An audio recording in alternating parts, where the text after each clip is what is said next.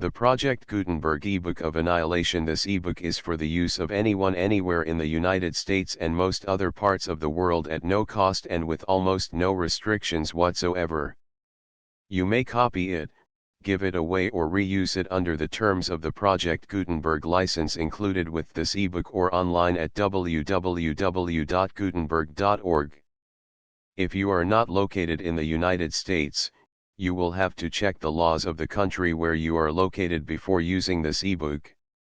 Title: Annihilation. Author: Isabel Ostrander. Release date: February 13, 2024. Ebook number 72948. Language: English. Original publication: New York, Robert M. McBride and Company, 1924. Credits: Bob Taylor, Charlene Taylor, and the online distributed proofreading team at https://www.pgdp.net. This file was produced from images generously made available by the Internet Archive/American Libraries. Start of the Project Gutenberg ebook. Annihilation. Annihilation by Isabel Ostrander. New York, Robert M. McBride and Company, 1924. Copyright, 1924, by Robert M. McBride and Co. Printed in the United States of America. Published, 1924.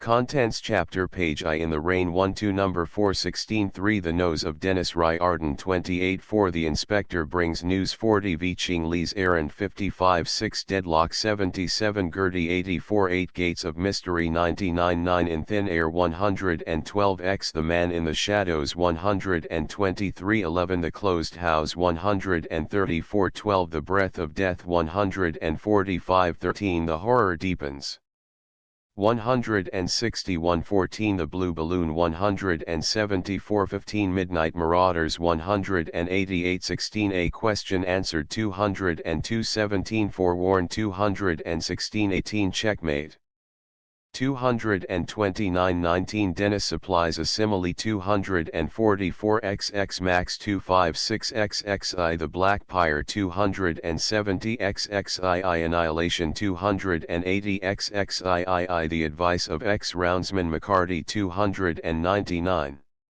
Annihilation Chapter I. In the Rain. A 750 Derby, new only that afternoon and destined already to be reblocked.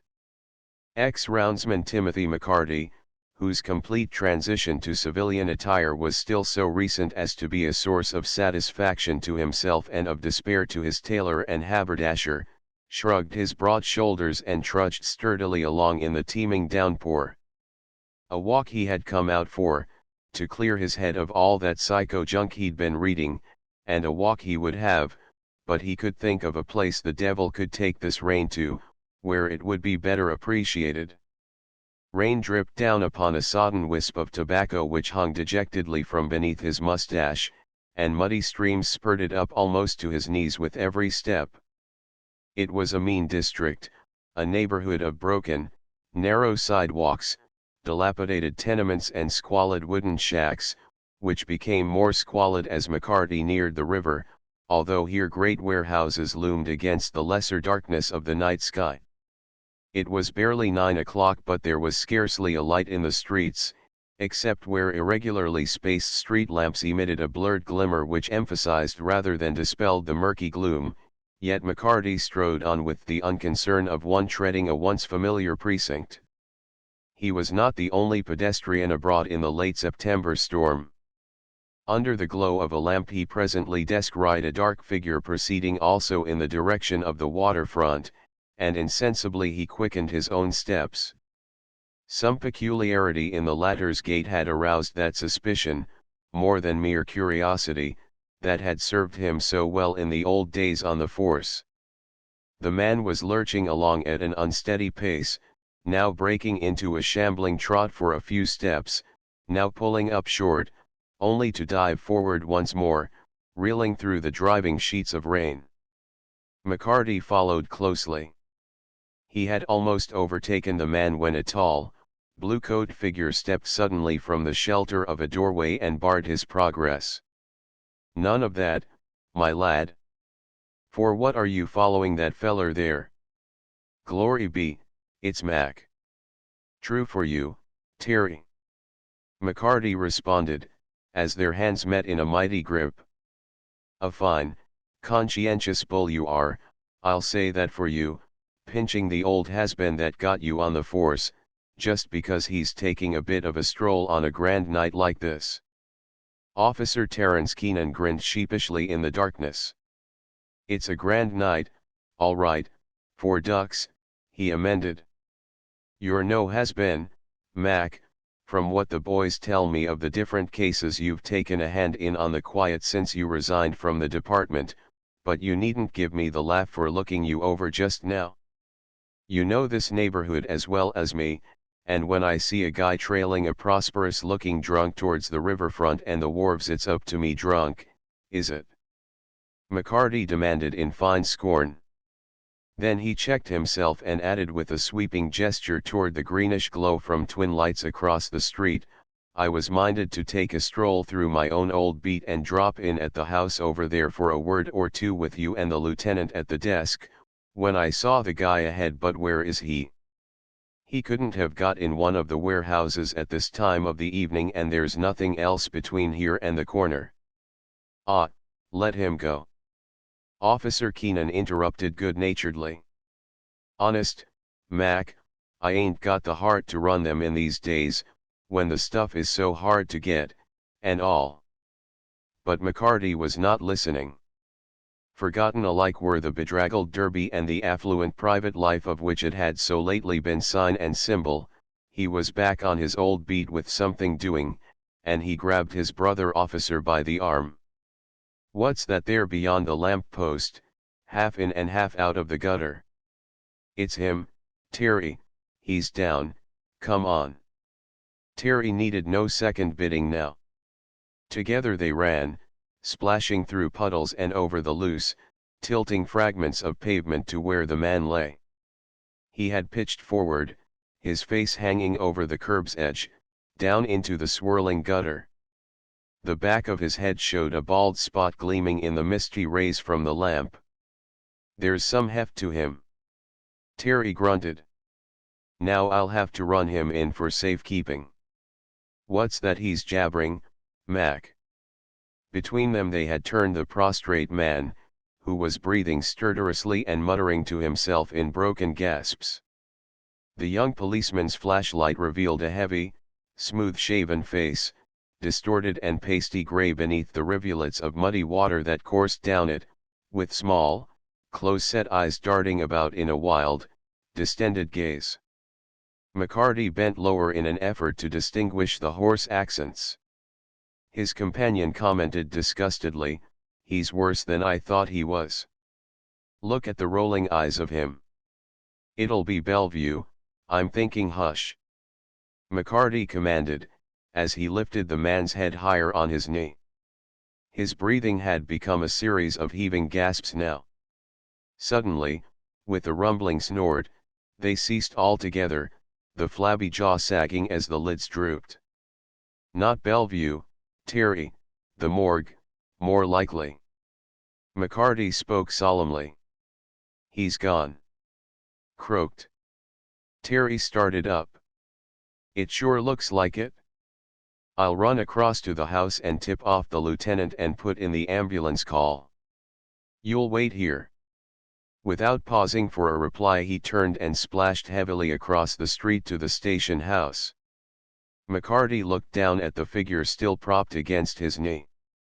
In the feeble light of the street lamp it appeared to be muffled to the neck in a loose, dark ulster of some thin material. The body was portly though not actually stout. The upturned face, washed clean of the mud from the gutter, was a grayish blur, its hideous distortion of feature relaxed, leaving it a mere flaccid mass. Some involuntary movement of the supporting knee caused the head to slump forward on the dead man's breast, and once more that small, round bald spot gleamed whitely from the scant, dark hair surrounding it. Mike Taggart, he's lieutenant now, as you may know, says it'll be all right to bring the body over there without waiting out on such a night for the ambulance. Terry had waded back through the reeking mire. He'd be glad of a word with you, too, Mac, So will you give me a hand with the old boy here? It's only a step. With a slight shrug and a smile that was lost upon his companion, McCarty assumed his share of their limp burden. Together they bore it across the street to the station house. He blinked in the sudden glare of light, as the sodden figure was deposited on the floor, and then turned to greet the homely, spruce young giant who had come forward from behind the desk. "So it's Lieutenant Taggart now. That was a rookie when I left the force," he exclaimed with a laugh. "I'd thought to drop in on you one of these days, but not as part of the escort for our friend here." He motioned over his shoulder toward the body, and the lieutenant shook hands with obvious respect before advancing to examine it. "Glad to see you, McCarty, though you do come in strange company." He smiled and then turned to Officer Keenan, who had knelt and was running his hands over the inanimate form in a practiced manner. "Humph. Looks like a pretty prosperous sort of a bird to be hanging around the waterfront on a night like this, don't he? What do you find on him, Terry? I don't believe I ever saw that face in this precinct before." As the policeman turned over to his superior the contents of the dead man's pockets, McCarty stood gazing thoughtfully down upon him. He was apparently in the late 40s, and in life the beefy, extremely close-shaven face might have been florid. The nose was short but highly arched, and the lids, which had opened, now revealed the small, pale eyes set in a dull stare. His raincoat, of excellent texture, had been opened to admit of Terry's search, and disclosed a dark brown sack suit and tie of the same grade of conservative excellence as the outer garment, but the low brown shoes that covered the large, rather flat feet were as incongruously inferior as they were blatantly new. The man's hands were outstretched limply, palms upward, with the thick though well-kept fingers curling slightly, and McCarty's keen eyes narrowed a little as they rested on them. Then he turned. "Lieutenant, I think I saw his hat go sailing off down the gutter as we carried him across. Shall I get it while you and my friend Terry, here, go over his effects?" "Wish you would, McCarty." The lieutenant glanced up absently from the desk where he and Keenan were sorting out a collection of small articles. "You must take a flash at these when you come back." McCarty nodded and departed upon his self-elected errand, appropriating the flashlight which the policeman had laid on a chair. He proceeded to the opposite side of the street, and measuring off with his eye the distance from the lamp post to where the fallen man's head had rested over the curb, he followed the racing gutter for several yards down past the further warehouse to where the turbid flow was separated by a pile of refuse. There, impaled on a barrel stave, he found the sodden, shapeless brown mass that had once been a soft felt hat, and retrieving it, he carefully examined the inner side of the crown with the aid of the flashlight. The gilt lettering denoting the maker on the sweatband was so soaked as to be illegible, but two initials showed plainly in the tiny, gleaming ray BP. With his trophy, McCarty returned to the station house to find Keenan and his superior with their heads together over a keyring. "There's the hat, or what's left of it." He deposited the drenched article beside the body on the floor as he spoke. "Terry, here, was watching the guy pass him, and he says he was hooched up for fair, so likely there'll be nothing further come of this after his folks haul him away from the morgue, but if I'm wanted to swear that 'twas bootleg lightning and not the regular kind hit him, Inspector Druitt or any of the old crowd at headquarters will know where to find me. I'll be getting on home, for I'm soaked to the skin. Take a look at these first, McCarty," the lieutenant invited. "Hooch or no hooch, I'm going to find out what this bird was doing in my precinct. If that jewelry's phony, it don't go with the rest of his outfit, and if it's real, what was he doing down this way with it on? Don't make any crack about his relying on us to protect him, for you walked your beat here yourself in the old days, and the district hasn't changed much. What do you make of it?" McCarty turned over the articles presented for his inspection with a carelessly critical air. "Handkerchief, kid gloves, Wareham gold-filled watch, pigskin cigar case with 2 broken cigars in it, $60–70.80 in change, McCarty enumerated rapidly. Nothing here marked and no letters nor papers, eh? That scarf pin and those cuff buttons, fakes or not, are what they call cat's eyes, I'm thinking. Is that all except the keyring? It is, but if this bird purposely intended to leave everything off that would give him away to whoever he was going to meet, he slipped up. Look at here. Lieutenant Taggart spoke with an air of triumph as he separated the keys of all shapes and sizes on the ring to disclose a small, thin, much-worn disc of some dull metal, one side of which bore the single numeral 4, and the reverse 3 letters in Old English script NQM. McCarty's stubby mustache moved slightly as his lips tightened, but he shook his head. What is it? He asked. I'd say it looked like one of those identification tags in case he lost his keys, but if NQM are his initials, what is the 4? The young lieutenant regarded him almost pityingly.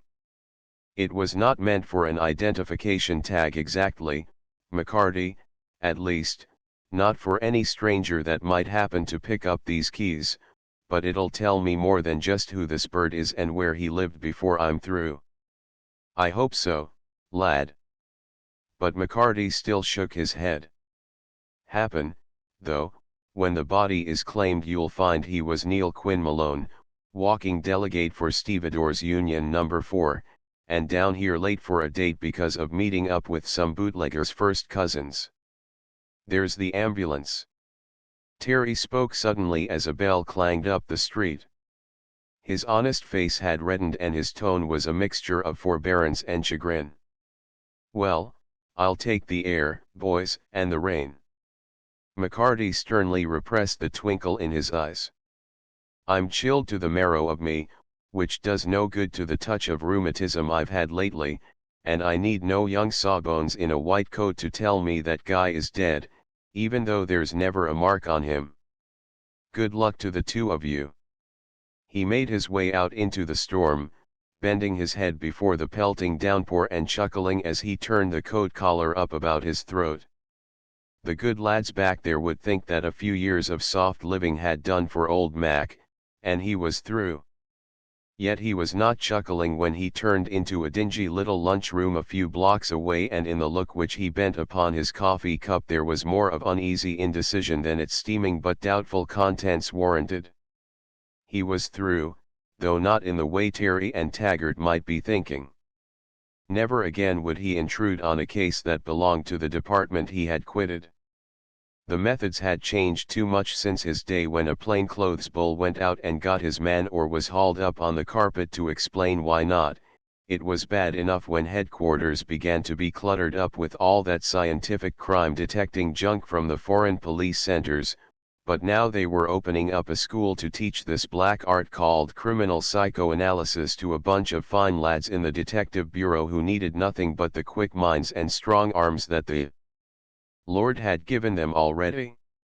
It was his own secret and shamefaced perusal of such books on this subject as he had been able to gather, that had driven him forth with a case of mental blind staggers earlier that very evening. Well, let them psychoanalyze that man who carried the queer tag on his keyring. And yet, it was a rare case.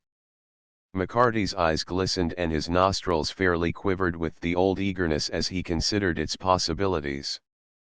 His coffee finished, he took the nearest subway that led to the rooms over the antique shop where he maintained a solitary bachelor establishment. He had expected to find it empty as usual, but to his surprise he noted that a low light glowed from behind the shades of his 2 front windows, and on opening the entrance door with his latchkey he was greeted by a particularly malodorous stench of tobacco wafted down the narrow stairway.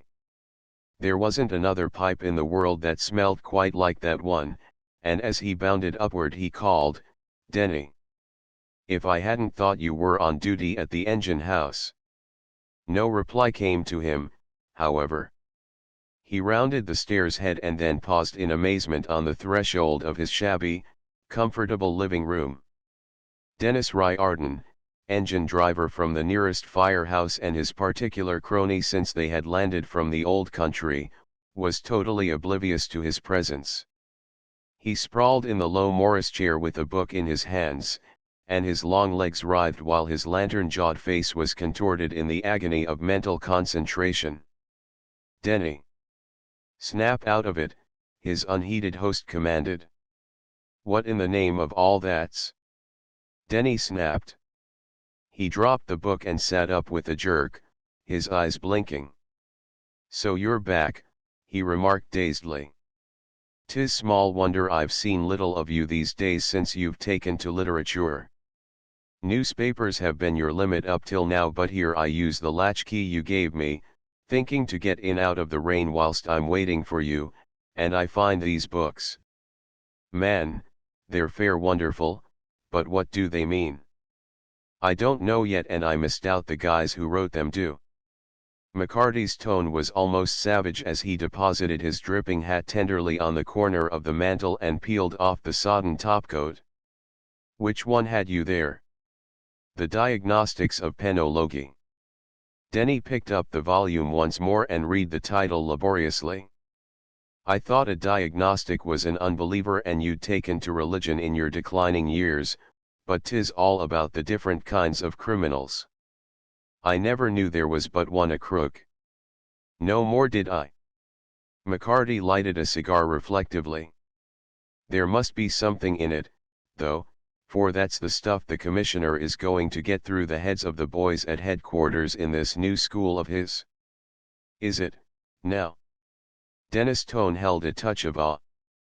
"Do you mean that all they'll have to do when a crime's committed will be to sit down and figure out whether the lad who pulled it off was a lunatic, maybe, or 'twas born in him, or a matter of habit, or the only time he'd try it, or else that he'd been brought up to it?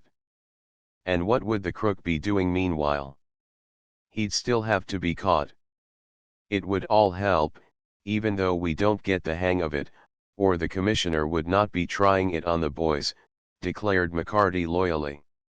"Some of them that have not yet been promoted to headquarters would not be hurt by anything that would teach them to use their heads now and then, I'm thinking." There was that in his voice which made his companion straighten in his chair, the mild gray eyes sparkling with eager interest. "Who's been blundering now?" he demanded.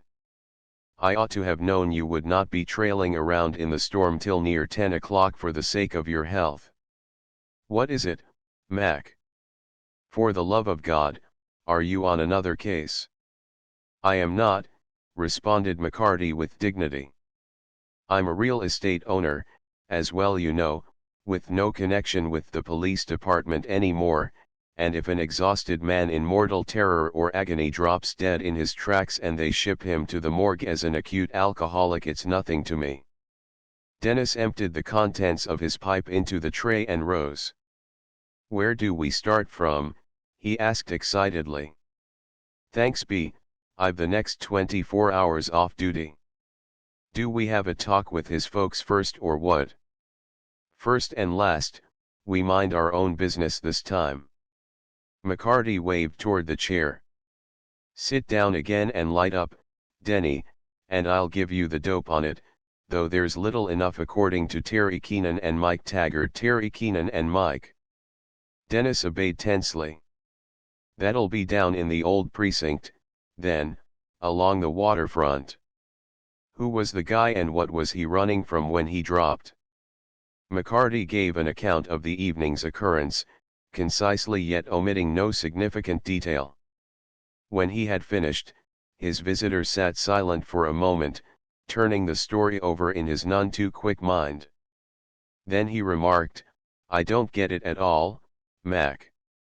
A prosperous, middle-aged, respectable-looking fellow by what you say, with never a scrap of paper on him to show who he was, only that bit of a metal tag. He must have been running from somebody. Did you look behind you?" "I did not, and neither did he." McCarty paused. "Mind you that, Denny.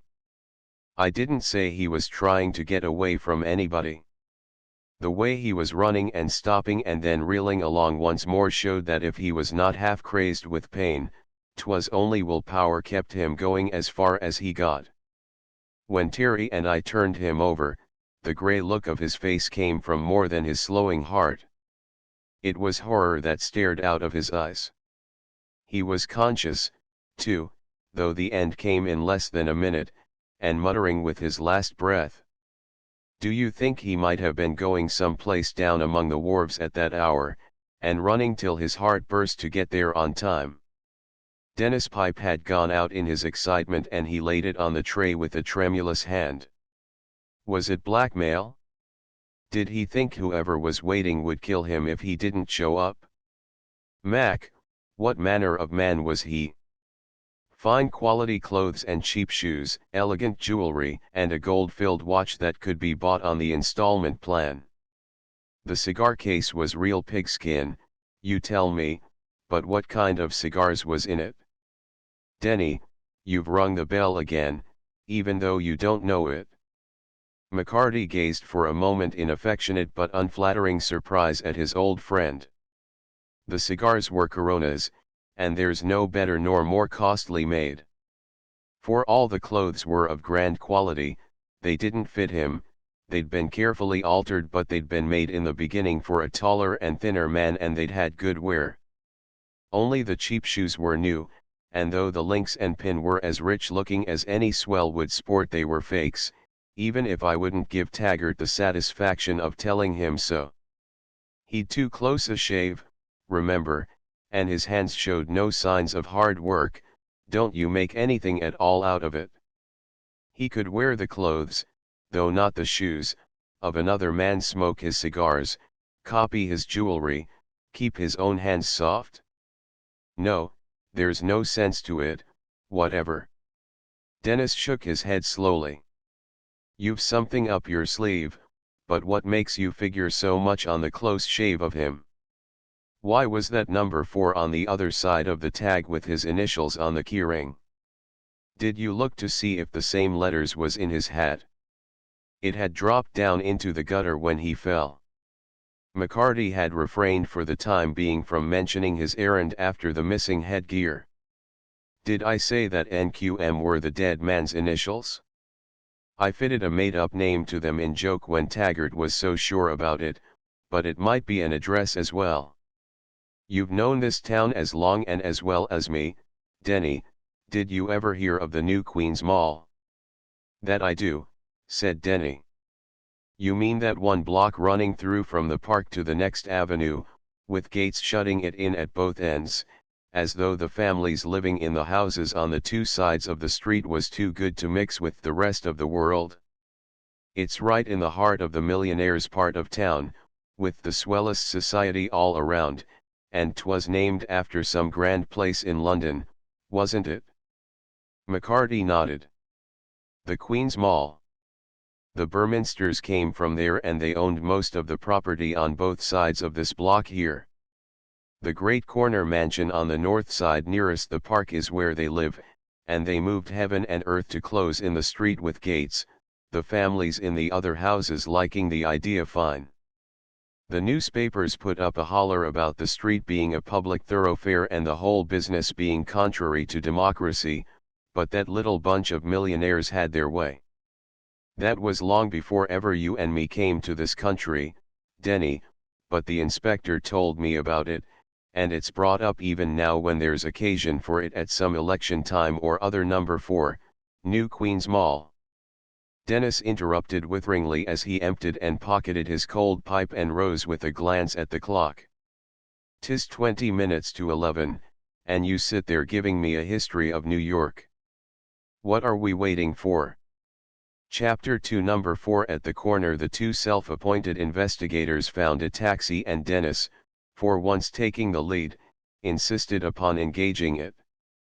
McCarty had protested loudly against this excursion, but the recounting of the strange event at the waterfront had aroused all the sternly repressed longing to be back in the game once more, and although he was bitterly resentful of the new order of things at headquarters since his day, the fascination of the mystery itself had gripped him with irresistible force.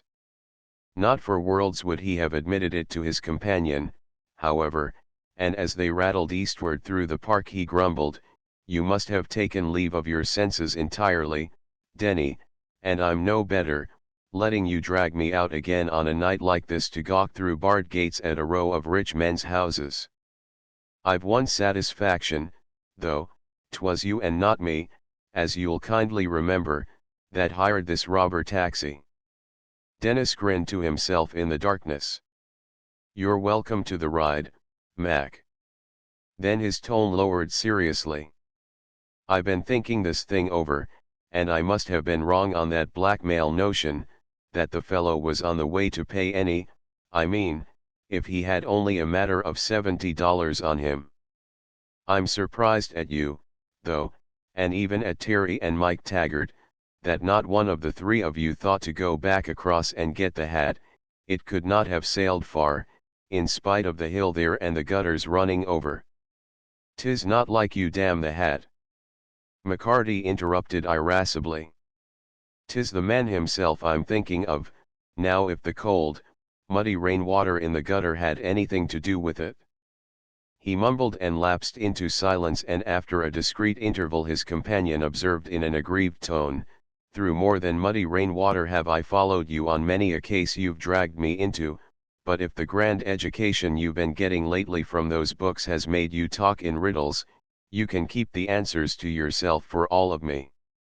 By the same token, if that fellow was not running away from anybody or hurrying to meet them but was just chasing along like that through the storm, staggering and stopping and leaping forward again, he must have been out of his head entirely, and the asylum would have got him if the morgue hadn't."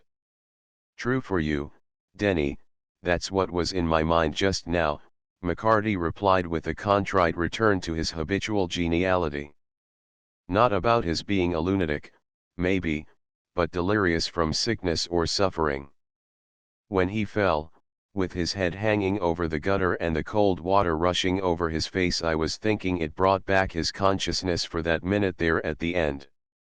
You could see by the look in his eyes and the way he fought for breath that there was something he was trying his best to tell, something that filled him with more horror than the fear of death itself." "'Tis a lot to see in a man's eye," Dennis remarked in unusual skepticism. "Maybe he'd no notion of dying. He seems to have been a pretty healthy-looking fellow, from what you tell me. If those books are getting you to read meanings in people's faces that are not there, you'd best be sticking to the newspapers." "'Tis small meaning anybody could read in yours, my lad," the indignant student retorted. "Here we are and the gates are shut, just as I told you. What's the next move? You started this, Denny, and it's up to you." But it proved to be up to neither of them, for, as McCarty descended from the taxi before the great gates of wrought iron which spanned the side street, a tall figure emerged from the shadows and a well-known voice exclaimed in accents of satisfaction not untinged with amusement, "There you are, Mac. I've been waiting for you." "Inspector!" McCarty gasped, gaping at his former superior. "How in the world did you know?" Inspector Druitt laughed. "How did I know you'd be on the scent with the trail fresh and the wind your way? Good evening, Riordan, it's like old times to find you following Mac's lead again." "'Tis Denny that's leading this night," averred McCarty, with a chuckle, as Dennis turned to pay the taxi driver. "In spite of the rain and all, he was possessed to come and have a look around here when I told him about the drunk that fell dead across the street from the station house down by the waterfront." "The drunk, eh?" Inspector Druitt tapped a leather case which he carried. "I have the man's hat here which you found in the gutter, and I needn't ask if you saw the initials inside, though you said nothing to the boys at the house. When I found out you'd been on the scene, and got a line from them on the way you'd collected all the dope on the case and then quietly faded away with a pathetic reference to rheumatism, I knew you would be on the job. Then your phone didn't answer a little while ago and I was morally certain you had read that identification tag correctly and were on your way here, so I waited." It looks as though this was going to be bigger than it appeared at first. They had drawn under the comparative shelter of an overhanging cornice, and Dennis, who had turned to gaze reproachfully at McCarty when the hat was mentioned, asked with lively interest, "Do you mean, Inspector, that the fellow didn't just drop dead by accident? What was the initials? Who was he?" "The initials are BP." The inspector spoke with added impressiveness. "I have a list of all the householders on this block. There are only a few, for you can see by the street lamps that each place is several times the size of an ordinary city lot. The owner of number 7 is Benjamin Parsons, and if this is his hat." "But the tag on the keyring said number 4, Dennis observed doubtfully as the inspector paused. "Somebody named BP might live there too, sir. Number 4 is occupied by a bachelor alone, a Mr. Henry Orbit." The inspector shook his head. "I don't know how the keys of his house came to be in Parsons' pocket, but that's a detail. Here's the private watchman now, come on." He moved out toward the gateway in the middle of the street, but McCarty laid a detaining hand on his arm. "Just 1 minute, Inspector. Well, I know I've nothing to do with this case, if there is a case in it at all, but 'tis easier to change hats than houses, and if you stop by first at number 4, and let me do the talking to whoever opens the door." He hesitated, and Inspector Druitt flashed him a keen glance. "What is it, Mac?" he demanded quickly. "Have you seen more than I have in this?" "I've seen the corpse, sir," McCarty returned evasively. Along the enclosed street the solitary figure of the private watchman was advancing with quickened step. When he reached the gate, the inspector spoke to him in a low but authoritative tone. The watchman uttered a startled exclamation, and a brief colloquy ensued, during which McCarty and Dennis gazed up the wide vista of the street beyond the high iron bars.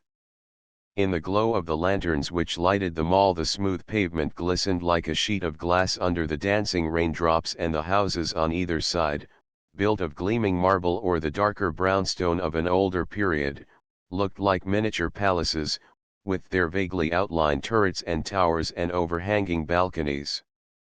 Straight ahead loomed another gate, behind it the inky mass of foliage of the great park across the avenue, untouched as yet by the season's first frost. "'Tis like a picture book scene, even in the night," Dennis remarked, and then he shook his head.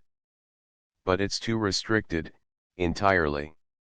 For all its grandeur, the folks living in there will be having no more chance of keeping their private affairs one from the other than if 'twas a row of workmen's cottages out in the factory suburbs. 'Tis small mystery could last for long inside these gates. I'd rather be outside them and free, than cooped up in there for all the millions these families have," acquiesced McCarty. "The watchman's opening up, though, and the inspector is beckoning. Will he be letting me have my way, I wonder?" The great gate swung inward and the three passed in, the inspector leading and turning to the south sidewalk, which was bordered by the houses bearing even numbers. "Of course I know the servants belonging to every household on the block," the gray-haired watchman was saying in a slightly lofty tone. "Mr. Orbit has none with the initials you mention, Inspector, and no house guests at present, or I should have been notified. It's my business, and the day man's, to know everybody who comes and goes through the gates. You see, Mac." Dennis nudged his companion. "'Tis worse than a jail." But McCarty paid no heed. He was eyeing the house fronts as they passed with a gaze of critical absorption, giving quick glances at the occasional lighted windows of those across the way, but the latter were all discreetly curtained, and the first two houses on the south side were utterly dark. The third, number 6, was a rococo affair of some pinkish stone, bristling with tiny pointed turrets and unexpected balconies. Here a brilliant light shone from the upper floors, but the next house, number 4, although small in contrast to the mansions across the street, gave an impression of size in its stately lines of snowy marble, broken only by the windows with dark, graceful vines trailing from the boxes on each sill. It appeared to be attached to the farther house by a conservatory of some sort, but there was no time to explore further, for the watchman had halted and Inspector Druitt mounted the steps and rang the bell. McCarty followed with Dennis at his heels. As they paused, waiting, the soft but deeply resonant tones of an organ came to their ears from behind the windows to their right, from which emanated a subdued glow of light. From the far end of the street behind them a faint gong sounded, and with an exclamation of annoyance the watchman hurried off to open the gate on the park side for the entrance of a motor car. He had scarcely passed beyond earshot when the inspector whispered to McCarty, "What's the idea, Mac? Did you hear what the watchman said?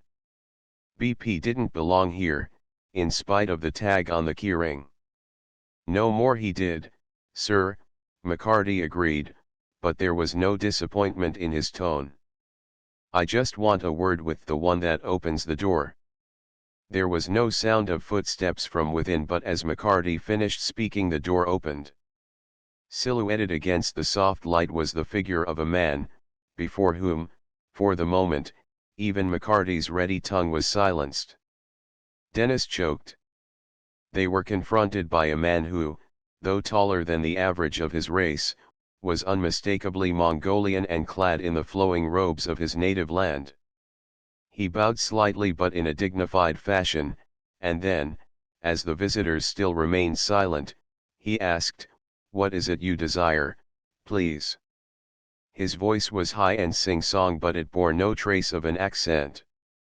"We don't want to disturb Mr. Orbit, if there's been a mistake made, but a man who says he's a servant here has met with a bit of an accident," McCarty explained. "He's kind of stout with a round, red face and a little bald spot on his head. 45 or nearer 50 years old, he might be. Can you tell us his name?"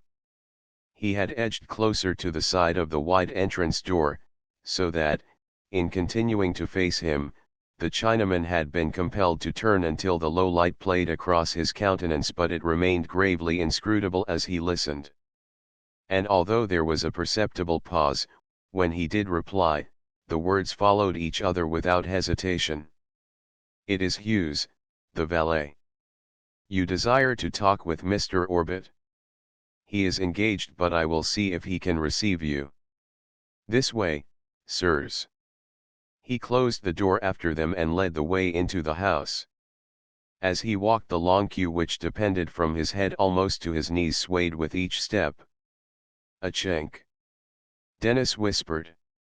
"What is he, the laundress here?" Once again his remark went unheeded, for McCarty was staring about him.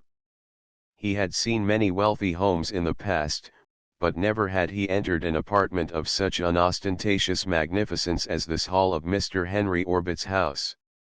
He could not know that he walked among almost priceless treasures, that the dim panels on the walls were Catalan tapestries of the 15th century, that the frescoed ceiling had known the brush of Raphael himself, and that upon the great carved chair, secretly removed from the Duomo long ago, had once rested the exhausted but dauntless frame of Savonarola. The ex-roundsman could only feel with some sixth sense, that he was in the presence of beauty, and he trod as lightly as his clumping boots would permit on the ancient, deep-piled rug beneath his feet. The Chinese butler conducted them to a spacious room at the left of the hall, bowed them to chairs and withdrew, closing the door behind him. From the room opposite the swelling notes of the organ rose, filling their ears with a thunder of harmony which made the impressionable Dennis catch his breath and instinctively bow his head. "Come out of it, Denny. We're not in church," McCarty admonished, and then turned to the inspector. "You see, sir, that fellow who died down there by the wharves was wearing his own cheap shoes but the expensive hand-me-down clothes of another man not his own build, and who would that have been but his employer? He'd shaved too often and very close, like a man who was constantly in service, a butler or a valet, and if he borrowed, without leave, cigars too good for the likes of his taste. He might have borrowed a hat, without leave as well. It struck me the keys was his own, though, along with the little metal tag, and that's why I thought maybe we'd save time by stopping here first. You were right, again. Inspector Druitt exclaimed heartily. I was in such a hurry that I took too much for granted. We'll see what Mr. Orbit can tell us about this man of his.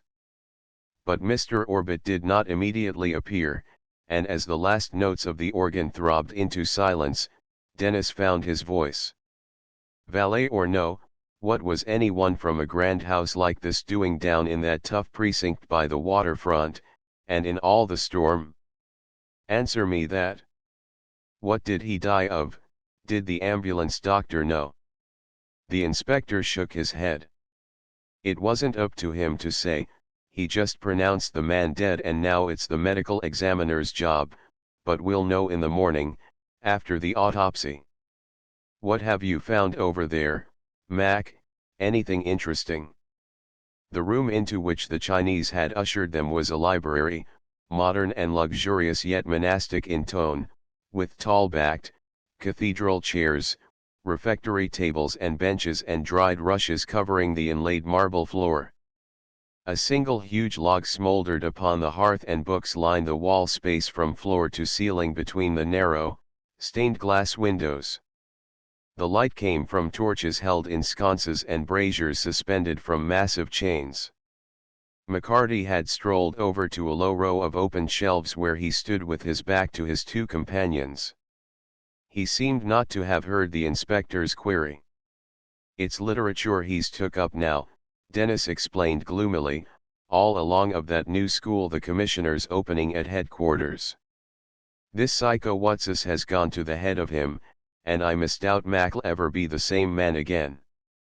McCarty's expression denoted symptoms of apoplexy at this slanderous betrayal, but before he turned he surreptitiously slipped into his inner breast pocket a pamphlet bound in pale blue paper which had fallen almost into his hands when he removed a larger, leather-covered volume. He replaced the latter and turned with dignity to approach the hearth once more.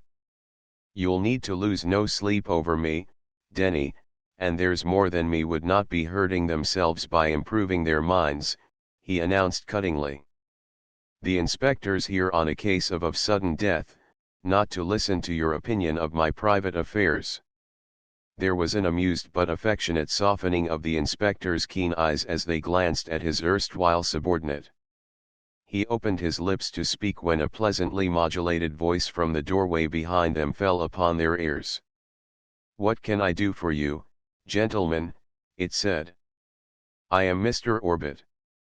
The three visitors turned to find a tall, slenderly erect man in dinner clothes regarding them with gravely inquiring eyes. He must have been well over 50, but the lines in his strikingly distinguished face were those of strength, not age. His dark hair was only lightly powdered with gray at the temples, and he bore himself with the air of a man at the apex of his prime. As he advanced into the room, the inspector stepped forward to meet him. Sorry to have disturbed you, Mr. Orbit, but we will only detain you for a few minutes. I am Inspector Druitt from police headquarters, and these are two of my assistants. We want a little information about a certain man who carries a tag with this house address on his keyring. Henry Orbit nodded slowly, and the concern deepened upon his face as he waved them back to their chairs and seated himself in a high-backed one facing them.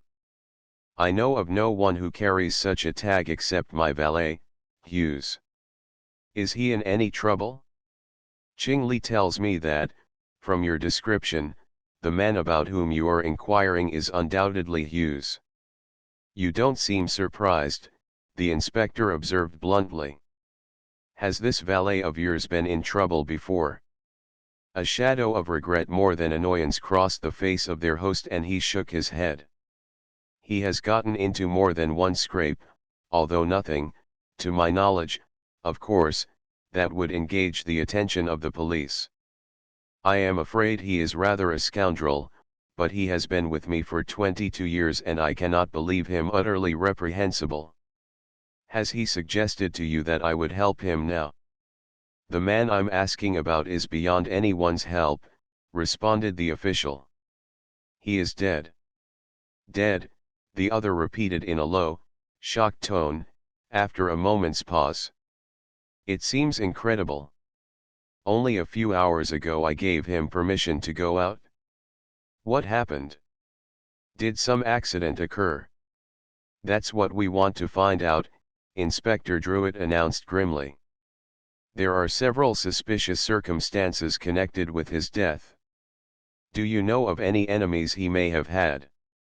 Orbit frowned slightly and his glance traveled in startled amazement to the faces of McCarty and Dennis and back again to his interrogator. Enemies, he repeated.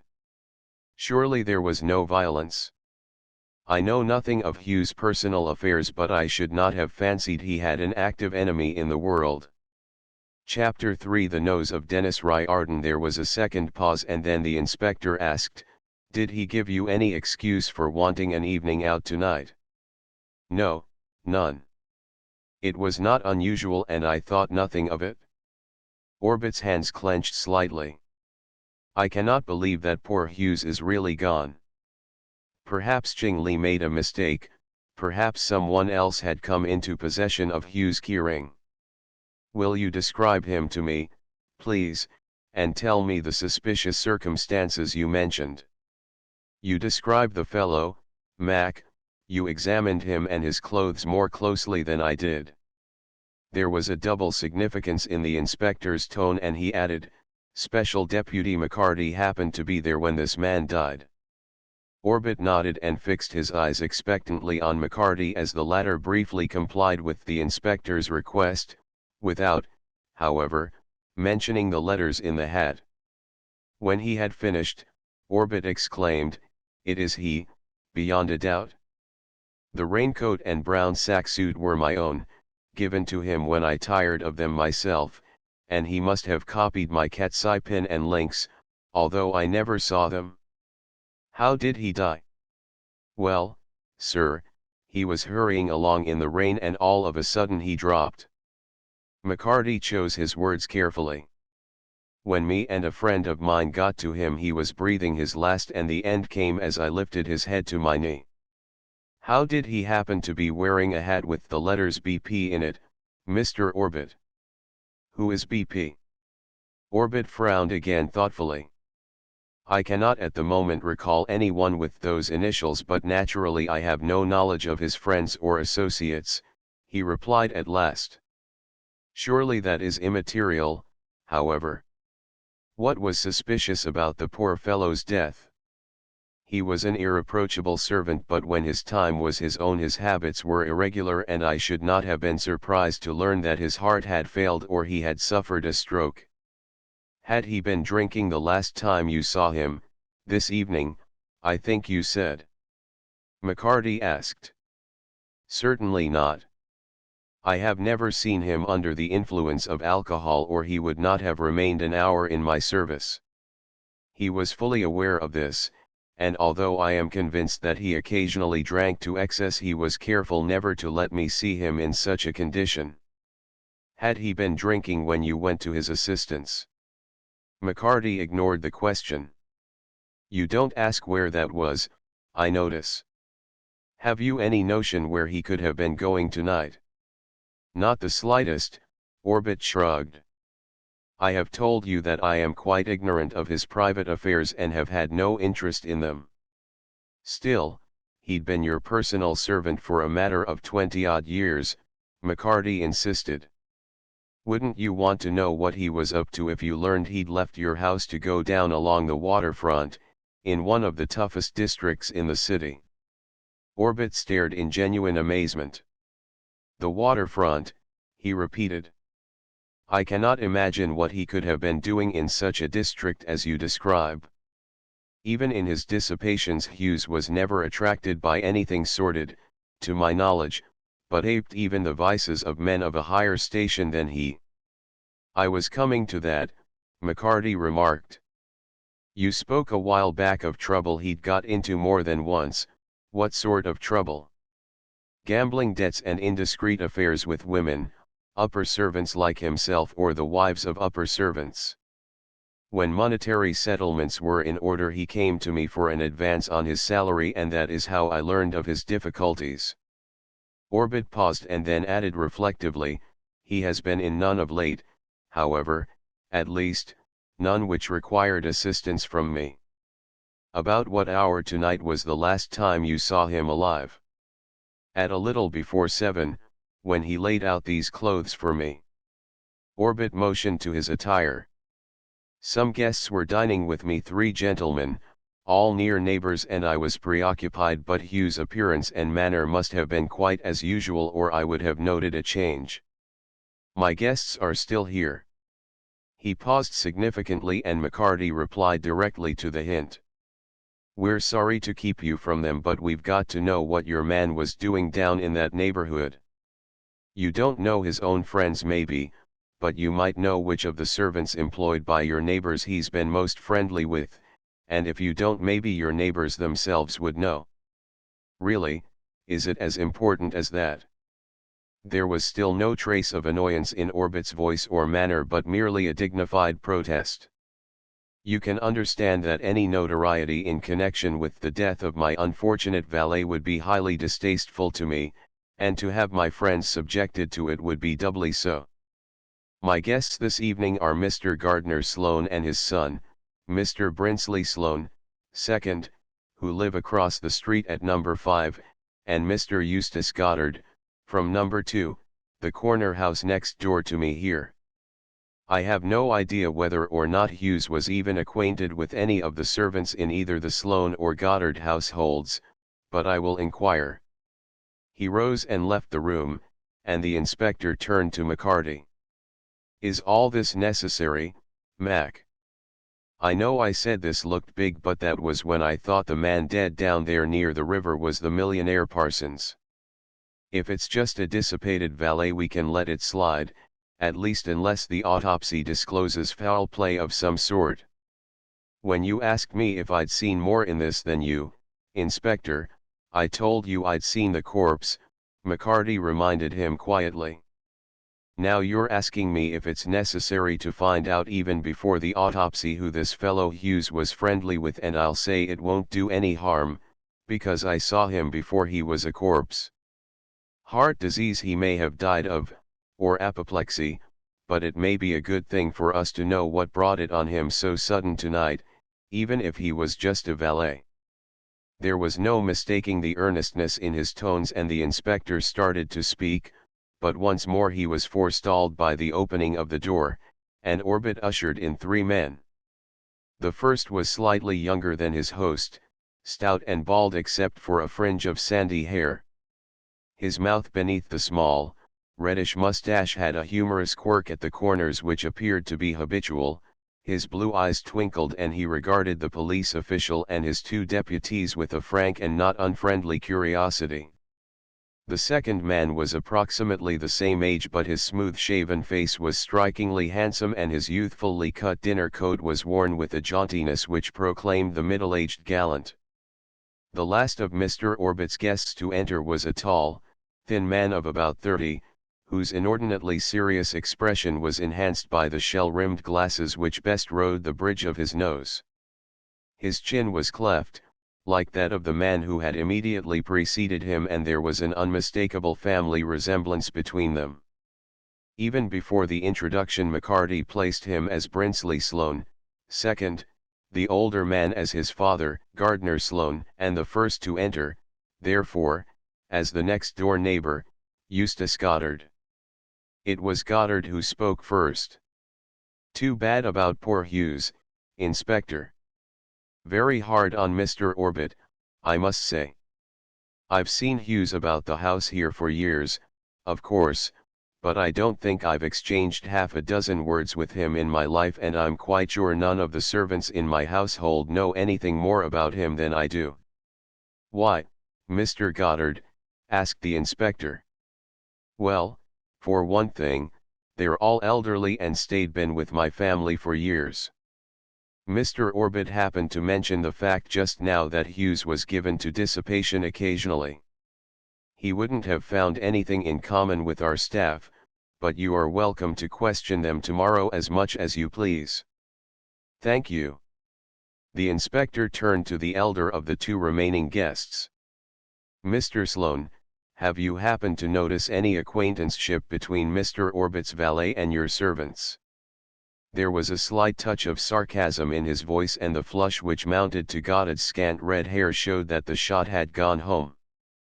Gardner Sloane responded with a hearty assumption of cordiality, "Can't say that I have, Inspector. We are a household of men, for my son and I are alone with my father, who is very old and an invalid. His male nurse, a Swede who speaks little English, and John Platt the butler, who is nearly 70, are the only servants in our employ with whom there is any likelihood that Hughes might have come in contact. However, I have observed him on several occasions in the company of a butler in service in another house on this block, and although I find it very distasteful to direct even the most casual of official inquiries to an establishment presided over by an unprotected lady father," the young man interrupted in precise, shocked tones. "I am astonished." "You usually are, Bryn," interrupted the elder in his turn. "It is my duty to tell these officers what I have seen. The only servant here in the Mall I have ever noticed in Hughes' company is Snape, Mrs. Bellamy's butler. If any of them knows anything about the fellow's private affairs, it should be he." "Which is Mrs. Bellamy's house?" the inspector inquired. "Number 6, next door to this on the east," the younger Sloane replied hastily. "I am sure, however, that my father must be mistaken, and if you annoy Mrs. Bellamy at such an hour as this merely for below-stairs gossip, you will distress her greatly." "Indeed, why should any of us be interrogated? The man Hughes dropped dead in the street, I understand. It means nothing to anyone except Mr. Orbit, who has lost an efficient servant." Again the inspector sent a hurried glance at McCarty, who ignored the indignant young man and turned to the master of the house. "Mr. Orbit, have you any notion what relations Hughes had?" "None, in this country. He was the son of a blacksmith in Cornwall who went to London when a lad and took service as a bootboy. From this he rose to the position of valet, and when he came to me he was, as Mr. Sloane has observed, a most efficient one." Then, McCarty spoke musingly, as though to himself, "There'll be no one to notify about the funeral arrangements. I shall assume all responsibility, of course," Orbit announced. "I will arrange with an undertaking establishment to send for the body at once. It has been removed to the morgue." McCarty nodded. "Tomorrow I'll do, sir. There'll have to be some formalities, permits, and such. The inspector will let you know." McCarty and his companions had remained standing since the re-entrance of Orbit with his guests, and now he signaled with lifted eyebrows to his former superior and nodded almost imperceptibly toward the door. Inspector Druitt nodded in response and turned to the four men collectively. "We won't trouble you any further, and if we can obtain the information we want elsewhere, it will not be necessary to question the servants of anyone living here in the Mall. Good night." The Chinese butler was waiting to show them out, but McCarty lingered for a moment after the others had preceded him. "You're the butler here?" The other bowed in silent affirmation, and McCarty went on, "How many other servants are employed here, and what are their names?" "Andre the chef, Jean the houseman, and little Fumoy the coffee boy." "That is all except Hughes." The reply came without a pause in the falsetto sing-song monotone. "Hughes is dead," McCarty said abruptly. Again the Chinese bowed, and when he raised his head his expression had not changed an iota. After vainly waiting for some remark in response, McCarty asked, "You were all in tonight? Did anyone leave this house since afternoon except Hughes?" "No one." There was a suggestion of finality in the oddly chanting tones now, and the discomfited questioner shrugged and rejoined the inspector and Dennis, who were waiting on the sidewalk before the many-turreted house next door. All the lights had been extinguished except one on the top floor which gleamed down upon them like a single wakeful eye. "What were you getting out of that chink?" Dennis demanded as they started toward the eastern gate where the watchman waited. "Not a living thing that I wanted except a list of the other servants of the household and word that none of them but Hughes had left the doors this night," McCarty responded disgustedly. "What he got out of me was my goat. I sprung it on him quick that Hughes had croaked and he never turned a hair nor uttered a word but just waited politely for me to go along about my business. It is conceivable that Orbit told him when he went to bring his guests," the inspector observed dryly. "Did he strike you as being the sort that would stop then to talk to one of the servants?" "He didn't me," McCarty averred. "He may tell this Ching Li, as he called him, after his 3 neighbors go, but it'll be only so that he can break the news to the others before the morning papers come out.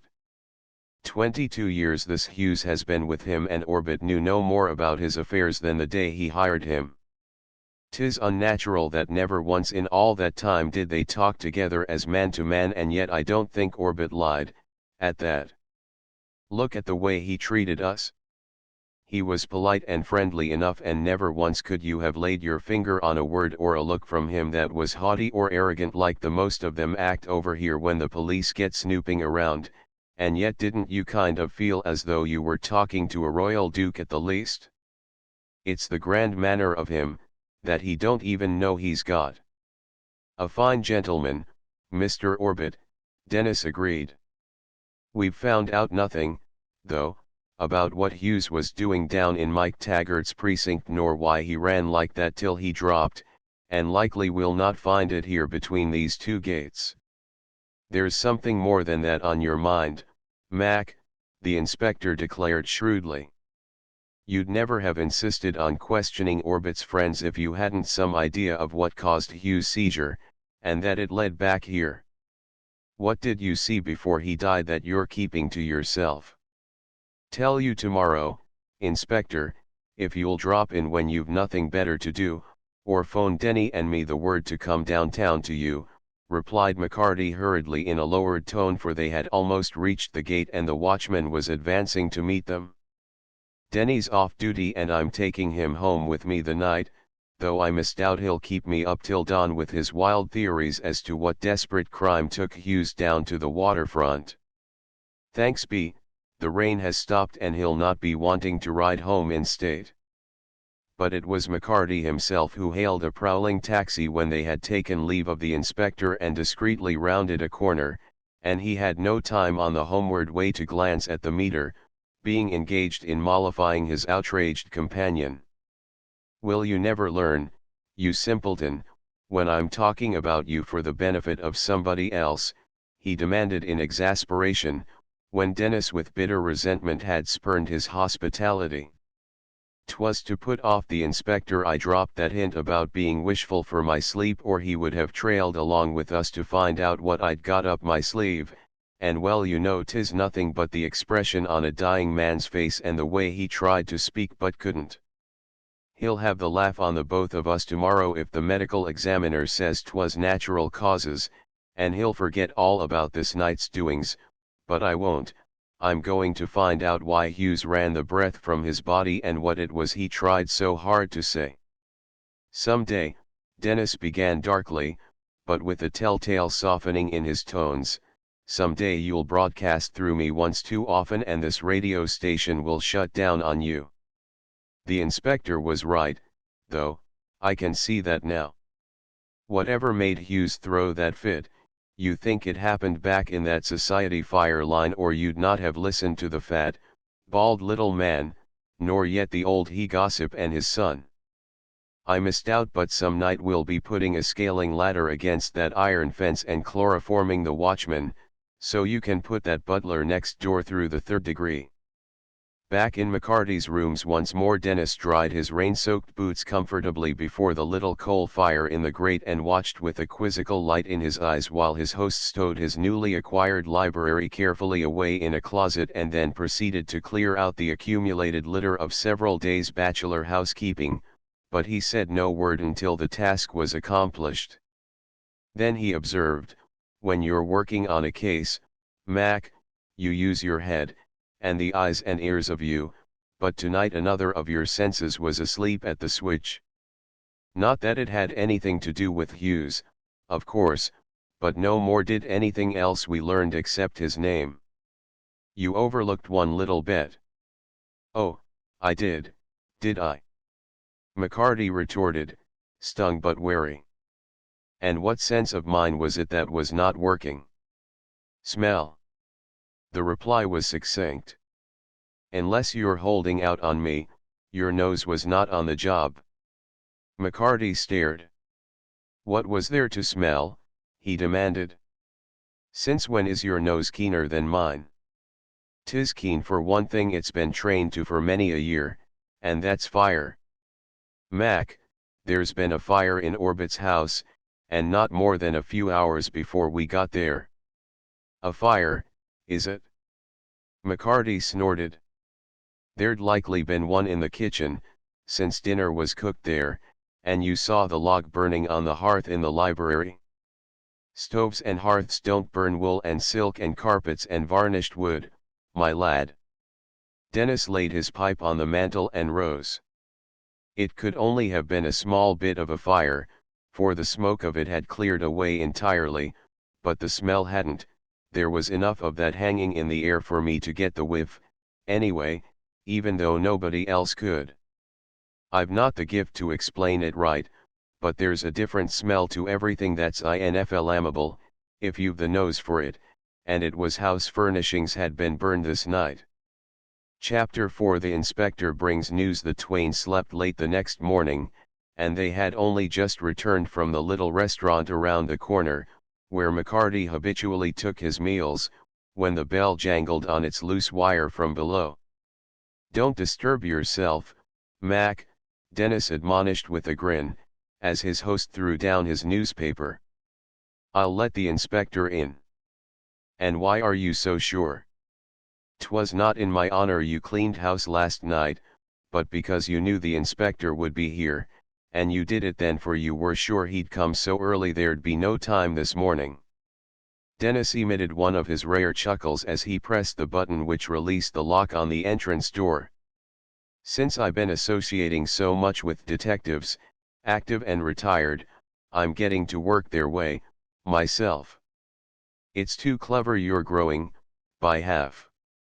McCarty grumbled, but there was a twinkle in his eye as he strode past the other and opening the door, leaned over the banisters. In a passable imitation of the inspector's own amusedly satisfied tones of the night before, he called down, "There you are, sir. We been waiting for you." "The devil you have." Inspector Druitt laughed as he bounded up the stairs with a lightness which belied his grey hair. "Getting back at me for last night, eh?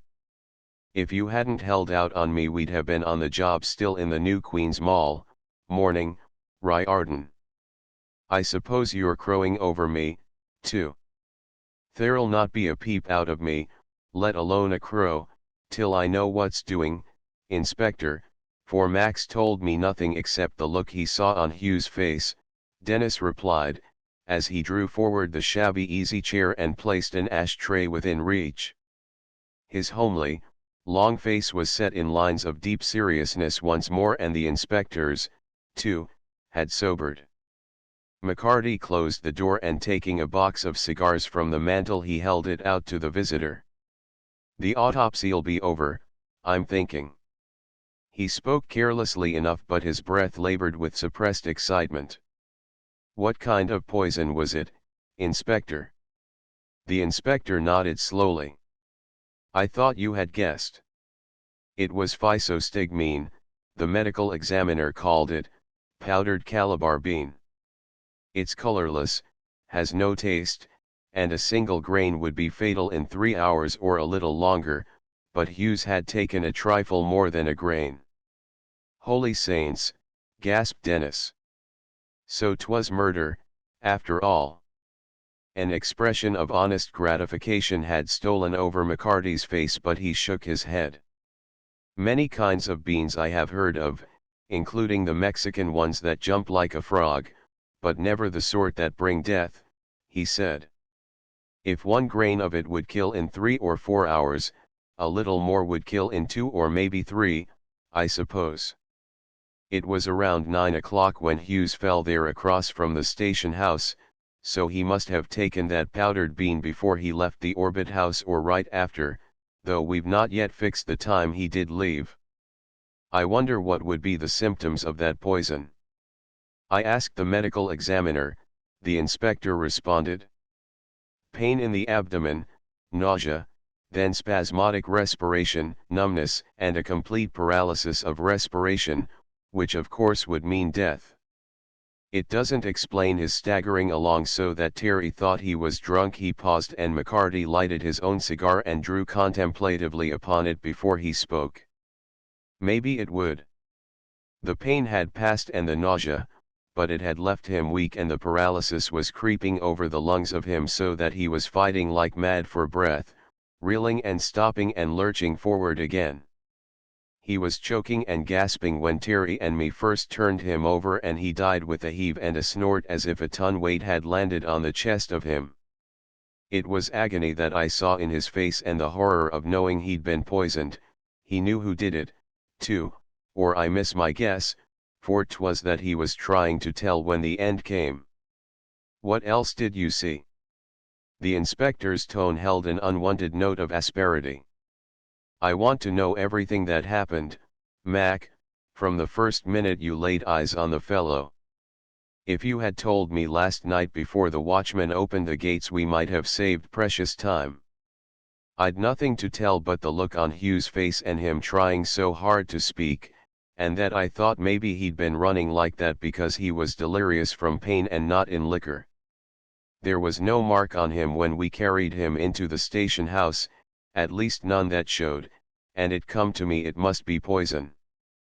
But with nothing more to go on than just my own private suspicions, I didn't want to air them unless the autopsy proved there was grounds for them. I'll be reminding you, Inspector, that I've resigned from the force long since and the new methods be damned, exploded the inspector. You've said that about every case we've worked out together since you did resign, but you've come back long enough each time to find out the truth when no one else could. I told Orbit last night that you were a special deputy of mine, and by the Lord you are from now on, till we've found out who killed Hughes. Yes, sir, McCarty said meekly, avoiding Dennis' eye, but the latter had an immediate difficulty of his own on his mind. If Hughes took that poison, or 'twas give to him, either before or just after he left the house, 'twill be on that block between those two locked gates that Mac will be looking first for clues, and they're guarded night and day. You heard what that watchman said, he remarked wistfully. You'll be getting a pass for Mac, likely, but unless a fire starts inside big enough for a general alarm there'll be no chance of me following him, Inspector, and 'twill be the first case ever he tackled since he left the force that I didn't get in on with him from start to finish, every minute I was off duty. Don't worry, Riordan, Inspector Druitt smiled.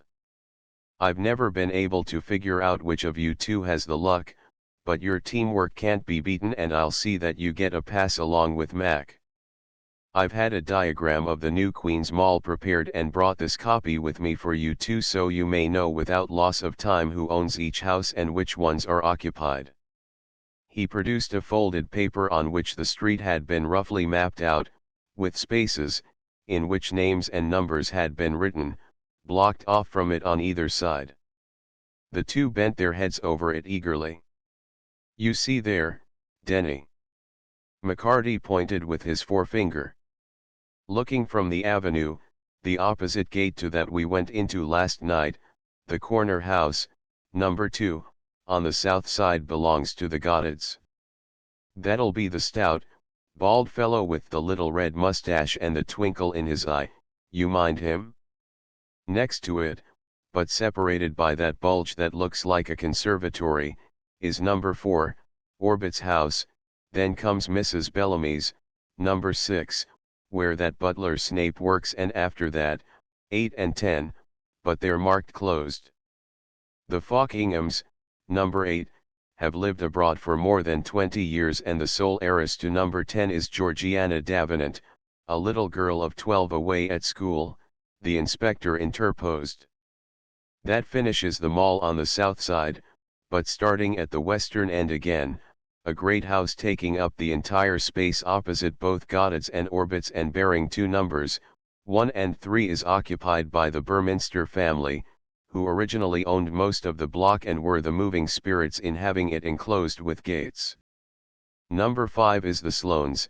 You met 2 of the 3 generations last night. That'll be the handsome, middle-aged flirt and the son who cut him out with Mrs. Bellamy, McCarty observed. How in the world? Dennis' lantern jaw hung relaxed and the inspector glanced up quickly. 'Twas as plain as the nose on your face, McCarty exclaimed impatiently. Let's go on. Number 7, next to the Sloanes, is the Parsons. That's where this Benjamin Parsons lives, who you thought owned the hat Hughes was wearing, isn't it, sir? Yes. That hat is still a factor in the case, don't forget that. The inspector bent again over the diagram and indicated the final space. This house, the end of the mall on the north, belongs to the Quinton family, and 2 branches of it are fighting over the property. It's been unoccupied and in litigation for some years.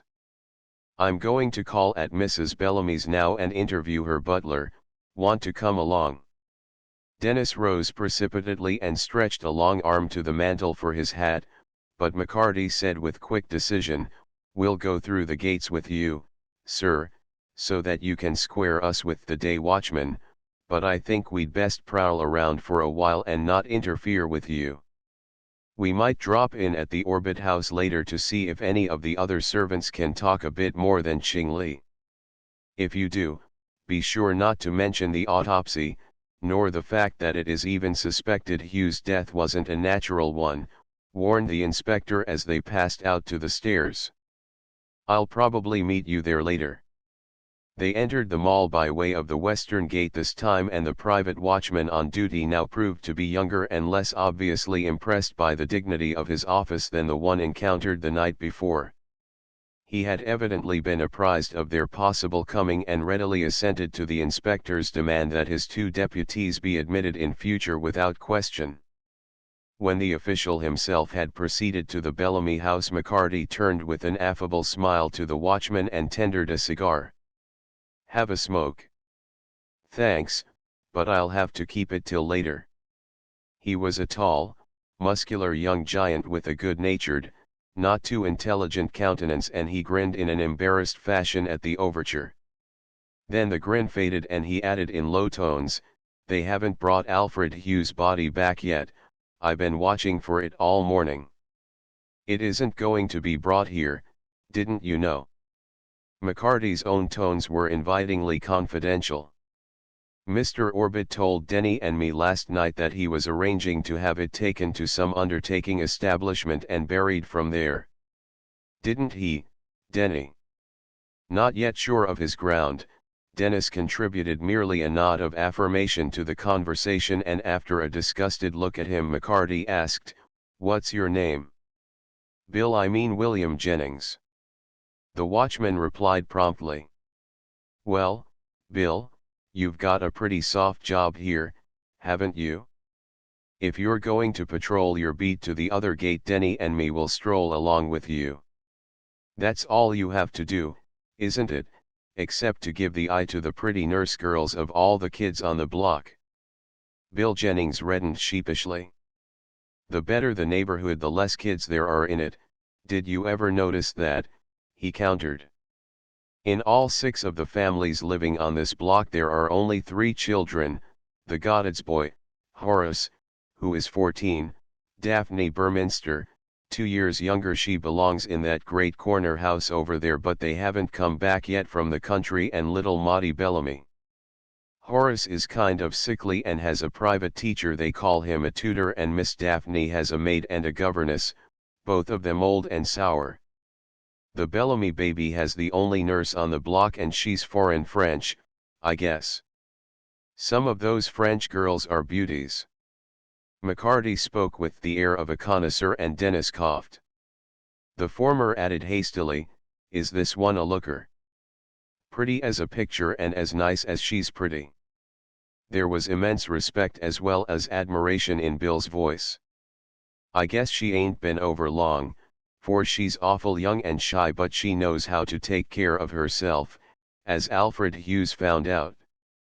He checked himself suddenly, but McCarty chuckled with careless amusement. He was a great hand with the women, they tell me, he commented. Not her kind. Lucette, even her name's pretty, ain't it? Lucette is polite to everybody, but Alfred Hughes didn't understand that and thought he'd made a hit, I guess. One night real late about a month ago, Dave Hollis, the night watchman, told me about it. Lucette ran out to the drugstore for some medicine for little Maudie, who'd been took sick awful sudden, and when she came back Alfred Hughes met her right in front of her own house. He must have tried to put his arm around her or something, for she gave a little cry, and Dave, who'd waited to fasten the gate again after letting her in, came hurrying up just as Alfred Hughes said something in a low kind of a voice, and she slapped his face. Then she ran into the house sobbing to herself, and Dave says he gave Alfred Hughes hell, the big stiff. Bill checked himself again and added in renewed embarrassment, I didn't mean to speak ill of the dead, but I guess nobody on the block had much use for him, except Mrs. Bellamy's butler, Snape. The two of them have been thick as thieves for years. Is that so? McCarty turned deliberately to his self-effacing colleague. Didn't somebody say as much to you, Denny? That Hughes and the Snape were friendly? Sure. Emboldened by having found his voice, Dennis added guilelessly, 'twas that chink butler at Orbit's told me, I'm thinking. Nice, sociable fellow, if he does wear a pigtail. Didn't you find him so, Mac? I found he'd more brains than most of the galoots who come over here and land in the fire department. McCarty retorted with withering emphasis, then turned to the watchman again. What sort of a guy is the Snape? The same kind as Hughes? Underneath, maybe, but you'd never think it to look at him. He's younger by 10 years at least than Hughes, slim and dark, and minds his own business. If it wasn't for the gates you'd never know when he went in or out. McCarty darted a quick, sidelong glance at his informant. Keeps funny hours, does he? Late ones. Bill grinned again. I guess Mrs. Bellamy doesn't know it, but being the only man in her house he has it all his own way. He ain't any too anxious to have his doings known, though, for Dave says he's tried more than once to slip in with the milk. I ain't spoke 10 words to him, and I've held down this job over a year. Here comes Horace Goddard now. The trio had strolled past the closed houses which flanked that of Mrs. Bellamy and were nearing the eastern gate. As Bill hurried forward, McCarty glanced through the high iron bars of the fence and saw a slender, undersized boy, with very red hair and a pale, delicate face, who approached with a droop of his narrow shoulders and a dragging step. At sight of Bill Jennings opening the gate, however, he quickened his pace, a smile lifting the corners of the sensitive mouth. Hello, Bill. His voice was still a clear, almost childish treble. Hello, there, buddy. What's the good word? The watchman returned cheerily. It isn't very good, not for me. The boy's face clouded once more. Mr. Blaisdell is going away on a sketching tour for October. I wish I could go with him. He'd take me, but Dad won't hear of it. The two listeners, who had remained a little apart, saw now that he carried a small leather portfolio and a sketchbook. An artist, the lad is. Dennis exclaimed beneath his breath. It's out playing baseball he should be, and getting into a good healthy fight now and then. Look at the hollow chest and spindly legs of him. Poor little cuss. McCarty murmured as Horace Goddard with a parting word to the watchman passed them with a mere glance of well-bred inquiry. "Say, Bill, what's that family doing to the kid?" "Making him learn to paint." The watchman had strolled up to them once more, and at the question his grin broadened. "Make him? They can't keep him away from it. We're great buddies, him and me, and he's a lonesome kind of a little feller and talks to me every chance he gets." "You heard what he said? This Blaisdell guy is one of the greatest painters in the country, and he met the kid at Mr. Orbit's house one day and took a fancy to him. He let Horace come to his studio and watch him work, it seems, and Horace began trying to copy him, and now he's giving him regular lessons." "Going to stroll back?" "I take the other side of the street." "No, we'll be looking in to see what arrangements Mr. Orbit has made for the funeral." McCarty touched Dennis' sleeve. "So long. See you later." Bill nodded and turned to cross to the opposite sidewalk, and his erstwhile companions started back the way they had come. "A lot you got out of him," Dennis remarked. "I got what I was looking for, dope on some of the families and their servants," replied McCarty. "I didn't want to crowd him too much at the first go, and besides, we've no more time to spend on him just now." "Going to tackle that chink again?" asked the other innocently. "I'm going to tackle every last mother's son of them." McCarty set his lips firmly and his step quickened. "I want to talk with Orbit, too, before the inspector breaks the news." In response to their ring at the bell, the door was presently opened by a fat little Chinese boy, whose round, yellow face was wreathed in smiles.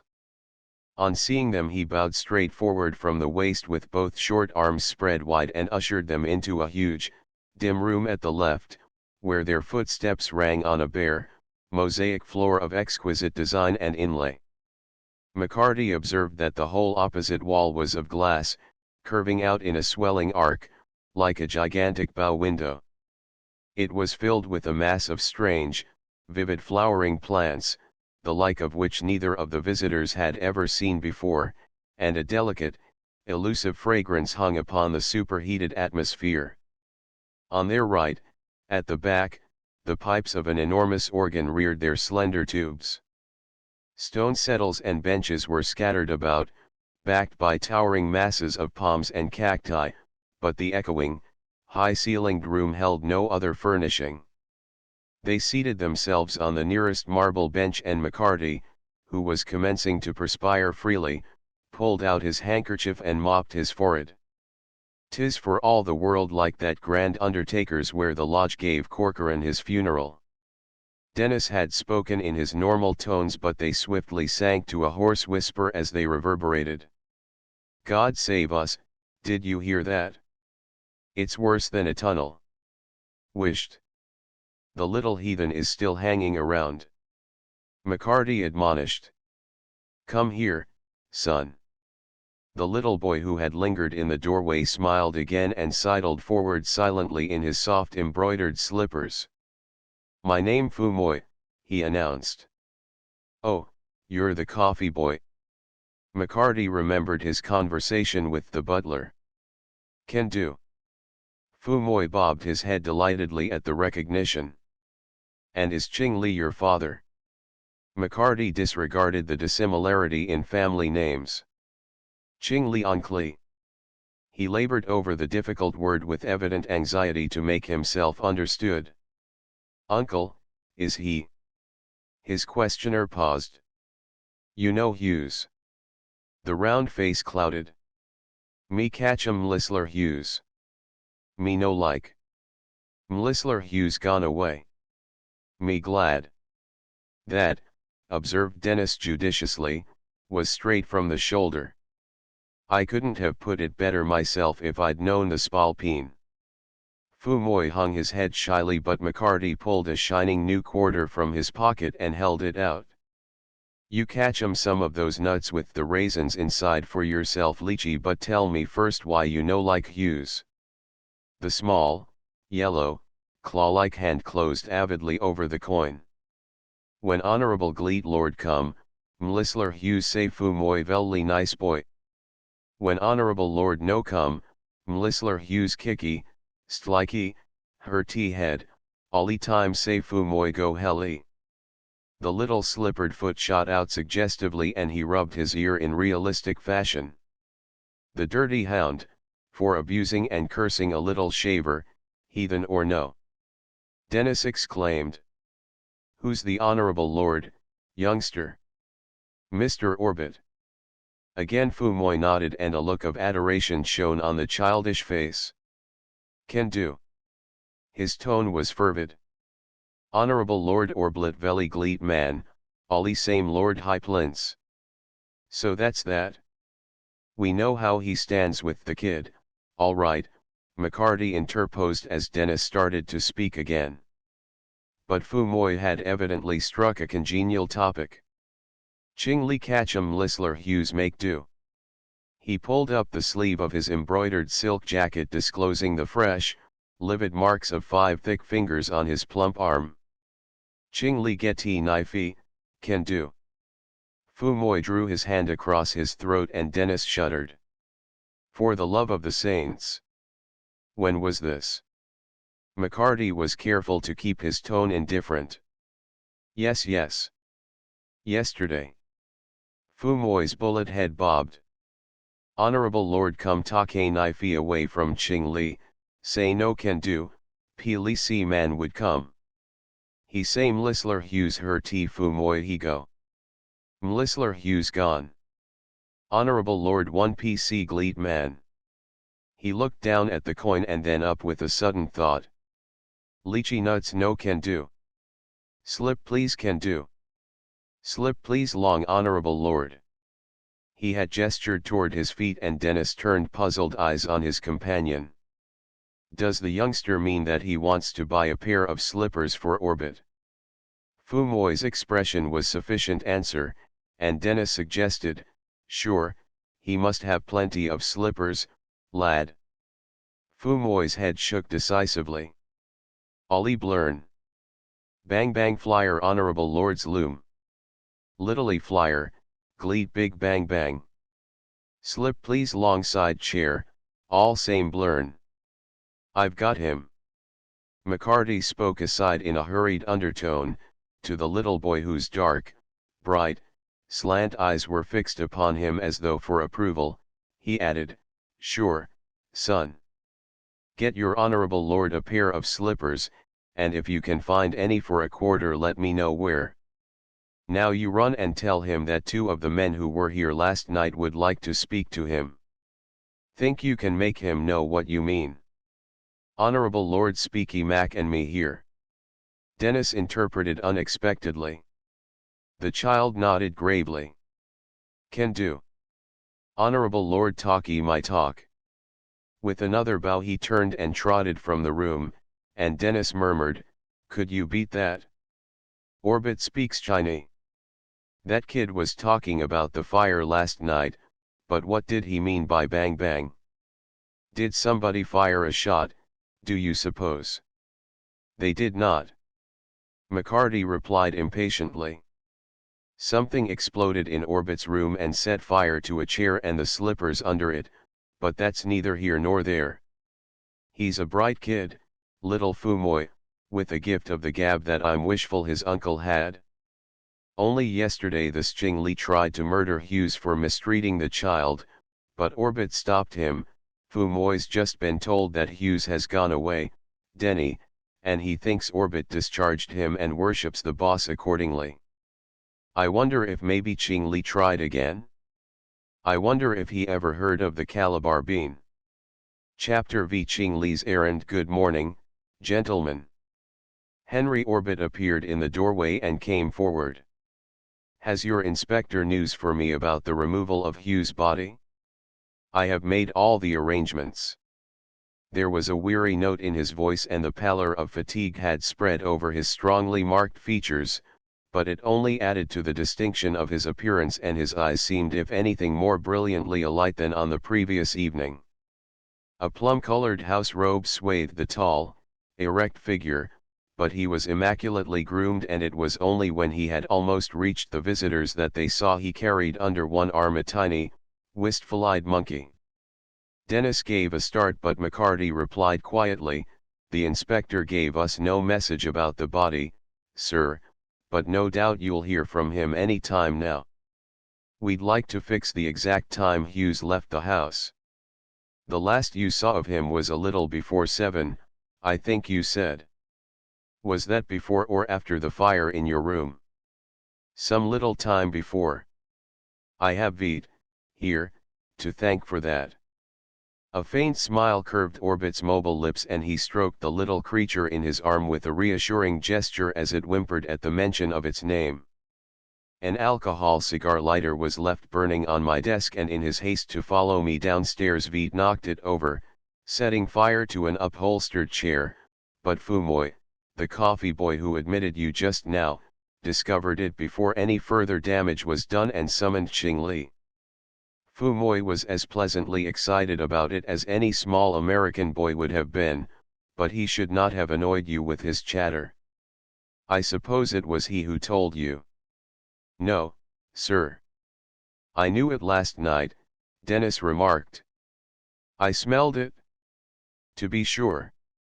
I could not myself detect it downstairs, but when I retired the odor drove me to one of the guest rooms, and although I am an experienced traveler I do not sleep well in unaccustomed surroundings, that is why you find me still en deshabille at this hour."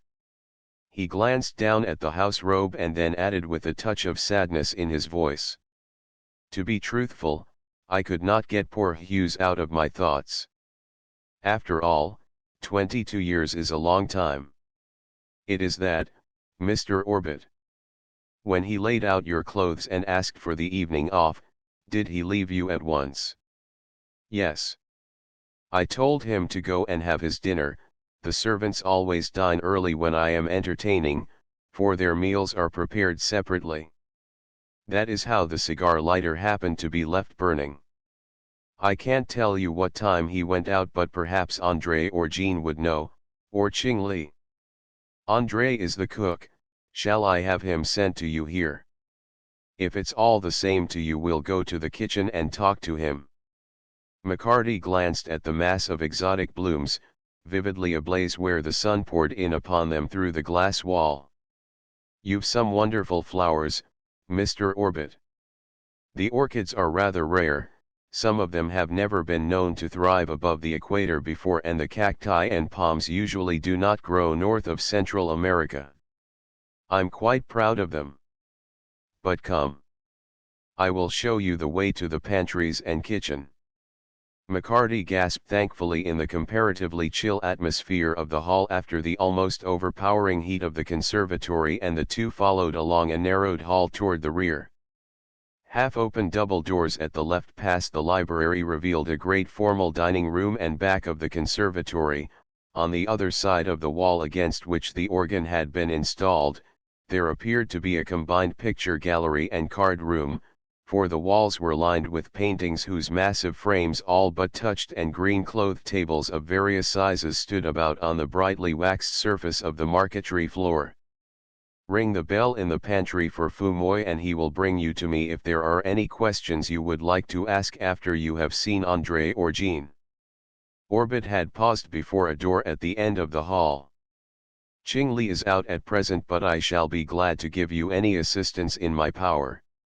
Since the inspector attached so much importance to it, I find that I am curious myself to know what errand could have taken Hughes to the quarter of town in which he died. Beyond the butler's pantry you will find the kitchen pantries, the refrigerating room, and then the kitchen." "All right, then," McCarty responded. "The chances are that we won't bother you again before we go." He pushed open the door as Orbit turned, and Dennis followed him into the spacious white-tiled room shining with glass and porcelain.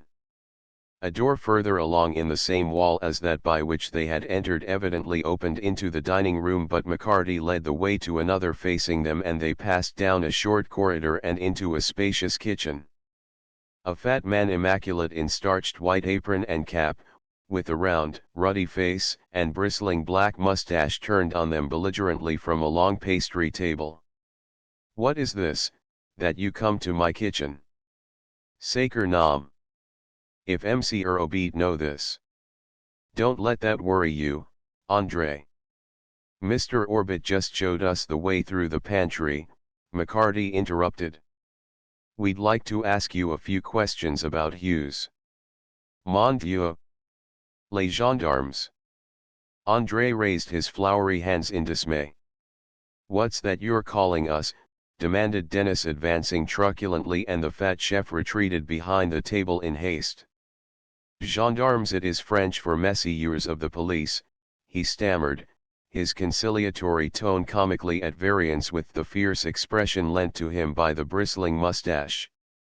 "I know nothing of Hughes, nothing. He goes out last night upon his own affairs, and in the morning Ching Li comes to me and tells me that he is dead. He falls in the street with a sickness of the heart. Is it not so? Alors, why do the police interest themselves? Ching Li told you that, did he?" McCarty seated himself and Dennis took a chair by the door. "Did you ever hear Hughes complain of a weak heart?" "But no. It was something else, then, which have killed Hughes?" Andre asked quickly, then checked himself with a shrug. "What is it that you would have me tell you? How long have you worked for Mr. Orbit?" "It will be 6 years next month. I am chef for a friend of MCO in Paris, and when he is killed in the war, MCO send for me. When the war it is finish, MCO permits that my cousin Jean, who was a poilu, come also to be houseman. Jean and me, we do not concern ourselves with the affairs of Hughes, we know of him nothing." "Who comes here to see him, besides Snape, the butler from next door?" McCarty asked. "No one." Andre wiped his hands and came slowly around the table. "It is not often that we see Snape, for he arrive in the evening late, and when the dinner is finished, Jean and me, we have our own affairs together." "What time did you and the rest have dinner last night?" McCarty dropped the futile line of questioning. "It was before you served Mr. Orbit and his company, wasn't it?" "But yes. At 6 hours and a half." The reply came promptly, in obvious relief. "Did Hughes eat with you?" "Of a certainty." Andre looked his surprise. "Fumoy arranged the tables in our dining room there, one for himself and Ching Li, who prefers that they eat alone together, and the other for us three, but Hughes he is late, he attend upon MCO. Ching Li and Fumoy have almost finished, and Jean and me, we think we will wait no longer when at last Hughes he comes." "Did he tell you he was going out?" "Not until after dinner. Ching Li have gone to make complete the table for MCO and his guests, and Fumoy to robe himself in the little jacket of embroidered satin that later he may serve coffee and liqueurs. Then Hughes says that he will go for a walk. Jean warns him that it will make rain. How you say? A storm, it is coming, but Hughes does not care, it is for his health that he walks. Jean and me, we think that is droll, for there is nothing the matter with the health of Hughes, only that he drinks too much and often he is out very late." Again Andre checked himself and then went on hurriedly. "It is the last month, perhaps too, that he is not look so well, but he is not sick, ni ver. He goes, and what time was this?" McCarty interrupted. "At a little past 7 hours, perhaps half, but me, I am engaged with the dinner of MCO, and Jean he cleans our dishes, we pay not much attention. Hughes says good night and goes out the side door here into the alley which leads to the tradesman's entrance. That is the end of Hughes." With a gesture of dismissal he turned to the range and tested the heat regulator of the oven, but McCarty remained seated. "The fire broke out in Mr. Orbit's room after Hughes left, then?" "Yes. You have heard of that?" Andre turned again with uplifted brows. "It was nothing, we do not even know of it until it is all over. Little Fumoy, he see the smoke and the single tongue of flame and he cry for Ching Li who puts it out. MCO, he is downstairs awaiting his guests and it is said that the Singe the monkey Veet have upset the cigar lighter, but me, I think it is Fumoy who makes play with the matches. He is a bad child, that little Fumoy. You say that Hughes has not looked so well lately. McCarty ignored the subject of the coffee boy's delinquencies. Did he seem worried, like, or as if anything was on his mind that might have hurt his health, weakened his heart, maybe? Andre shrugged once more. He is if anything in the greater spirits and Jean and me, we think that he have win at the cards. He looks how do you say, dissipate, and tired because he creeps in with the dawn. Does Mr. Orbit know of this? McCarty feigned surprise. It's a wonder he'd have kept him. If he suspects he says nothing, because no matter how late Hughes arrive at home he is always up promptly in the morning and he drinks only when MCO shall not know. He is the perfect valet and MCO asks no more. Well, we won't either, just now. Dennis had taken no part in the inquiry but now as McCarty spoke he signaled him an agonized glance and the latter nodded. Andre, when did that fire break out? Dennis drew a deep breath. Last night? It must have been but a moment or two after the departure of Hughes for it is still less than 8 hours when it is finished, before the three gentlemen arrive. Before you knew of it, then say, a few minutes after Hughes left, did you hear anything? Dennis pursued carefully. A kind of a bang, it would be, like a firecracker going off, if you know what that is. The red fire toys of Fumoy which explode when he lights them. I know. Andre responded grimly. Then a reflective look came over his round countenance. It appears that I did hear a single, quick noise, like the violent closing of a door somewhere above which make the house to tremble. Me, I am occupied with the Chateaubriand, that it cook not too fast, and I think not of it again. But what nothing? That's all I wanted to know. Dennis turned to his companion. Let's be moving, Mac. He started along the corridor but McCarty stopped him at the foot of a narrow, winding staircase. We'll go up here, Denny, for a minute. I want a look around. No more than I do, myself. Dennis returned promptly. It's beginning to come to me that Hughes was not over popular around here. I wonder what this Jean thought of him. What Jean thought was speedily ascertained for they came upon him in the upper hall, energetically waxing the floor, a slim, dark, youngish man with a deep scar across his smooth-shaven face and a nervous, jerky manner as though every muscle and nerve were strung on wires. It was unfortunate that Hughes should have died so suddenly but what would you? A man so gross, who ate like a great pig and drank like a sot and took no care of himself, Jean replied to his own observation with a shrug and applied his energies anew to his task. Where were you last evening, Jean, while Fumoy was setting the tables in the servants' dining room? McCarty asked, as though in an afterthought. In the kitchen assisting Andre. It is not my work but Andre is occupied with the dinner of Monsieur Orbit. I arrange first the trays for Fumoy and he take them to the table and then call his uncle, Ching Li. Andre and me, we await Hughes so Ching Li and Fumoy ate alone in the dining room for a while before Hughes came down, and you and him and Andre went in to have your own dinners. Yes, MCO. Jean had risen from his knees and now he regarded his questioner expectantly but for a moment McCarty seemed lost in thought. Then he roused himself. What did you have? A soup of vegetables, ragout of lamb, a salad, and cheese and coffee, Jean responded. There was rice also for Ching Li and Fumoy, and pastry from Monsieur Orbit's déjeuner, which I placed for Hughes but he desired it not. Did he eat as much as usual? McCarty asked quickly. Like a glutton at first, but he is finished very soon. He is satisfied and the remainder of his dinner goes almost untouched. Then he goes out for a walk, so he tells to Andre and me, in spite of the storm which is coming. Jean's face twisted in a grimace of knowing incredulity. It takes him not 5 minutes to change and then he is gone. Did you help Andre dish up the dinner for Mr. Orbit and his friends? I assist him, but it is soon over, for when the guests are only gentlemen the menu is very simple though always of the best. At 8:30 dinner is served and in an hour it is finished and we are making all clean in the kitchen.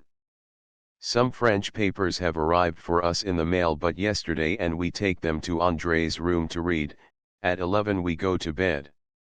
The man spoke glibly enough, but why without being asked had he volunteered a detailed account of how he had spent the evening? Did he consider it necessary to establish an alibi, and if so, what reason had he? There was a frank, open look to him, McCarty thought, and anyway there would be no sense in disputing with him now, even if he was lying. Andre would back up that statement of his. Do all of you sleep on the same floor? Jean nodded. At the top of the house. Shall I show you?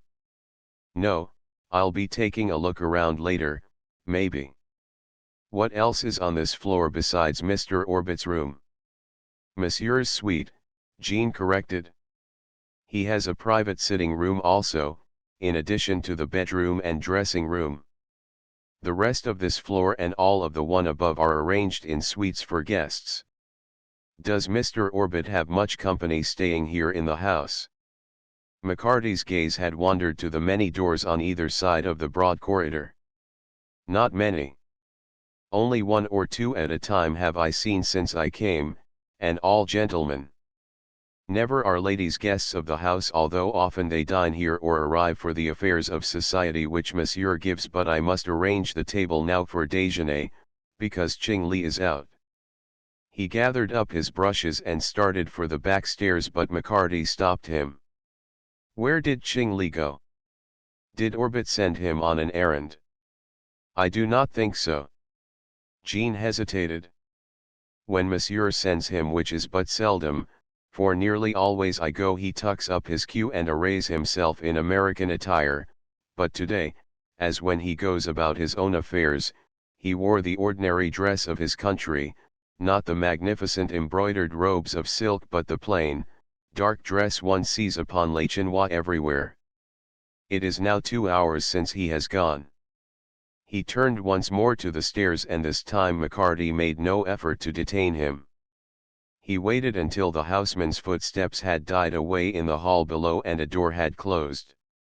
Then he turned to where Dennis had been standing just behind him. Get that, Denny? I'm thinking. He paused, for he was talking to the empty air. Dennis had disappeared.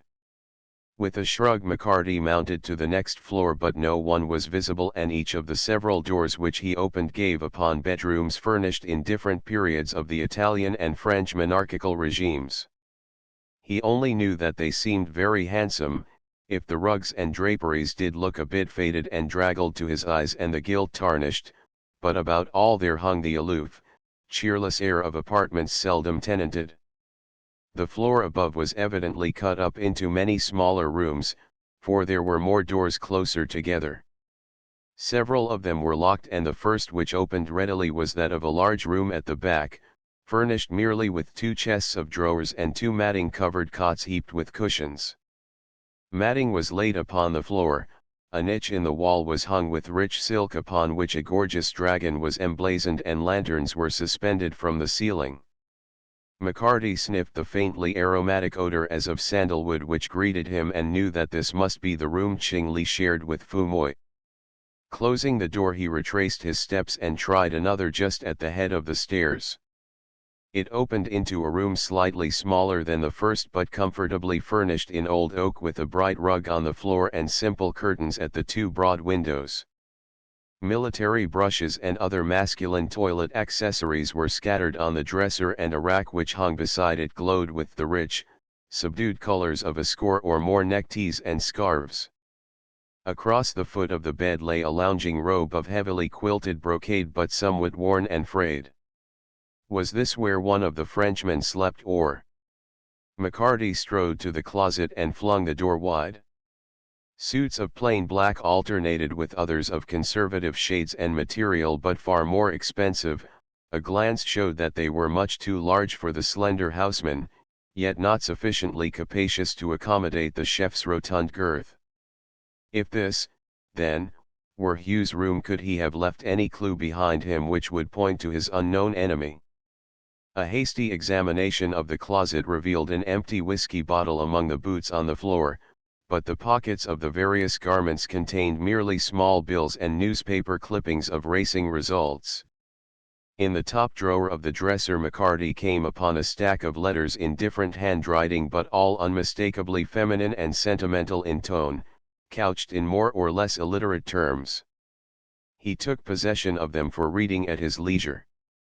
The lower drawers contained only clothing, and there were no other receptacles in the room which might have held papers, but his experienced eye noted a slight unevenness in the surface of the rug near the head of the bed, and turning it back he found a bank book and a checkbook fastened together with a rubber band. These he pocketed also, and then descended to the first bedroom floor where Dennis had deserted him, to discover that individual hovering uncertainly about the stairs head. "Where the devil did you take yourself off to?" he demanded. "If the inspector let you in on this with me 'twas not to gum up my game, Denny Riordan. Moreover, whenever you go off on your own hook, let be, Mac. The inspector's here, talking to Orbit now in his private sitting room. They all but caught me snooping around in there." Dennis interrupted. "He's sprung it on him that Hughes was poisoned. Come on downstairs and tell me what you heard."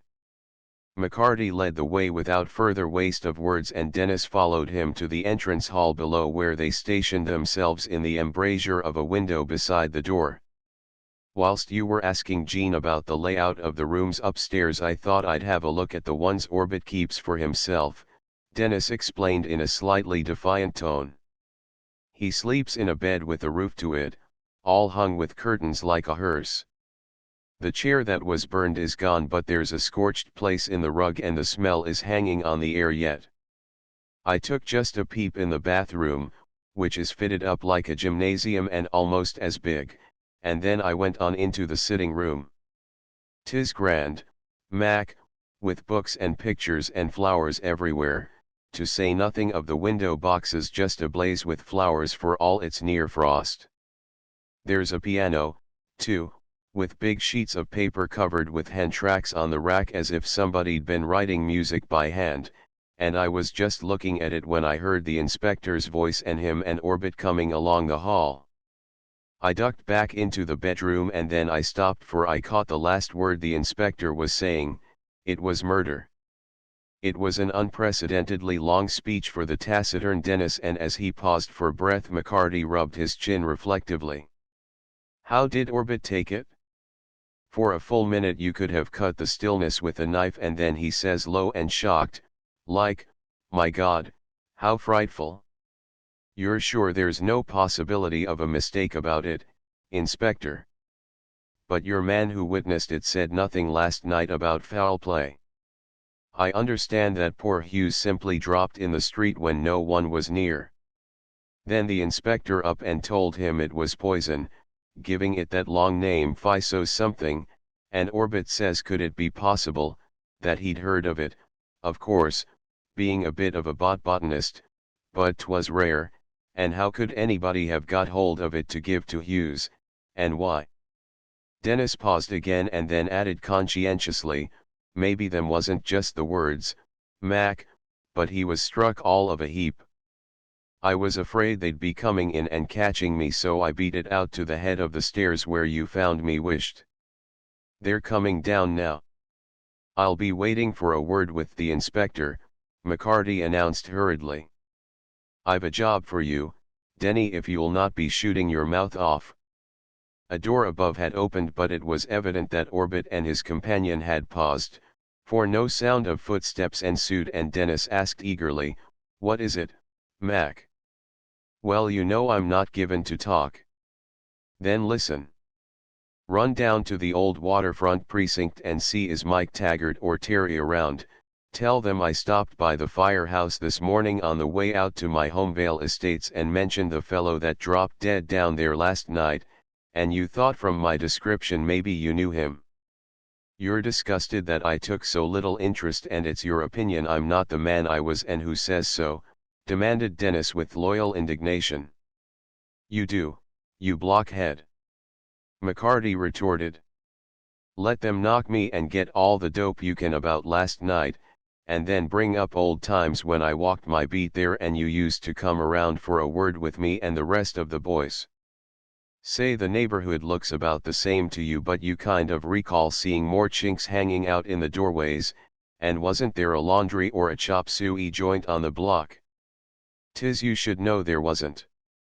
Dennis' tone was bewildered, but a light suddenly dawned in his gray eyes, and he added in a sepulchral whisper, "Mac, you don't mean you're thinking I'm wishful to know if there was a strange Chinaman in that street this morning, one that was curious, maybe, about what happened last night? If there was, his queue might have been tucked up or swinging free, but I've a hunch he'd look like Ching Li." Chapter 6 Deadlock. Dennis had scarcely departed on his errand when the inspector and Orbit came down the stairs together, and the latter remarked to McCarty, "You didn't tell me Hughes had been poisoned." "No, sir," McCarty agreed. "'Twas not for me to say. I told you I'd no message for you about the body, but you'd hear from the inspector. There's no chance he could have took that Calabar bean powder, I disremember its other name, by mistake, is there? Would it be lying around the house here for any purpose?" "Hardly." Orbit smiled. "I have read of its use as a cure for lockjaw and an antidote for some other poison, strychnine, I believe, but one would not find it in an ordinary, normal household. You'll let me know, Inspector, if I can do anything to further your investigation." The inspector promised, somewhat superfluously, and as they descended the steps he observed to his companion, "It's a damn funny case, Mac. The Bellamy woman's butler is a smooth proposition, but as far as I could make out he came clean. He's been playing the races with Hughes in a pool room down on 30th and gambling in a joint over on the east side, and Hughes was stuck on some new Jane named Gertie. Snape thinks she's a married woman, though he never saw her nor heard her last name, and she doesn't belong on this block. He wasn't with Hughes last night and didn't even know he'd gone out." "Did you see anybody else in that house?" asked McCarty. "Only a mighty pretty nursemaid going out with a baby." "Did you have any luck at Orbit's?" "Not much," McCarty responded guardedly. "I'll tell you later if you'll drop around to my rooms. I want to have another talk with the stout, bald little guy next door here, Goddard." "All right. I think we're wasting our time, though, here in the mall. If we can trace Hughes' movements from the minute he passed out of that gate there until he fell dying in front of you, we'll nail the fellow who slipped him that Calabar bean. There won't be much to this case, Mac."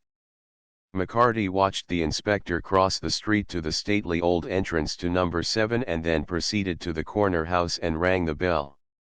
An elderly butler, with the pallor of a long lifetime of indoor service, admitted him, shaking his head dubiously.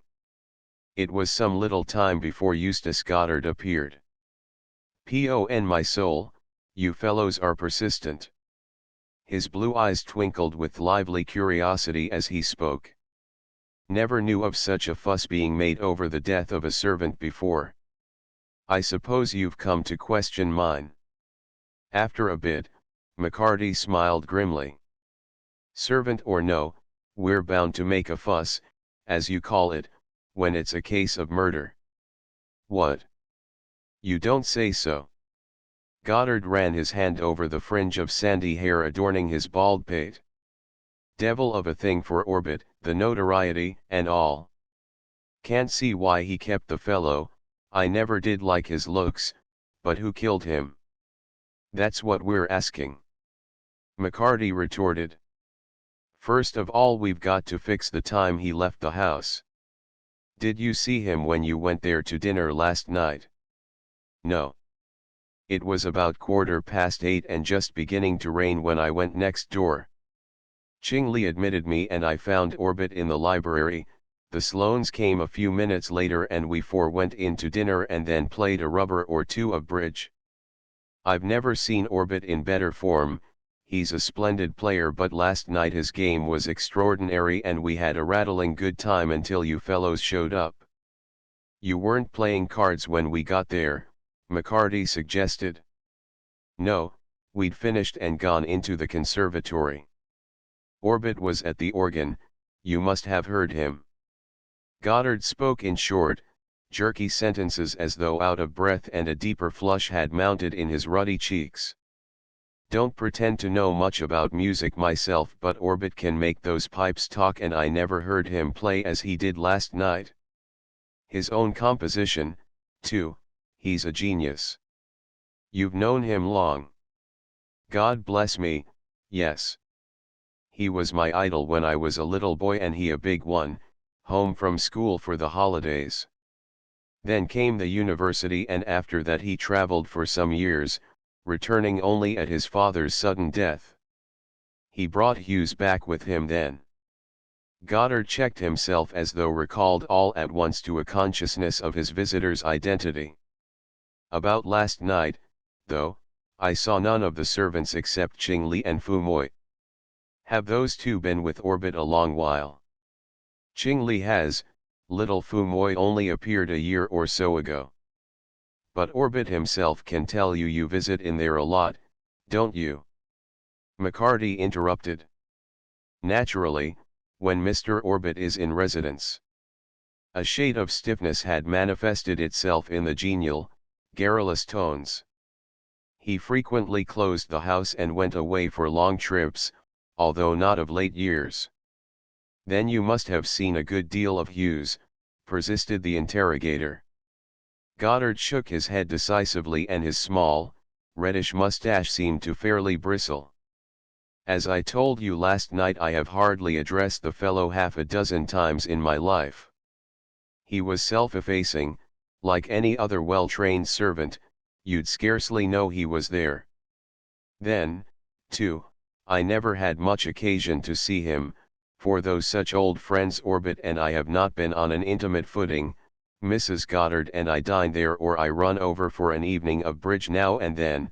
That's about the extent of our intercourse. Oh, Dad. The clear, treble voice which McCarty had already heard sounded from the hall, and the red-haired, delicate-looking boy appeared in the doorway.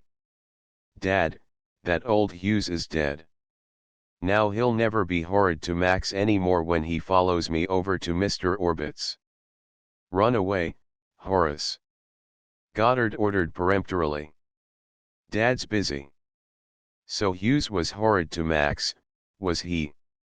McCarty interrupted with the broad, ingratiating smile which always won juvenile confidence. And who is Max, my lad?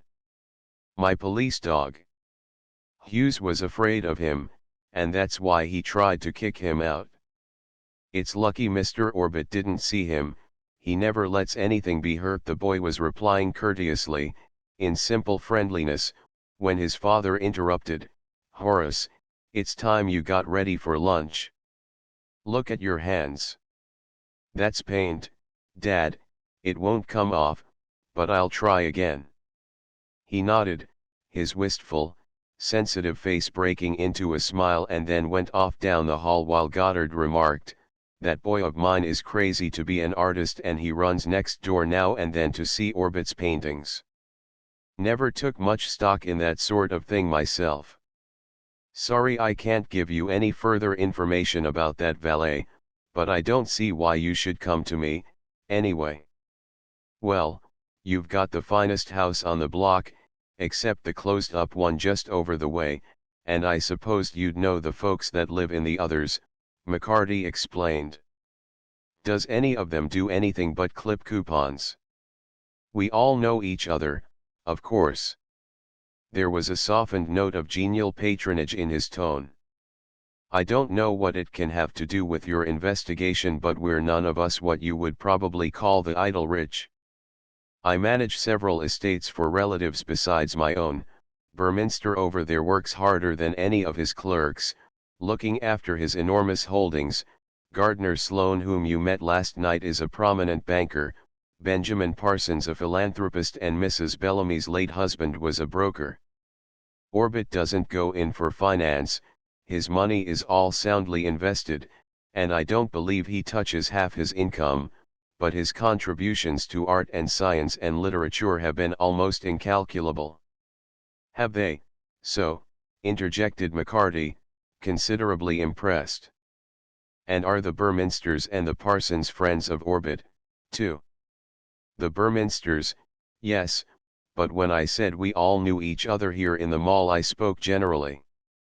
The Parsons are comparative strangers to all of us, although they have been here for 2 generations. No, 3. Benjamin Parsons' young niece makes the 3rd.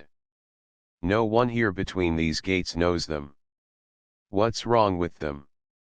McCarty demanded, adding with a very sober countenance, wasn't there time in the 2 generations to get acquainted? Goddard shrugged. Not in their estimation, evidently. From the beginning they held themselves aloof and made it plain that they wanted no social intercourse with the rest of us here. They live in a world of their own, and for years none of us has tried to invade it. Orbit's newer than they. His father bought that house next door within my memory, but he's a different sort. Yet you're not intimate with him, you tell me. Who are his close friends, informal like? You'd know that, being his neighbor. I know nothing at all about Orbit's friends, and I fail to see what they'd have to do with his valet's murder. Goddard flared out. I've been pretty patient with you, but this is a confounded impertinence. Why don't you look up the associates of the fellow himself and not annoy us with such an affair? He was killed miles away from here in some vile slum. As I understand it, it's insufferable that Orbit's neighbors should be dragged into your investigation. Well, I'll be annoying you no longer just now, McCarty responded equably as he rose. I'll just have a word with your help to put in my report, though, before I go.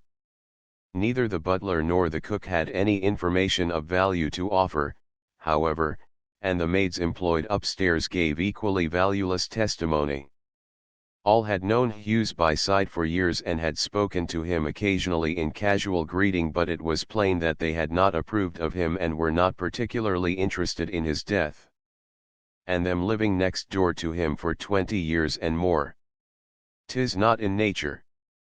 Dennis exclaimed, an hour later, when he and McCarty met by prearrangement at a modest East Side lunchroom, and the latter disgustedly voiced his opinion of the apathetic Goddard staff.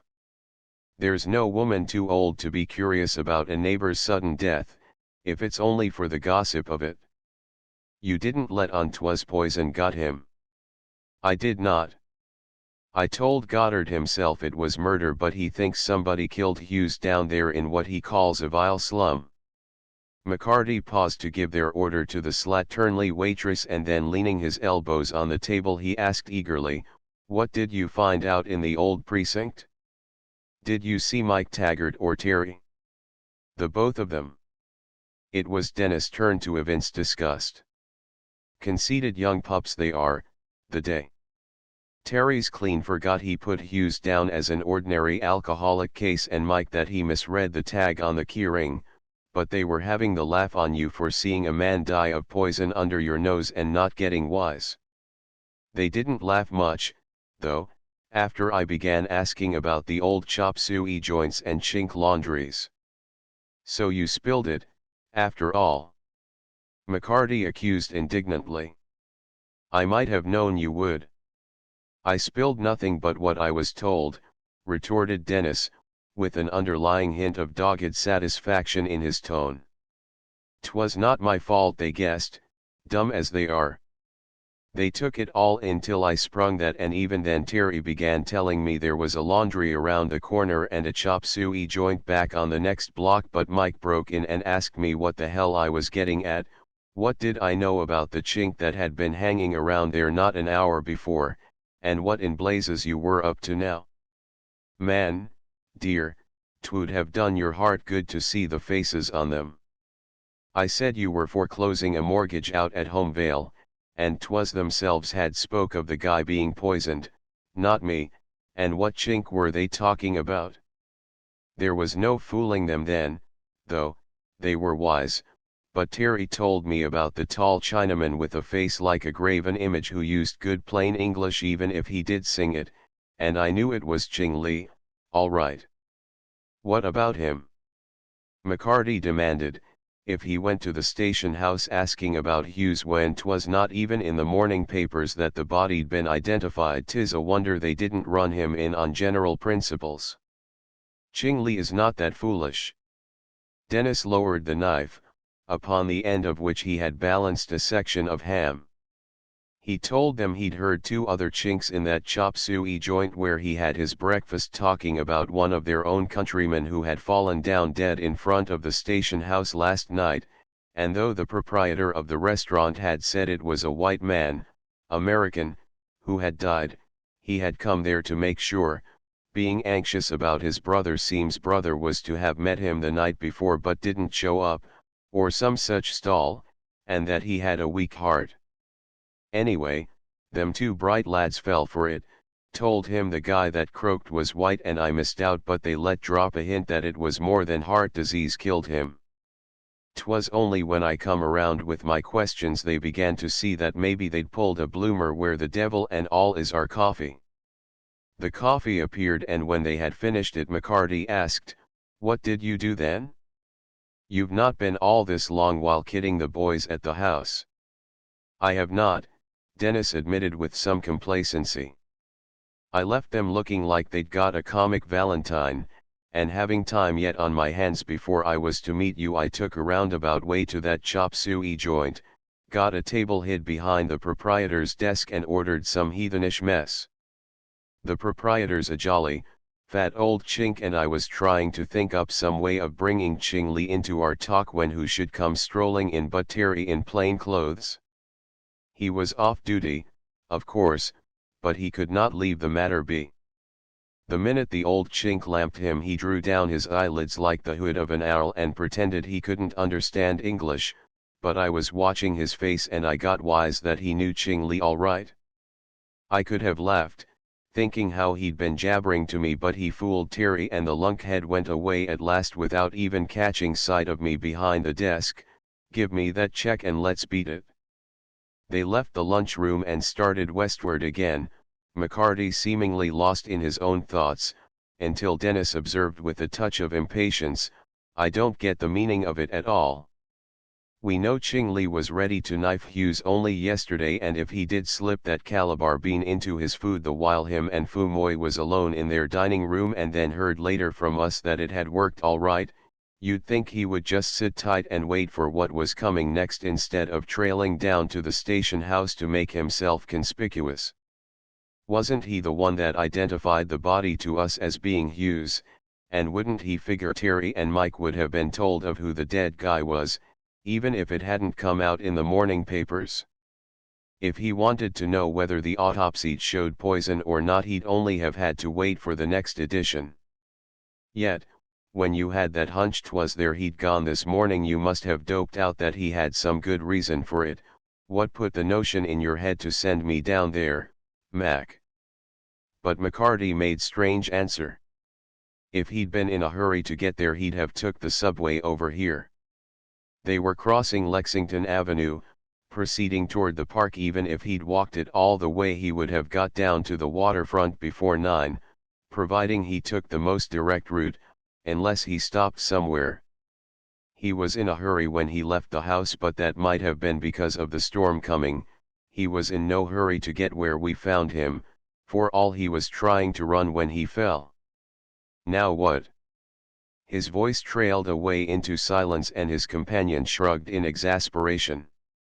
"'Tis like talking to the empty air to ask you a civil question these days, what with your new learning, but if you're asking me one, and it's about Hughes last night, I'll remind you of what you said coming over in the taxi, that maybe he wasn't bound for anywhere in particular but just wandering along, crazed by delirium and suffering. According to what the inspector told us concerning the action of that Calabar bean, he must have been in fierce pain before paralysis set in the lungs of him. It might have been then he stopped somewhere, though he could have been staggering and lurching around the streets for hours between the New Queens Mall and the waterfront." McCarty shook his head.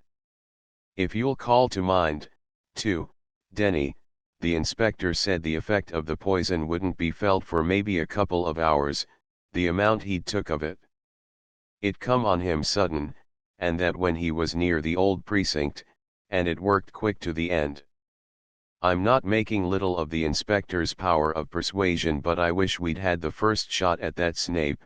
Look here, how much have you got on you?" $9.62. Dennis replied with the promptitude of certainty, but he eyed the questioner askance. "I'll get 50 for you before night." "Thanks B, that sporting butler of Mrs. Bellamy's has never laid eyes on either of us, and you've the luck of old Nick with the cards. Come evening, you'll be come 6 o'clock this night. I'll be on duty for 24 solid hours, if you'll remember." Dennis interrupted, regretfully but firmly. "If you were fixing for me to sit in a little game with Snape after scraping acquaintance with him, to find out maybe what the inspector overlooked, I'd like nothing better, and I misdoubt but that if you take it on instead you'll be losing the clothes off your back. Could you not let it go till tomorrow night?" The note of solicitude in his tone was lost upon McCarty, in whose bosom the aspersion cast upon his poker ability rankled. "If I'm losing the last stitch on me, 'twill not be through playing close to my chest, like some," he asserted darkly. "I was going back through the gate to have another talk with the Sloanes, if so be I'd find them in this time of day, but they'll keep, and I've a checkbook and some letters in my pocket that may give us as good a line on Hughes as Snape himself could. Besides, the inspector'll be dropping in for the good word. Come on till we hop a bus up to the crosstown." Arriving before the entrance which led to McCarty's rooms, they were astonished to see the door of the antique shop beside it open and the inspector himself emerge. "Where have you two been?" he asked sharply. "I haven't time to go upstairs, but unlock the door, Mac, and we'll step inside. Your friend Ballard of the Bulletin has been hanging around. How in hell did he know you were in on this Hughes case?"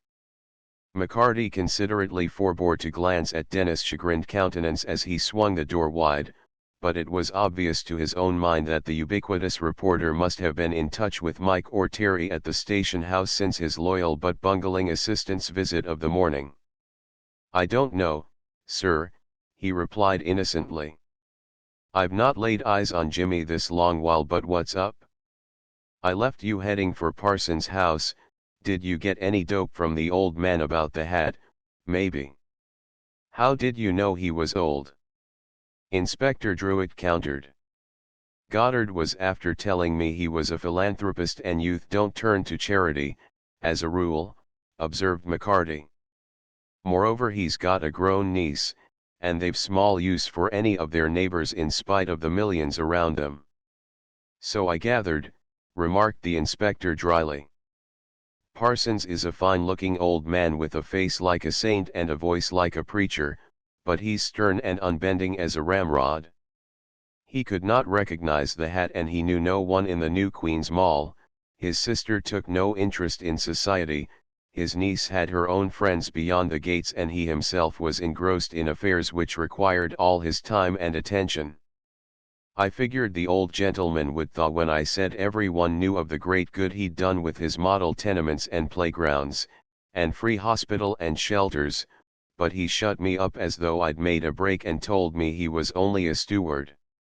He undoubtedly had seen the man, Hughes, if he'd been employed for 20 years or more in a house across the way, but he didn't recognize him and he'd never heard his name.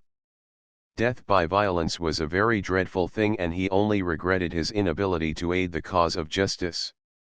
Was it the bunk, do you think, Inspector? Dennis asked. Him talking like a book and all. The inspector shook his head. He's an old-fashioned gentleman, Riordan, the kind you don't often see nowadays, and his charities speak for themselves for all that he doesn't celebrate them with a brass band. But it brought me no nearer to getting a line on Hughes, nor did the talk I had with his servants. They're not allowed to associate with any others on the block and had never talked to Hughes though they knew him by sight. There was one queer thing about that interview, though. I could swear that I'd seen one or two of them before but I couldn't place them. So you drew a blank in the parson's house? McCarty commented. So did I at the Goddard's, and as Denny says, 'tis not natural. The neighbors' help may not have liked Hughes, or be scared now of mixing up in this mess, but they're bound to have known him in all these years, whether they admit it or not. Then you have no sign of a clue. The inspector's face lengthened. If we don't clean this case up in record time, the papers will let out a roar that we're lying down on the job because Hughes wasn't a person of prominence, and with elections so near the commissioner'll be up on his toes to show results. It's of more importance now for us to find out who killed that valet than if he were a king. Chapter 7. Gertie. When the inspector had left them, McCarty and Dennis mounted to the apartment above and together looked over the bank book and checkbook appropriated from beneath the rug in Hughes' room. The first showed a regular deposit of $150 on the first of every month with varying sums between, ranging from 20 to just under 100, but balanced it invariably revealed only a comparatively small amount on hand. If the 150 means his wages, he got mighty high ones, Dennis remarked. Still, Orbit looks like the kind who'd pay anything if he was suited, and he said Hughes was a perfect valet, if you remember. The money deposited during the month might be his winnings at the races or cards, and he was a lucky son of a gun, but he seems to have lived up to nearly every cent. Or lost it back again, suggested McCarty. Let's have a look at the checkbook. The stubs in the latter were not illuminating, for the dead man had evidently evolved a method of his own for noting those to whom he assigned checks, and only hieroglyphics designated them. Laying aside this disappointing record, McCarty turned to the little pile of letters which he had taken from the drawer of Hughes' dresser and passed a handful to his companion. Here, Denny, sort these, he directed. You can tell by the writing if not by the names signed to them. If they're love letters from women, the more fools they, and 'tis no time to be squeamish. For a brief space there was silence, except for the rustle of paper and an occasional shocked exclamation from the scandalized Dennis, but at last he glanced up with a look of wonderment and exclaimed, "Don't it beat hell how much alike they are, all of them?" Who are? McCarty asked absently. Women. Dennis waved a huge paw in a vaguely comprehensive gesture. American or foreign, and you can tell the last by the strange words they put in when they can't think of the English of them. They all begin writing to him as if they was doing him a favor, the scoundrel. After a bit they start bossing him, and nagging and fault finding, then they throw a bluff at goodbye forever, and the last of it's always the same, begging him to come back. 'Tis well for us, Mac, that we've steered clear of them, for the both of us would have been wax in their hands. Speak for yourself. McCarty retorted. No living woman could make a mark of me, though I'm giving none a chance. 'Tis funny they'd fall for a beefy, middle-aged guy like that, though, with the little mean eyes of him and the bald spot and all. There's no telling what they'll take to, asserted Dennis darkly. There's only one sensible female in the lot here, this one signing herself Truda. She tells him kind but firm to stop writing to her or it'll bring trouble to the two of them, and it's all damn foolishness, anyway. She said that, demanded McCarty. Not in those words, maybe, I put it shorter and better than she does, Dennis admitted modestly. It looks as if she goes out sick nursing or something, but she's a married woman, all right. Married? McCarty dropped the letter he had just taken up. Truda might stand for Gertrude, and Gertie is short for the same name. I wonder now, could she be Gertie? And who in the world is Gertie? Dennis stared. Have you been holding out on me, Mac? I have not. Snape told the inspector this morning that Hughes was crazy over some married woman named Gertie, but that's all he knew about her. Read the letters, Denny. There's only 2 of them. Dennis spread out the thin, double sheet of folded notepaper. Listen, then, this is the first, for 'tis dated August 22nd. Dear friend Alfred. I was surprised and very pleased with the so pretty flowers you send to me, but please, you should not do it any more. I no longer am a girl, that I could accept such things, and also he would be so angry to know. He is still there, but you have not seen him for some days because the old gentleman of whom he takes care has been much worser. To me he has not come, even, but soon he will, and my lady always talks to him when she is well enough. She takes interest for him to learn English more quicker. I got fear she speaks to him of the pretty flowers, for I tell her they come from him, and so it makes troubles for you and me, the both. Because of that, though I thank you for the so kind thought, I ask that you send no more. Your very true friend, Truda. Humph. Truda ain't so strong on the English herself, is she? McCarty remarked. Sounds like a Dutch girl to me, or one of those square heads. I wonder where her husband could be working that Hughes expected to see him. Anyway, it's him and not her does the sick nursing, Denny. The both of them do. Dennis declared. Wait till you hear the second letter, dear friend. I could not meet you as you wish, for my lady is not so well and I do not leave her bed, but also I would not. It is much silliness that you write me, and you should not do it again once. You are making yourself amused with me, and I got anger you should keep sending the letters I do not want and that could harm us both yet. He is not stupid and mild like you think.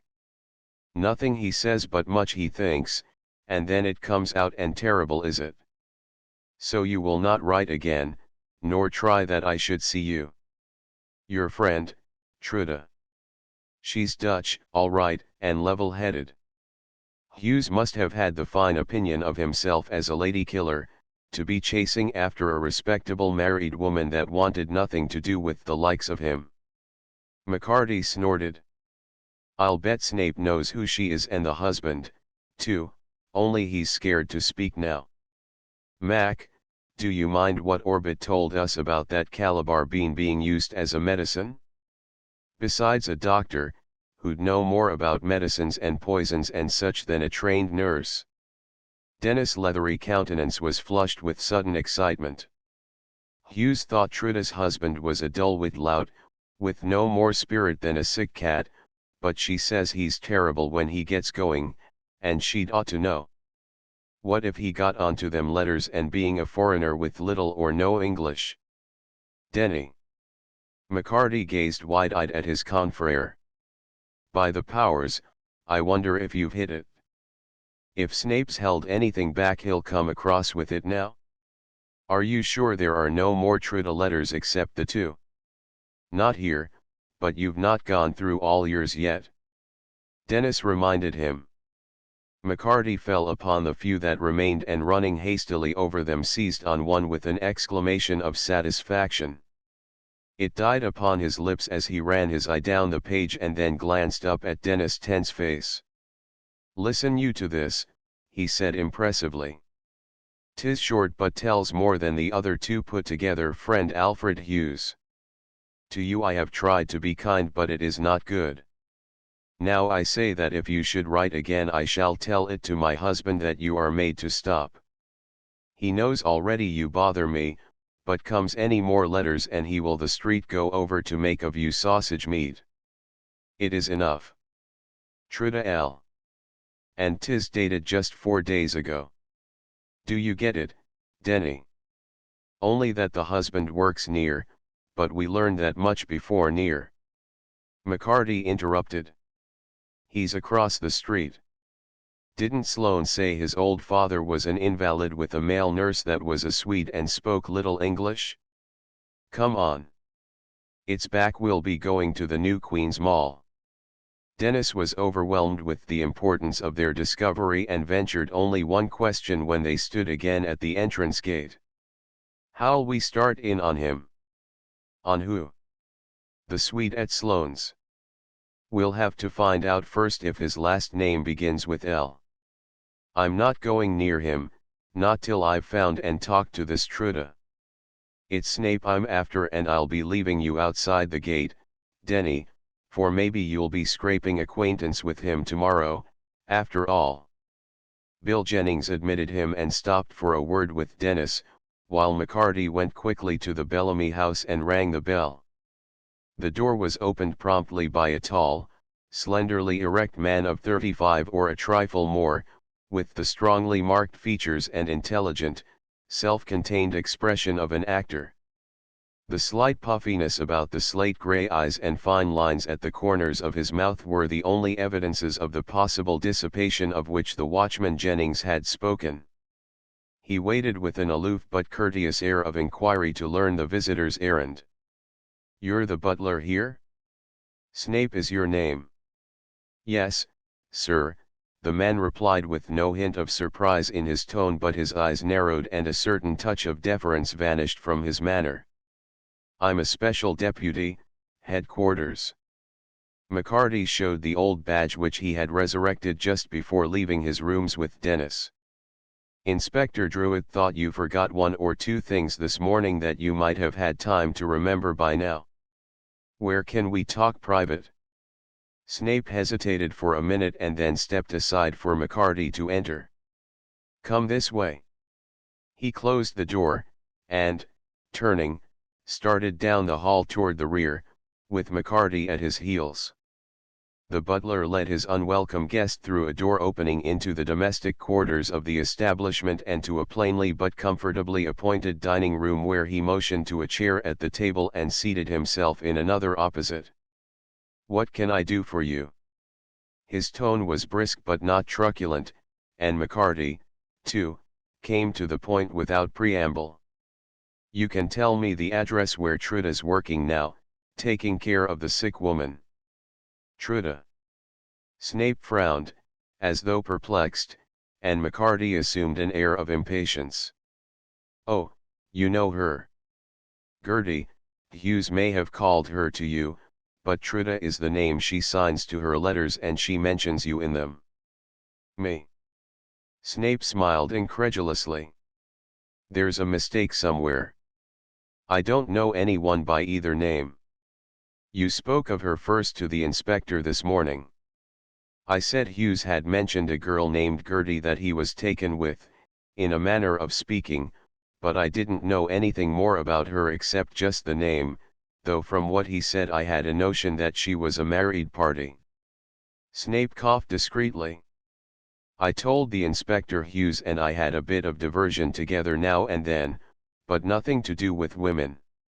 He was always running after one or another of them and I never paid much attention to what he told me about them, but in the case of this Gertie he did say there was somebody in the way, and I supposed he meant a husband. You know well there was a husband and you'd not need the strength of a child to throw a stone right now and hit him. McCarty retorted. She's respectable, with no use for Hughes and his nonsense, and it was to save her trouble, since he's dead and out of it, that I came to you for her address instead of going across the street and giving her away to the man she's married to. Of course, if you can't recall Hughes mentioning it to you, I've no choice. He made as if to rise and Snape wet his thin lips nervously. I have my place to consider. There was a slight whine in his tone. How do I know that the Truda you speak of is the same? Come across if you're going to. McCarty interrupted with the harsh, commanding bark of the old days. You know damn well that if I go over to the Sloanes and tell her husband 'twas you first wised us up that Hughes and his wife, I never said Otto Lindholm's wife was the woman Hughes was taken with. A sullen note had replaced the whine. I said it was somebody named Gertie, and there could be a million Gerties. The one he knew might be companion to an invalid up on the drive, a Mrs. Cochrane, who has a private house in the neighborhood of 80th Street, somewhere, but it's not for me to say. Hughes talked about so many. He paused with a shrug, and McCarty asked quickly, when was the last time you saw Otto Lindholm? The night before last Thursday about 11 o'clock. We met at the East Gate coming in. What did he have to say to you? Nothing much. He's too thick-headed to learn English, and he don't say two words to anybody. Snape spoke with lazy contempt, but there was an undercurrent of antagonism which McCarty recognized. He had a few words with you, though, didn't he? What are you and him on bad terms about? I don't even know him, except to nod to when we meet. Snape disclaimed. He's a surly customer and never had any use for Hughes even before he checked himself, but it was too late. Before Thursday night, So Hughes was with you when you met outside the gate? McCarty pounced on him like a flash. What passed between the three of you? I want every word. Oh, well, Lindholm just said hello to me, and then he stepped up to Hughes and growled something about letting his wife alone or he'd fix him. That's all I know. I can't repeat his lingo. Hughes blustered it out, and Lindholm went on in ahead of us muttering to himself, when Dave Hollis opened the gate. I didn't want to say anything about it, because of getting the woman into trouble, but what's all this got to do with Hughes' death? The grey eyes lighted shrewdly. You fellows think there was something wrong, or you wouldn't be raising all this row over it. Nobody had it in for him bad enough to do him any hurt, and the papers said nothing about his having been beat up. You don't think he was murdered, do you? The amused insolence in the man's voice was only slightly veiled. McCarty concluded that if he were putting it on, he was indeed a smooth proposition, as the inspector had said. Nobody beat him up. He ignored the final question. Do you know any of the other help over at the Sloanes? Only John Platt, the butler, but he's old and hardly leaves the house.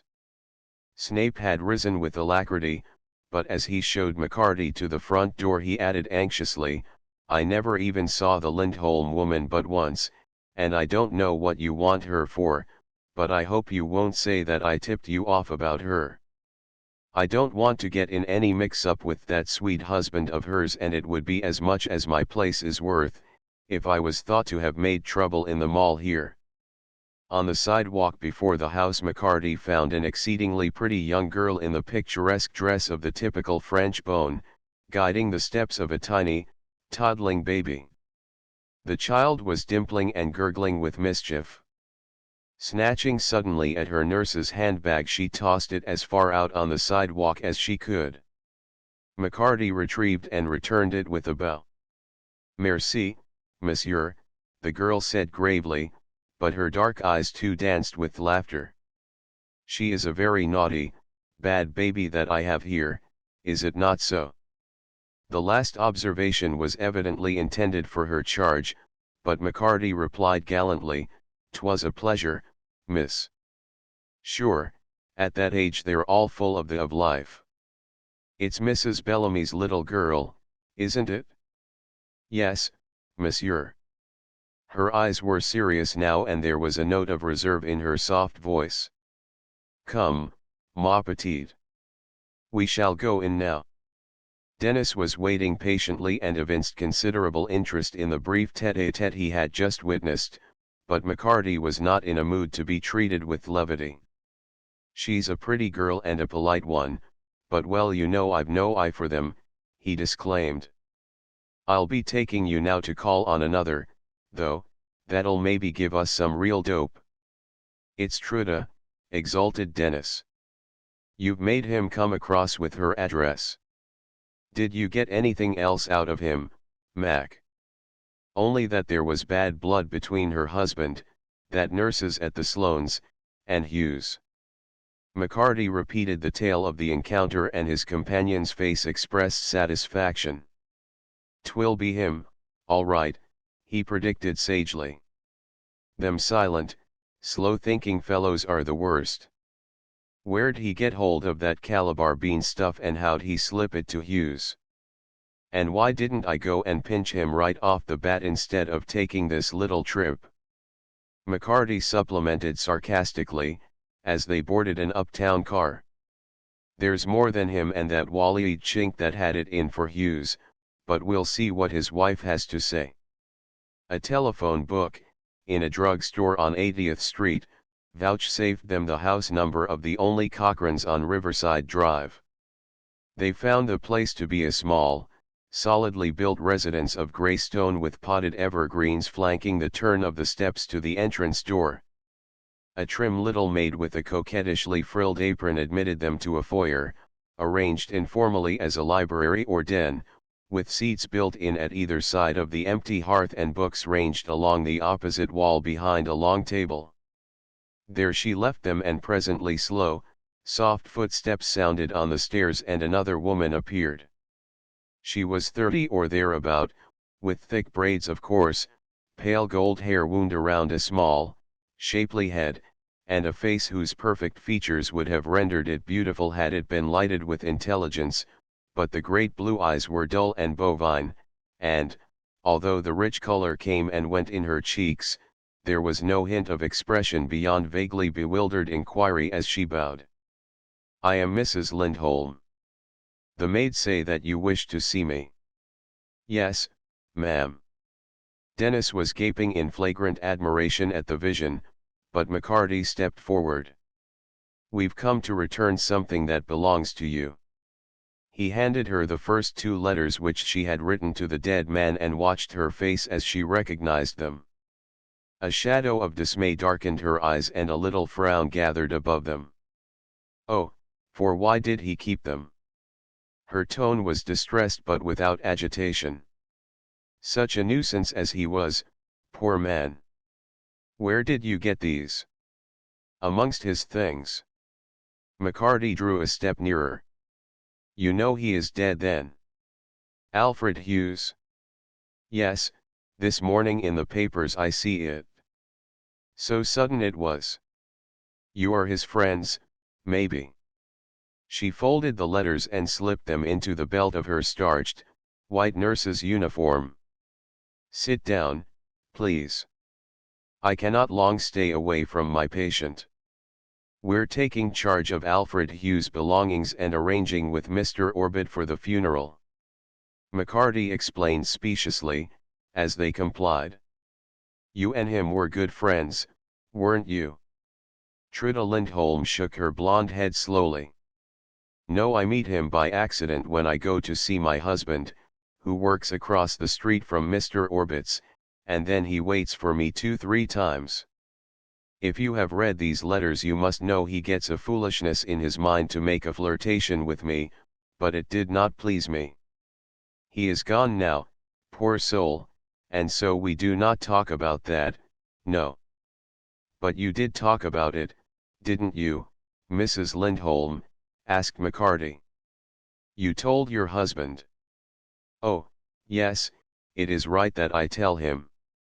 Her eyes opened wider, but there was no trace of confusion in her tone.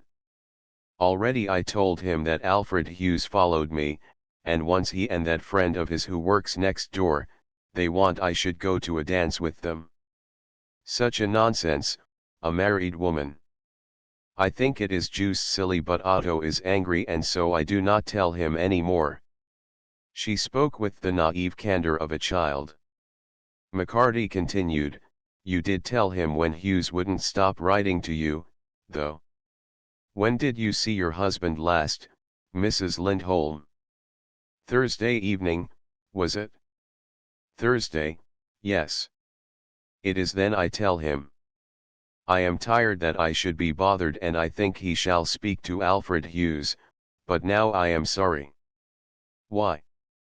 Dennis found his voice all at once, and the woman turned a glance of calm wonder upon him.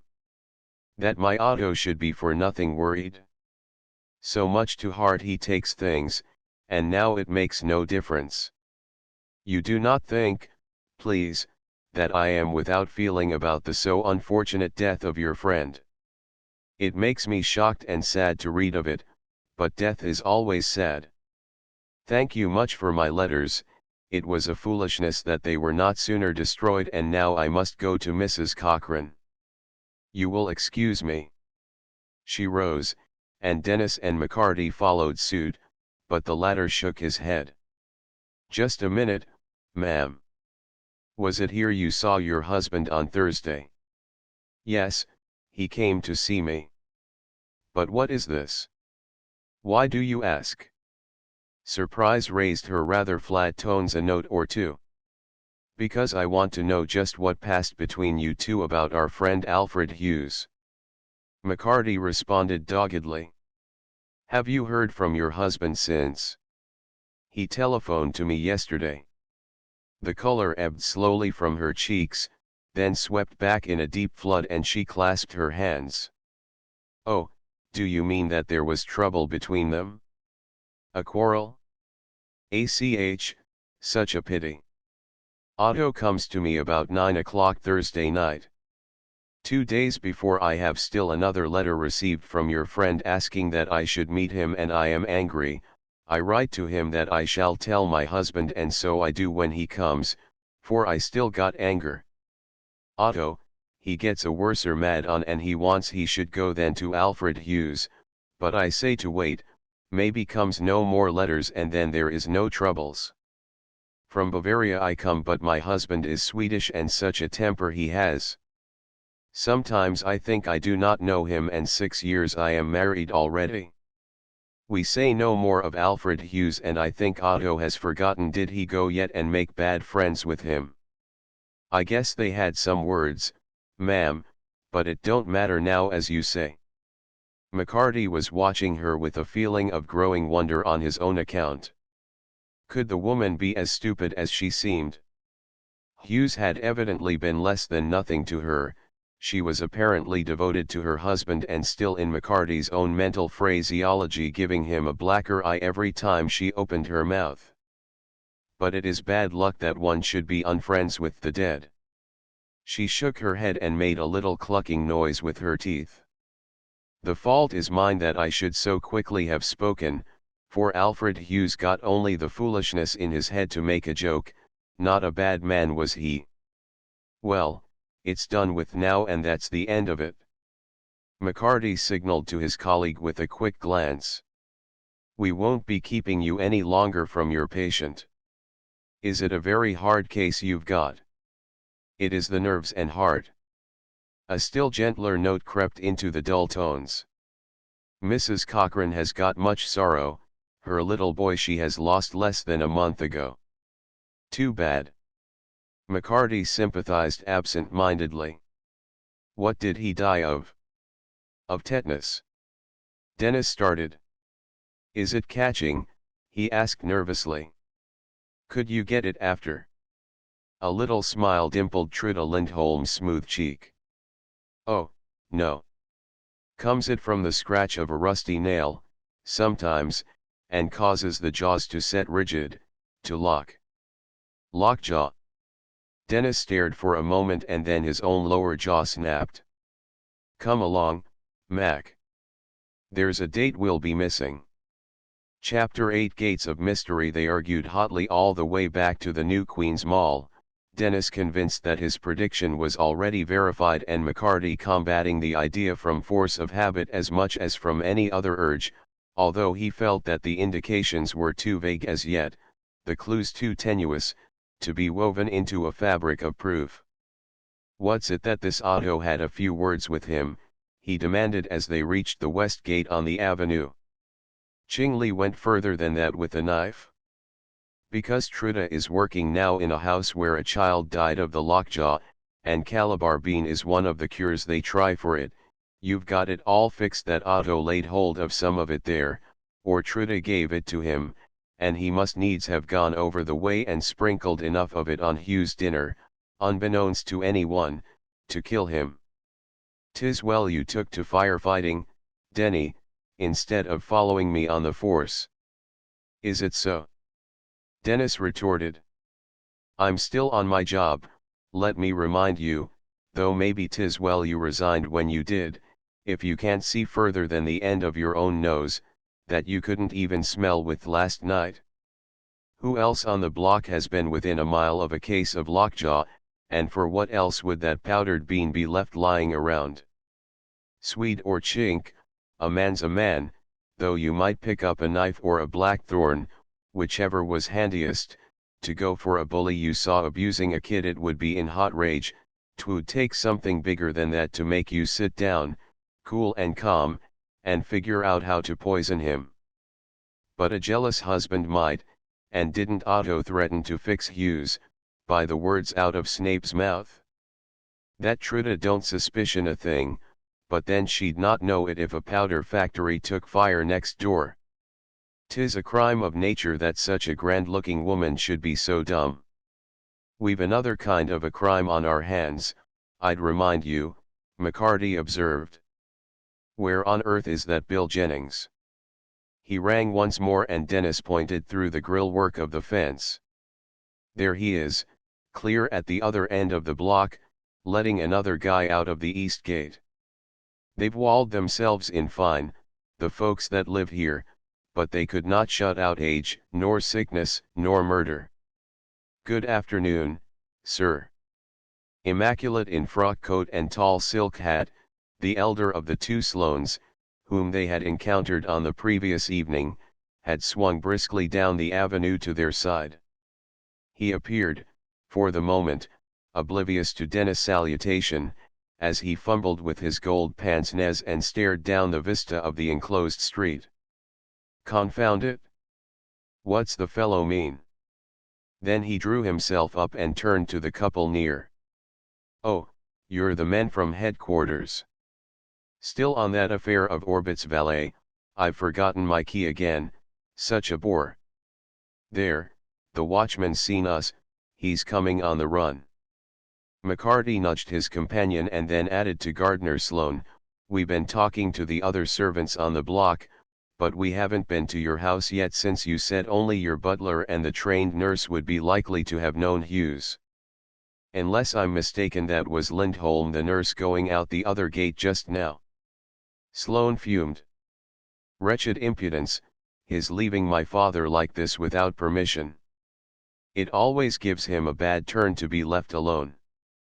But what's all this to do about the valet's death? Nothing actually suspicious about it, was there? Silly rot, having an investigation of this sort in the mall. Bill Jennings pounded heavily up and admitted them at this juncture, preventing the necessity of a reply from McCarty, who was carefully avoiding Dennis' stare of dismayed inquiry. Yes, sir, that was Otto Lindholm, the watchman answered Sloane's irascible query. He remarked to me that he was called away sudden for a few days. I am not interested in his remarks. He shall be dismissed for this. Sloane strode off angrily, without taking further notice of the two who had followed him, and Dennis plucked McCarty's sleeve. We've lost him, he exclaimed disconsolately. That wife of his may not have been so dumb, after all, if she's phoned and put him wise. Let be. McCarty cautioned. Bill, did Lindholm say where he was going? He must have been called away mighty quick, for we had a kind of a date with him. He didn't say, but he looked more glum than usual, seemed in a hurry, too. Bill turned and then waited as they did not advance. Well, it's no matter, anyway. We were to pick up the inspector, but I guess he's gone on downtown. We'll be beating it ourselves, Denny. Outside the gates once more, Dennis observed, likely the woman's gone, too, and it's near 6. I'll have to be getting back to the firehouse to report, but you'll let me know if you locate them? No matter when or how he contrived to dose Hughes with that poison, it must have been Lindholm, for his skipping out proves it. To think of them two dumbbells, the man and the woman, being at the bottom of it. McCarty shook his head. 'Twas not a crime of brawn, Denny, but of brains, and I'm thinking the one clever enough to plan it would be too far-seeing to run away before he'd real reason. I'll drop round tomorrow morning if there's any news. On the west side of the park they separated, Dennis to take up his duty and McCarty to return to the Cochrane house. As the former had predicted, Truda Lindholm had departed hurriedly half an hour before, after a telephone conversation during which she had learned of serious illness in her own family. The same trim maid who opened the door at their first visit was McCarty's informant, and she couldn't say from whom the message had come, but she added that Mrs. Lindholm seemed more distressed at leaving her patient than anxious over her own trouble. She had been there nearly a month, since just after Mrs. Cochrane's little boy died, and had come well recommended from the West End Registry for Nurses. They had all liked her. At the registry office McCarty obtained an address in the Bronx, only to learn from the Swedish couple living there that Mr. and Mrs. Lindholm had boarded with them up to a month before, but had left, giving the Sloane House as a forwarding address. He ate a solitary dinner and then returned to his rooms, to meditate disgustedly over the negative result of the day's efforts. Hughes' murder challenged his every instinct and habit of mind. If Ching Li knew nothing of it, what impulse had taken him that morning to the scene of the crime's consummation?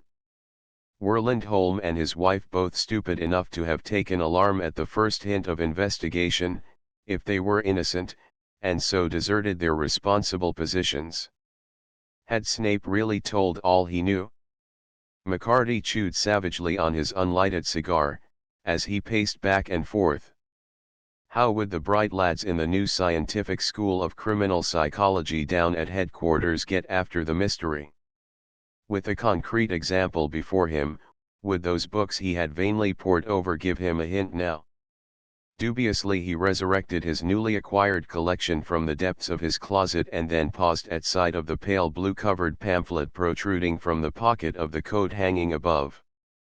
It was the book he had appropriated from Orbit's library the night before, because it seemed to have something about psychology in it that a fellow could get through his head. Now he sat himself down doggedly to study it, with his own library scattered about him. It was done before he went to bed at last, with the unaltered conviction that this new school was not for him, and that if he were to succeed at all it must be by the wits God gave him, which, he had once told Dennis, were his only science. Yet Sunday passed and Monday, Hughes was laid to rest in the grave provided for him by his late employer, and still there was no inkling of his murderer's identity. Ching Li blandly declared he had been to Chinatown on the morning after the tragedy and offered to produce numerous relations to prove it.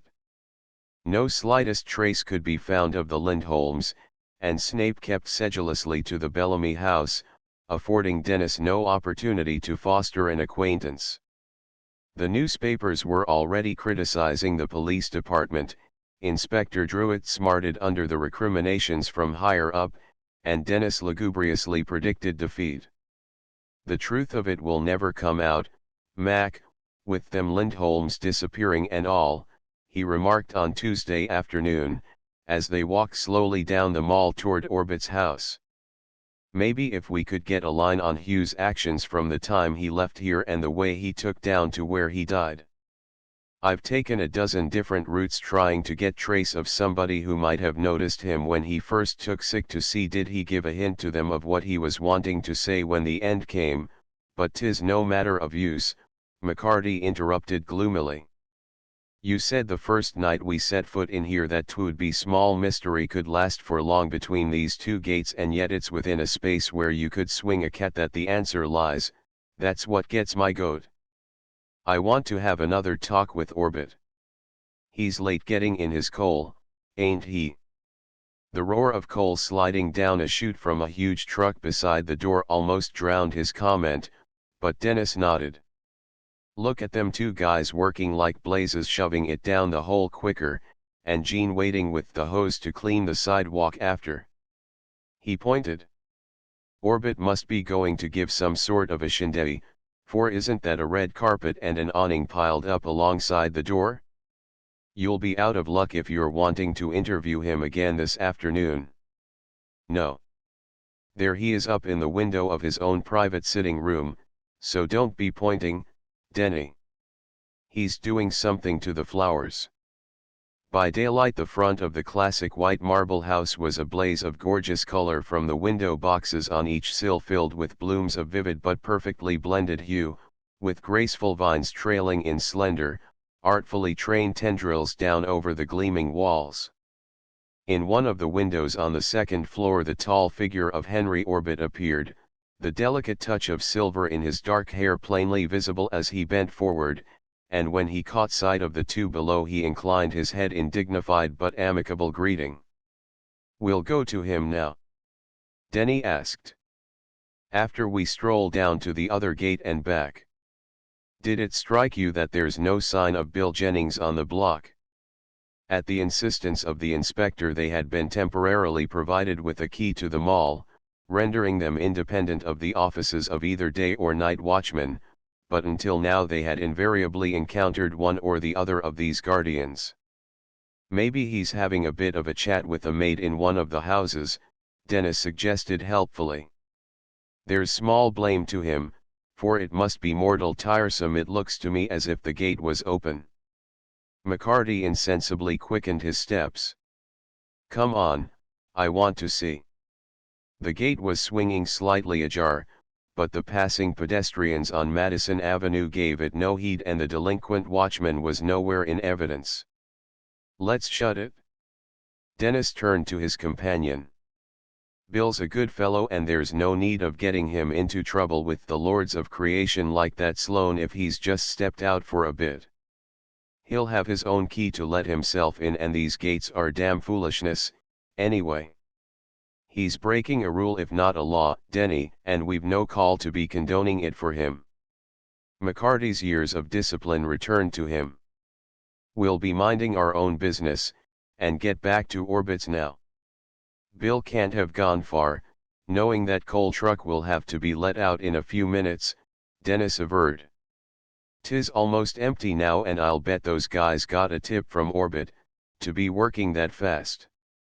He's moved to the other window now." Ching Li admitted them, impassive as ever. Their call was evidently anticipated, for he conducted them at once up to the private study. Orbit turned from the window with an inquiring glance and they saw that he held in his hand an oddly shaped, silver-mounted sprayer. "Have you any news for me?" he asked quickly. "Nothing definite yet. But don't let us bother you, Mr. Orbit, I just wanted to ask you a question or two." "Glad to tell you anything, of course. I am just spraying the flowers to rid them of any particles of coal dust which may have floated up." Orbit turned again to the window as he spoke.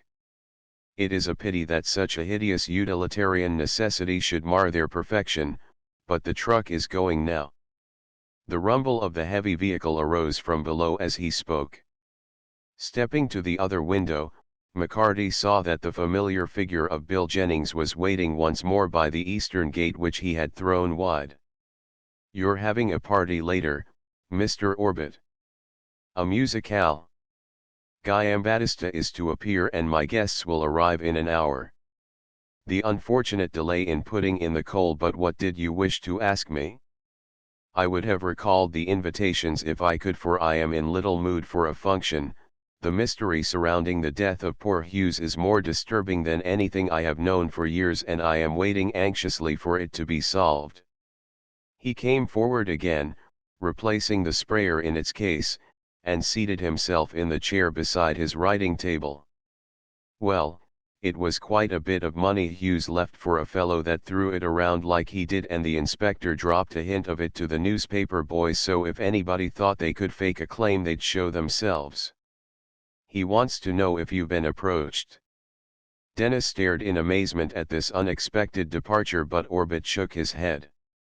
I have heard nothing from any claimant in this country or his own, but I have instructed my attorneys to cable to Cornwall, not only for Hughes' heirs but to ascertain if any close relatives of his are in actual want. I feel that it is the least I can do after 20 years of efficient service. You've not replaced him yet? Orbit shrugged. That would be well nigh impossible to do. A new man is coming in a few days, highly recommended by a friend, but he will not be another Hughes. What is it, Ching Li? He had taken a cigarette from an ivory box on the table, and he paused with it midway to his lips as the butler appeared in the doorway. The tutor, Mr. Trafford, sir.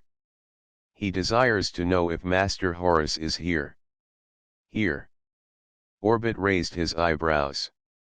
No, I haven't seen the little chap since he passed this morning with Mr. Trafford. You might ask Fu Moi or Jean if they have seen him. Very good, sir. Ching Li inclined his head and departed, as silently as he had come. Orbit lighted his cigarette and leaned back. You've no definite clue yet, you say? None of Hughes' associates, whoever they may have been, can suggest any reason for such a purposeless crime as this appears. We're looking for more of his associates, Mr. Orbit. The gentlemen who visited you here, the most of them brought their own valets with them, didn't they? Naturally. Orbit nodded and blew a smoke ring thoughtfully into the air. Hughes may have grown thick with some of them, though you'd not be likely to know of it. I'd like a list as near as you can remember of the gentlemen who have stayed here during the past year, say, so we can look up their servants. I can tell you offhand of several of my guests, but it will take more time than I can spare this afternoon to give you a complete list, and frankly, it is distasteful to me to have my friends annoyed. Orbit's tone was pleasant but firm. The latest to visit me, whom I can recall, are Professor Harrowden, from the Smithsonian Institute, Sir Philip Devereux and Conan Fairclough of London, Sabatiano Mora, Yaroslav Gazdik. Mr. Orbit, would you write the last two? McCarty interrupted earnestly. Where might Professor Harrowden be found? In South America just now, leading an expedition up the Amazon. Orbit laid his cigarette in a tray of curiously hammered red gold and reached obligingly for a pen. Fairclough is off for Africa again, I believe, and Gazdik is playing a series of concerts at Biarritz. Are the others at the ends of the earth, too? The question was bland, but McCarty's smile was a trifle grim. Oh, no. Orbit smiled also in understanding, as he rose and offered the sheet of paper. Sir Philip is on his way here from the west to visit me again for a few days, and Mora's portrait exhibition closes in Philadelphia before the end of the month, when he, too, will return before sailing again for Madrid. I'll send a complete list to headquarters for you, but I'm afraid you won't find that their menservants learned much of Hughes' affairs in the brief time they were here. McCarty thanked him and they took their departure, encountering Ching Li in the hall below, who showed them out in silence. "'Tis beyond me what you got out of that interview," Dennis declared. "Stalling, is what I'd have called it." "The two of us." McCarty agreed with a chuckle. "Him as well as me. He'll not be dragging his friends into this business if he can help it." "Who's the lanky, worried-looking guy talking to Bill?" Halfway down the block, a tall, thin, bespectacled young man was gesticulating nervously as he confronted the watchman, whose vehement shakes of the head denoted protestation. While they watched, the young man turned abruptly and made for the Goddard house. Bill advanced slowly toward them. "Have you fellows seen the Goddard boy?" he asked. "He's the red-headed kid you saw me let in the first day you came. That was his private teacher who's been looking for him for an hour, but he didn't go out either of the gates." "Maybe he did a while back when that one was left open," McCarty suggested dryly. "Good Lord, did you know that?" Bill gasped. "If you let on it'll cost me my job, and I only stepped round the corner for a smoke. The kid's all right, but they treat him like a baby." "Did you find out yet who killed Hughes?" "We're waiting for news every minute," McCarty assured him gravely as they reached the western gate. "I shouldn't wonder if it came tonight." "Now what in the world did you give him that bunk for?" demanded Dennis, when they had left the mall safely behind them. "I said news, but not of what kind, Denny," replied his companion with dignity. "You're not on duty till morning." "No, I was thinking I'd drop in at Molly's, now the kid has got over the measles." "Well, come to my rooms when you leave your sister's," McCarty invited. "I've accepted a bribe from one of my Homevale tenants, who's law-breaking in his cellar, and if you're not afraid of being poisoned like Hughes." "I'll be there," Dennis promised with alacrity. He was as good as his word, but when he arrived no refreshment awaited him. Instead, McCarty turned from the telephone with a glint of latent excitement in his blue eyes and announced, "The news has come, Denny. Horace Goddard has been kidnapped." Chapter 9 In Thin Air. "Glad you could come at once, McCarty." Eustace Goddard's ruddy face was pale, and the humorous quirk beneath the ends of the small, sandy mustache had given place to a tremulous droop. "Your inspector thought I had some information for you about that valet's death when I telephoned headquarters to ask for your address, and I didn't undeceive him. Don't want any notoriety about this while a shadow of doubt remains, but God, I'm worried. You'll recall Special Deputy Riordan from that first talk we had at Orbit's." McCarty indicated his colleague who stood in the doorway. "You told me over the phone that your boy had been kidnapped. He's pretty big for that, ain't he, and in broad day. What else can we think?" Goddard threw out his arms in a helpless gesture. "Horry vanished in thin air this afternoon. He hadn't any idea of going out. In fact, he complained of a headache after lunch. He has never been very strong, and his mother left him curled up on the couch in the library here when she went shopping. She returned late to dress for Orbit's musicale and didn't inquire for him, supposing him to be with Trafford, his tutor. I reached home from the club about 5:30 and found Trafford very much disturbed, but here he is. He'll tell you himself. Mr. Trafford, these are the men for whom I sent. Will you tell them when you first missed Horry?" The thin, anxious-looking, bespectacled young man, whom they had seen in conversation with the watchman that afternoon, came slowly forward. "I went to the library at 3 to tell him it was time for his Latin lesson," he began, his voice dazed and shaken. "He wasn't there, and I searched the house for him, surprised that he should have gone out without mentioning it. Then it occurred to me that he might have slipped over to Mr. Orbit's house next door, where there is an exceptionally fine collection of paintings which fascinate him. His ruling ambition is to become an artist, and Mr. Orbit has encouraged him, but I digress. I went there to inquire for him, but no one had seen him, and then, really anxious, I questioned the watchman, who assured me that he had not gone out either gate." Remarked McCarty as Dennis shuffled his feet uneasily. "And what did you do after, Mr. Trafford?" "I concluded that Horace had gone to see the artist who has been instructing him in drawing and of whom he is very fond. I could think of nothing else that would account for his disappearance, but it seemed probable some neighbor with a key to the mall had entered just as he left, so that the watchman need not have been called upon to open the gate for him." The young man's hands were clenching and unclenching nervously and beads of moisture stood out upon his forehead. I therefore didn't mention it to Mrs. Goddard before she went to the musicale but waited, believing Horace would return at any moment. When the afternoon grew late I searched the house again, questioned the servants, even went across the street to inquire at the Sloane house for him. Young Mr. Sloane has taken an interest also in his artistic efforts and it is the only other house on the block he is privileged to visit by himself, since the Burminsters are still away. I met with no success, if I had only given the alarm earlier. He was turning away with a groan when McCarty asked, "Why didn't you think to phone Blaisdell and ask if the lad had been there, Trafford?" The wretched tutor stared and Goddard, who had been standing with his elbows on the mantel and his head in his hands, suddenly wheeled.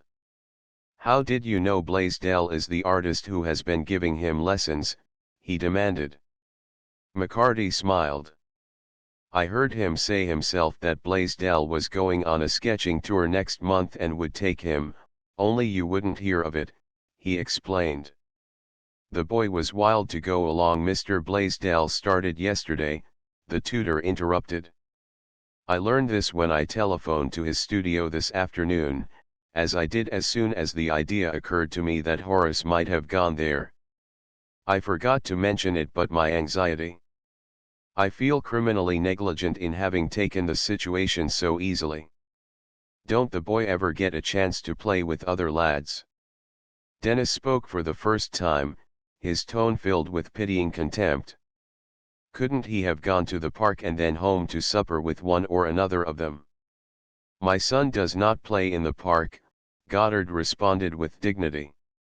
"He rides there with a class from the academy on 2 mornings of the week, but the season does not reopen until next month. Horace is delicate, as I told you, and has never cared for rough, physical exercise, although he is far from being a mollycoddle. He has a few friends of his own age, but they are all still at their country homes. Mr. Trafford and I have telephoned to everyone we can think of. Mrs. Goddard is prostrate and under the care of her physician. When she returned from Orbit's musicale and learned of Horace's disappearance, she was almost beside herself. He is our only child, you know. If anything has happened to him—" He ran his hand violently through his scanty fringe of hair and McCarty observed, "'Tis queer the lad didn't tell you himself that Blaisdell was going away yesterday. He hasn't talked of him very much lately." Goddard hesitated and then went on, "Horace is an unusual boy, very sensitive and reserved. I don't pretend to understand him. He took it very much to heart when we declined to allow him to go on this sketching tour, but, of course, it was out of the question. No one but an artist would have suggested such an impractical thing for a boy of his age, and with his frail constitution. Damn that dog. He'll drive me out of my mind." A doleful, long-drawn howl, subdued but eloquent, reached their ears from below stairs, and McCarty remembered his brief talk with the boy in that very room 3 days before. "Is that Max, the police dog your son was telling me about when I called here?" "Yes. He wandered around whining until I couldn't stand it any longer and had him shut up. Devilish clever animal and devoted to Horry. Knows there's something wrong. By God, hear that? Midnight. What can have happened to my boy?" He dropped into a chair, burying his face in his hands as the clock struck, and once more Dennis spoke. "Have you any notion how much pocket money the lad had this day?" It was Trafford who replied to him. $6.75. I am teaching him to keep a budget, and he carefully puts down whatever he spends each day. Little and red-headed, wasn't he, with a narrow chest and spindling legs? Riordan means is he small for his age and kind of delicate looking?"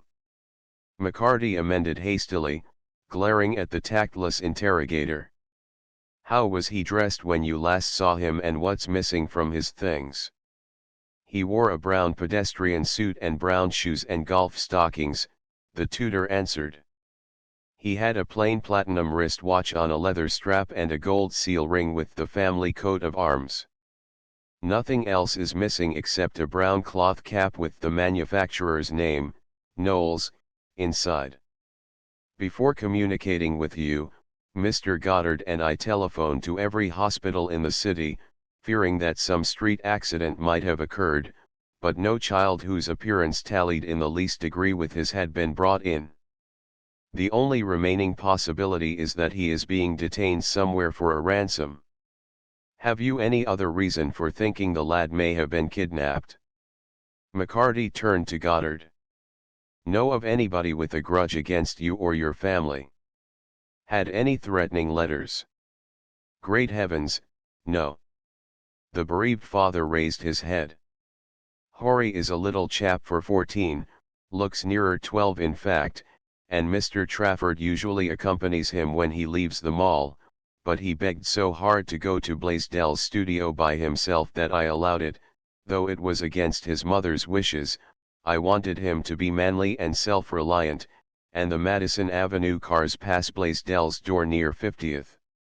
I thought it was perfectly safe, but he may have been watched and marked by some criminal as a victim for kidnapping.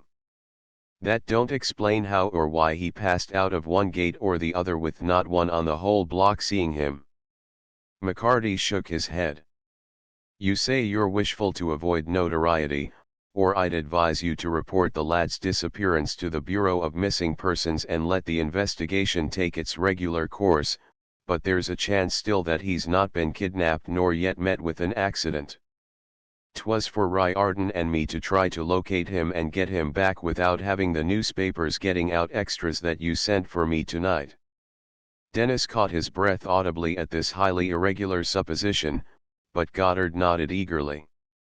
That's it, exactly. It would kill Mrs. Goddard to have the press make a sensational case of this while there is the slightest hope that Horace may be restored to us without publicity. You'll do what you can? I'll pay anything, a fortune, to have my son again, safe. We'll do our best, Mr. Goddard. McCarty rose. If we've no news for you by morning, can we have a word with Mrs. Goddard then? Of course. I'd take you to her now, but the doctor has given her something to quiet her. The servants don't know anything. I've questioned them till I'm hoarse and been in touch with everyone to whom Horry might have gone. For God's sake, find my boy. Young Trafford showed them out and McCarty glanced keenly into his pale, troubled face as he held the door open. He seemed on the point of speech but glanced back over his shoulder and then resolutely closed his lips. McCarty paused. Before we come in the morning you'd do well to tell the lad's father to come clean with us, he admonished in a lowered tone. 'Tis not by keeping anything back that he'll help. Trafford started. Do you think he is? He countered quickly. I've told you all I know, at any rate, but let me hear if there's anything more I can do. I'll sit up all night by the telephone. Where are we going now? Dennis asked as his companion turned toward the east gate. 'Twas to find who killed Hughes that the inspector made deputies of us, not to be chasing runaway kids, but I'm trailing right with you. Runaway, is it? I thought that was your hunch when you asked what pocket money the lad had and then described him with more truth than politeness. McCarty chuckled. You think he's gone to join this artist fellow Blaisdell? 'Twill be easy to settle that when we find out where that tour was to commence, for Horace could not have gone far on 675. And we know how he got out all right, Dennis supplemented. 'Twas by that east gate ahead when Bill left it open so convenient. Look at Orbit's house. Do you suppose his afternoon party is lasting on through the night? The awning and carpet were still stretched from the entrance door to curb, and, seemingly borne upon the subdued radiance of the glow which filtered through the curtained windows of the conservatory, there came to them faintly the strains of the organ. It was no majestic harmony this time, however, but a simple, insistently repetitive measure. McCarty paused to listen, shaking his head. Orbits by himself and just kind of thinking through the organ, can't you tell, the way he's just wandering along, amusing himself? That's an easy little tune, too, that would stick in your head, come on. I've a notion to see part of this mall we've not thought to examine yet. If there's a foot of it we've not been over, barring the insides of the other houses, began Dennis in obvious disappointment. I thought we'd be getting after whoever takes care of Blaisdell's place to find where he's gone at this time of night, snorted McCarty. Has it come to you that Goddard may not be so far wrong at that, especially if he's got some reason he hasn't told for thinking the lad was stolen? I'm beginning to see the practical workings of those books of mine you turn your nose up at, and I ask you, did Horace look to have nerve enough to run away? If he went outside these gates it was of his own free will, of course, and during the time Bill left the one of them open, but what if he'd been paid to do it? What if the lad had been decoyed outside? How do we know there's not others on the block concerned in it? Others on the block, repeated Dennis, stopping short as they passed the dark Bellamy house. Mac. You're not thinking there could be any connection between what happened to Hughes 4 days ago and the Goddard kid's disappearance? You're not looking to have him found dead somewhere, poisoned? Glory be. What's come to this street all of a sudden? I'm asking myself that, returned the other grimly. I'm going no further in my mind, though, just saying it looks funny, that's all. Here's a handful of rich families living behind their gates in peace and seclusion for generations, with nothing ever happening except maybe a funeral now and then, for they could not shut out death. Then a murder takes place right in their midst, even if the victim did go far before he dropped in his tracks, and while there's still no answer to it somebody in the next house disappears. So that's why you hinted at notoriety, if Goddard took the case to headquarters instead of leaving it to us. We're still on the Hughes affair after all, exclaimed Dennis, adding, what's down here? McCarty had turned down the black passage or court between Mrs. Bellamy's and the closed Fockingham house next door on the east, and he vouchsafed no response to the companion who followed curiously at his heels until they had reached the rear of the boarded-up residence. Then he whispered cautiously, got your flashlight? For answer Dennis produced the pocket electric torch without which he seldom went on a nocturnal adventure with McCarty. The latter took it from him, and, pressing the button, darted a minute but piercing ray of light along the rear of the houses whose front sidewalks they had just traversed. See that, Denny, he whispered. An open court as clear as the palm of your hand straight past the Bellamy's and Orbits to Goddard's on the corner.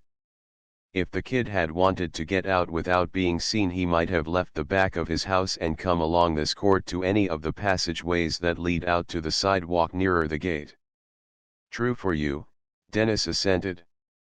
Turn the light along the back wall till we see how high it is, and whether there are any little doors in it or not. But the wall, not of brick but of ancient brownstone, was as high as the city's regulations permitted, bare save in the rear of Orbit's miniature palace, where it was covered by a thick, impenetrable curtain of ivy, sable, and glossy like black satin in the moving finger of light. All at once heavy footsteps pounded along the sidewalk to the mouth of the passageway they had just left, and a brighter beam was trained suddenly upon them. Dennis dodged instinctively, but McCarty turned and faced it, calling cautiously, "Is it you, Dave Hollis?" "We've not gone yet, just taking a look around." They had encountered the night watchman when they let themselves in at the west gate earlier in response to Eustace Goddard's summons, and now he merely grunted in acknowledgement and passed on. "There's nothing more to be seen here," Dennis remarked. "No one could cross that wall without a ladder, and though they might climb that ivy it could not be done carrying a boy the size of Horace. To say nothing of it being broad day and the back windows of all the houses in this row looking out at the performance," McCarty interjected. All the same we'll stroll along to the Goddard's kitchen door and back, Denny. The rear of Mrs. Bellamy's mansion was as dark as the front, and in orbits also the lights had by now been extinguished. In the dead stillness their stealthy footsteps seemed to ring unnaturally loudly to their own ears. Only in the Goddard house did the dull glow from roof to cellar gleam forth through shrouded windows like sleepless, anxious eyes. 'Tis almost unhealthy, the cleanness of everything. Dennis looked about him as the flashlight circled over the spacious, immaculate court. Not an ash can nor so much as a garbage pail that a cat could hide behind. We're wasting our time here, Mac. But McCarty did not answer. He had gone halfway down the tradesman's passage leading to the sidewalk and paused before a door in the side wall of the Goddard house. Dennis saw the light play in narrowing arcs over the paved ground before it and then settle to a mere pinpoint as McCarty stooped. After a moment he straightened and came swiftly back, cat-footed despite his bulk. He was holding out some small object in his extended hand, and as he reached his companion's side he played the light upon it, a small, plain platinum watch, crushed beyond repair, on a pathetically short leather wristband. Chapter X. The Man in the Shadows. The cold, early light of a clouded morning found McCarty and Dennis seated over pancakes and coffee in an all-night restaurant on 6th Avenue not far from 50th Street. The intervening hours since they left the New Queens Mall had been fruitlessly spent in a weary round of the ferries and railroad terminals in search of news of a small, solitary traveler, and now they had just come from an interview with the superintendent of the palatial studio apartment building in which the artist Blaisdell resided, whose exact address a nearby druggist had been fortuitously able to supply. "I always thought those painter guys lived in garrets with never a square meal nor a second shirt," Dennis spoke in a slightly dazed tone. "I mind that day Watchman Bill said young Horace told him Blaisdell was one of the greatest in the country, but he must have some regular business to be able to live in a place like that. There's one thing sure, no matter how much of a fancy he took to the kid, he could afford to get into no trouble by taking him on a tour without his father and mother being willing, and if the boy showed up he'd bring him back. Where is it again that he's gone sketching?" "Up in the Shewangunk Mountains," McCarty pronounced the name with painstaking care. "Ellenville is his headquarters," the superintendent said, "if you remember, the Detweiler house. Granting there was a train, and the lad had more money with him than that four-eyed tutor suspected, he could have got there by early evening, but no word of any kind had come when I phoned the Goddard house an hour ago." "I know." Dennis drained his cup and held it out to the sleepy waiter to be refilled. "'Tis too bad you did not tell Trafford about finding the watch. And send him into hysterics? He's as bad as a woman now." McCarty shrugged. "The doctor give orders Mrs. Goddard wasn't to be woke up till 8, but we'll chance it by 7. How do you feel, Denny?" Dennis eyed the questioner with swift suspicion. "There's nothing the matter with me that I know of."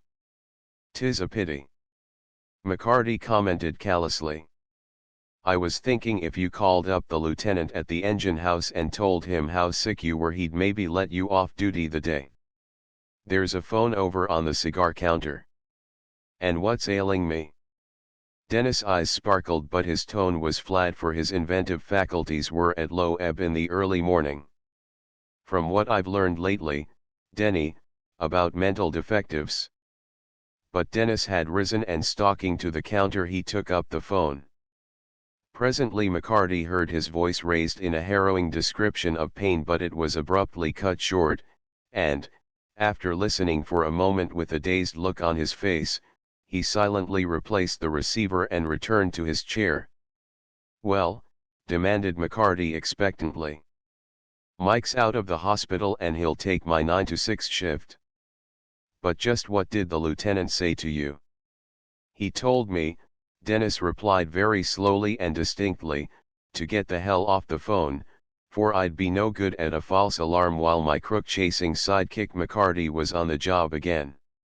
I gathered from a few more remarks before he hung up on me that your friend Jimmy Ballard of the Bulletin has been nosing around the engine house, to get dope from me about what you're pulling off, and by that same token running the lieutenant ragged.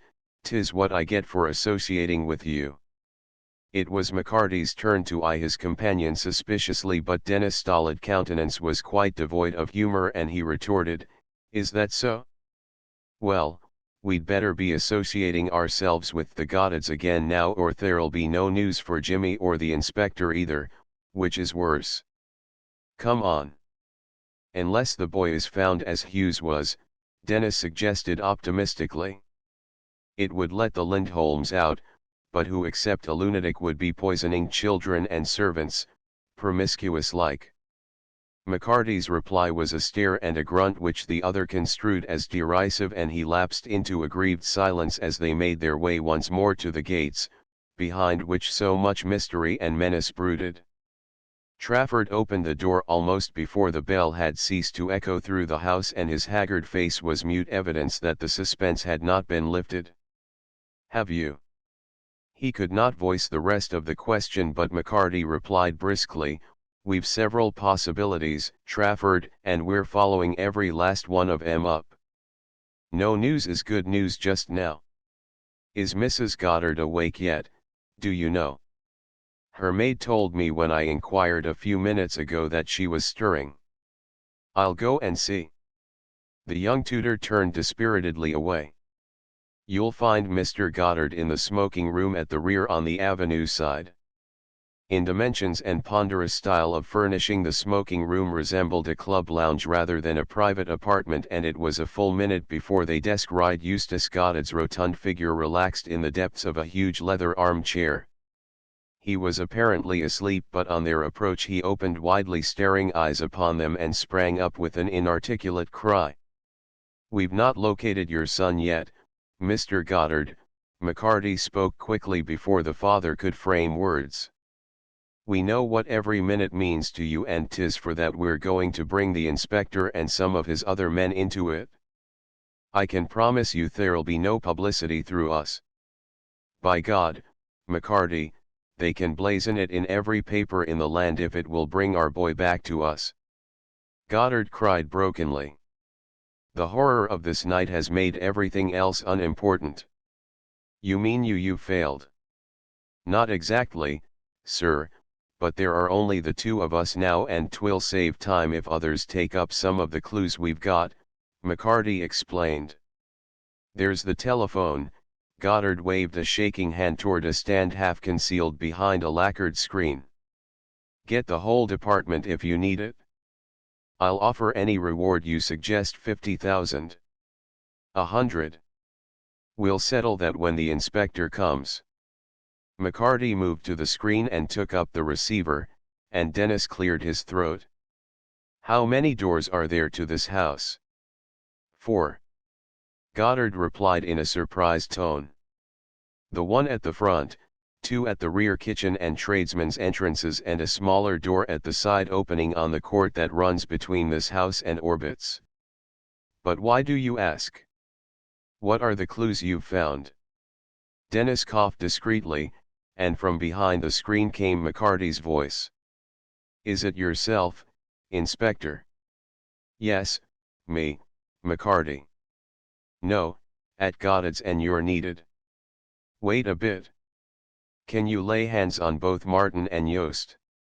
"Can't talk now, sir." "Get me." "All right, bring Martin along, but send Yost over to Bill, 0565. "That's it?" "Maybe and maybe not." "Sure, I've been in touch with Bill and he knows the party I'm looking for. Tell Yost to wait and phone here if anything turns up." "Of course not, Inspector, till you take it in hand. Bye." The last had been straight blarney, but Dennis shivered as the receiver clicked on its hook. Well, he knew that telephone number and the grim little house far over toward the river where, for a brief interval, the bluff, kindly Bill harbored the city's unknown dead. Had the sickly little Goddard heir gone the way of Hughes after all? "Why did you ask about the doors?" The conversation had evidently held only its obvious meaning for the man before them. Horace must have been induced in some way to leave the house, for no one could have entered with Trafford and all the servants about. He did leave, and by the side door, McCarty held out the shattered little wristwatch. "Does this belong to the lad?" "Good God, yes. He wore it yesterday." Goddard seized it and then sank into his chair. "It's smashed. He must have been handled brutally, perhaps even—" "That don't follow, sir," McCarty interrupted.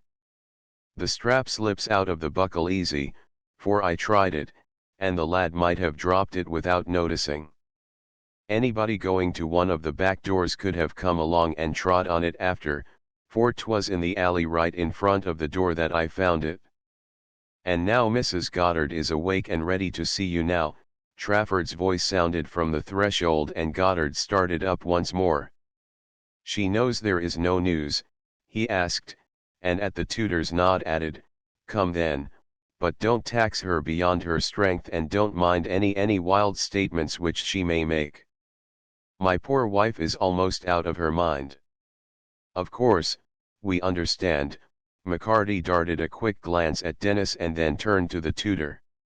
"Trafford, Inspector Druitt, and another man are on their way up from headquarters and you'll be helping matters if you tell the both of them what's happened and all about them you phoned to for trace of the lad." In silence they followed Goddard to the tiny jewel box of an elevator, whose velvet, and gold and glittering crystal mirrors made Dennis gasp. He gasped again when their guide pressed a button and they shot abruptly upward and his weather-beaten face turned a delicate green as they stopped with a smooth but sickening swoop at the second floor. He was the first out with the opening of the door, but there was no time for the aside which trembled on his lips, for Goddard led the way down the wide hall to the doorway in which the figure of an elderly maid was silhouetted against the dim light of the room within. "Eustace!" A woman's trembling voice sounded from behind her. "It can't be that nothing is known, nothing. Did you tell them about that everything is being done, Clara?" Goddard motioned the maid aside and McCarty and Dennis followed him into the dressing room.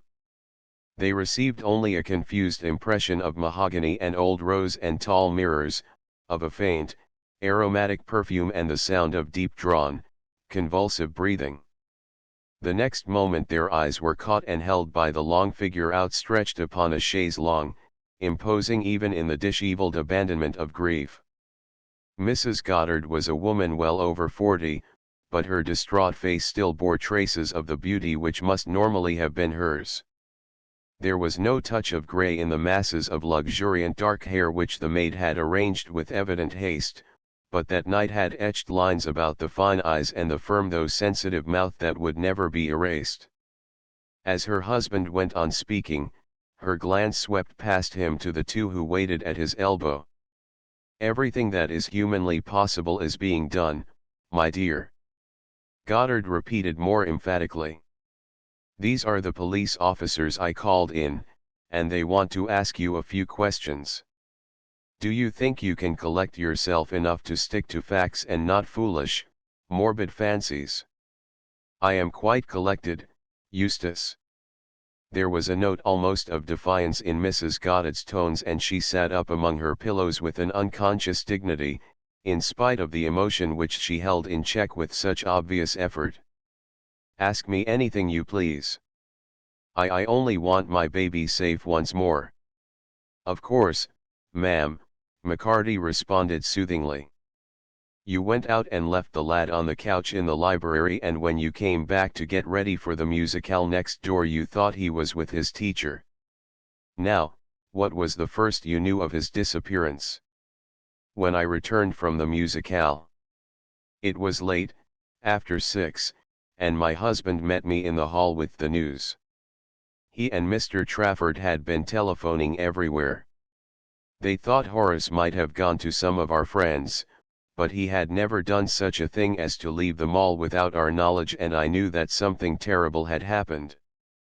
I could feel it here." Her slender, very white hands flew to her breast. I cannot blame Mr. Trafford for not starting the search for Horace in the early afternoon. He supposed he had slipped away to the studio of an artist who has taken a great fancy to our little boy, but Mr. Blaisdell is not in town. The forced composure still held her, and only her fluttering hands and quick-drawn breath gave evidence of her supreme agitation. "You don't think the lad has gone to join him, do you?" McCarty asked. "Run away, you mean?" Mrs. Goddard shook her head slowly. "Oh, no. Horace would never dream of such a thing. Mr. Blaisdell wanted to take him, but we would not hear of it, and Horace had no idea of disobeying our wishes. He has never been away from us before yesterday." "Then you think he has been kidnapped?" At the question, Goddard, who had moved around to the other side of the couch, took a step forward, the sagging muscles of his round face tightening as his jaw tensed, but his wife did not take her eyes from those of McCarty. "He isn't here," her trembling voice broke. "He wouldn't run away. The earth didn't open and an avalanche descend upon him. It must have been that man." "What man?" McCarty and Dennis spoke in chorus, and then Goddard placed his hand on his wife's shoulder. "Now, Clara," he admonished. "You promised." "To give us facts, Mr. Goddard," interrupted McCarty sternly. "If Mrs. Goddard can tell us whatever it was you were holding back last night, so much the better. You phoned to me that the lad had been kidnapped, but you couldn't give me any reason for thinking so except that he was gone, and you didn't breathe a word about any man. Will you tell us, ma'am?" "There's nothing to tell," Goddard insisted obstinately. "My wife is nervous, imaginative, and so is Horace. He was badly frightened by a strange man here in the mall a short time ago, and his mother was quite frantic about it. It was some days before she would allow him to go out alone again, but personally I think he exaggerated. Our boy would not tell a falsehood." Mrs. Goddard interrupted. "It was just at dusk one afternoon about a fortnight ago, or perhaps less, when Horace had returned alone from Mr. Blaisdell's studio. He entered the mall by the east gate as usual, but stopped to play with a little white Persian kitten, the pet of Mrs. Bellamy's baby. Mrs. Bellamy lives just 2 doors away, next to Mr. Orbit's. The watchman had passed him and gone on toward the west gate when all at once the kitten darted across the street and Horace followed, afraid that it might become lost. It ran into the open court between the parson's house and the closed one next door belonging to the Quinton estate, and Horace was stooping to coax it to him when he was seized from behind by a strange man and searched." "Searched," echoed McCarty. "Yes. The man pressed Horace back against him with one hand over his mouth and felt in all his pockets with the other, but he took nothing and never uttered a word. My little son was too startled to struggle at first, and all at once the man released him and disappeared."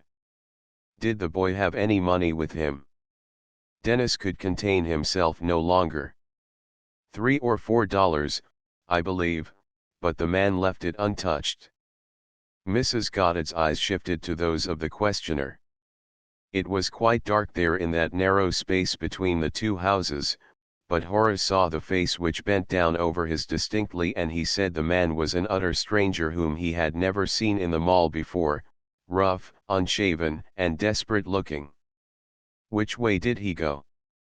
McCarty took up the interrogation once more. "Was it down the alley to the street or up in the open court behind the houses?" "How could the child tell?" Goddard interjected before his wife could speak. "It was almost dark and he was terror-stricken. Horace told us that the man ran toward the rear and disappeared in the shadows of a doorway at the left," Mrs. Goddard replied, as though her husband had not spoken. "At the left, facing the rear of the houses on the north side of the way." McCarty was thinking rapidly aloud. "That'll be Parsons' house then. Why didn't you want us to know this, Mr. Goddard?" Because it can have no possible bearing on the disappearance of our son yesterday. Goddard retorted hotly. He ran home immediately and told us, and I instituted a thorough search without delay, but the watchman could find no trace of the fellow and insisted he had admitted no one that day through either gate who resembled Horace's description.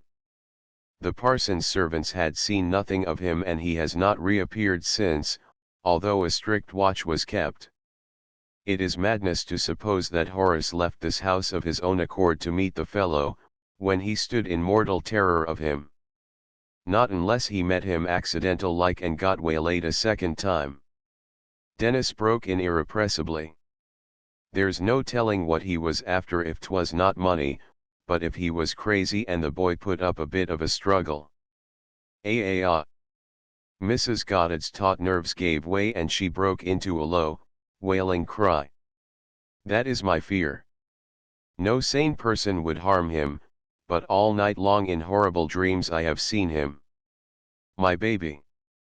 He is hidden somewhere, helpless, suffering, and I cannot reach him. I shall go mad. Chapter 11 The closed house, a fine mess you made of that. McCarty remarked disgustedly when the door of Mrs. Goddard's dressing room had closed behind them, shutting in her husband and the maid. Just when we were on the point of getting at the truth, too. Truth, is it? Dennis retorted. I suppose you mean you'd have been finding out what the crazy guy expected to find in the boy's pockets. No, I know that already. McCarty emitted a grim chuckle. 'Twill keep, though, for we've got quick work ahead of us now and the inspector must have been waiting this long while. You can shoot yourself down in that birdcage if you've a mind to, but my own legs will carry me. Dennis eyed the elevator door, cunningly concealed in the high oak paneling of the hall, with a hostile glare.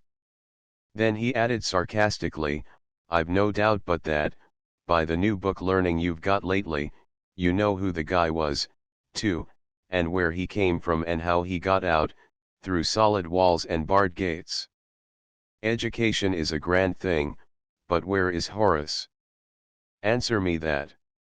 If we're not able to answer that soon, Denny, I'm thinking it would be best left unanswered forever, for the sake of that woman back there.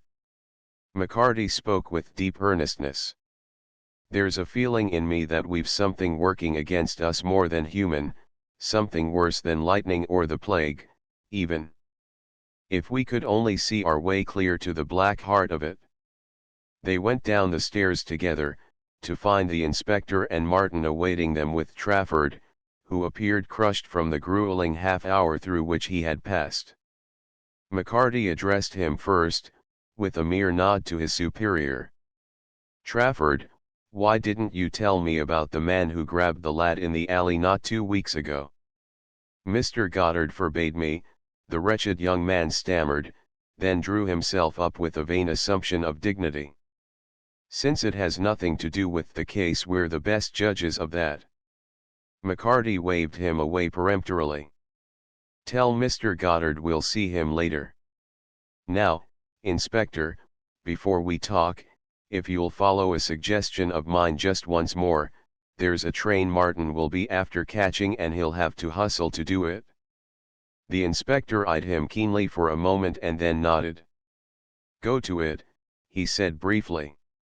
Get the instructions, Martin. McCarty drew the young operative aside and after a brief interchange of words the latter took his departure. Then the inspector motioned the other two into the library and closed the door. Now I want an explanation of this, he announced, in a tone which took McCarty swiftly back to the old days. Why didn't you report to me at once when you learned what had happened? What have you two been doing since? I made you deputies, but by the Lord I didn't appoint you chiefs. McCarty told him in detail of their activities during the night and added frankly, I didn't report, Inspector, because I wanted a few hours the start of you, and that's the truth.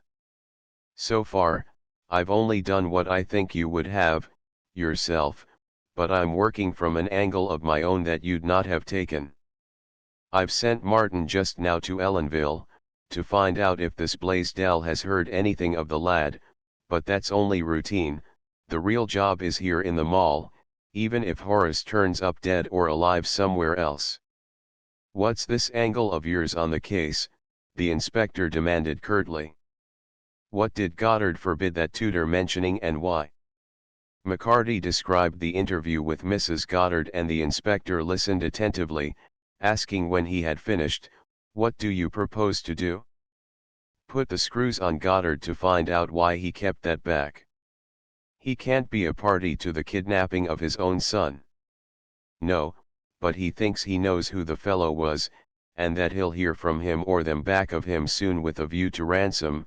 He's ready to offer 50 or 100,000 reward, whenever you give the word. Until he does hear from him, though, he can't be sure what happened to the lad and that's why he's anxious. His wife don't know anything about this private opinion of his, of course, and naturally she's half crazed." McCarty summed up as though his process of deduction was equally clear to his two companions. "We'll leave him worry a while, for 'tis my opinion he's mistaken entirely. I want a look now inside that empty house next to the Parsons across the street, and there's no time to wait for red tape to get permission. The Quinton house, that's been closed all these years." The inspector looked fixedly at him and Dennis gaped. "You think the fellow might have hidden there after letting the little boy go? Come on, we'll take a chance." A huge dark blue limousine of impressive aspect was just drawing up before number 7 as they emerged from the Goddard house and crossed the street. At sight of the distinguished, gray-bearded man who alighted and went up the steps, the inspector halted with an exclamation. "Do you know who that is, Mac?" "The ambassador to whom the mayor gave the keys of the city only yesterday down at City Hall. If he comes himself to call on the Parsons family, they're of more importance even than I thought. And 'tis small wonder they don't bother to associate with the rest on the block, millionaires or no," McCarty commented, eyeing the equipage with vast respect as they passed. "You said the old gentleman was—" He paused suddenly and Dennis' eyes followed his to the great entrance doors which were closing slowly behind the aristocratic back of the ambassador. There was just a glimpse of a thin, sallow-faced manservant in black, who appeared to sweep the trio with a curiously penetrating gaze, and then the scene was shut out. McCarty seemed to have lost interest in the question he was about to ask, and they went on in silence to the narrow, paved court between the Parsons residence and the vast, rambling pile of brownstone next door. "Let's go up here and see if the rear is open for the length of the block, the way it is on the other side of the street," McCarty suggested. "There's Parsons' side door, the one Horace said the man disappeared into. It's pretty deep, you see, deep enough for him to have just stepped into the embrasure and been hid in the shadows of late afternoon without actually going through the door itself, though I don't say he didn't, at that. 'Tis likely enough that I'd go around grabbing children and searching their pockets would be let into the Parsons." Dennis exclaimed in fine scorn. "Unless the boy made the whole thing up for a sensation, the way some kids do, how'd the man get in and out of the block? The house on this side looks to be boarded up, as tight as a drum." They reached the rear and found the open court which extended along behind the houses, to be even wider than that on the south side of the street, the back wall higher and devoid of a single vine. The silent Quinton house presented as blank an aspect as from the front, its sealed windows and barred doors staring like blind eyes in the sunlight. The inspector shook his head. "No one has entered here in months, years maybe," he remarked. "The padlocks are so rusted on those board doors that they would have to be broken, and the boards themselves are weather-beaten and rotting.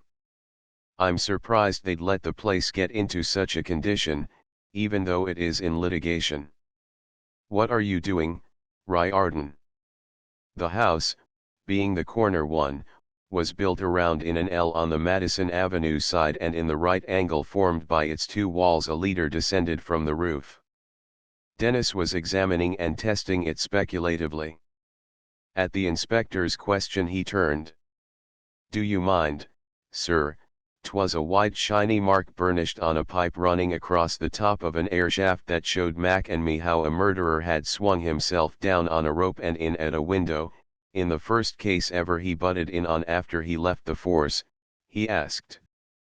"This rain pipe looks to be too frail to bear the weight of a cat, but 'tis not a cat rubbed the rust off here, and here, so it shines like new tin. I put on a clean shirt yesterday, more's the pity, but hold my coat and hat, Mac. Mind or you'll break your neck," McCarty warned, forgetful of his friend's calling, as he complied. Dennis scorned to reply but swarmed up the straining, creaking leader to the second floor, swinging out to land lightly and sure-footedly on the broad sill of a window 2 feet away. The leader, released suddenly from his weight, tore loose from its fastening and canted crazily against the angle of the wall, shaking and clattering, and McCarty exclaimed, "You'll not be coming down the way you went up." "True for you," Dennis sang out with a note of rising excitement. "I'll be coming down the way the last guy did who lit here, and that's by the inside. Wait you there for me." He had been examining the sill upon which he stood and the boards which covered the window, pressing experimentally upon the latter. Suddenly one of them gave way, forced inward with an accompanying crash of glass. "Now you've done it," McCarty observed superfluously. "Look out, there is not more than us waiting for you inside." "I've my flashlight, thanks be, and my 2 fists, Dennis responded. That board wasn't tight, the nails had just been stuck back in the holes. "Here goes another." With the rending of wood the second followed the first, and with the third, which he wrenched loose, Dennis smashed in the fragments of glass which still clung to the sash, then wriggled lithely through the aperture and disappeared. McCarty drew a long breath and turned to his former superior. "I'd like to be following him," he said wistfully. "If so be some guy is hiding in there, the same one that grabbed the lad, he'll be desperate enough to kill, and Denny's too slow thinking and slow moving to take care of himself. I'm heftier than him, and 'tis long since I did any shinnying, but maybe that pipe would hold me after all. A man with 4 medals from the fire department for meritorious conduct and conspicuous bravery doesn't need a nursemaid, Mac," the inspector responded with a laugh. "Personally, I don't believe anyone's been in there for months before him, but what's that?" That was a sudden subdued commotion within, a long sustained clatter followed by a reverberating thud, and then a silence ominous in its intensity. "I knew it." McCarty dropped the hat and coat and made for the wooden barrier that sealed the main back door. "I'm going in if I break the whole damn place down. Denny! Denny! I'm coming." His reassuring roar was lost in the mighty smash of his fist on the rotting boards, but after the first blow the inspector reached him and dragged him back. "Have you taken leave of your senses?" the latter demanded. "You'll have the whole block aroused to find us breaking and entering." "Reardon's all right, there, I hear somebody moving about inside." "Listen." McCarty waited, panting and tense, and faintly there came to his ears the sound as of stumbling footsteps within and a scratching noise from a window at the left of the door which, being protected by an iron grillwork, had been left unboarded. A heavy green shade hung close against the inner side of the dirty window pane, furrowed by many past rainstorms, and the stout bars seemed at a glance to be firmly embedded in the broad stone sill, but McCarty strode to them and began trying them one by one, while behind him the inspector drew his revolver and stood expectant. "Look here, sir," McCarty whispered. "'Tis fine burglar protection they've got in these houses. See how this bar slides up into its groove in the top of the casement, till you can pull it out below and down over the sill entirely. I'll bet the next will work the same it does. If we'd taken the trouble to find this out at first. Glory be, here's Denny himself. The green shade had flown up and the face of Dennis appeared in a sickly yellow aura cast by his flashlight, but he promptly extinguished it and set to work on the catch of the window. As McCarty removed the fourth bar, the sash opened upward and the two, who had meanwhile been exchanging grimaces pregnant with meaning, gazed silently at each other for a full minute. Then McCarty found his voice. "Where is he?" he demanded. "What did you do with him?" "We heard the row out here." "There wasn't any him," Dennis interrupted sheepishly. "It was me, by myself. I came on the stairs unexpected like and took the whole flight of them without even breaking my flashlight, but come in, the both of you, and see what I found." McCarty scrambled over the sill and Inspector Druitt, despite his added years, followed with the effortless ease of a boy. They found themselves in a large room bare of furniture but in the dust which lay like a heavy carpet upon the floor. A meandering trail of footsteps, many times traversed, ran from the window by which they had entered to a connecting door opening into a laundry. Dusty finger marks, with here and there the imprint of a whole hand, were plainly outlined on the white woodwork of the inner sill, and below it greasy pieces of wrapping paper were scattered. In a corner 2 pitchers and several small tin cans were heaped. "Someone has been camping out here, that's evident," the inspector remarked. "Getting his food handed into him through that window, too. And it wasn't any ordinary bought stuff, the kind that comes ready fixed in stores." McCarty was poking about in the papers. "Here's the carcass of a whole chicken, pieces of fancy rolls and pastry and other stuff, but it's all stale, it's been here for 4 or 5 days, at least. And there's traces of coffee in those pitchers and cans, to say nothing of the wine bottles on that shelf." Dennis pointed impatiently. "He's been living on the fat of the land from one of the houses in this row, and the nearer the likelier, even if it does happen to be occupied by the Parsons. Come upstairs till I show you more." The larger adjoining room had evidently been the laundry, 4 rows of enameled tubs and washing machines were ranged against the wall and dryers stood about, but all were covered with a thick blanket of dust. Dennis led the way through a series of kitchens and pantries, far more elaborate than those they had encountered in Orbit's house, to the back stairs and up to the second floor rear, into the room with the broken window.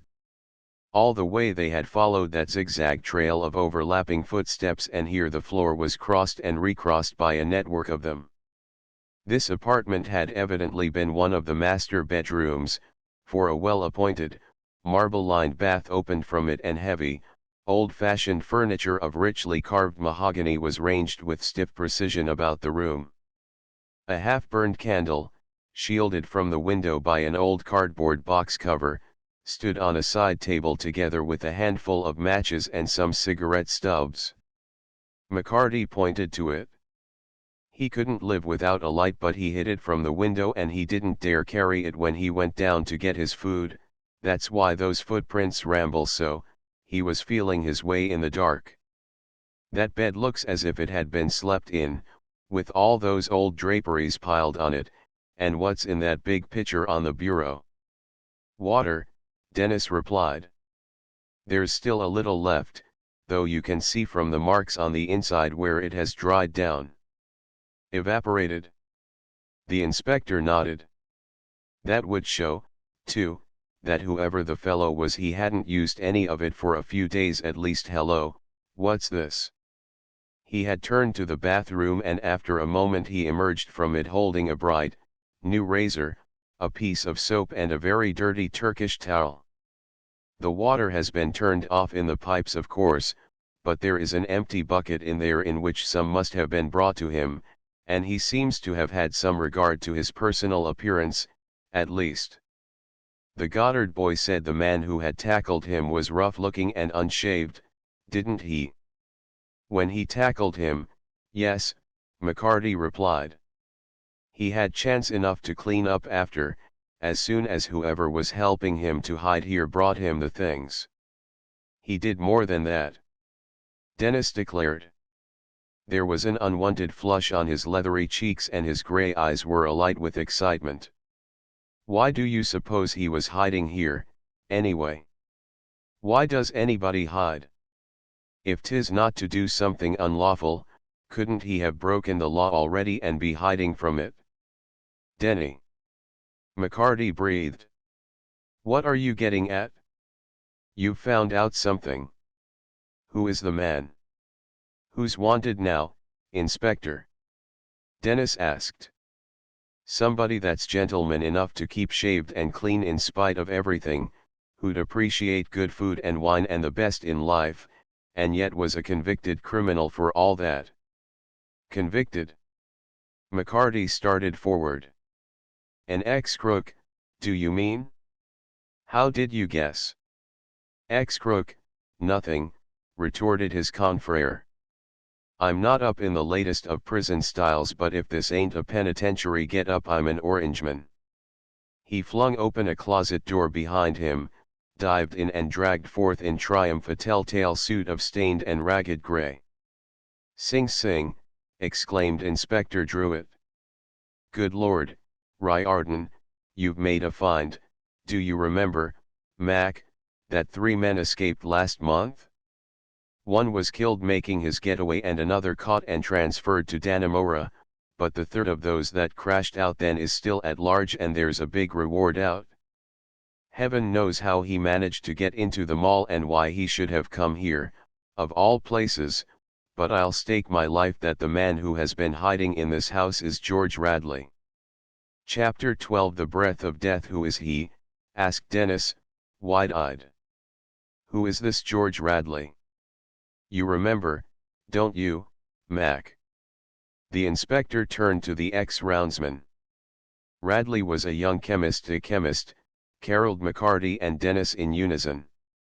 Then their mouths shut like traps and they stared at each other. What's got into you two?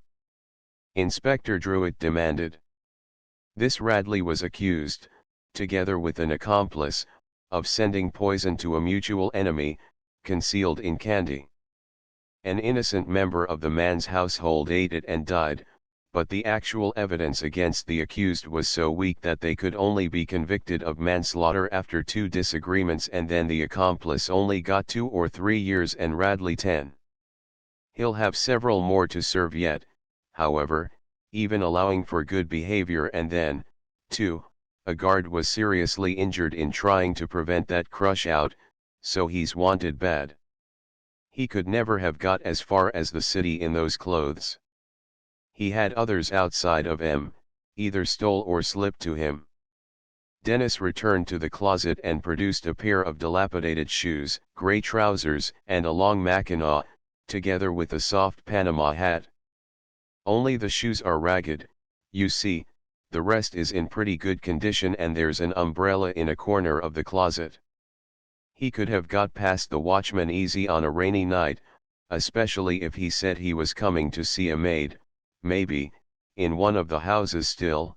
That don't account for his grabbing the Goddard kid, if 'twas him, and going through his pockets. His clothes may be a find, but we've not got himself yet. What if he's hid under this roof now? McCarty exclaimed. He'd have no call to harm the Goddard lad unless Horace found out he was here and was going to give him away, but harm or no, if so he's had no chance to escape. You're right, Mac. The inspector dropped the clothes he had been examining and started for the door. We'll smoke him out. But a painstaking search of the great house from attic to cellar failed to reveal any further trace of the refugee, and they departed at last through the open window in the basement to round the corner into the court and come face to face with Bill Jennings. Mr. Parsons' butler next door sent me, the watchman explained. He said somebody'd heard a noise in there and I'd better see about it. Nothing wrong, I hope, Inspector? Open curiosity rang in his tones, but the official replied brusquely, nothing. We'll go over the other empty houses on the block later. It's all right. What's this we been hearing about a strange man who scared the Goddard lad in this very court not 2 weeks ago? McCarty asked as they approached the sidewalk once more. Bill Jennings looked uncomfortable. There was no strange man got between these gates while I was on, he averred defensively. It must have been some butler or houseman that works on the block, trying to play a joke on the little feller. It was a week ago Saturday that he raised the rumpus about it, but there wasn't any sign of the rough-looking kind of guy he described when Mr. Trafford and I looked, and we went over every foot of the courts. There's Mr. Orbit motioning. It was to the inspector and his deputies, however, that Orbit beckoned, and when they had crossed to him he asked with grave concern, "Is it true that Horace Goddard cannot be found? One of the maids from next door told Jean, and said that you had been notified, but I couldn't believe it. Trafford came to my house yesterday afternoon, though, inquiring for him, but I forgot, McCarty and Riordan were present.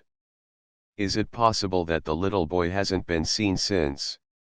"Not so far as we've been able to discover," the inspector responded. "It's a pretty bad business. If he was a normal, healthy, mischievous kid we'd be apt to think he ran away, but from all accounts he was sickly and timid, not the kind to strike out for himself. Horace is very nervous and highly strung, with remarkable artistic possibilities," Orbit observed thoughtfully. "I'm immensely interested in him, and my friend Blaisdell is of the opinion that he'll become a great painter someday if his people don't kill his aspirations by lack of sympathy. Like a sensitive plant, he needs encouragement, nurturing, but what can have happened to him? If he isn't with friends or relatives, the child must have met with an accident. Has an alarm been sent out? We're trying every way to locate him. He used to run in and out of your house a lot, didn't he? Did you ever hear him speak of anyone he might have gone to now?" the inspector asked. "We know, of course, how disappointed he was when his father and mother wouldn't let him go on a sketching tour with this Mr. Blaisdell you mention, but he seems to have got over it. Do you know if he had any boyfriends his own age?" Orbit shook his head. "None. He is a solitary little chap, self-contained and retiring, and I don't think he cares very much for the society of other boys. He would not have gone away and remained like this without a word if he was able to communicate with his family. It seems inexplicable. Goddard must be dreadfully cut up about it, to say nothing of the boy's mother, and I feel badly myself. I should hate to think of any accident happening to him. I'm going in to see Goddard and ask if there is anything I can do. Meanwhile, you've no news for me about Hugh's strange death, have you?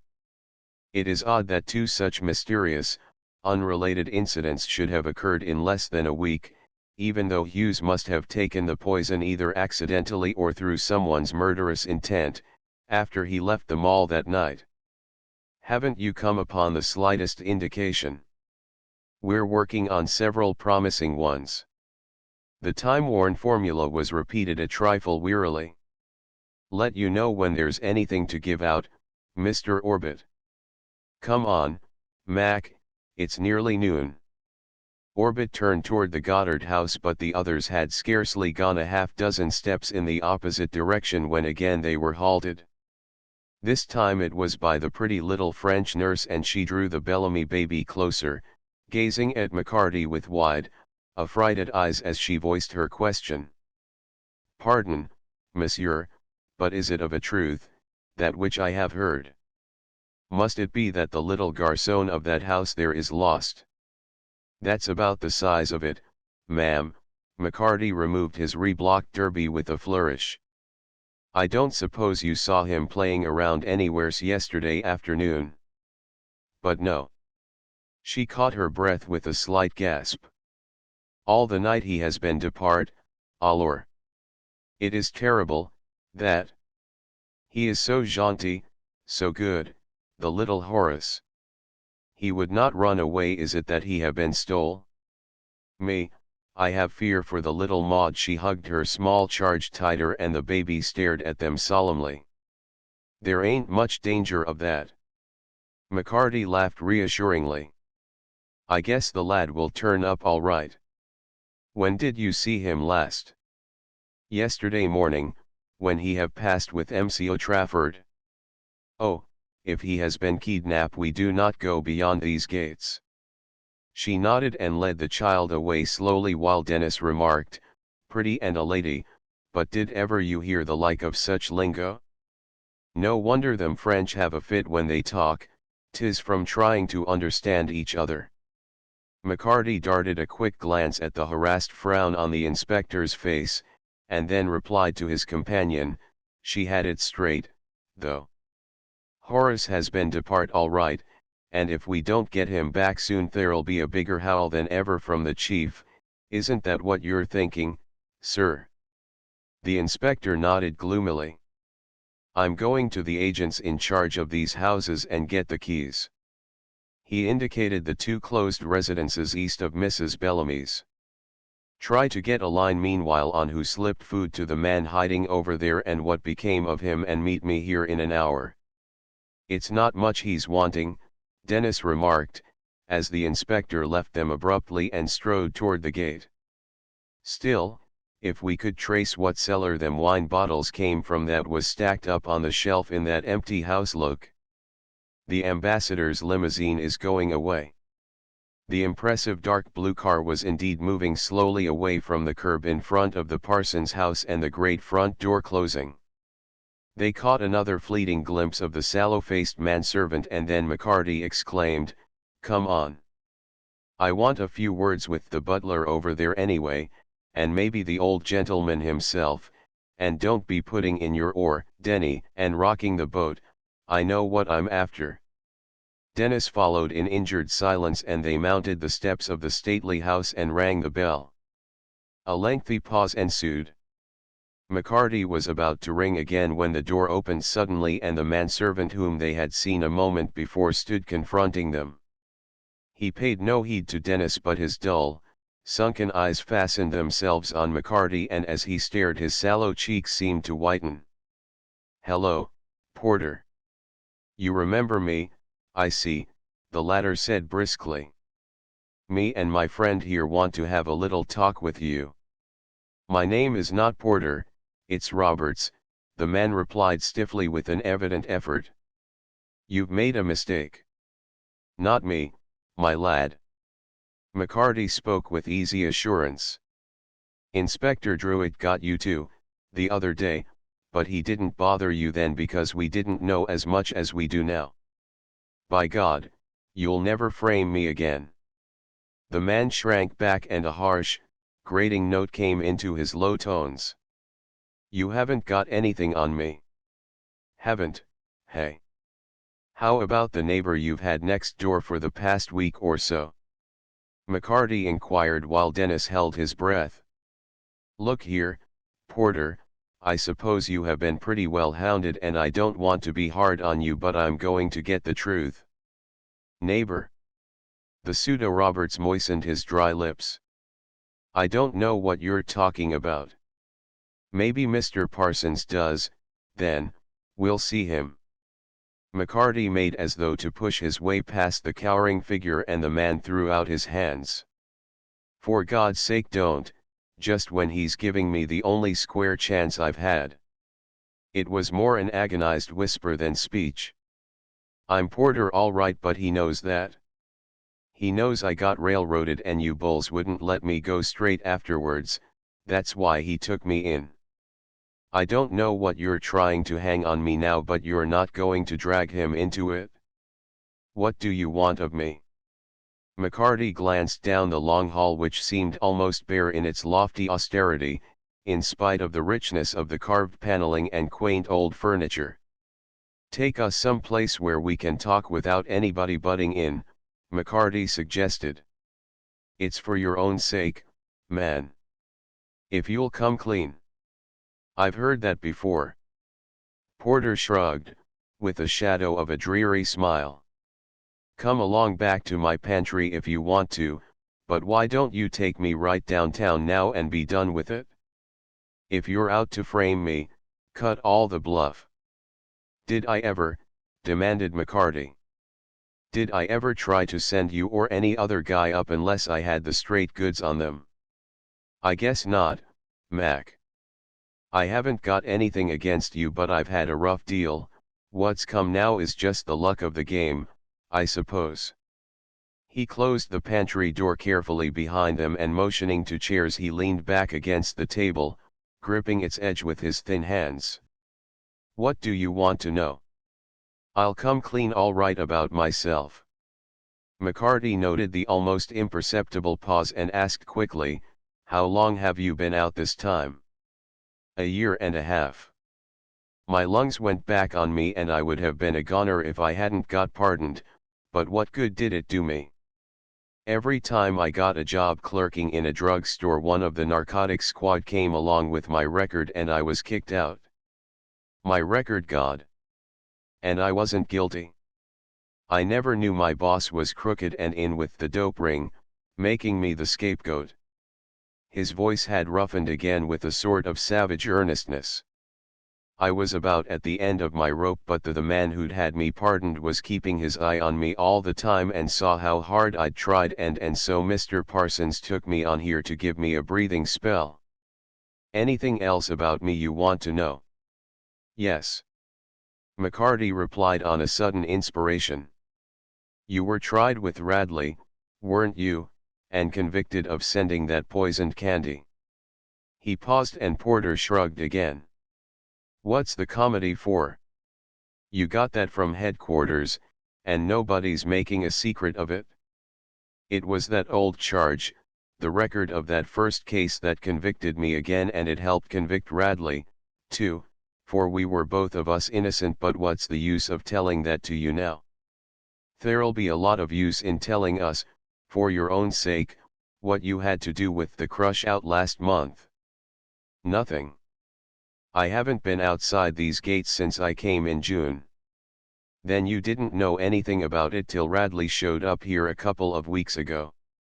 I don't know anything about it now, except what I read in the papers. Porter faced him squarely. What do you mean about Radley showing up? You didn't hide him in that empty house next door and smuggle food and drinks, and a razor and clothes into him, did you? McCarty paused for a moment again, but Porter maintained a dogged silence, and he went on, does Benjamin Parsons know of it? 'Twill be news to him to hear that after him taking you in and all, you've been making him accessory after a crush out. He's accessory to nothing. Porter interrupted. I know the law, for I have bitter reason to. He's a fine old man and believes in giving everybody a fair chance, especially if they've been framed, but he'd do nothing against the law even if he thinks it's in the wrong. You've no proof that Radley was here or that anyone helped him to hide, but I'm glad he made his getaway, glad. I hope to God he's never caught to go back to that hell. Even though you go, now. McCarty demanded. You've one chance to keep clear of it, Porter, and you'll not be giving Radley away, either. We're wise already that 'twas you helped him to hide and then make his getaway, but 'tis not Radley we're after now, except as the alarm has gone out to the whole force. We're on another lay entirely, but we just want to find out when he beat it away from the mall and how he got out. I never gave my word yet that I broke it, and I'm giving it now that 'twill not be from me nor Riordan either. A hint will get out about your part in all this. You mean you're not here to frame me nor kid me into snitching on Radley? A faint tremor of hope ran through his tones as he gazed searchingly into the honest, square-jawed face before him. You've got a name for fair play, Mac, and you're onto enough already to put me away again if you want to, so what I tell you can't matter. It won't hurt George Radley either, as it happens. Dennis started violently and McCarty asked, why can't it? You don't mean he's croaked? I mean I don't know any more than you do when he beat it or how he passed the gates, and that's the God's truth. Porter responded slowly, his gaunt, sallow face twitching. I read about his escape in the papers as I told you, and when the days passed and he wasn't caught I was happy thinking he had got clean away, but I never dreamed of him turning up here. Late one afternoon, though never mind how long ago, I opened the side door to find him all but leaning against it, weak from hunger and thirst and fairly desperate. He'd got past the watchman during a rainstorm a night or two before to try to reach me, his old pal, and he'd been hiding in that empty house next door, without food or water, not daring to come openly and ask for me. When I didn't show myself he made up his mind to beat it, but he found he couldn't get out as easy as he'd got in, and he was near crazy. That'll be a week ago last Saturday. McCarty nodded. When you came on him he was just after grabbing a kid that lives on the block here and searching his pockets to see could he find if the lad had a key to the gates. Glory be. Dennis ejaculated beneath his breath. Yes. He was half off his head, but he didn't hurt the boy any, only scared him. I made him go back next door and lay low till the search was over, and after nightfall I took him some bread and meat and a bottle of rare old port from the cellar. It was stealing, and poor return for all the old gentleman has done for me, but George needed it bad, and I figured I owed most to him. He needed clothes too, but mine fitted him, and I didn't have to steal money for him either, because the old gentleman pays me good and I'd been nowhere to spend it. The trouble was how to get him through the gates, for after the scare he'd given the boy both watchmen were leery of strangers, and if he was held up and questioned I knew he'd go to pieces from the long strain he'd been under, and it would be all up with him. Porter reached for a silver jug of ice water which stood on the table beside him and drank deeply, then replaced it with a sigh of relief. No one has keys except the families themselves, and I'd no chance to borrow Miss Parsons', of course, nor her niece, Miss Hester's. The old gentleman carries his on a ring and sleeps with it under his pillow, and though I tried twice to get it he woke up both times. I had a job of it to explain what I was doing in his room, and I didn't dare risk it again. George was getting wild with the waiting and worry, and took to prowling out at night in spite of all I could say. I was getting pretty desperate myself when all at once he'd gone, and that's all I know. He straightened his narrow shoulders as though a load were lifted from them, and McCarty rose. When did you see him last? Sunday night late, when I went to take him some food. I handed it in through the window and we talked for a minute, but I didn't dare stay longer. George was almost ready to give himself up, for his nerve was gone, and it was all I could do to persuade him to wait. We'd arranged that I was to go to him every other night. I couldn't risk it oftener, so I didn't miss him Monday. Last evening I got some rolls, a cold pheasant and a half bottle of Burgundy, and waited under the window as long as I dared, but he didn't come, and finally I took down the loose iron bars and let myself in. There wasn't the least sign of a light from his candle, and he didn't answer when I took a chance and called, so I left the food and came away, but I was awake all night worrying, and towards morning I went back and got the stuff, which hadn't been touched. I was afraid the cook would miss the pheasant and it might be found and traced. I never thought about the wine bottles. So he might have got away any time from Sunday night on. That's right. I'm giving it to you straight, Mac, and I knew when I saw you an hour ago that you'd be after me sooner or later, especially when Miss Parsons, the old gentleman's sister, Miss Priscilla, heard a noise next door and told me to notify the watchman. I was afraid it was all up with us last week when Inspector Druitt came, but it was about that valet from across the street who was poisoned, and the inspector didn't even let on he recognized me. Do you know the kid that Radley tried to get a key off of? McCarty ignored the observation. Only by sight. Red-haired, isn't he, and lives next door to where that valet worked? I see him now and then going by on the other side of the street. Have you seen him since he got that scare? Oh, yes. Porter smiled faintly in surprise. Only a day or so ago. George didn't mean to scare him, even he wouldn't harm a fly, but the thought of those gates shutting him in as though he was back up the river almost drove him mad. "You've been here since June, you say, Porter. Did you know that valet who died?" "No, I think I've seen him with the butler from the next house, but I don't want to know any of them. I was glad enough to stay here and do a servant's work myself till I could get my nerve back to go out and hunt up my own kind of a position again where the bulls wouldn't keep moving me on."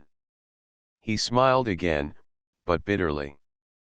"I guess there isn't a chance of that now with you on. I'm not sorry, though. I'd do it again for George. He was innocent, the same as me, and look what was done to him.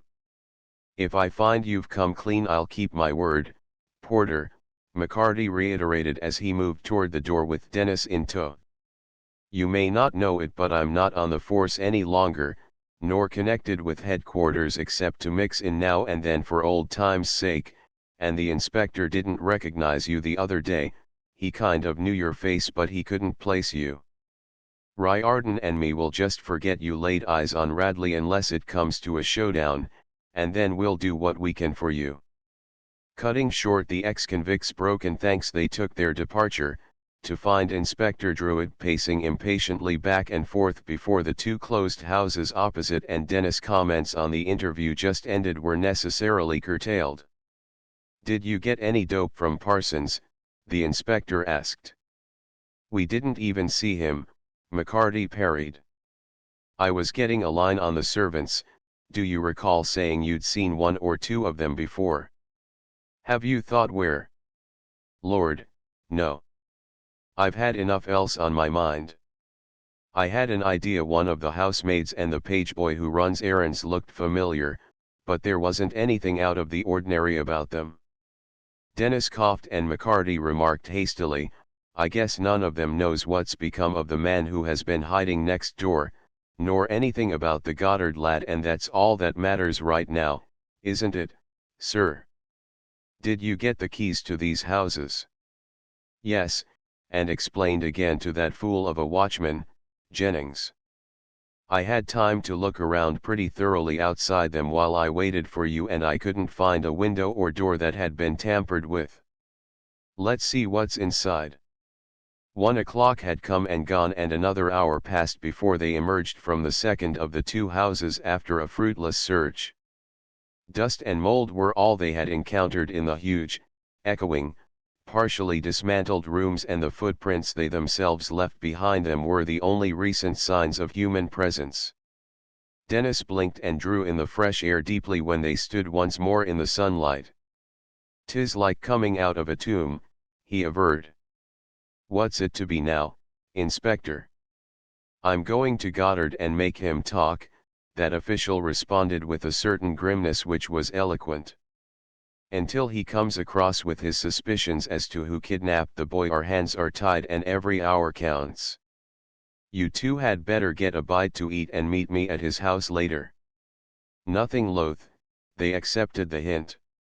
It was mid-afternoon before they approached the east gate of the mall again, to find Jennings energetically engaged in driving away a swarthy vendor of toy balloons, whose basket, freighted with globes of bright, crude color bobbing on slender sticks, resembled an uprooted garden patch of strange, grotesque blooms. "They're a pest, those peddlers," he declared as he admitted them. "They're not so bad, though, as the reporters that have been trying to get in since you left. Say, did you know Horace Goddard is lost?" "Sure we know it," McCarty interrupted. "Didn't Trafford tell you so himself yesterday afternoon? Hurry, Denny." Leaving the watchman staring speechlessly, they quickened their pace toward the Goddard house and were passing the entrance door of Orbit's when it was flung open and Ching Li appeared. For once the Chinaman's wooden impassivity had deserted him. His slant eyes were rolling wildly, his yellow face distorted, and his queue streaked out behind him like a tail as he plunged down the steps and seized McCarty with an iron grip of long-nailed, tapering fingers. "The nurse baby," he babbled, his sing-song voice high and shrill. "The flench maid of next door, baby. Come quick." "Lucette, do you mean?" "The Bellamy child's nurse." McCarty halted. "Stop chattering like a monkey and tell me where is she, and what's the matter?" "Lucette." Ching Li nodded vigorously and pointed in at the open windows of the conservatory. "She is the next. She has breathed the breath of death." Chapter 13. The horror deepens. "The breath of death," Dennis repeated, awestruck. "God save us, what's that? Are you trying to say that the French girl is in Orbit's house, dead?" "We'll soon see." Shaking off the Chinese butler's grip, McCarty dashed up the steps and in at the door, with Dennis just behind and Ching Li bringing up the rear, chanting a weird refrain of lamentation. The door of the huge conservatory also stood wide, and its humid breath, heavy with fragrance, stole out to meet them, the silent organ with slender pipes gleaming softly like silver birches in moonlight looming up in the semi-gloom, but a group at the marble bench facing it stood out against the background of leafy palms and thorny cacti, holding their eyes irresistibly in dread fascination. Orbit's tall figure, the Bellamy baby clasped tightly in his arms, stood before it. Beside him Jean, the houseman, was bending forward while little Fumoy knelt at its foot. On the bench itself a slender form lay relaxed as though in sleep, the head with its bright hair rippling from beneath the trim little bonnet resting against the high, white stone back, the small gloved hands limply extended at either side. McCarty halted for an instant and Dennis crossed himself, but Ching Li darted forward and seizing Fumoy dragged him away as though from the mouth of some unamiable peril. Then Orbit turned, his face white and set, and McCarty advanced to meet him. "Thank heaven, it is you." The resonant, well-modulated voice was hoarse and shaken. "Ching Li thought he caught a glimpse of you passing and I told him to rush after you." "McCarty, look at this girl. What is this horror that has come to my house? Is it dead?" "She is." McCarty's own tones were reverently low. "How did it happen? What was she doing here?" "Listening to the organ. She was to all appearances as bright and well as this little child, but when I finished playing and turned, she was as you see her now. I feel as though I were going mad, as though I couldn't credit the evidence of my own eyes. What can this fearful thing mean? We'd better be finding out, Mr. Orbit." McCarty was rapidly recovering from the first shock and his quick mind leaped to meet the exigencies of the tragic situation. "Denny, run next door to Goddard's and get the inspector, but not a word to anybody else. Jean, take the little one home to the other house and tell Mrs. Bellamy that her nursemaids took sick here but will be over it in a little while and she's not to bother, understand? Think you can put it so's she won't come tearing in here to make a scene?" Jean straightened and nodded, not trusting himself to speak. His sensitive face was working, but he controlled his emotions by a valiant effort and took the baby whom his employer held mechanically out to him.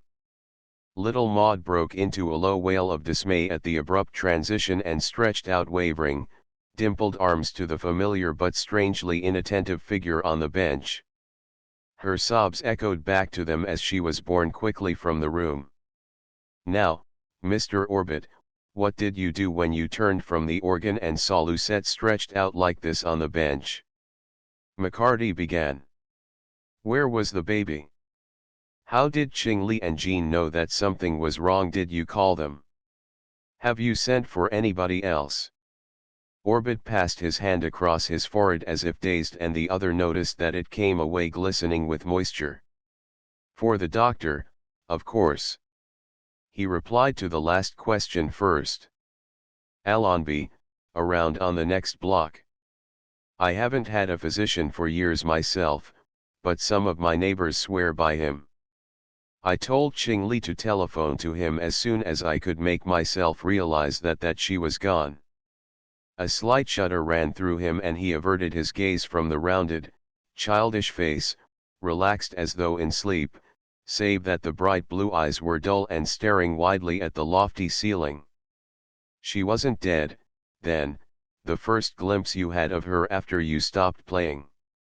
McCarty himself did not find it easy to continue, with that silent, dominant presence before them.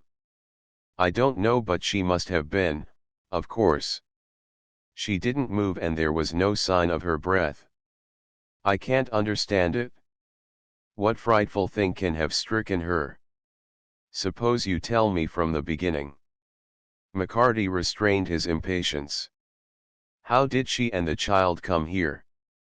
I was seated here alone at the organ, improvising as I do when I am disturbed in mind, for this misfortune to little Horace affected me deeply.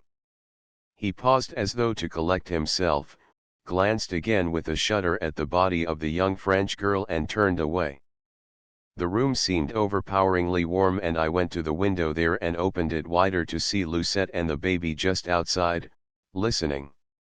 The child is entranced with music and once or twice before Lucette has brought her in at my invitation, Mrs. Bellamy is much amused at little Maud's devotion to me. When I saw them standing there I suggested that they come in and myself opened the door for them. Lucette seated herself there where you see her now and took the baby up on her lap. I returned to the organ, really forgetting their presence the moment I was seated again before it. Handel's Largo came into my thoughts, although it is scarcely the sort of thing to appeal to a child, and I played it through to the end. In the silence, as the last notes died away, the patter of little feet running across the marble floor recalled my guests to my mind and I turned. Little Maud was playing about that palm over there, trying to reach the lowest of its broad leaves, but Lucette was as you see her.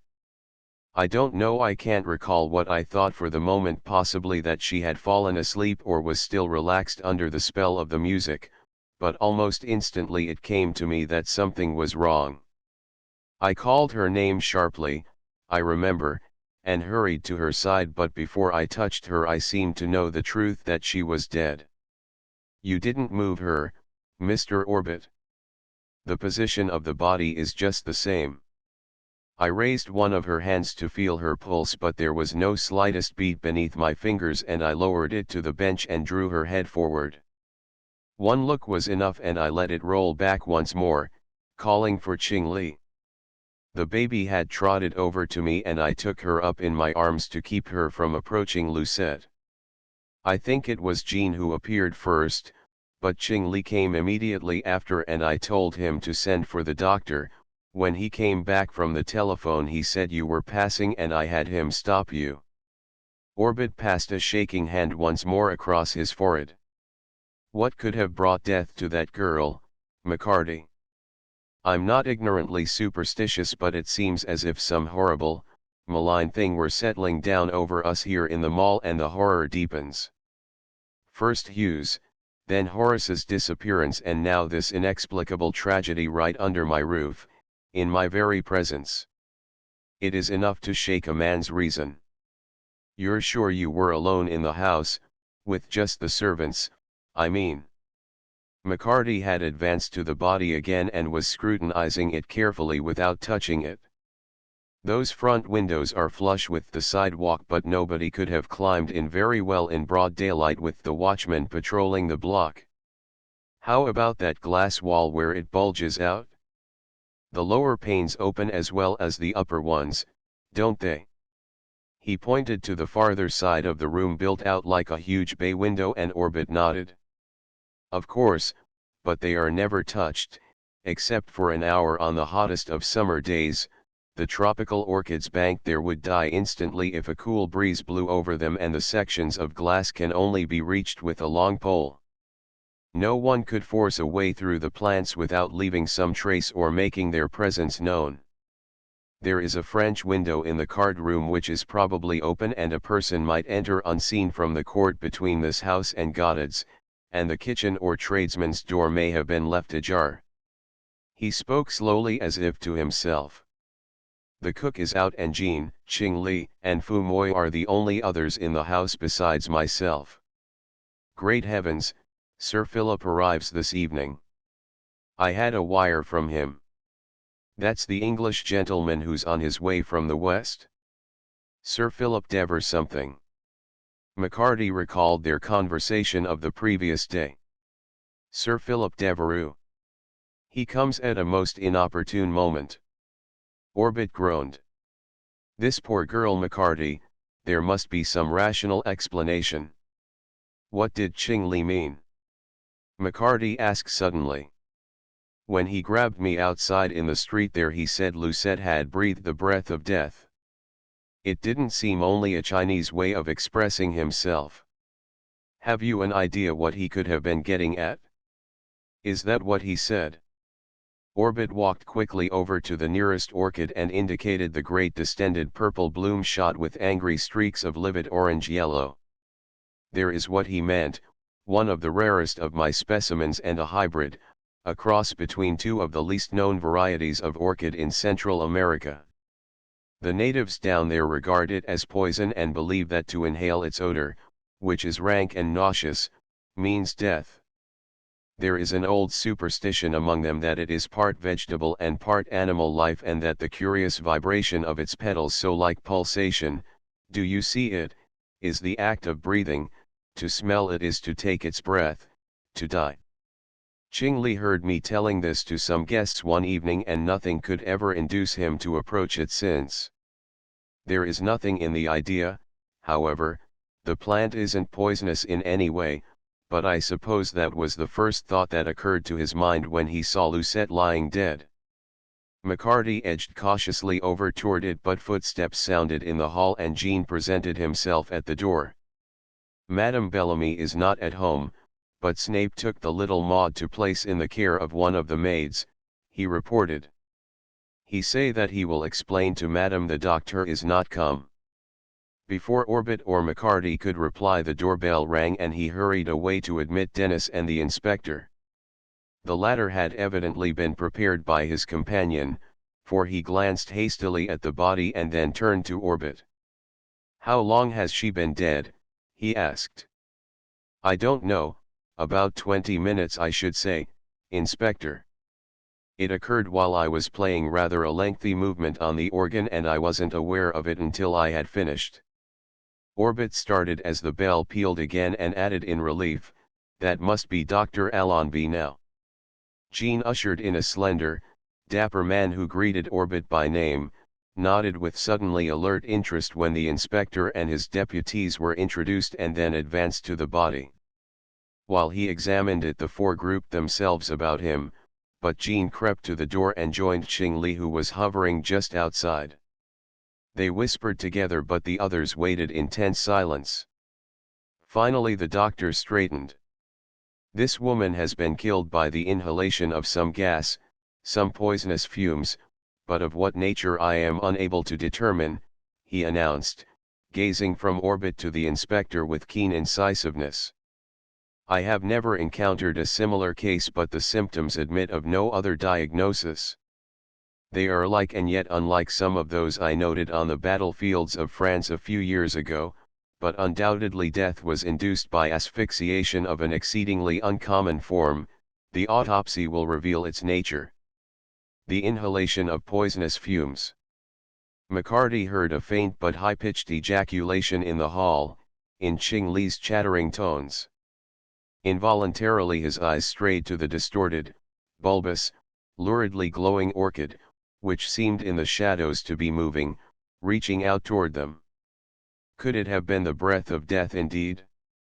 He felt the nerves crawl beneath his skin and his scalp tingled, but the matter-of-fact voice of the inspector recalled him to stern facts. How long would you say she'd been dead, doctor? Not much more than half an hour, the body is still warm. You have taken charge here. The inspector nodded. Then I may suggest that you notify your medical examiner without delay. I understand that this death is a mystery, Mr. Orbit. An unaccountable one, Dr. Allenby.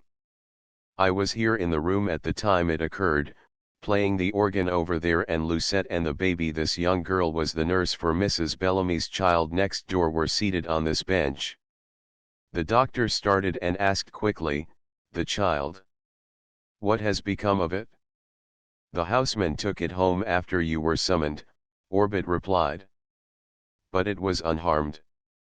The child was seated here beside the nurse." "Oh, no," Orbit interrupted.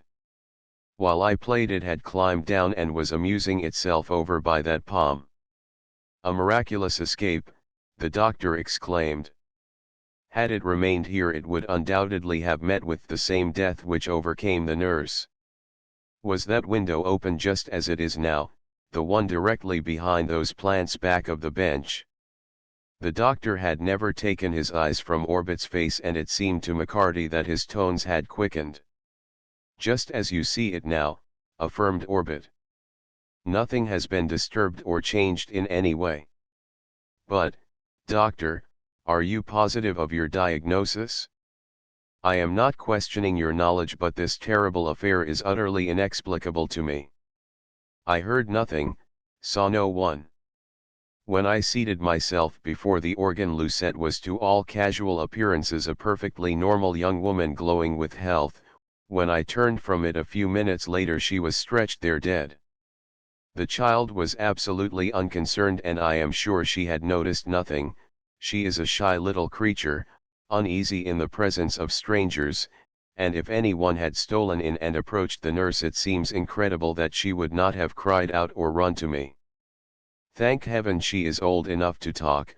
We may be able to learn something from her later." "That is an important point," conceded the doctor. "When you approached the body, did you notice any peculiar odor on the air?" "It would have been pungent, irritating, almost choking. Think, Mr. Orbit. You must have been conscious of some foreign, highly chemicalized odor, even if it were almost instantly dissipated." There was a pause, and then Orbit slowly shook his head. "I was conscious of no such odor," he replied. "It is odd, for I am peculiarly sensitive to things of that sort, but then I was overwhelmed with the shock of what had taken place. As soon as I realized the girl was dead, I called the servants. They might have detected this odor you speak of, Jean." "Ching Li." The two advanced reluctantly from the hall, but in answer to the physician's queries, supplemented by more brusque ones from the inspector, they could reply only in the negative. Jean had been polishing some brasses in a nearby room and heard Mr. Orbit call Ching Li. He had thought it strange that he did not ring as usual, and when he called again there was something in his voice that made Jean think he needed help. He rushed in and saw the girl stretched upon the bench and Mr. Orbit standing there with little Maud in his arms. Ching Li had entered just behind him, and their stammered stories corroborated that of their employer in every detail. They had noticed no odor but that of the plants all about, and they were quite certain they had seen no stranger lurking in the immediate vicinity, to say nothing of getting into the house itself. They had both been on the lower floor all the afternoon. "I live on the next street, and I shall be glad to render any assistance possible to your medical examiner." Dr. Allenby turned to the inspector, and there was an oddly repressed note in his tones. "I will look up this case among my notes and try to ascertain the nature of the chemicals used to generate the gas or vapor which caused this young woman's death. Meanwhile, holding myself at your disposal, Mr. Orbit, I regret that I arrived too late to be of real service, but in any event the end must have come almost instantaneously." He bowed, still with that guarded air of repression, and left the room, Ching Li accompanying him to the door. Orbit shrugged, throwing out his hands in a hopeless gesture. "You saw. I believe the man actually thinks I am withholding some facts from him, but who wouldn't? I can't bring myself to believe it either, even with that poor girl's body here before us. It is awful, awful." He sank down upon a low stone seat, resting his head upon his hands, and the inspector observed, "Poison gas. That's a new one on me, except for the carbon monoxide generated from motor cars standing in enclosed spaces." I never was connected with the bomb squad, but I thought most of that stuff had to be exploded. You didn't hear anything, did you, while you were playing? Not a sound. The Largo is not necessarily thunderous in volume, but it has swelling chords which would have effectually smothered any slight noise. What are we to do now, Inspector? I am in your hands. Where's your telephone? I've got to notify headquarters and get the medical examiner. That's the first step, as the doctor said. Of course I want no one to leave this house. Assuredly not. Orbit lifted his head.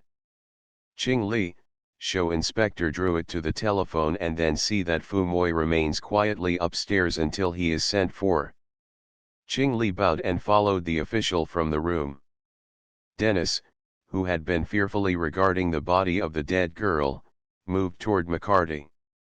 By all that's unholy, what's doing around here, he whispered audibly. Are the powers of darkness let loose, entirely?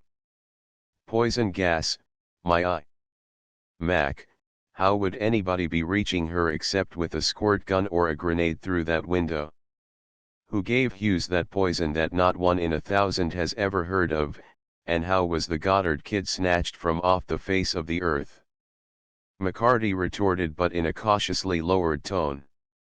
He had approached the bench once more and was gazing down at the still figure. You remember what Ching Li said? Lucette was the next.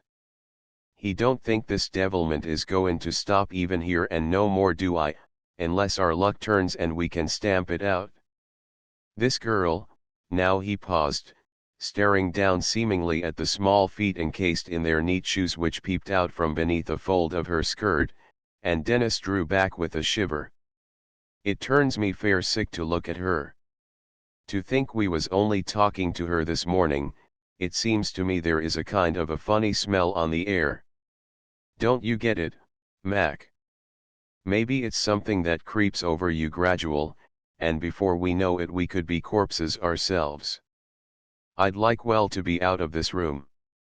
'Tis your imagination and not that nose you brag of that's working now. McCarty thrust his foot forward in a pushing motion until his knee struck smartly against the edge of the stone seat on which Lucette's body lay. There's no smell whatever, barring the scent of the flowers. Himself has been here through it all, remember. He indicated with a jerk of his head the seat where the bowed figure rested, and at that moment the inspector re-entered the conservatory. Mr. Orbit, is there any other entrance to this room besides that door? Orbit looked up and then rose slowly, shaking his head. None, but the windows are open as you see. We'll close and fasten them and then lock this door behind us. I want everything in here left undisturbed until the medical examiner comes. Take us somewhere private where we can talk.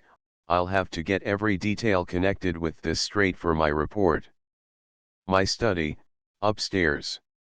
Orbit suggested. All right. Riordan, close the windows, will you, and fix the catches. The inspector turned and fumbled with the key in the lock as Dennis started for the windows, and Orbit, after a last horror-stricken glance at the dead girl, preceded the others from the room. McCarty eyed his superior's back for a moment, then stooped quickly and drew out from under the bench the object he had carefully kicked there a minute or two before.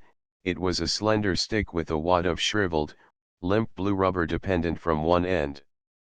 Snapping the stick, he thrust it back beneath the bench again and placed the fragment with the clinging, clammily resilient pouch in his pocket. Then he, too, glanced once more at Lucette's dead face as though ratifying some agreement between them, and turned to follow his superior. Chapter 14. The Blue Balloon. Orbit told of the afternoon's tragic experience again in detail for the inspector's benefit, and McCarty and Dennis listened carefully, but it differed in no way from his first description. At its conclusion the medical examiner's assistant was announced.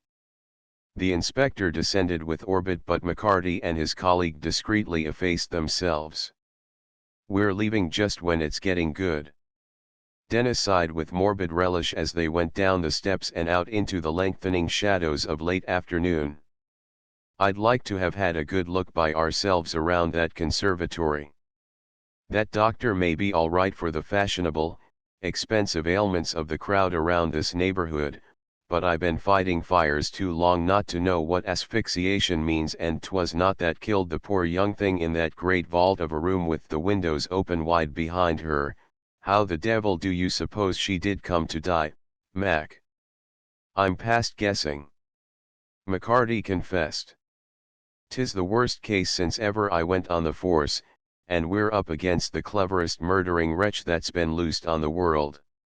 You'll mind I told you once that brains and not brawn was back of it all? Brains it is, with the genius of them twisted and gone wrong, and a knowledge of poisons and such that means the learning of a lifetime. We'll slip around to the back of the house and wait till the medical lad from headquarters has gone. I'm thinking there's more besides us would like a minute or two in that conservatory. Why? Dennis looked startled. Is something hid there, do you mean? How could it be, with the servants around all the time and Orbit right there in the room?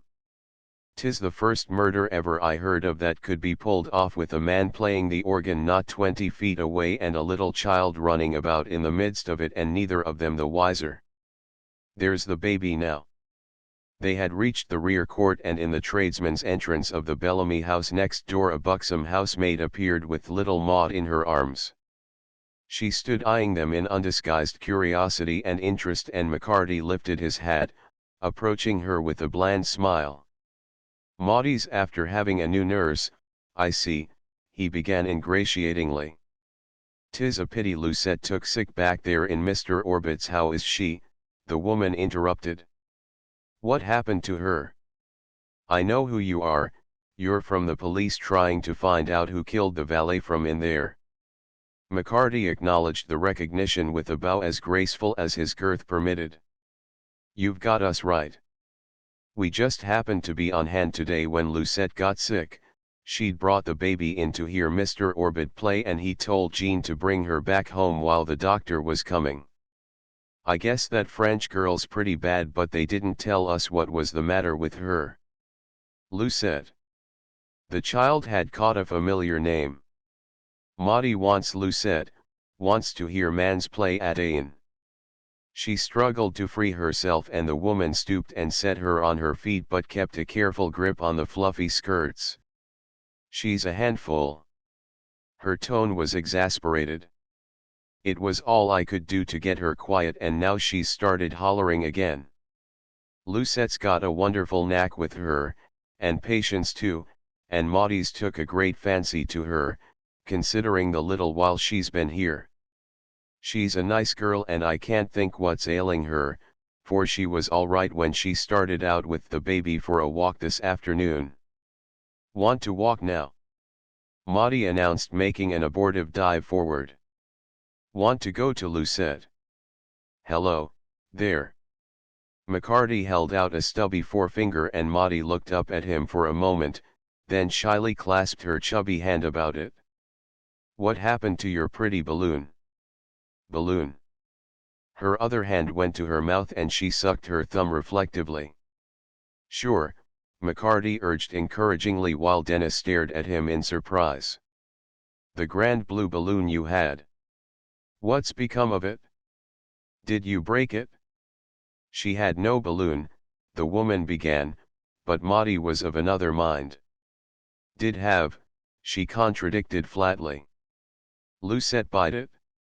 Off of a wop, I mean, a man with a big basket full of them down by the gate. McCarty asked. A big basket with a lot of balloons, red and blue and purple ones. Maudie nodded. Big basic, she affirmed. Lucette buyed balloon and I took it into the man's house where he made the music. She was evidently trying hard to remember, and McCarty waited, but the effort proving vain, he prompted, You broke the balloon while the man was making the music, didn't you? When you got down off Lucette's lap to play around, didn't you break the pretty balloon? Didn't broke it? Maudie shook her curls decidedly. David to Lucette. Whilst the man was making the music. McCarty persisted. No. Lucette took it when we went into the man's house, where the garden is in the fing that makes the music want my balloon. The corners of the rosebud mouth drooped pitifully and a premonitory moisture dimmed her eyes. What did Lucette do with it, do you know? The question was beyond Maudie, however, and she could only reiterate, want Lucette. Want my balloon. Did Lucette have many friends here in this country, do you think? McCarty gave it up at last and addressed the housemaid, who fortunately did not note that he voiced his query in the past tense. No, she hasn't. She's got plenty of followers, if that's what you mean, but she's real sensible for such a young thing and don't bother with them. She would not have gone in Mr. Orbit's house if that Hughes had been alive, though, she hated the sight of him and small blame to her. McCarty chuckled. He was a gay lad, from all accounts. But I guess there are others that Lucette hates too, eh? She's kind of afraid of somebody, isn't she? Not that I know of. The woman tossed her head as she caught up the protesting Maudie once more. I've no call to be talking about her to a stranger, anyway. Get along with your nonsense. McCarty laughed again good-naturedly. A bit of gossip does no harm. But we've work to do, Denny and me. Goodbye, Maudie. Bye-bye, that young person responded graciously, and the two departed for the Orbit house. What for were you asking the kid about the balloon?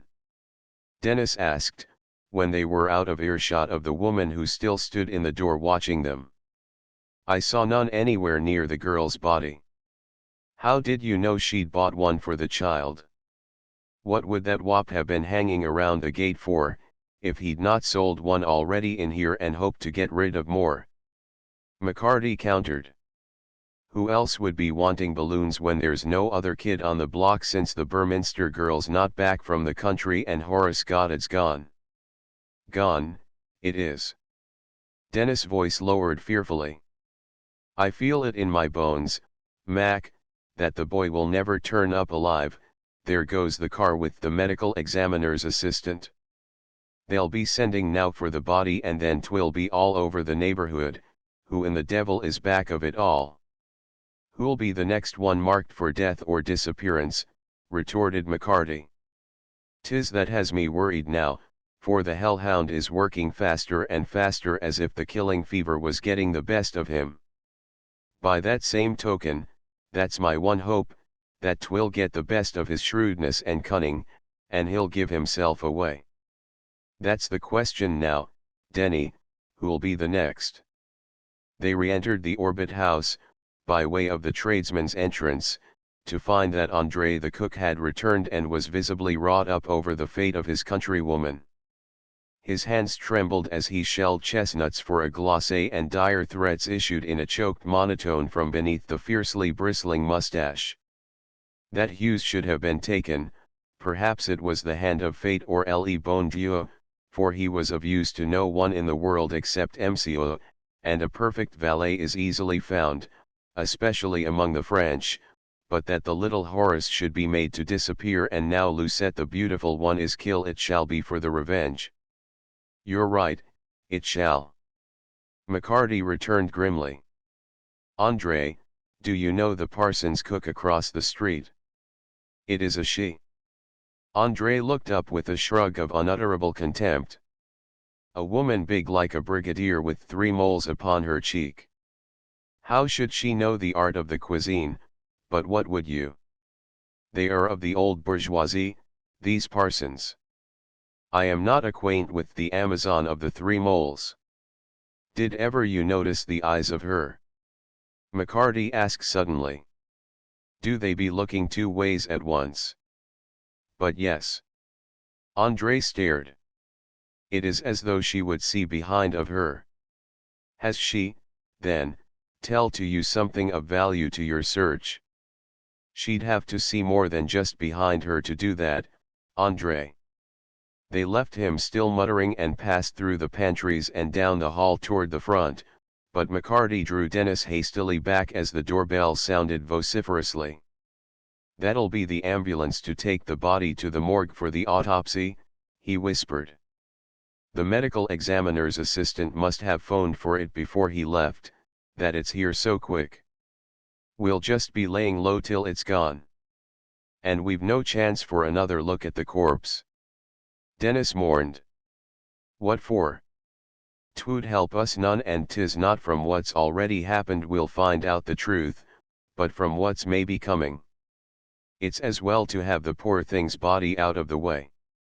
In silence, then, they listened to the heavy tramp of feet, but when the front door had closed once more McCarty beckoned to his companion and started for the conservatory. Its door stood wide, the windows had been flung open again, and a slight breeze which had sprung up stirred and rustled the leaves of the palms, but nowhere did there remain any sign of the tragedy so recently enacted. Walking over to the organ, McCarty scrutinized it critically, and then seating himself on the stool before it with his back to the instrument and hands outspread on his knees, he regarded the marble bench on which Lucette had met her death while Dennis shifted from foot to foot watching him. All at once, with a grunt, he doubled forward and appeared to be peering at the space beneath the bench. "Nothing's under there." Dennis' eyes had followed the direction of his gaze. "The floor's bare and clean as the palm of your hand. What more is there here for us to see?" "Not a thing, now," McCarty replied. Nevertheless he crossed to the windows and examined the sills before leading the way from the room. In the hall they met Orbit. There were deep lines graven on his face by the shock and strain of the afternoon's horror, and he was holding himself in such deep repression that only his eyes betrayed his emotion, glowing darkly like live coals in an ashen pallor. "It is all over?" he asked in a hushed tone. "Jean tells me the body has been removed and the conservatory thrown open again. I would gladly close it forever. I feel that I can never touch the organ, but I suppose that is morbid. Whatever mysterious, horrible thing came to destroy that girl, we can be thankful that the baby escaped. Your inspector is quite beyond his depth, I am afraid, but have you and Riordan no clue? Did the medical examiner's assistant say it was poison gas? Did it, the same as the doctor?" McCarty evaded the question. "He didn't express an opinion while I was there, but your inspector went away with him, perhaps for some data that may reveal the actual cause of poor Lucette's death. With all respect to Dr. Allenby, I cannot convince myself that the girl was gassed. The sheer impossibility of it under the circumstances can't be overcome in my mind, but don't let me keep you, unless, of course, there are some questions you wish to ask me." "Not now," McCarty shook his head. "We'll be back later, likely. You've my own phone number in case anything turns up." Orbit nodded and himself showed them out the front door. Bill Jennings met them as they approached the east gate and launched into excited queries concerning the murder, but McCarty cut him short. "You know as much about it as we do, ourselves," he asserted. "The girl died sudden, sitting in the conservatory with the child playing around her feet, and not even the doctors sure what took her. Bill, do you mind that balloon peddler you chased away from the gate when we were coming in? Did you ever see him hanging about before?" "Many a time," returned the watchman promptly. "Balloons are a new line with him. It used to be peanuts, and before that little plaster images. Tony, his name is. He knows this boy coming now, that delivers the evening papers for the whole mall. Is there anything wrong about him? He ain't ever been inside the gates while I was on." "Lord, no," McCarty replied hastily. "I thought he looked kind of like a dago I used to know myself. Don't let any reporters in, Bill, until we get back." He hurried through the gate, dragging Dennis after him, and around the corner, where he came to a halt. I want a word with that paperboy, he explained. Happen he'll give us a line on this Tony, we'll collar him as he goes back. Balloons again. Dennis exclaimed in disgust. Well, I know you'll not talk till your own good time, but 'tis in your mind that a balloon had something to do with that girl's death. I'd better be getting back to the engine house, laying up some good sleep against tomorrow, for it's small use I'll be while you keep me in the dark. I'm in the dark myself, Denny, McCarty confessed in contrition. 'Tis only a wild guess on my part, but I've a busted toy balloon in my pocket that I picked up from the floor of that conservatory right forenenst Lucette's feet after the doctor had gone. I don't know has it anything to do with the case, but 'twas the gas that balloons are sometimes filled with that put me in mind of it. I broke the stick off it and threw it under the bench, and when we went back just now it was gone. Dennis' jaw dropped. But how in the world could gas, poisoned, or no, be put into it, he began. I never heard tell of the like. Wisht. The lad's coming now. McCarty cautioned, then stepped forward. Hey, just a minute, sonny. Where'll I find your friend Tony, him that sells toy balloons? I saw him around here this afternoon and I want to get a dozen or so off him for an entertainment. Bill Jennings, the watchman there at the mall, said you could tell me. The boy, an olive-skinned lad with soft, dark eyes and a shy, ingratiating smile, pushed his cap farther back on his curly black hair. Tony Primavera, he nodded. He ought ter be too business for today now, but yous can find him over where he lives with Joe de Iceman, in a basement on Toyd Avenue near 80th. He'll have his stock deer with him, too. Thanking their informant, they started east to the avenue indicated, and up along that teeming thoroughfare to 80th Street, where they readily found the steep basement stairs with the sign outside that orders for coal and ice would be taken below. With Dennis close behind, McCarty descended to the dark half-cellar, lighted dimly by a single flaring gas jet. Besides the table and broken-backed chairs, 2 cots covered with soiled blankets and a stove on which a pot bubbled and gave forth a strong aroma of garlic denoted that the apartment served for living as well as business purposes, but their eyes were caught primarily by the huge basket in the corner bristling with toy balloons, so that it seemed a miracle it was not lifted from the floor by its aerial freight. Are they the same he had with him this afternoon? Asked Dennis. If they are, he's not sold many, responded McCarty. Where's he gone, I wonder?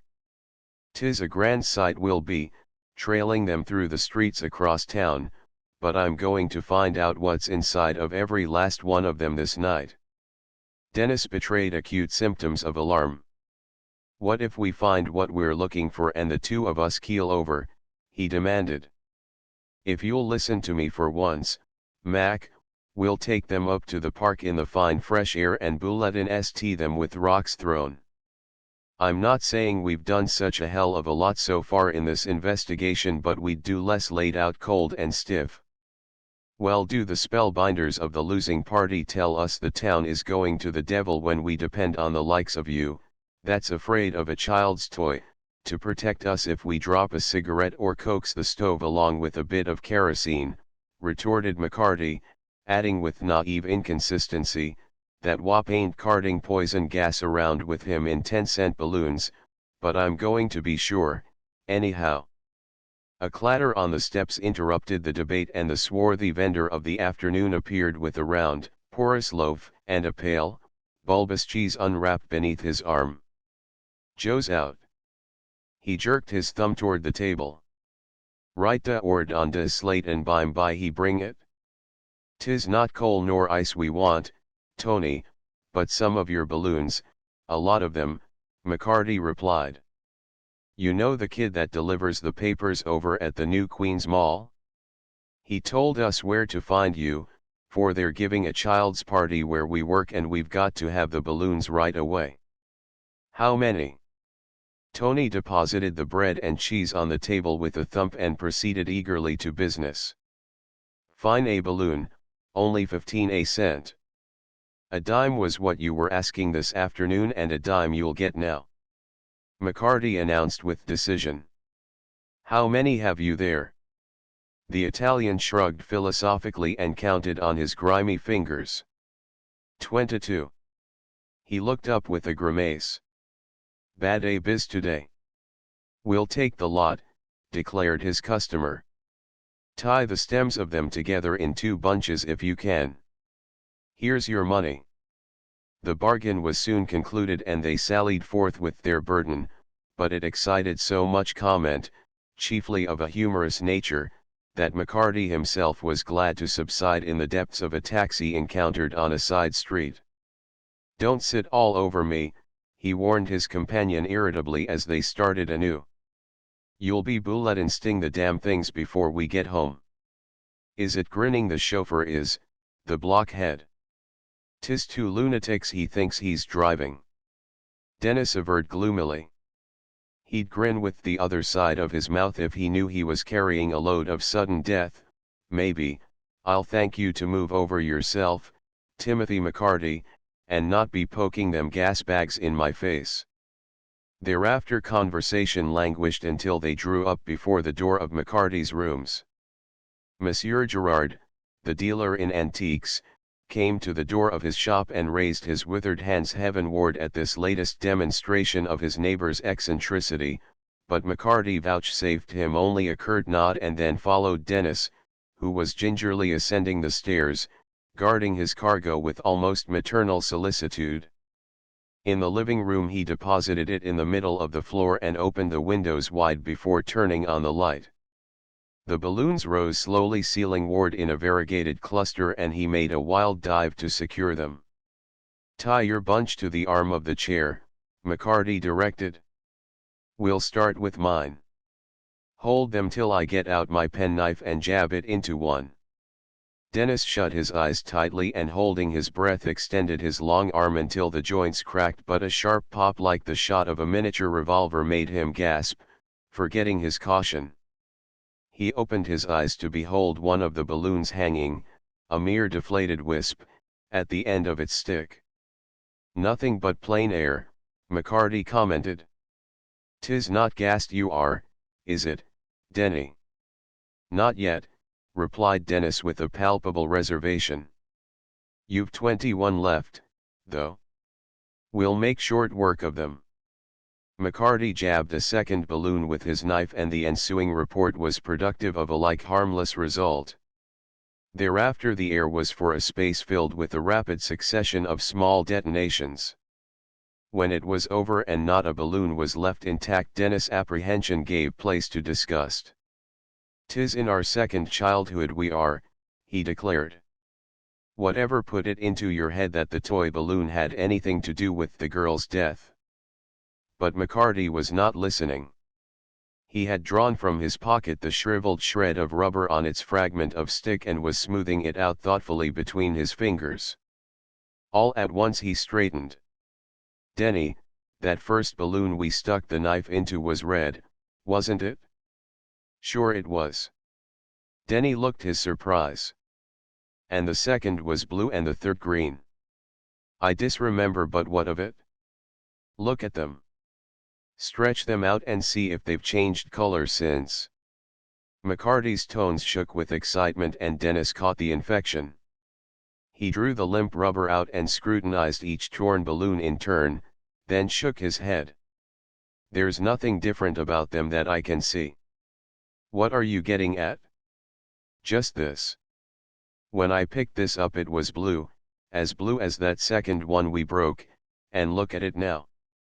The rubber wisp he held out was a greenish-gray mottled with brown spots which were already disintegrating. Denny, the others didn't change color because 'twas just air they were filled with, but this is different, it's rotting before our eyes. 'Twas this child's toy held the poison gas that killed Lucette.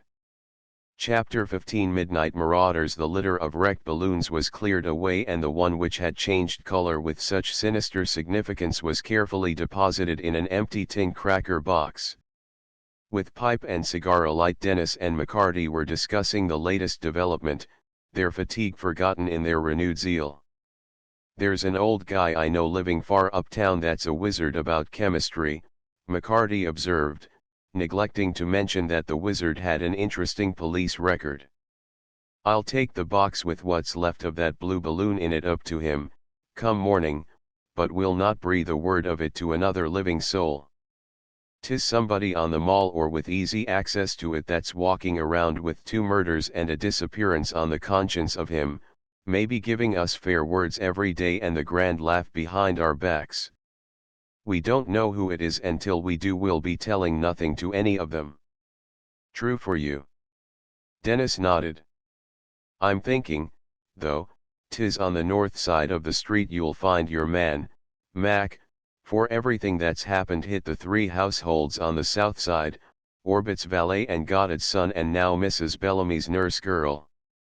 The only 2 houses opposite that are occupied, since the Burminsters are still away, are 5 and 7, the Sloanes and the Parsons.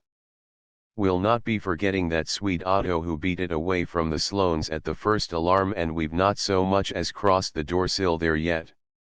Then there's the Parsons, too. They hold themselves better than their neighbors and have them that are next to royalty, no less, for company, and still and all they have an ex-convict and suspected poisoner at that to buttle for them. If I was that ambassador I'd have thought twice before I stayed to lunch. They've a house full of crooks, ex or no, McCarty asserted, regarding his cigar thoughtfully. I got Porter right, but 'twas the inspector first gave me the wire without knowing it when he said the housemaid and page boy looked familiar, as if he'd seen them somewhere before but couldn't place them. Where would he have seen them, if 'twas not at headquarters or on trial? Andre put the last touch to it this afternoon, though. Orbit's cook. He did that. Do you mind when I asked him if he knew the cook over at Parsons? He said it was a she, a great big woman with 3 moles on her cheek. Jenny Malone shoved about $20,000 worth of the queer in the best stores of the city for the Carpenter counterfeiting gang before she was pinched. She'd never have been caught at all if it hadn't been for those 3 moles that gave her away. Ever since Andre tipped me off I've been asking myself what was the rest of that household like, and did they have more reasons than one for keeping the neighbors at arm's length? Dennis sat forward suddenly and took his pipe from his mouth. Do you mean the Parsonses themselves are not on the level? He demanded. The old gentleman, with his grand charities and his pious talk, the old maid sister and the young niece? Do you think the old gentleman is cracked, maybe, and turned murderer wholesale? Is it him that's planted a hotbed of crime right there in the mall? Somebody has, McCarty shrugged. Of course the 2 murders happened in Orbit's house. If 'twas there Hughes got his dose of Calabar bean, and the Goddard kid disappeared from next door. Dennis snorted. Would Orbit be killing the valet that give him perfect service all these years till he can't so much as put on his own shirt for himself, no less murdering a nurse girl, and running off with a boy? None in the Bellamy household could have had a hand in Lucette's death, and it stands to reason Goddard didn't kidnap his own son. Orbit's likely to be under fire now and come in for a lot of notoriety, and maybe, well, there's others under that roof besides himself. I've been turning that over in my mind, too. McCarty took a last pull at his cigar and laid the stub in the tray. We've put in this evening so far breaking balloons, and that's about all we've been doing since first this case started, opening up one gas bag after another and getting nothing but empty air. I'd like a chance to go through the Parsons house and Orbit's too, with no one the wiser, and if you were not such a clumsy, heavy-footed galoot, Denny, we'd be paying them a little visit tonight without leaving our cards. Clumsy, is it? Dennis repeated indignantly. Me that's been scaling walls and ladders since you tramped your first beat. We broke in an empty house there in broad day, and we can get in the others at night just as easy, in spite of what newfangled burglar alarms they may have. I'm on to most of them through fighting fires, thanks be. Since the first night we went through those gates I felt in the soul of me that sooner or later we'd be marauding in there like a couple of second-story workers, and now it's come.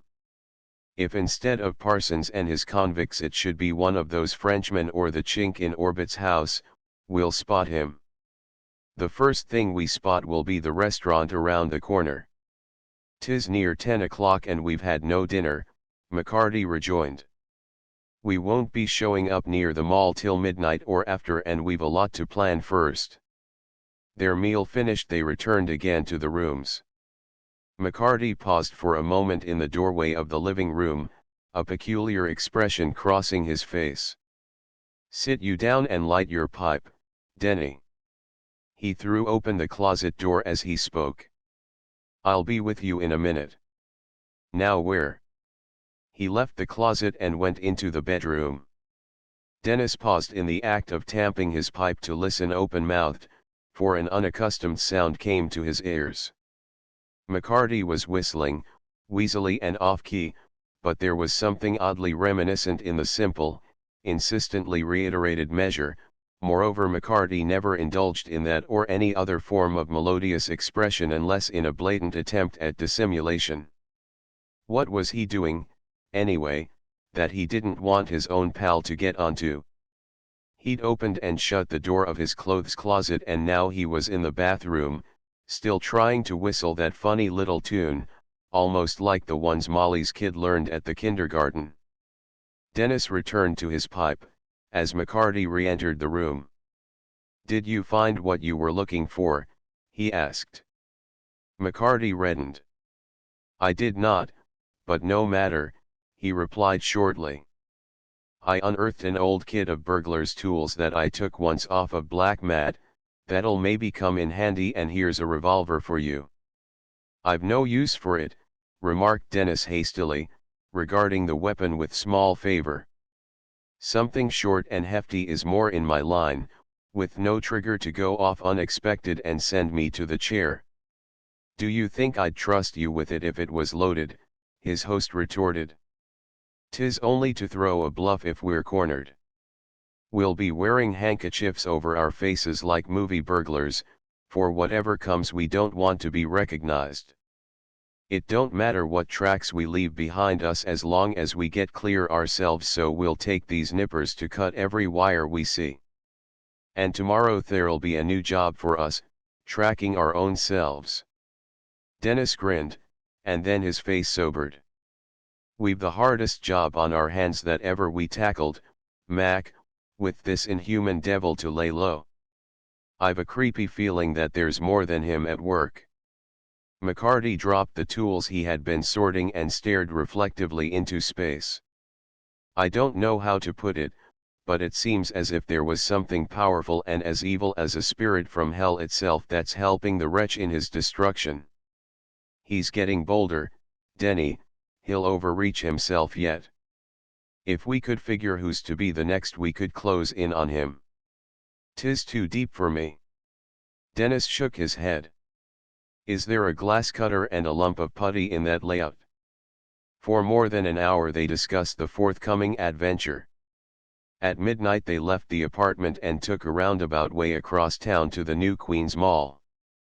Waiting until Dave Hollis, the night watchman, had strolled to the other end of the block, they let themselves in at the west gate and slipped into the court between the Burminster mansion and the Sloane's smaller residence next door. The original plan had been to visit Orbit's house first, but a light still glowed from the lower floor, indicating that the host and his guest, Sir Philip Devereux, had not yet retired. The Parsons establishment, however, was decorously dark, and they proceeded to its rear. There they paused to adjust handkerchiefs over the lower part of their faces, and Dennis took stock of the situation. There was no moon and even the stars were partly obscured by scudding clouds, while the rising wind that swirled through the alley-like spaces between the houses betokened a coming storm. 'Tis the equinox, no less, that's on the way. Dennis shivered more from nervousness than chill, and his voice came in a muffled whisper from beneath the handkerchief. The flashlight in his hand wavered as he directed its ray against the house wall. Look at that, now. If the old gentleman keeps any valuables here, he must think that the crooks under his roof are enough protection from them outside, for he's still depending on the old Kip electric system, that a babe in arms could disconnect. Get you to the mouth of the alley, Mac, and keep an eye out for the watchman. McCarty obeyed. When, after an interval during which Hollis had passed twice, he heard a cautious hiss behind him and returned, it was to observe loose wires dangling innocuously from the wall and a yawning aperture in one of the windows where Dennis had removed a whole pane of glass. "I made a good job of it," the latter whispered complacently. "The telephone is cut, too, and the inside burglar attachment. The old gentleman's not such a fool after all, for he's got an installation that once set would warn him if a window or outside door was touched, but I put it out of business. Take off your shoes like I did and then come on, I've fixed the catch already." He raised the window inch by inch while McCarty removed his shoes, tied the laces together and hung them about his neck. Then Dennis crawled over the sill, drew his bulkier companion in after him and flashed his light quickly about. "There's the door. You said not to bother with any rooms downstairs except the old gentleman's private study or sitting room if he's got one, didn't you?" "Yes. I can see the foot of the back stairs at the end of this hall, so shut off that light." McCarty whispered in response. "You're breathing loud enough to wake the dead." They fumbled their way to the stairs and up. The silence was oppressive, and to the amateur housebreakers it seemed to hold an ever-increasing menace. They padded along in their stockinged feet through the wide hall, pausing at each doorway as McCarty directed his own electric torch within, but only stately drawing rooms and a dining hall huge enough for a banquet met their gaze. "Wouldn't you think he'd buy more furniture?" McCarty forgot their equivocal situation for the moment as he gazed disparagingly down a long portrait gallery, where Cavalier and Puritan forebears of the Parsons family looked down upon a few chairs placed at wide intervals against the wall. "There are not seats enough in all the parlors to hold a decent funeral, and what there is old and dull like the junk in Gerard's antique shop." "Maybe 'tis worth as much and more," Dennis suggested sagely. "I'm not facing jail this minute, though, for a chance to look at it. There's a smaller room beyond that might be the old gentleman's study." He had guessed truly, though the apartment in which they found themselves more closely resembled a business office. A roll-top desk, a swivel chair, filing cases, and a solidly compact safe met their gaze. The rugs, the upholstered furniture and tall bookcases which completed the appointments formed merely an incongruous background. "Unless you're up in safe blowing, which I doubt, I don't see as this room is going to tell us anything," Dennis remarked. "Them keys that you stuffed your pockets with will do no good." "Won't they?" McCarty chuckled grimly and strode toward the nearest filing case. "Hold your light steady, Denny. Fireproof this thing may be, but all the sections of it open with the one lock and I could pick it with a button hook." The lock confirmed his opinion by yielding to the third key tried, and the various sections filled with an orderly arrangement of ledgers and documents were at their disposal. "Look at the fine, neat writing of him." Dennis was rummaging in the topmost one. "What's this?" "'Tis a lot of typed stuff with his own notes on the margin and headed, 'Report. Chris Porter, 1913-1920. He's wrote under it, 'Reasonable doubt. Pardon essential, then, pardon granted, help needed.' Give it to me," McCarty demanded. "Are there any more like it? These ledgers have nothing in them but notes on charity cases. Here's another, something about a reformatory, and in his own writing, weak not vicious. Useful if right influence. It's headed, Danny Sayer, 17. This one is about that Jenny Malone let me have them all." McCarty interrupted. "Don't you see what they are? The criminal records of all the hired help.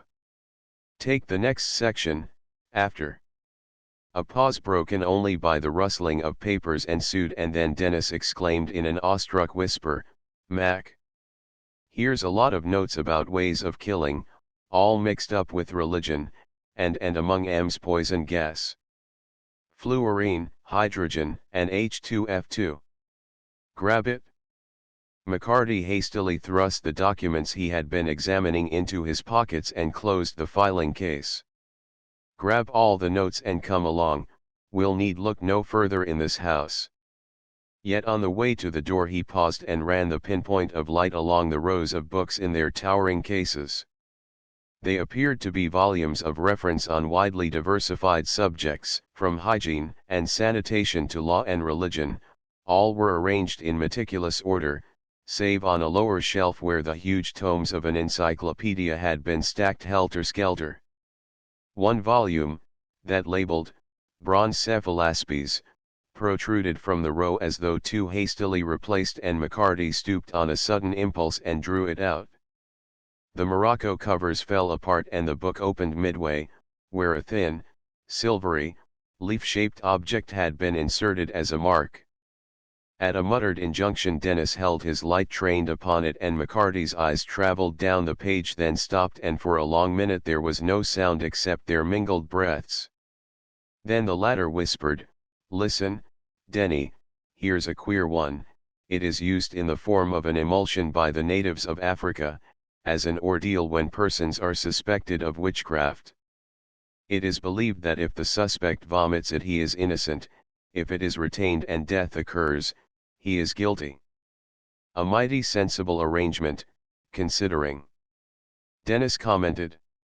"If he's guilty, and I'd not put witchcraft past them heathen, they're saved the bother and expense of an execution. But what in the name of common sense has it got to do with what's been going on here in the mall?" "Nothing." McCarty tore out the page, wrapped it about the leaf-like bookmark and pocketed it. "Nothing whatever, except that the stuff they make the suspects take is Calabar bean."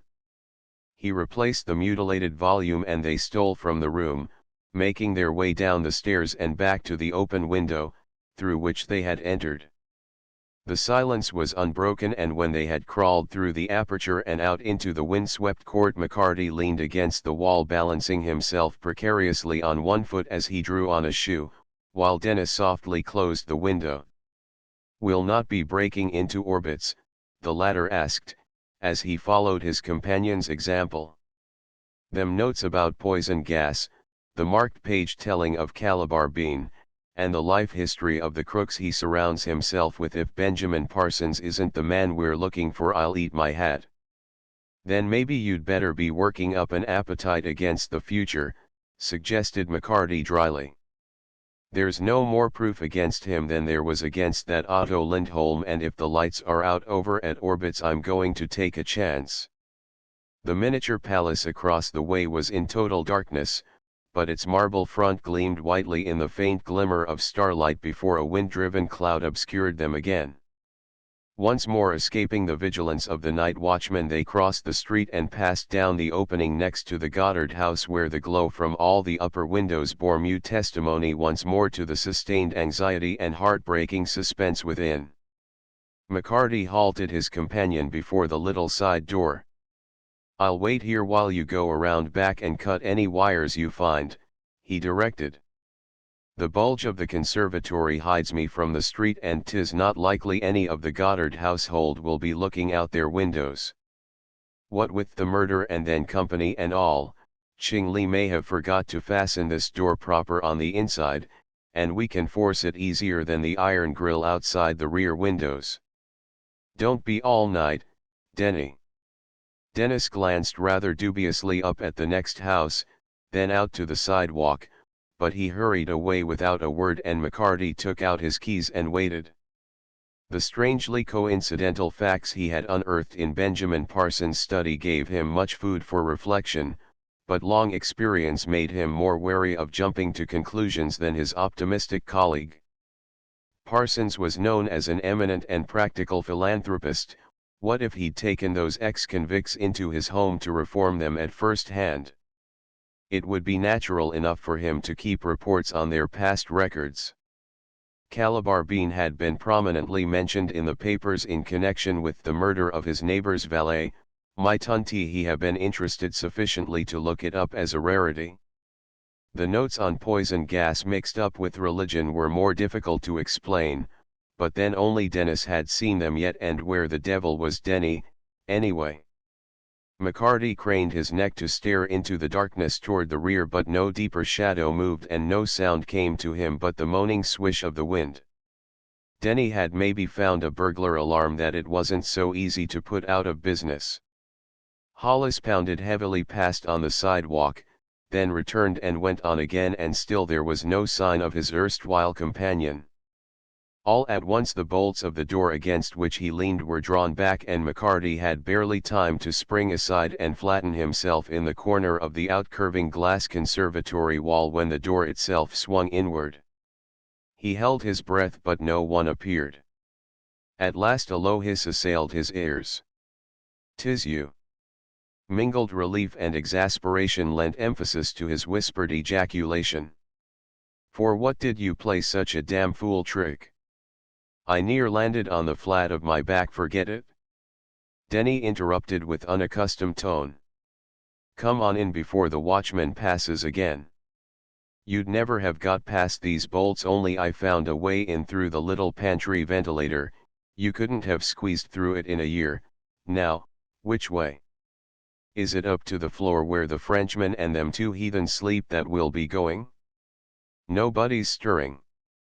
He had closed the door and noiselessly shot the bolt.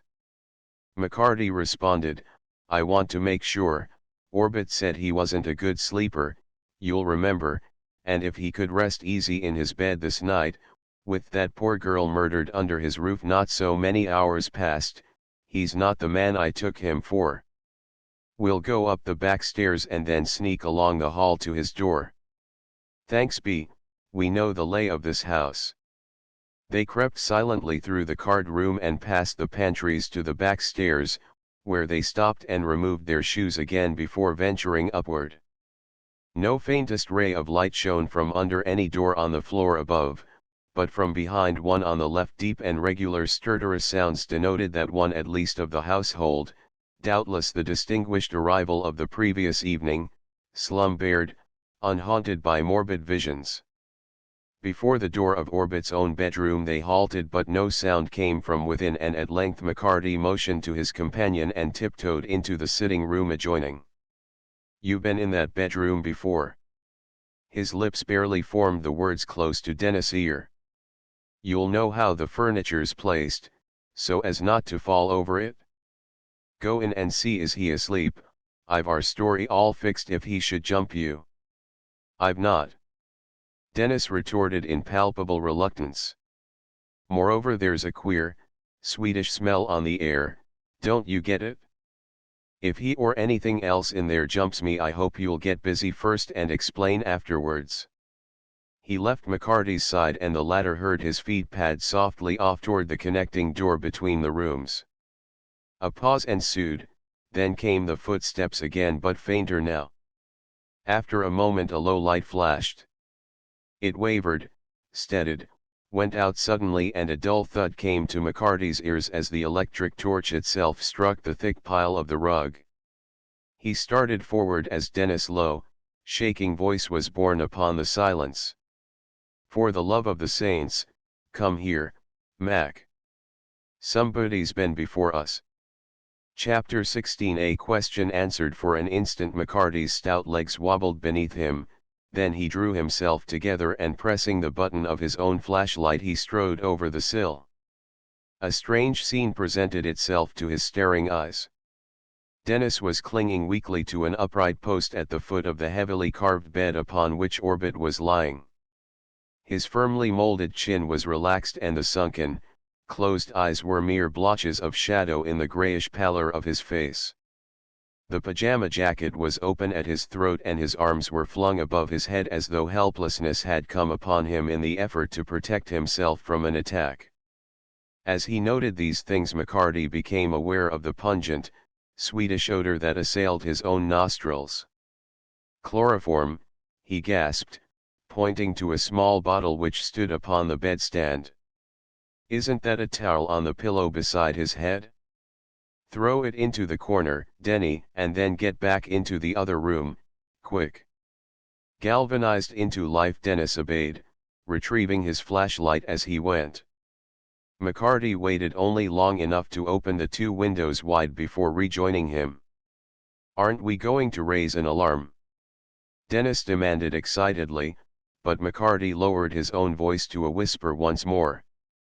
We are not, to get ourselves accused. We're going to beat it out the way we came as fast as the Lord'll let us. Don't open your mouth again till we get beyond the gates. Sure, the devil himself is let loose. Down the stairs they went, through the pantries and lower front hall to the card room. The distance seemed interminable and every footstep resounded maddeningly in their nerve-shaken ears, but they did not pause until they reached the little side door and Dennis had shot the bolts back. Wait till we put on our shoes again, McCarty admonished. There's no room to do it out in that alley and we're safe enough now, but hurry. Shod once more, they stole out, closing the door noiselessly behind them. The watchman had passed on in the direction of the east gate and they sped to the opposite one, passing through it just before he turned. All desire for speech seemed to have left Dennis and they walked northward for several blocks before McCarty broke the silence. I suppose you think 'twas queer we didn't take that heaven-sent opportunity to search the house without Orbit, at least, to interrupt us, Denny, but there was no telling how long he'd been under that chloroform nor when he'd come out of it, and we could not say we'd scared away whoever did it to him or we would not have sneaked in ourselves. How do you know he wasn't dead? Dennis' tone held a volume of reproach. I saw the chest of him rise and fall regular with his breathing, and a whiff like that could not put him out for the count. McCarty declared impatiently. Didn't I open the windows on him myself, and tell you to take away the towel that must have slipped down from off his face? 'Twas still damp with that stuff. Dennis muttered with a shudder. And chloroform evaporates quicker than anything else I know, exclaimed his companion. That shows it must have been given to him the minute, almost, before we went upstairs. The sitting room looked all right to me. Did you happen to notice whether anything was upset or not where he was? I did not. Dennis averred. I'd the shock of my life when my light flashed over his face. If he's found dead come morning I'll feel as if I'd murdered him myself and not a wink will I sleep nor a free breath will I draw till I know he's all right. But when McCarty's rooms were reached again and the desultory discussion was renewed, it was Dennis himself in whom exhausted nature first was revealed and he sank deeply into healthy slumber. His host, however, sat hunched in his armchair till dawn, smoking innumerable cigars and staring through narrowed eyes into the turbid atmosphere of the familiar room as though he beheld strange and evil things. Finally he stretched himself out wearily beside Dennis and dropped into an uneasy slumber, to be awakened by the sharp ringing of the telephone. When he turned from it, after receiving the frenzied message, it was to find his guest draped in his own shabby bathrobe, waiting with morbid expectancy for the news. Is Orbit dead? He is not. He's got the inspector fair wild with his tale of being drugged in the night and on top of it old Benjamin Parsons reports a robbery. Both the watchmen are fired temporarily and lads from headquarters put in their place, McCarty retorted succinctly. It's a nice, peaceful day you'll be having of it at the firehouse while I face the music. Dennis gulped with relief. Was anything took from Orbit's house, did the inspector say? He'd no time, but I'm thinking he'll be on his way here as soon as he can pacify the 2 latest victims of outrage there in the mall. Moreover, if you're going to stop for Brian to shave you after breakfast, it will be a miracle that you're not late for duty. Dennis disappeared promptly into the bathroom and McCarty gathered up the documents and the page torn from the encyclopedia purloined from the Parsons house, and stowed them carefully away before making his own hasty toilet. They ate a sketchy breakfast together at the accustomed restaurant and then separated, McCarty returning to his rooms with a sheaf of newspapers to await the coming of his superior. From the front page of the first paper the pictured face of Horace Goddard stared out at him, big-eyed and wistfully alert, and the caption beneath announced that Mr. Eustace Goddard offered $25,000 reward for information which would lead to the recovery of his son. A second article, brief but placed in significant juxtaposition to it, declared that no further progress had been made in the investigation into the death of the valet, Alfred Hughes, who had succumbed to the effects of the little-known poison physostigmine soon after leaving the residence of his employer Mr. Henry Orbit in the New Queens Mall 6 days before, but the authorities expected to make an important arrest in connection with it in the immediate future. Inspector Druitt's impatient ring brought McCarty quickly to his feet, and as the former sprang up the stairs he flung open the living room door. "Mac, what the devil have you been doing?" "Me, Inspector." McCarty's face was a study, but he had misunderstood. "Yes. Why weren't you on the job? They've raised hell in the mall last night while I was chasing up some false clues about the Goddard case, and I haven't laid eyes on you since the medical examiner's assistant arrived at Orbit's yesterday." "I been getting a bit of sleep, this morning," McCarty replied evasively. "Did you see Parsons? You told me he'd been robbed. Did he say what was stole from him?" "No. That's the queer part of it. When he phoned to headquarters he was anxious to talk, but as soon as I got to his house he began to hedge. A whole pane had been removed from one of the rear windows, and the telephone and KIP alarm system wires were cut, but he couldn't show me that anything in his study had been disturbed, and although he insisted that some documents had been stolen from his filing case he would tell me nothing about them except that some were notes for a book he was writing and the rest of a highly personal nature. If 'twas nothing of money value I'd not be bothering about it," McCarty suggested hurriedly. "He got off light, considering what's happened at other houses on that block. Look at Orbit. Wasn't he drugged besides, to say nothing of the murder committed there?" "Yes, but nothing was stolen from him. He tells me he took a bromide to try to sleep, for the shock of the girl's death in the afternoon had about made him go to pieces. He was just dozing off when he thought he heard something in the room. He couldn't be sure, and before he could make a move a towel was clapped over his face. The next thing he knew he woke up mighty sick. He would have thought the whole thing was a nightmare, only there was the towel saturated with chloroform in a corner of the room, the bottle itself on a stand beside his bed, and the windows open wider than he had left them. The rest of the household, including Sir Philip Devereux and his valet, Harry Blake, weren't even disturbed.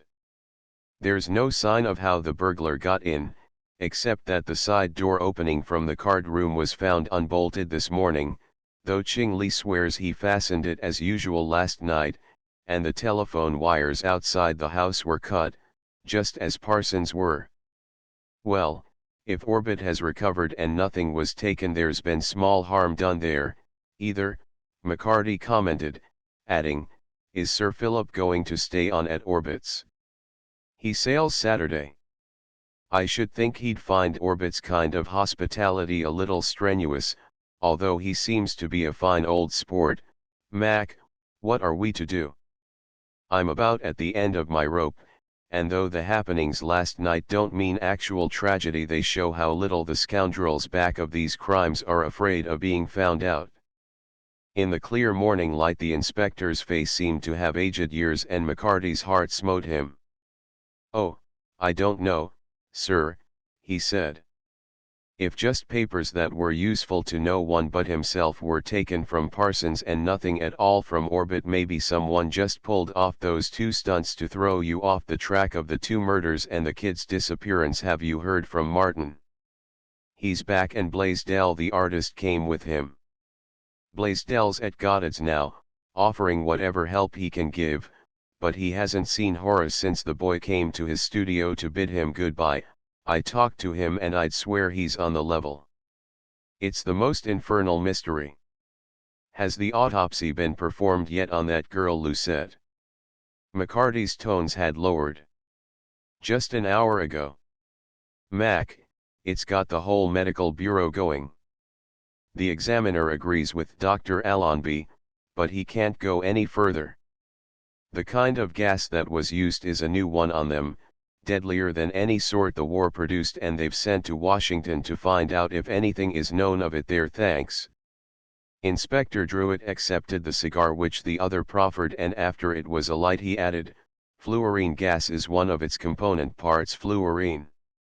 McCarty paused, with the match halfway to his own cigar. "Yes, but there are other properties with it. Fluorine burns, you know, but there was no trace of that on the girl's face, although her lungs were seared. How it was ever forced on her is beyond me, and the chief is raging like a caged bear." He shook his head dejectedly. "If we don't show results mighty soon I'm due for a transfer, and that means the beginning of the end, but I don't feel that so keenly as I do my sense of failure. I had a chance for quick action when that valet was poisoned, but now that little boy and the fine young French girl, God, it seems as though I had been criminally negligent." "Not a bit of it, Inspector," McCarty exclaimed earnestly. "It's just like I was saying to Denny, we're up against the worst case and the cleverest murdering devil in the history of the department, and we'll not be laying him by the heels by working along behind him.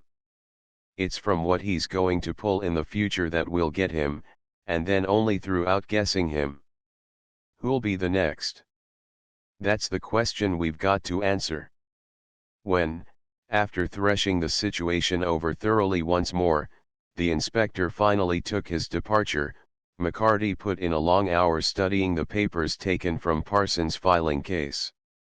The collection of reports, evidently transcriptions from court and police records, besides the names of Jenny Malone, Chris Porter, and the boy Danny Sayer, comprised those of Bert Ferris, Hannah Cray, and Bessie Dillon. Ferris had been convicted of insurance fraud, but Parsons had annotated the report, "Great provocation through need for dependence." Hannah Cray was a shoplifter and Bessie Dillon a confidence worker, and after the names of both women had been written, reform assured. The manuscript proved to be a compilation of scattered and disconnected notes, relative to various methods employed in modern warfare, together with lengthy diatribes against the sin of organized killing.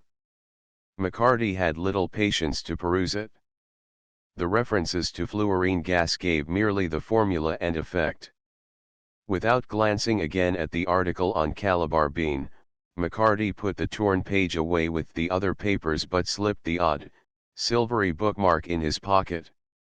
A violent rainstorm was raging, and taking a stout umbrella he clapped on his hat, locked the door behind him and descended to the street.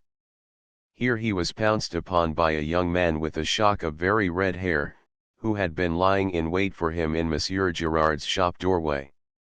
"Hey, Mac, got you at last. What brought Inspector Druitt to you so early this morning? Anything new turned up in that merry little three-ring circus of crime that is giving a continuous performance under your noses over at the new Queen's Mall?" The taunt was a shrewdly calculated one, but McCarty grinned affably. "I see your bulletin this morning has only the story of the girl's death yesterday afternoon, Jimmy. That's old stuff, now." Jimmy Ballard opened his eyes and ducked confidentially under the shelter of McCarty's umbrella. "For the love of Pete, has there been more doing?" he gasped. "Come across, Mac. You know I'm always ready to do you a good turn. What's up now?" "Well," McCarty assumed an air of troubled indecision. "Of course there's no one between those gates would breathe a word of it to you newspaper guys, and if I was to tell you about the two robberies it might get back to me. Not being regularly on the force anymore, I'd not want the inspector to think 2 robberies. Jimmy's eyes shone. Pretty. Mac, let me get the story through to the shop and we'll have an extra out in half an hour. I'll keep you out of it, I swear. All right, then, if you'll do something for me after.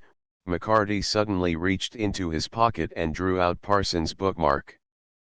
Find out what the devil is this made of and phone me at my rooms tonight. Mind you don't mention it in your story or never another tip will you get from me. Now, here's what happened. He repeated briefly the inspector's version of the incidents of the previous night and then, well satisfied, he continued on his way. It led him on a long and diversified path through that day's storm, to headquarters, the public library, the city's mortuary and the laboratories of the university. For the first time since the inception of the strangely complex case he steered clear of the mall, and it was not until darkness had fallen that he returned to his rooms, rain-soaked and weary. Inside the living room he felt mechanically for the light switch in the wall, but the button clicked futilely. At the same moment he lifted his nose in the air and sniffed sharply. Someone had been in his rooms again. His lights had been tampered with, for they were on the same current as the house next door, and a ray from there was even now streaking faintly across the air shaft past his bedroom window. Moreover, there'd been nothing wrong with his switch the night before. Was somebody waiting for him? Aware that the feeble gas jet in the hall below was yet strong enough to silhouette him vaguely in its glimmering half-light, he pulled the door shut behind him and whipped out his revolver. Is anybody here? His bull-throat demand cut the silence. Come on, you white-livered son of a gun, and I'll give you the fight of your life. He waited, his ears strained to catch the slightest sound, but none came. No stir of a foot, no whisper of breathing broke the utter stillness in which the echo of his voice had died away, and after a minute that seemed ages long, doubt changed to certainty. Somebody had been there and gone, but had he gone far? What had been done in his rooms that he was not meant to see? What had the intruder left behind him for McCarty to blunder into in the darkness? Had a trap been set for him under his own roof? McCarty pressed his lips grimly together, his square jaw outthrust. Keeping his revolver still cocked and ready in his right hand, he reached behind him with the other and propped his umbrella against the wall. Then, half stooping, he advanced a step straight before him in the direction of the fireplace. With infinite caution and the delicacy of one in a maze of live wires, his left hand groped about in the pitch blackness surrounding him, but it encountered only empty air. He took another step forward, then another. At last, at the height of about his middle from the floor, his fingers touched a fine cord drawn straight across his path, so taut that it vibrated like a harp string beneath a contact as light as a mere breath. Running his fingers along it with the light touch of a drifting feather, he moved to the left until the cord made a sharp turn around the corner of his heavy desk. Once more he started forward. Now he was facing again toward the fireplace, but the left side of it, and his guiding line was rising. It must be at the height of the mantel now. He must almost have reached the shelf itself. Moving even more cautiously, inch by inch, his fingers traveling with still greater delicacy, he followed the cord to the corner of the mantel. There his hand came in contact with what appeared to be a pulley, rigged ingeniously over the clamp of a portable lamp bracket which had never been fastened there before. If the cord were broken, something on the other end of that pulley running under the mantel would drop, and then what would happen? Would the house be blown to bits in the explosion of some infernal machine, or something fall on him from above? It had obviously been intended that he should break that string, but why had it been taken for granted that, finding his lights out of commission, he would walk straight forward from the doorway, instead of perhaps around the wall? His matches, of course. He wouldn't be supposed to stop and fumble in his clothes for any he might be carrying when a whole box of them were where he always kept them, there on the mantel before him. 'Twas from the mantle itself, then, or just under it, that trouble could be looked for, if the weight on the other end of that pulley dropped, and that trouble would occur somewhere in a line with the doorway. Shifting his revolver to his left hand, McCarty felt with the right for the weight dangling from the end of the pulley. His compressed lips widened at the corners in a grim smile as he followed it up again and along under the edge of the mantle until his fingers met the cold ring of a revolver muzzle. So that was the answer. When the weight dropped, that cord, as fine and strong as fish line, which he could feel wound around the trigger, would snap back, and from that muzzle would streak forth a death message, certain and sure. But not while McCarty knew it. Dropping his own revolver into his pocket, he swiftly and skillfully disengaged the cord from about the trigger of the other and drew it from the cradle of wire which had been strung over two nails driven into the underside of the mantel shelf. Placing it upon the mantel within easy reach, he found it but the work of a moment to jerk down the lamp bracket and its improvised pulley, break and haul in the cord and throw the whole mechanical device into the empty fireplace. Then another thought came to him. Suppose the party who had planned that little surprise for him were waiting about in the immediate vicinity, near enough to have seen him come in, close enough at hand to hear the anticipated report? Wouldn't he be likely to come then to see the result for himself? Wouldn't that be his next logical move? His next move. Since he entered the room, McCarty had been too busy to wonder why this reception had been arranged for him, but now a light broke over his mind and he all but chuckled aloud. He'd been asking himself and Denny a question for the last 24 hours, and now by the Lord it was answered for him. But why should his enemy be disappointed? Why shouldn't he hear that shot after all, and in coming to investigate, reveal his own identity? There was nothing above the ceiling but the loft, and nothing above that again but the roof and the clouds that were pouring down rain that minute. With a sudden impulse, McCarty seized the revolver from the mantel, aimed it straight up into the air and fired, then jumped nimbly aside, crouching behind the great armchair. The echo of the shot had scarcely died away when there came a terrific banging upon the entrance door below, and this time a hoarse chuckle did force its way from McCarty's throat. That was the game, was it, to pretend he was just passing and raise all the hell he could getting in, so as to attract attention to the fact that he came after the shot was fired? Let him bang away and break the door down. The one who'd come up those stairs would be the one who had rigged up that murder machine. The banging gave place to a moment of silence, and then came a mighty crash, followed by another and another, till at length the door fell inward with a snap of the lock and a rending jar, and someone sobbing harshly, chokingly, came bounding and scrambling up the stairs, preceded by a wildly darting flashlight which played under the living room door. Then that door also was flung wide, the light swept about, and a broken voice in the throes of mental agony howled dolorously, "Mac! For the love of God, what's happened to you?" McCarty came out sheepishly from behind the chair. "I been handling revolvers since first I went on the cops, Denny, with never a mischance, but when the lights went out on me just now all of a sudden whilst I was cleaning this, I'll be damned if it didn't go off in my hand."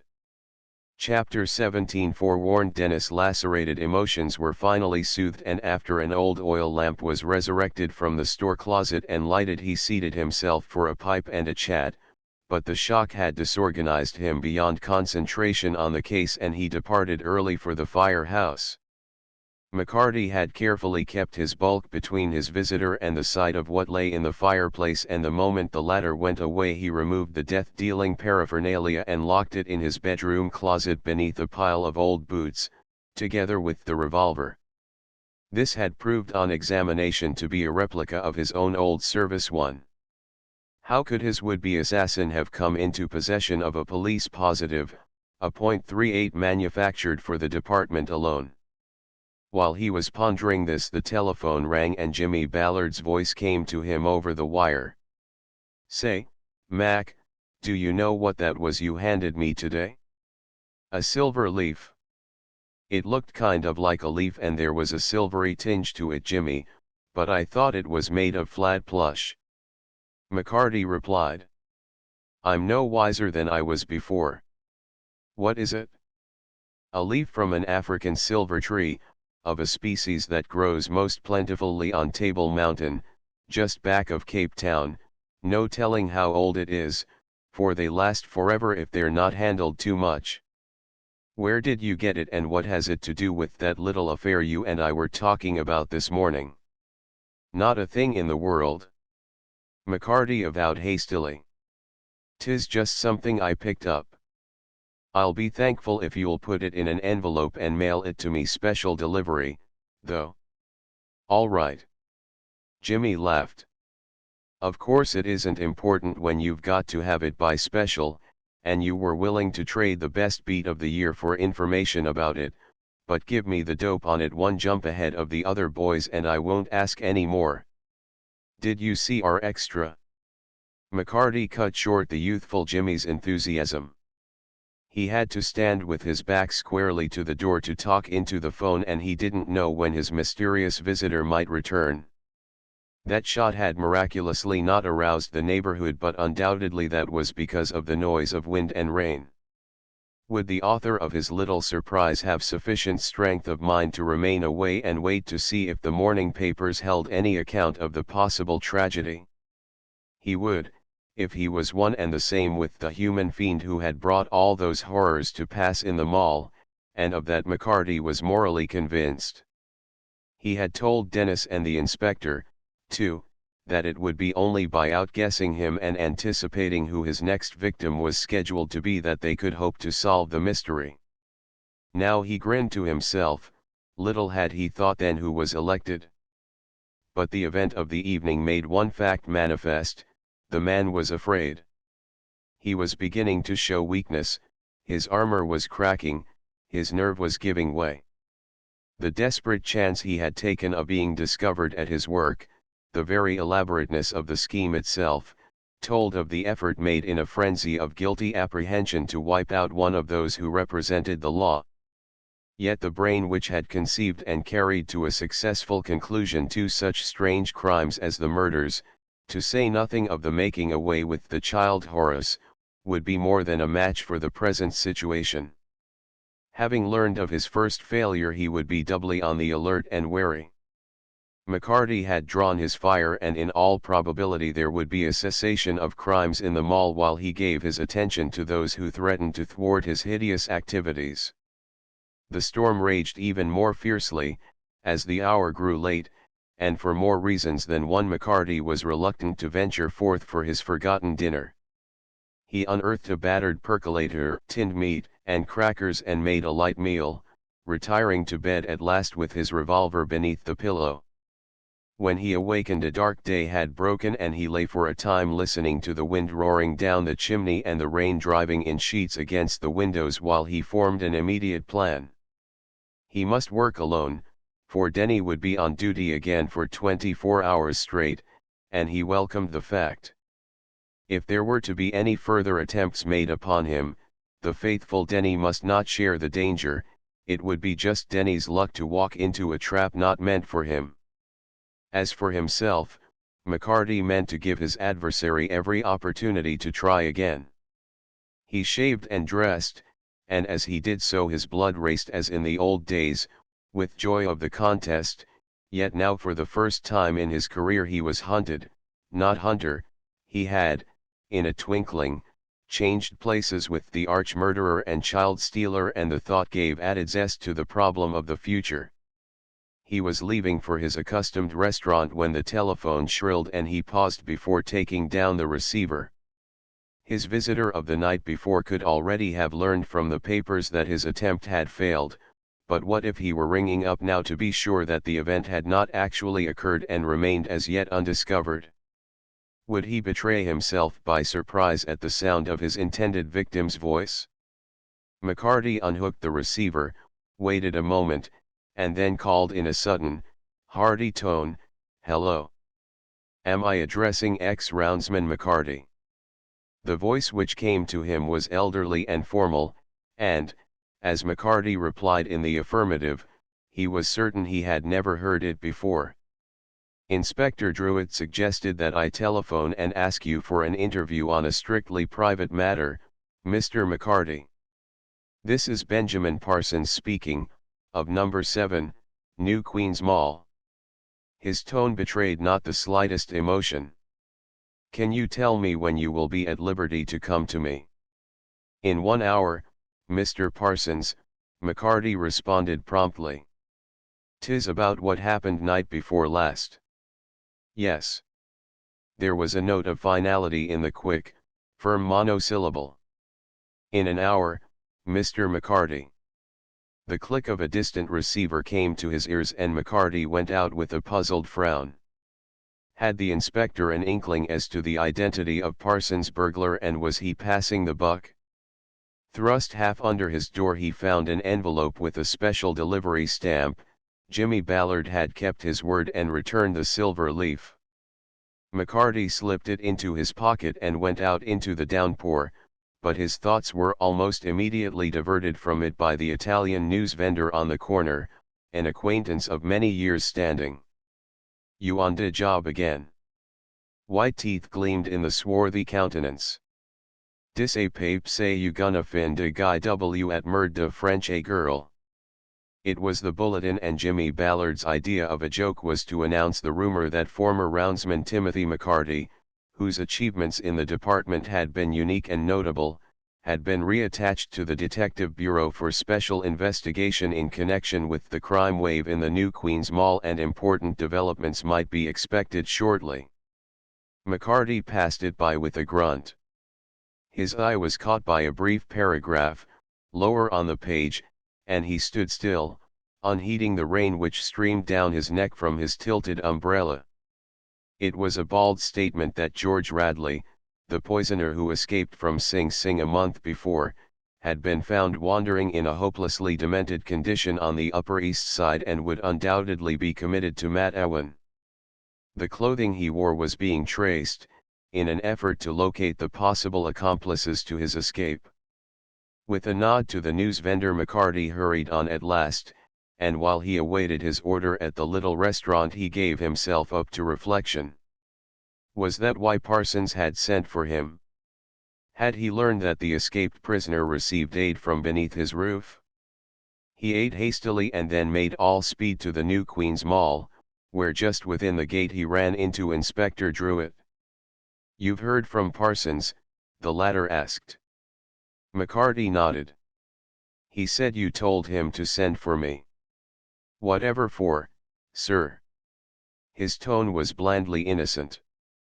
"What can I tell the old gentleman about his lost papers?" "It's what he'll tell you, if you can get it out of him." "I can't," confessed his superior.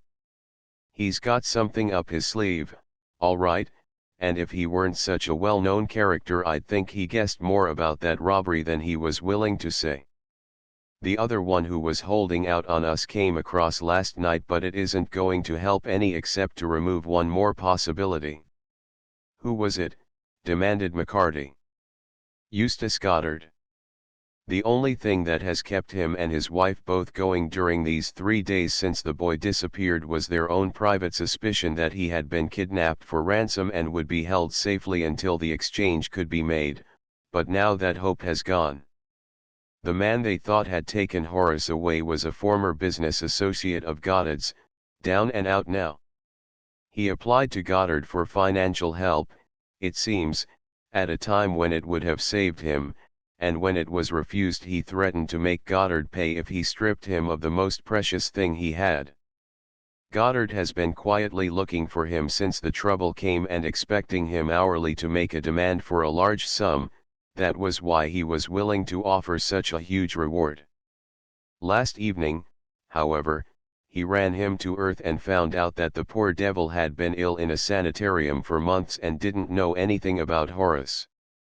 Mrs. Goddard is almost insane. Allenby is attending her and Goddard himself is nearly as bad, but I can only put him off with the same old promises and bunk. Look over there now, that's the boy's police dog Max. He's grieving himself to death, they tell me. Mac, if we don't do something soon. We'll be sitting tight and let the other fellow show his hand, the guy that's been pulling all these murders and such." They had passed down the block together toward the Parsons house, and as he spoke McCarty glanced across the street to the court beside the Goddards. The slim, smooth-coated police dog was pacing restlessly up and down with the slinking, mechanical movement of a beast in captivity, his swaying head hung low and tail drooping. The inspector followed his companion's gaze. "Trafford says he tried to coax Max to go for a walk, but the dog won't go further than that from the house. They're one-man creatures anyway, that breed, and the boy was his god. If you can get anything that looks like straight dope out of the old gentleman, phone me at the medical examiner's office." He went on, and McCarty ascended the steps of the Parsons residence and rang the bell. His summons was replied to after some little delay by a youth who carried himself smartly if awkwardly in his page's uniform. The bright if somewhat weak face seemed abnormally pale, however, and his sharp eyes shifted in a scared fashion. "Name's McCarty," the newcomer announced briefly. "Mr. Parsons expects me." "Yes, sir." The youth's tone was almost servile. "You can go right back to his study, sir. I'll show you."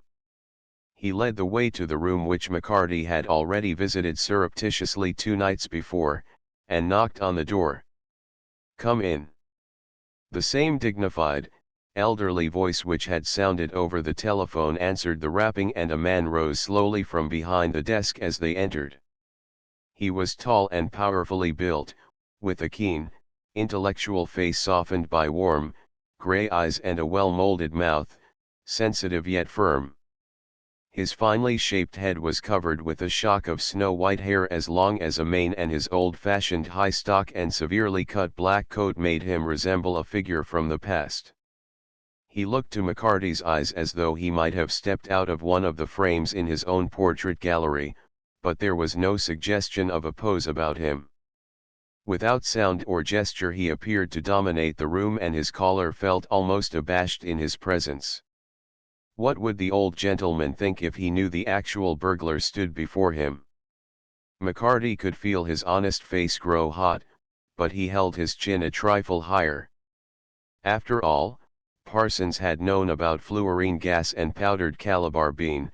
He'd a bunch of crooks in his house and knew it, and when his notes had been taken he didn't feel like coming clean about them. He might have a bit of explaining to do himself. "Lieutenant McCarty, sir." The elevation in rank was patent flattery, and McCarty's eyes twinkled as Benjamin Parsons bowed.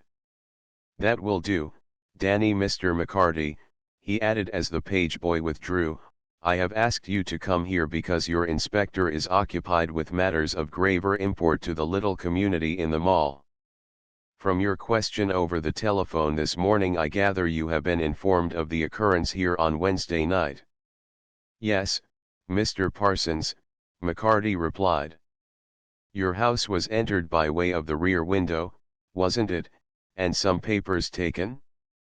"As I heard it, the wires were cut outside and a pane of glass knocked out. An interior alarm system of my own was also very cleverly disconnected so that it would not register in my bedroom. But won't you sit down?" A slender hand waved to a chair and McCarty obeyed. "All this is as unimportant as is the identity of the intruder, or as his identity would be if he had come merely for gain like the usual housebreaker, but this he was not. Articles of value were practically within reach of his hand: gold and silver plate, ivories and bronzes and ceramics which would have meant a fortune to the ordinary burglar, remained undisturbed, while the documents he searched for and found could be of no possible pecuniary benefit to him. Mr. Parsons' eyes were fastened on McCarty in an earnest, steady gaze which the latter found somehow disconcerting. He cleared his throat nervously. "The inspector told me 'twas notes for a book that was missing, and some other papers that was personal," he remarked. "Personal to others than myself, I regret to say." Mr. Parsons shook his head.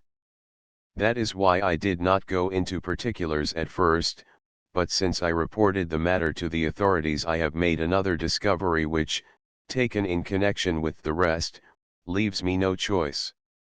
The personal documents removed from this filing case over here related to the unfortunate past history of several people whom I count among my friends, and it would be unjust to give publicity to them now, much less to permit these records to remain in unworthy hands. The manuscript of my book is perhaps small loss to the world, but it is the result of years of profound thought and research. I may add that it was intended as a message, an appeal for universal peace, and I had dwelt in detail upon the horrors of the last war, describing in full the methods employed by man to destroy his fellows. I am stating this because one of the weapons so described was fluorine gas, and the formula was given. Fluorine gas has been mentioned in the papers in connection with the sad death of the young nurse across the street, but I did not even think of the coincidence until I made a further discovery last night. What was it? McCarty felt that the question was expected of him, although he well knew what was coming. Was the old gentleman the grand character he appeared, or as shrewd as they make them and playing safe? He could have blushed for his own suspicious mind, but Parsons called the crooks his friends and was trying to protect them.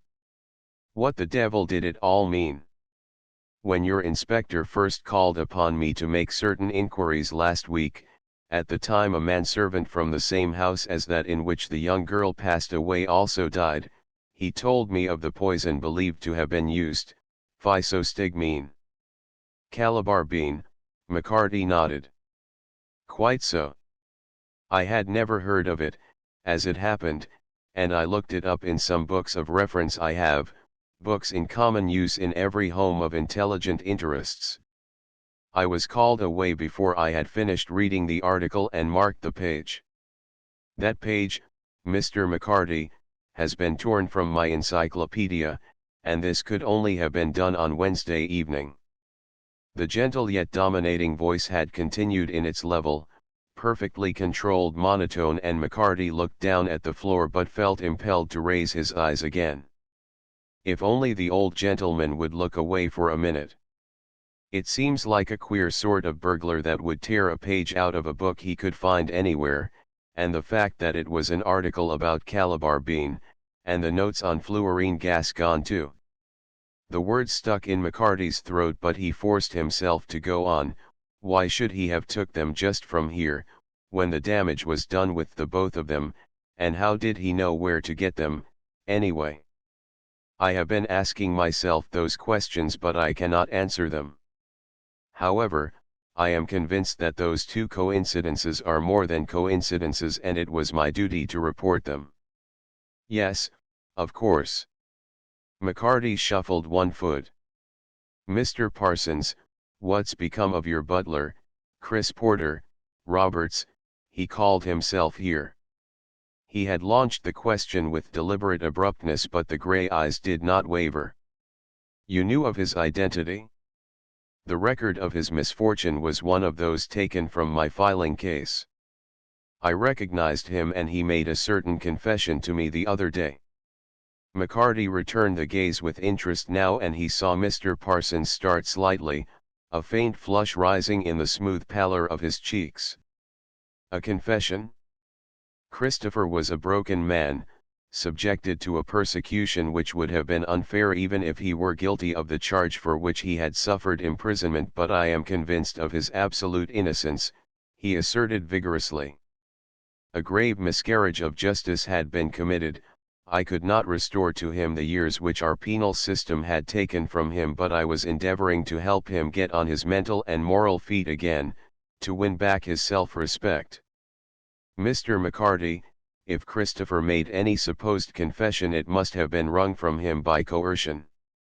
Innocent or guilty, he has paid the penalty the state demanded.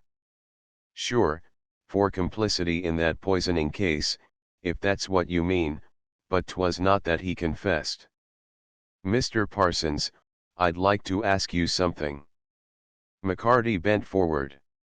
If a guy, I mean a man, was sent up and escaped and you thought he was innocent, would you think it your duty to hide him or turn him over to the law again?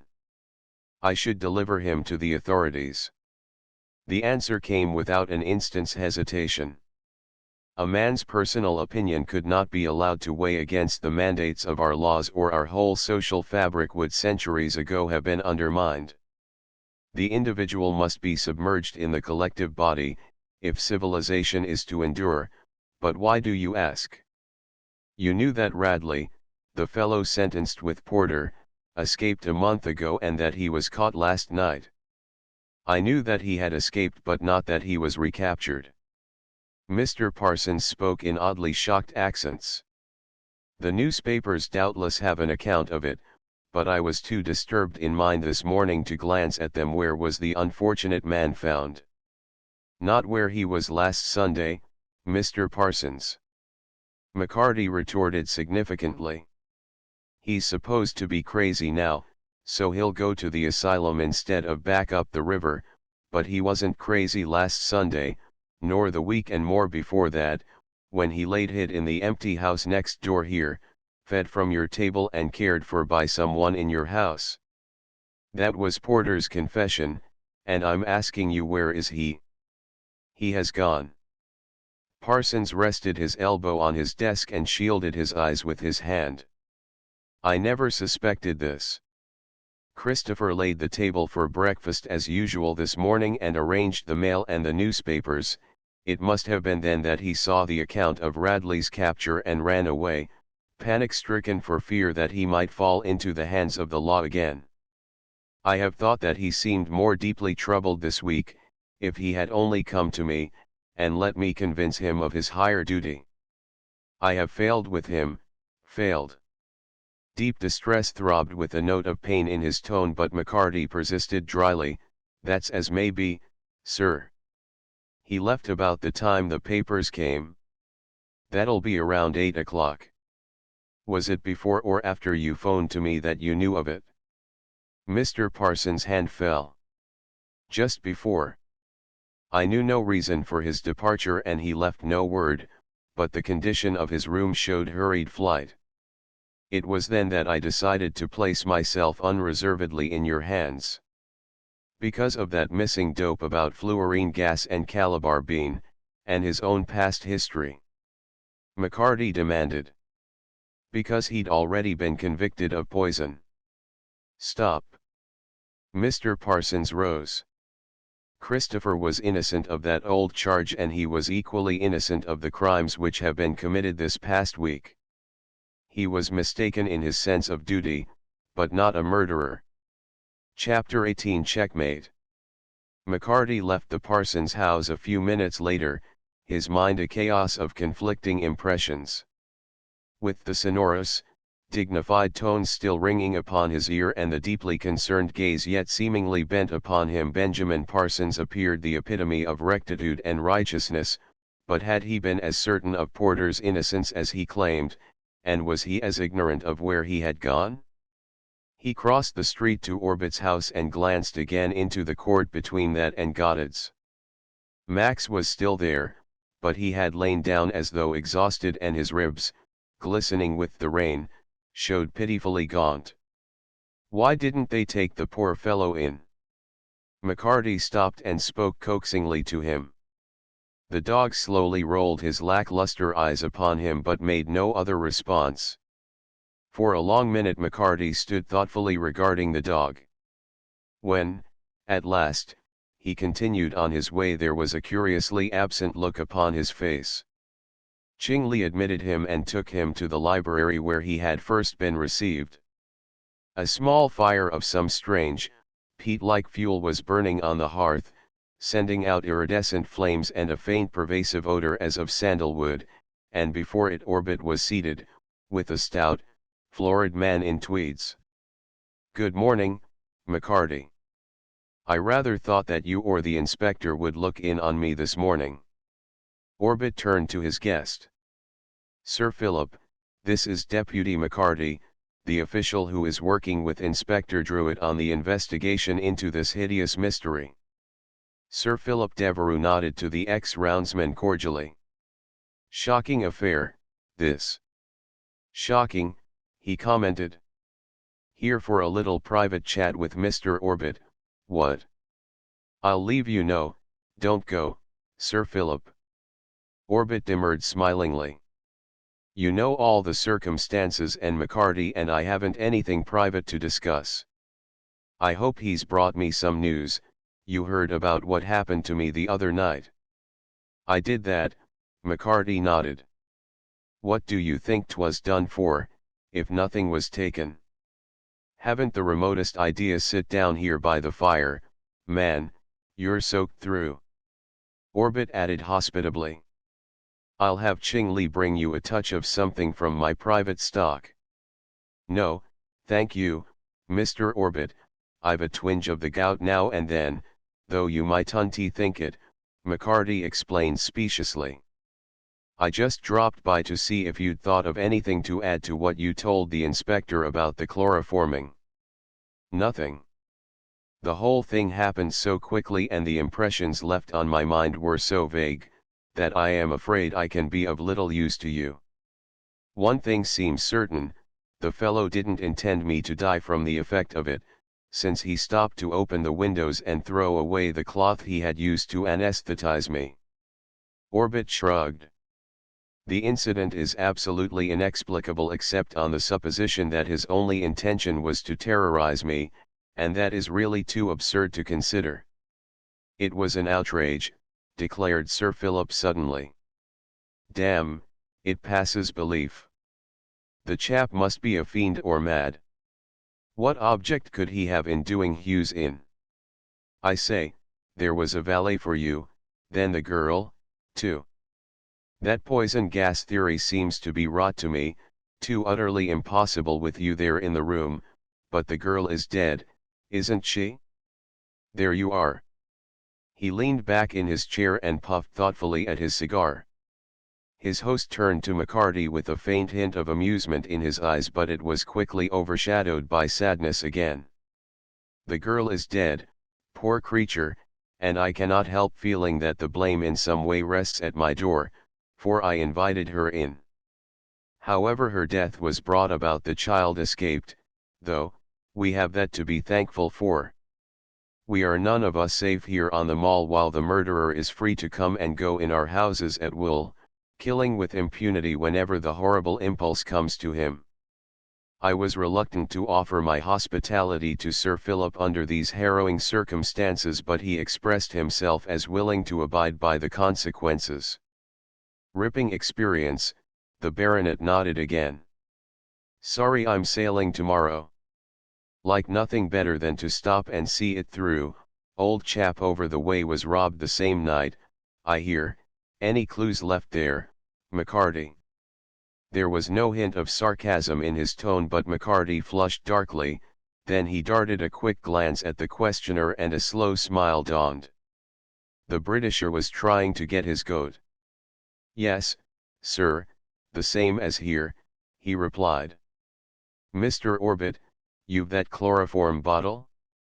The inspector says 'twas found on a stand beside your bed. Ching Li has it, I believe, would you like to see it? He rang the bell without waiting for a reply. The cloth used was a towel from my own bathroom.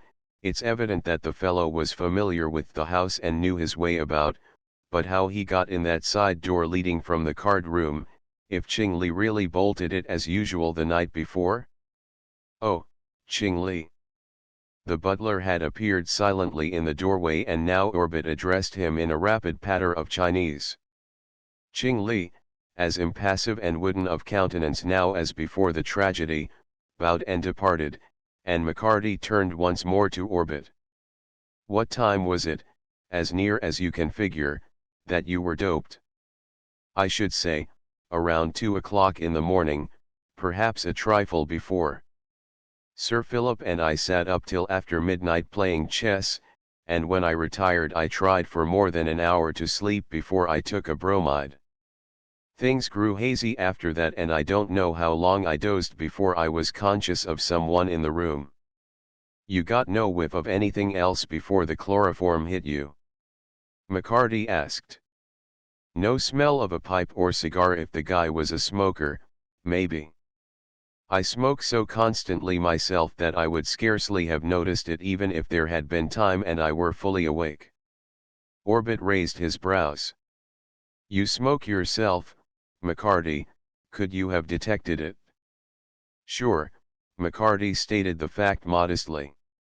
I've not the nose Denny has, but 'tis easy to tell the smell of a cigar from a pipe, even if it's only hanging about the clothes of a person. A rich, full-flavored cigar with a body to it leaves a scent that a man will travel with, whether he gets it himself or not. Denny. Orbit repeated. Oh, you mean your associate, Riordan? Yes, I remember he detected the odor of that small blaze here a week ago, when the monkey upset the cigar lighter in my room. Odd faculty, that, Sir Philip. Jolly, I fancy. I only wish I had it. Sir Philip chuckled. My man makes away with my cigars at a shockin' rate, but I never can catch him at it. I say, no one's disturbed our board, have they? Indeed, no, Orbit replied. I gave strict orders and we can finish the set tonight. Sir Philip held the amateur chess championship for Great Britain for 5 years. He added this to McCarty and then turned as Ching Li appeared again and spoke to him once more in his native tongue.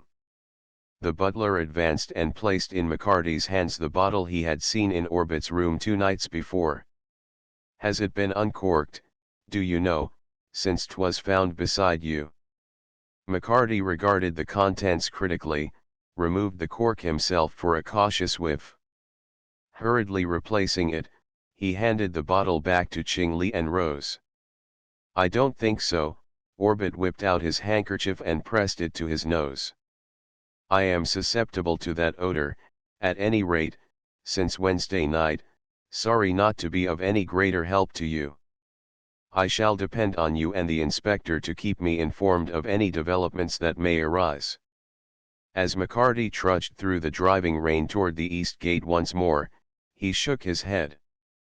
Come night, it would be a week since Hughes had been done to death, and the end was not yet clear. He made his way to the lunchroom on 3rd Avenue which he and Dennis had previously visited, and in deference to the day ordered fried oysters. They were long in coming and he rested his elbows wearily on the table. Was he getting too old for the game, after all?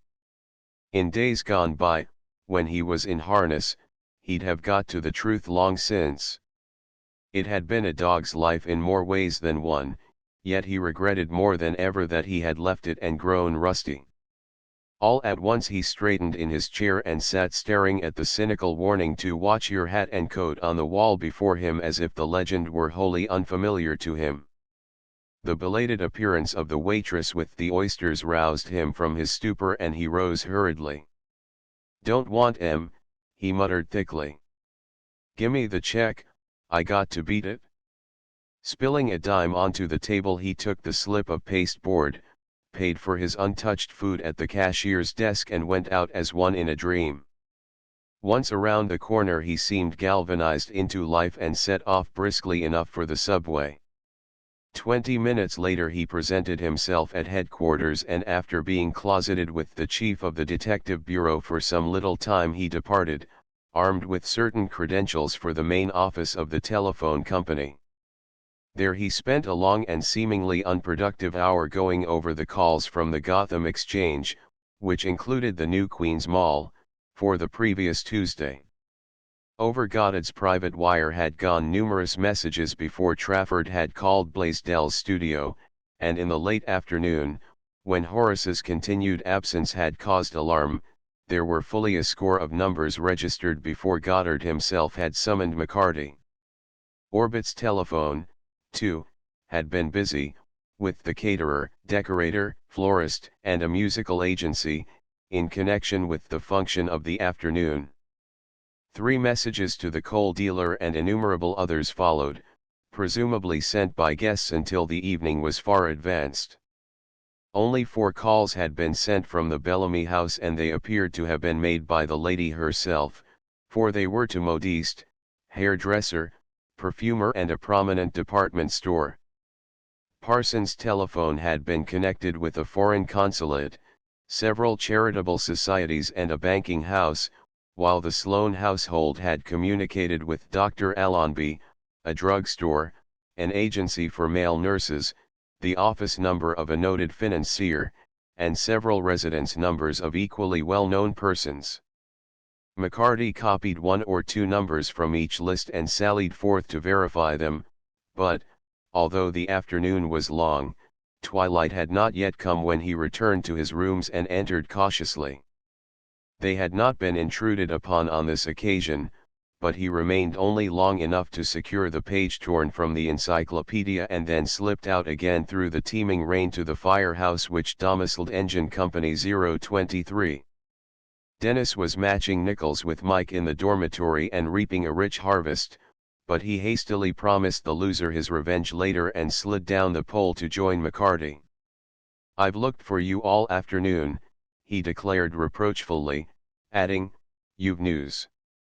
I can see it in the eye of you, and I might have known something would start whilst I was out of it." "There's nothing new," McCarty responded quietly. "I've a queer notion in my head, but it's too sickening to spring even after all we know has happened, till I get hold of something to back it up. Parsons phoned for me this morning, the old gentleman himself, and told me the truth about what was missing since Wednesday night, which was no news. He said it was clever, the way you disconnected the inside alarm arrangement me." Dennis' leathery countenance blanched. "'Tis what I get for letting you lead me into breaking the law. Now I'll get thrown out of the department and pinched, and Molly will change the baby's name."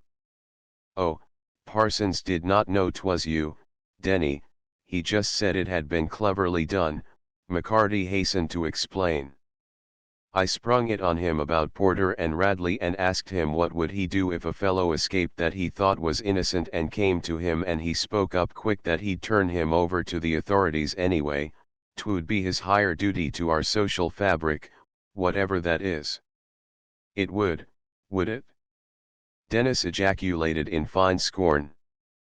"The social fabric could go to blazes for all of me, but I'd stick to a pal, innocent or no. Howsoever, I've not the grand, cold-blooded principles of him. You know the poor devil's been caught, crazier than a loon." McCarty nodded. "Porter knows it, too, he's beaten it for fear he'll be sent up for hiding him." He finished his account of the morning's interview and then drew the torn page from his pocket. "There's more to this thing about the Calabar bean that I didn't read you, Denny, so I brought it around and maybe 'twill give us an idea. Listen, Calabar bean. Ordeal nut. The seed of Physostigma venenosum, a twining, half-shrubby plant, native of Africa." "What of it?" Dennis was frankly bored. "How is that going to help?" "Wait a bit. The kernel is hard and white, and yields its virtue to alcohol and less perfectly to water. I'll bet it does, or they'd never have got it down." "Hughes, if what we've heard of his habits is straight," interrupted Dennis, his interest once more aroused. "There you've got it, Mac. Find the last one he took a drink with and you'll have the guy that croaked him." "That's not all," McCarty began again. "The beans are reddish, gray, or kidney-shaped, and about the size. Never mind that, care should be taken to avoid spontaneous. Did you trail around here in all the rain to give me a botany lesson?" Dennis demanded indignantly. "'Tis not from any book you'll be learning the truth. I was that upset last night, what with the revolver shot and all, that I never thought to ask you, but what did the old guy you know uptown say about that bullet instead blue balloon? Could he make out from the way it was rotting before our eyes the kind of gas there was in it?" McCarty hesitated and then said slowly, "Denny, you'll mind the other night after we had examined it I put it in a cracker box while we went for a bite to eat, and when we came home you saw me hunting around for something. You were trying to whistle, too." Dennis nodded.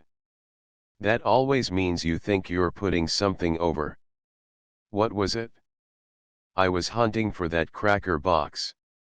I knew the minute we came back into the room somebody'd been there, for there was the stale smell of a heavy cigar on the air, not as if he'd been smoking right then, but the scent of it was strong on him as he passed through the place. When I found the box missing, I knew what he'd come for. Think of that now. Do you know what it means, Mac? The murderer knew you and not the medical examiner's assistant had taken it from the conservatory. I wonder if he followed us from then on? The sight of us parading through the streets with all them balloons would have told him we were on, if he wasn't blind. Dennis grinned. Leave the medical examiner find out what kind of gas was it, we know how 'twas give to her, though not what busted the balloon right in her face nor how the gas got in it. The notion come to me that 'twas not meant to kill Lucette, anyway. Not kill her, exclaimed McCarty. The first whiff of it must have knocked her cold. But what if it was intended for the baby and not for her? Dennis lowered his voice. What if the murderer has a craze for killing children? I've heard tell of such things, and so have you. Suppose Hughes was poisoned by mistake in the first place for Ching Li, so that little Fu Moi wouldn't be protected. Then Horace was taken away and maybe killed, and the Bellamy baby was next on the list. Denny, you're running wild. McCarty interrupted in his turn. The murderer's brain has got a twist to it, but he's not as crazy as all that. Baby killers are just stupid, low brutes without the shrewdness or knowledge to plan such crimes as we're up against now. We're fighting a mind, not a fist with a knife or a club in it. So you've been saying? Dennis retorted disgustedly. That comes of those books you've been reading. Whilst you've been figuring out his ancestors and the blood that's in him to decide is he in the born or habit class, like that diagnostic book of yours has it, he's been having an old home week in the mall, kidnapping and killing right and left. 'Twill be a week tonight. McCarty beat a hasty retreat and took his solitary way to the restaurant, where he ate a hearty dinner to make up for the deferred lunch. Then he returned to the mall, to prowl about like an unquiet if somewhat too material ghost. The rain had stopped at last, and although the sky was still partially overcast, the glimmer of a few stars gave promise of a clear dawn. Lights were brilliant in the Sloane, Parsons, and Orbit residences, but low in Goddard's and Mrs. Bellamy's, where the lady had been in a hysterical state since the murder of her baby's nurse. Yost had been relieved from his post at the mortuary to take the place of the night watchman, and McCarty walked up and down with him for more than an hour, discussing the strange chain of tragedies. All at once, as they passed the court next to the Goddard house, he heard a low, coaxing masculine voice and came upon Trafford bending over something which lay in the shadows. "Come on, old fellow," the tutor was saying. "Come along in the house like a good boy. Horace isn't here, Max, it's no good waiting." "'Tis a strange acting dog and no mistake, Trafford," McCarty remarked. The tutor looked up. "He's grieving himself to death," he said. "He hasn't touched a morsel of food since Tuesday, though we've tempted him with everything, and he is so weak he can scarcely stand, but he waits about out here all the time for Horace to come home. I've got to get him in now if I have to carry him."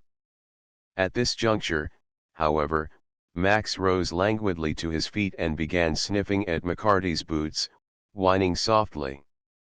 "'Tis like he was trying to talk," the latter exclaimed. "I wish he could, if he knows anything." Trafford replied sadly.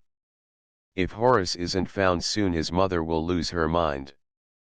McCarty, can't you people do anything? Even to know that the worst would be better than this horrible uncertainty and suspense. The lad's disappearance is not the half of what we're up against, Trafford," McCarty reminded him. "We're doing everything mortal to find him, and soon, maybe tomorrow, we're going to take a big chance." He watched while the tutor led the dog into the house, and then shaking his head he proceeded to orbits and rang the bell. It was little Fumoy, resplendent in his embroidered serving jacket, who opened the door and without announcing him, beckoned and preceded him to the library, where the last interview had taken place. The room was in deep shadow save for the glow from the hearth and a single broad beam from a bridge lamp which played down upon a chessboard laid out on a small table. At opposite sides of it two silent, intent figures sat as immovably as graven images. If they were aware of McCarty's appearance they made no sign. Were they hypnotized, or something? The two of them couldn't be asleep, sitting bolt upright like that. McCarty waited a good 5 minutes and then advanced slowly into the room, but still they appeared oblivious.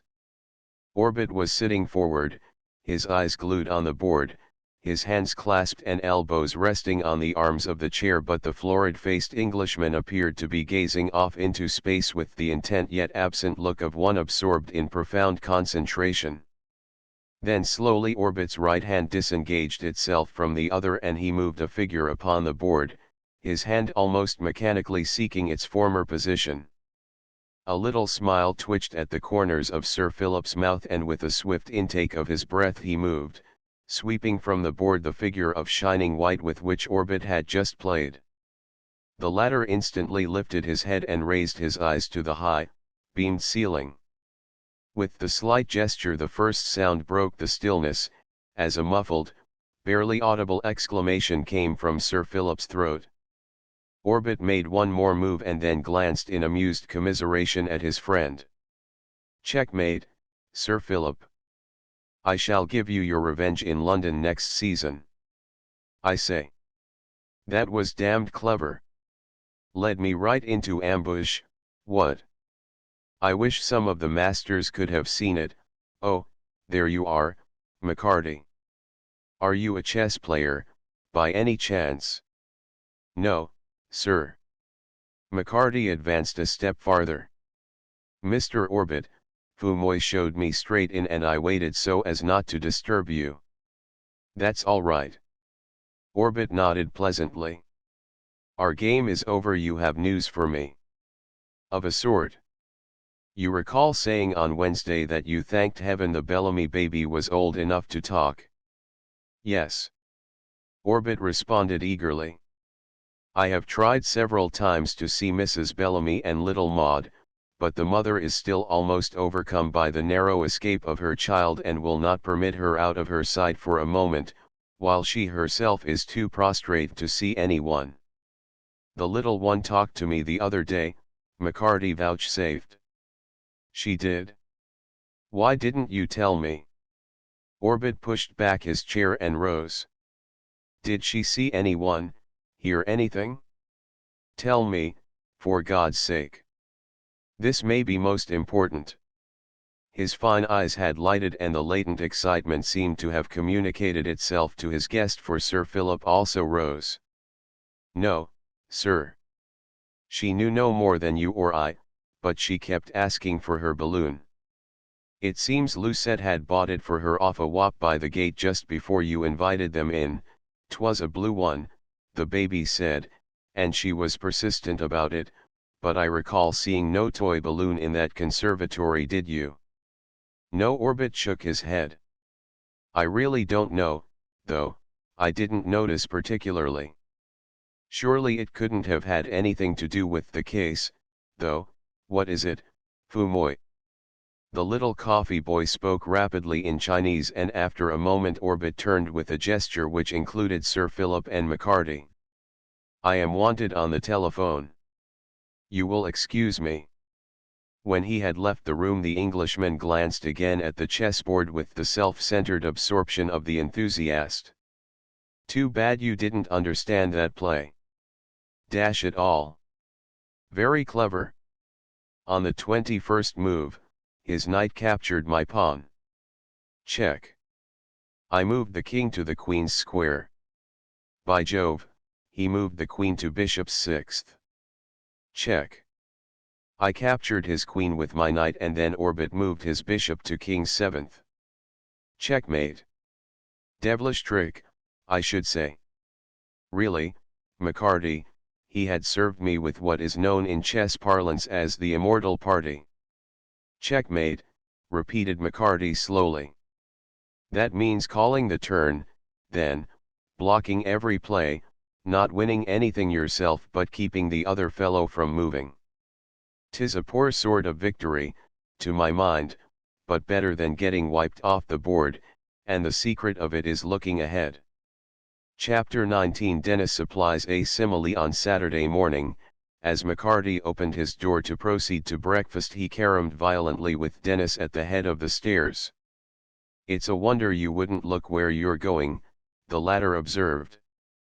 "I've come straight off duty without a bite or a shave to find out what's new, but not to be thrown downstairs."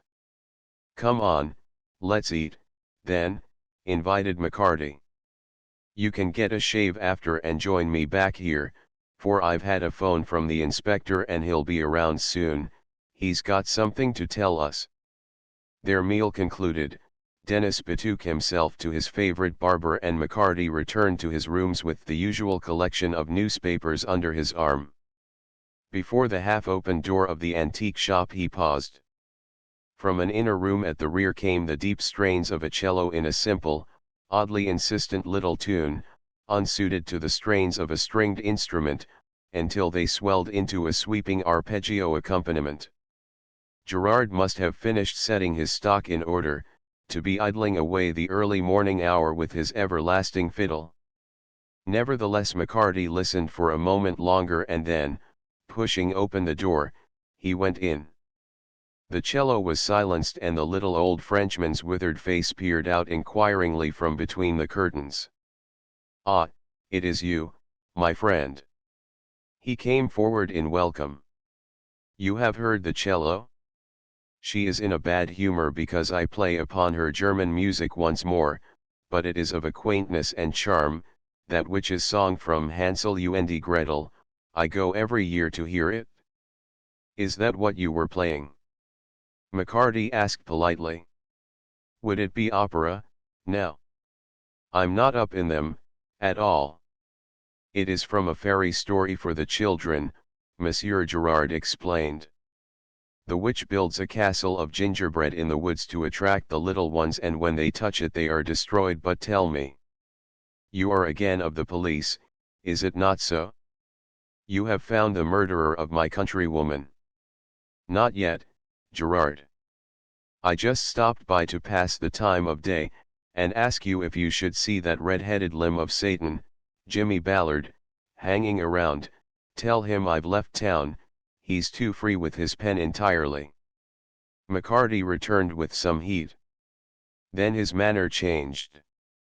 "You didn't happen to notice a man who came to see me night before last, just around dark? I missed him by only a few minutes." "But no, my friend." Gerard shook his head. "It rains with such fury that one cannot see before the door, and I close the shop while yet it is light. You do not come in a long time to spend an evening with the old man." His tone was wistful and McCarty responded heartily, "Sure, I'll come, just as soon as this case is over. Don't forget about Jimmy." Leaving the shop he mounted the stairs to his apartment above, and settled himself to read the papers, but they held little of interest, and, as the inspector still delayed in coming, he got out his books once more and was deeply engrossed when Dennis reappeared, freshly shaven and well brushed, with a new collar an inch too small embracing his gaunt neck. "What are you dolled up for?" his host demanded.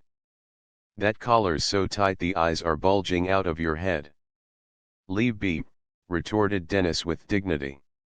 "A man has a right to spruce up of a Saturday. So you're at them books again. Where's the inspector?"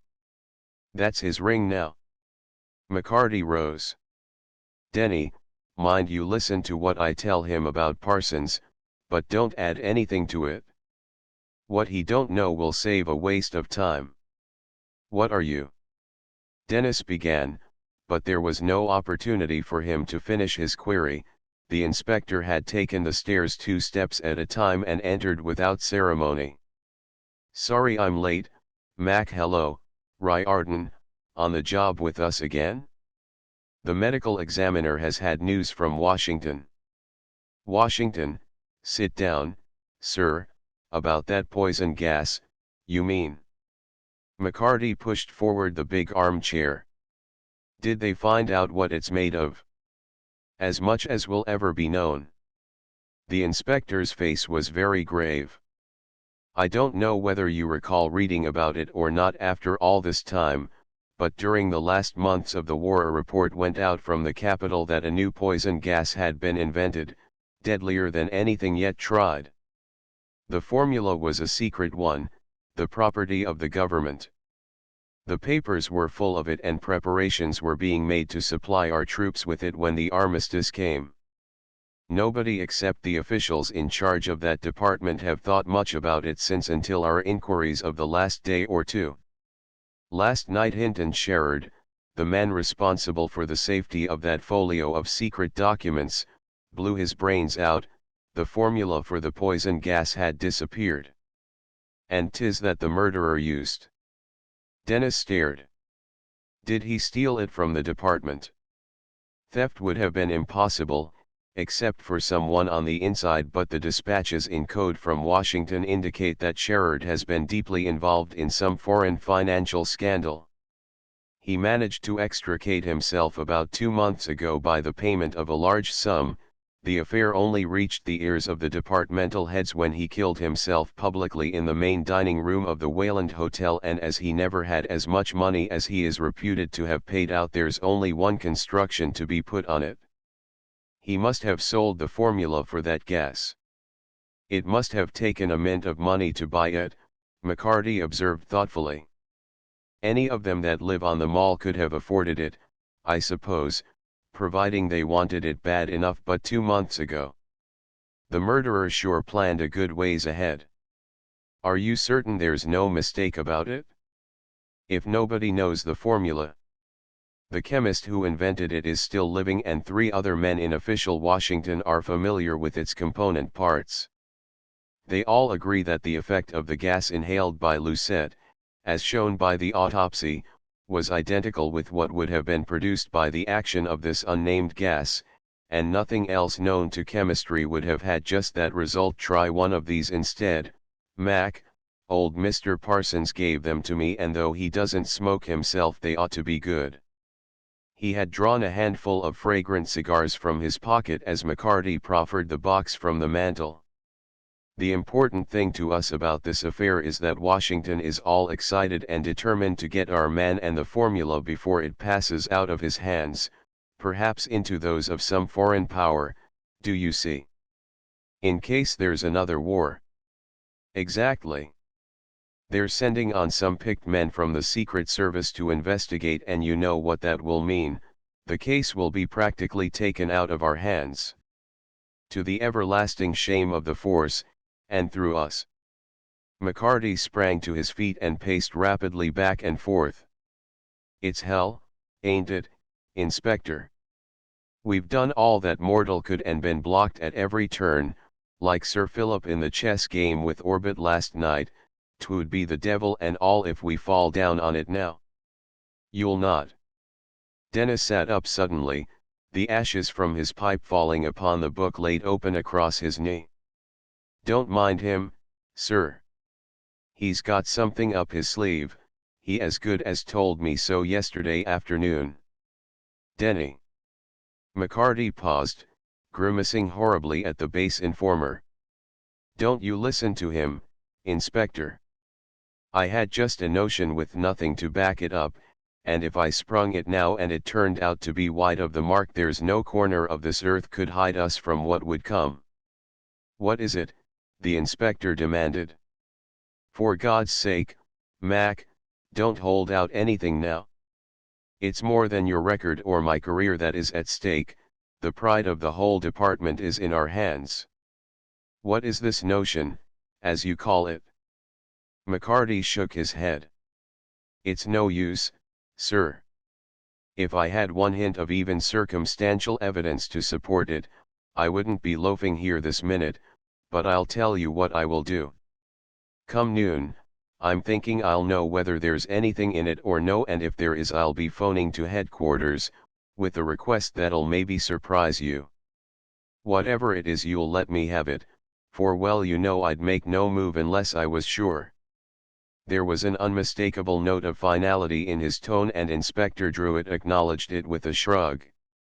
In his troubled eyes a renewed glow of hope had come. By noon, he repeated. I'll be there waiting for your message, Mac. Meanwhile, McCarty carefully avoided Dennis' gaze. I've a bit of news for you, sir. Denny and me have managed to lay our hands on the papers that have been missing from Parsons' house. I thought you would. The shadow of a smile passed across the inspector's face. The department doesn't countenance burglary, of course, but when two such deputies as you take matters into your own hands, I wash mine of the responsibility. What did you find out? Dennis was endeavoring to hide behind his book, but his agonized contortions bore mute testimony to his guilt. McCarty gazed at his old superior with a world of reproach. "'Tis not what I expected from you, sir, after all these years, but we'll try to bear up under the injustice of it. The papers came to us in a confidential way, and since all Parsons wants is to get them back again, there's no harm done. Look here." The amusement had faded from the inspector's countenance. Orbit's house was broken into that same night, and he was chloroformed. May my right arm drop off this minute if we had anything to do with that. McCarty's solemn tones held the ring of truth. I won't say that I've not my own suspicions about it, but they come to me since, and they're all part and parcel of that notion I've got concerning the whole case. However, getting back to Parsons, maybe you'd like to look over what was stolen from his filing case in that outrageous robbery. You'll know then why the housemaid and the page boy looked familiar to you. He handed the records of Parsons' domestic staff to the inspector and watched with a twinkle as the other ran quickly through them. When his astonished comments had ceased, he produced the manuscript notes but drew no attention to the reference to fluorine gas, nor did he mention the leaf he had torn from the encyclopedia as he briefly recounted the interview with the eccentric philanthropist on the previous day. I left asking myself, was he a crook or a crank or a saint on earth, he concluded. What's your opinion of him? He may be a dreamer, with a lot of ideas for bettering the world, that will never work out while we're full of original sin, but I think he's a wonderful old character and worthy of his family, the inspector replied reflectively. I was talking to one of these psychoanalysts who is going to lecture to us in the commissioner's new school the other day, and he knew all about them. It seems they're celebrated among students of heredity as a shining example of what good blood means. There are thousands of Parsons, I suppose, but I'm talking about the descendants of the first David Parsons, and the old gentleman we know is the last in the direct male line. I know, McCarty remarked. 5 governors they've given to the New England states, 8 clergymen in America, 14 foreign missionaries, 11 college professors, and 2 of them became college presidents, and I can't recall how many Army and Navy officers and other big men. I've been looking them up a little, myself. The devil you have.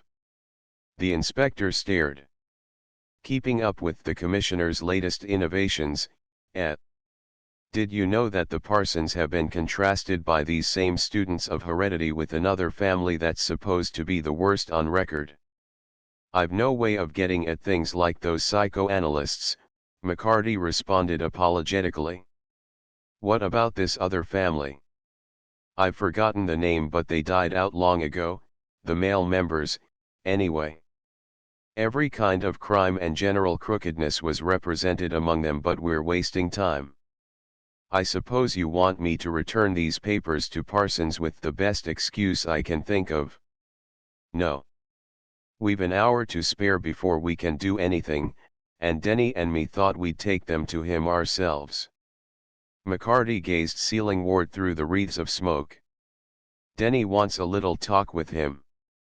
Every day, Dennis laid down his book at last.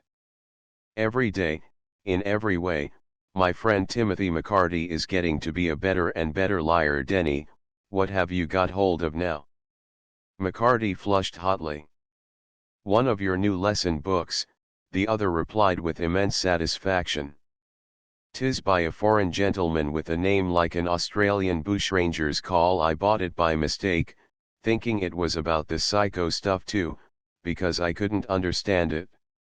McCarty slammed the desk drawer upon the embarrassing volume and turned to the inspector, who had risen. You're going, sir. It may be a little past noon when I call you up, but you'll hear from me one way or the other. Mutual recriminations of a more or less acrimonious nature took place after the inspector's departure, but they merely cleared the air. Finally McCarty remarked, I gave myself away as well as you about breaking into the parson's house, but that was only after you'd told the inspector I was holding out on him, which I wasn't, having nothing to hold. As to getting at criminals by way of science, I'm not laughing at it, Denny, just because I'm not onto it yet. Nor me. Dennis agreed. Only to my mind, science is a lot like spontaneous combustion. If you don't handle it careful, it'll work up its own heat and break out in a blaze. Like what? McCarty paused with his hat halfway to his head. Spontaneous combustion. Dennis repeated. When anything that generates its own heat, like hay in a stable, is shut up too long without air getting to it, it's liable to take fire by itself. That's one of the first things ever I learned when I joined the department. McCarty chuckled. And that's your idea of science, is it? Maybe 'tis as good as any other. Now let's go and ease the old gentleman's mind about his stolen property. But they were destined to meet with still another delay, for on entering the west gate of the mall they encountered Mr. Gardner Sloane. The supercilious manner had fallen from him and he greeted them with marked cordiality. Horrible week we been through, gentlemen, he declaimed. Leaving the death of Orbit's valet out of it, a murder, a kidnapping and 2 robberies make a frightful record to contemplate. I trust you are taking every measure to protect us here? By gad, there's no telling where this thing will strike next. Did you ever find your key to the gates? McCarty asked suddenly. Confound it, no, had to have another one made. Sloane fumed. Let me see, it was a week ago that I missed it. I'd used it Saturday morning to enter the east gate, I remember it distinctly, and I must have dropped it near the parson's house, but I hope you'll tell your inspector that I depend on him to have a special watch kept over our home. My father had a very bad turn on Tuesday, and if any excitement like a burglary were to take place it might prove fatal. Did you get a good nurse for him? McCarty asked solicitously.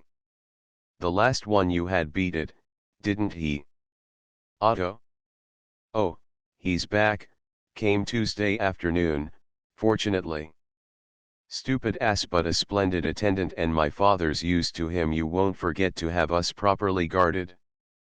McCarty reassured him heartily, and as they watched him swing off toward the avenue with a jaunty air, Dennis remarked, so Lindholm showed up again, and we never even thought of it. On Tuesday, too. Do you suppose? I'm through supposing. McCarty interrupted. We'll stop by and find out. The Sloane house, in spite of its almost oppressive luxury, unmistakably betrayed the fact that a feminine hand had been for long absent from its care and arrangement. There was a cold, detached air about, as though those beneath its roof were transients with no foothold and little interest of a personal nature. Dennis voiced his impression when the ancient butler had hobbled away to summon the nurse.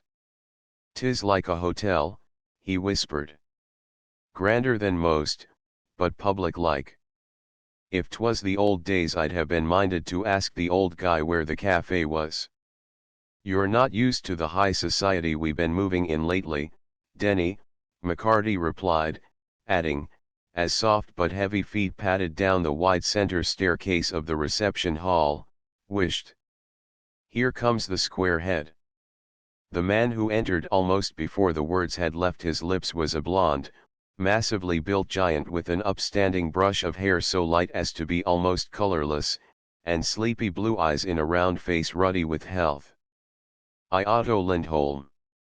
He bent a mildly inquiring gaze upon them. You bane same man's dad go to my missus. Sure we are. McCarty beamed in a friendly fashion. What the devil did you run away for? You'd nothing to fear because of a row with Hughes. My woman. Otto shrugged as if that settled the matter. I tell her we better stay but she has a scare on. You bane married, you know. Neither of us, thank God. McCarty replied devoutly. You quarreled with Hughes on Thursday night a week ago, didn't you? I tell him he keep way from my woman or I bane goin' to fix him. He spoke with stolid satisfaction. Next time he write ladder to her I bane kick him round the street like yaller dog. That's all. His clear, placid eyes regarded them still in good-humored inquiry and McCarty asked, when did you see him again? The next night. Friday. What tea? The quiet answer had been all but overwhelming, but Otto seemed unconscious of its portent. The next night, he repeated patiently. It bane just start to rain and he var sitting on stoop of house Thierry Street down, holding on wid both hands to stomach. He var ver sick mans. I tell him I take him home but he tell me go to hell. He looked w-eyed lack sheet. I tank he bane saw for mooch but he say he bane go and walk it off. That's last I see of him. You went on and left him sitting there? That would be about 8 o'clock. Yes, 'bout 8. I stay to see can I help him but he get oop and walk way. I tank to myself den he look lack deed but I did not guess it var poison. He tell me he bane get sick at dinner and I tank he just eat too much. Otto shook his head. Hughes var bad mans but murder is not so good. Dat calibar bean he bane get here in de mall, sure. Chapter XX Max is that the poor beast you told me about. It was an hour later, and McCarty and Dennis were coming down the steps of the Parsons residence. The latter pointed across the street to where Max was prowling up and down the court. Yes. He'll go on like that till he drops in his tracks. A certain note of grimness had crept into McCarty's tone. I wonder if Orbit went down to the boat to see his friend off? I'd like a word with him if Sir Philip has gone. We've had words, in a manner of speaking, with more than one this morning. Dennis remarked. We know as much now as we did before but we've not gone a step forward and 'tis near noon. Look at little Fumoy. The Chinese boy, looking, in his drab, everyday attire, like some dun-colored moth, had emerged from the side door of the house where he was employed and approached the dog, holding a bit of cake out in one brown little hand, but Max's somber eyes showed no glint of recognition and he swung out of the child's way, staggering in sheer weakness until he regained his poise. Fumoy stood still, his hand dropped to his side, and the piece of cake falling to the pavement of the court. You go ring the bell, Denny, and ask for Mr. Orbit, McCarty directed. I'll be with you in a minute. If Ching Li takes you to him say you'll wait for me, that I've something more to ask him. Dennis obeyed but when Ching Li appeared and he voiced his query the Oriental shook his head. Mr. Orbit is not at home. He has gone down to the wharf with Sir Philip, whose ship sails at noon. Then I'll wait for him. Dennis announced firmly. My friend McCarty will be along in a little while. When Mr. Orbit gets back, tell him the two of us are here. Ching Li showed him to the library and with a bow left him, and Dennis seated himself, feeling regretfully of the pipe in his pocket. What McCarty had in mind he could not conjecture, and there was no telling when Orbit might return to find him waiting there without an idea in his head and afraid to open his mouth for fear of balling up the game. Had Mac just been kidding when he told the inspector he'd know by noon whether his notion was fact or not? He'd learned nothing since but a lot of corroborative detail about things that didn't matter, anyway. Why on earth was he hanging around outside, fooling with the dog? Time crawled. 20 minutes had passed by the great old grandfather's clock in the corner, and still McCarty did not put in an appearance. Dennis rose at last and tiptoed out across the hall and down to the card room, where he cautiously opened the side door leading to the court. There stood McCarty, chinning and laughing with the little chink as if he'd not a care in the world.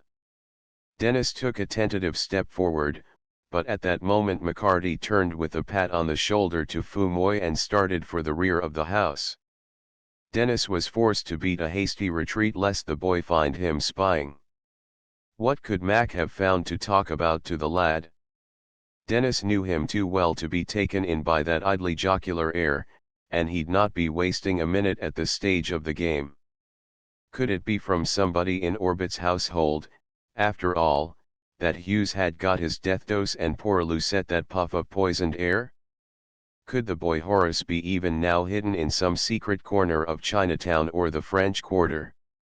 He had little opportunity to speculate further, for the front door opened and after a moment Orbit's tones came to him raised in sing-song Chinese.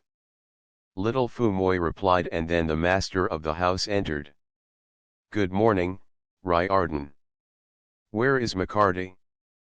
Fumoy says you both wished to see me. What can I do for you?"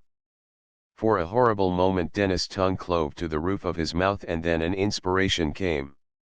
"Mac has something to ask you, Mr. Orbit," but he was stopped outside. "He'll be in right away. 'Twas about that chloroforming the other night that I wanted to see you. You woke up sick and found nothing had been touched, but there was the bottle and the towel, and the side door open downstairs. Did you happen to notice anything else?"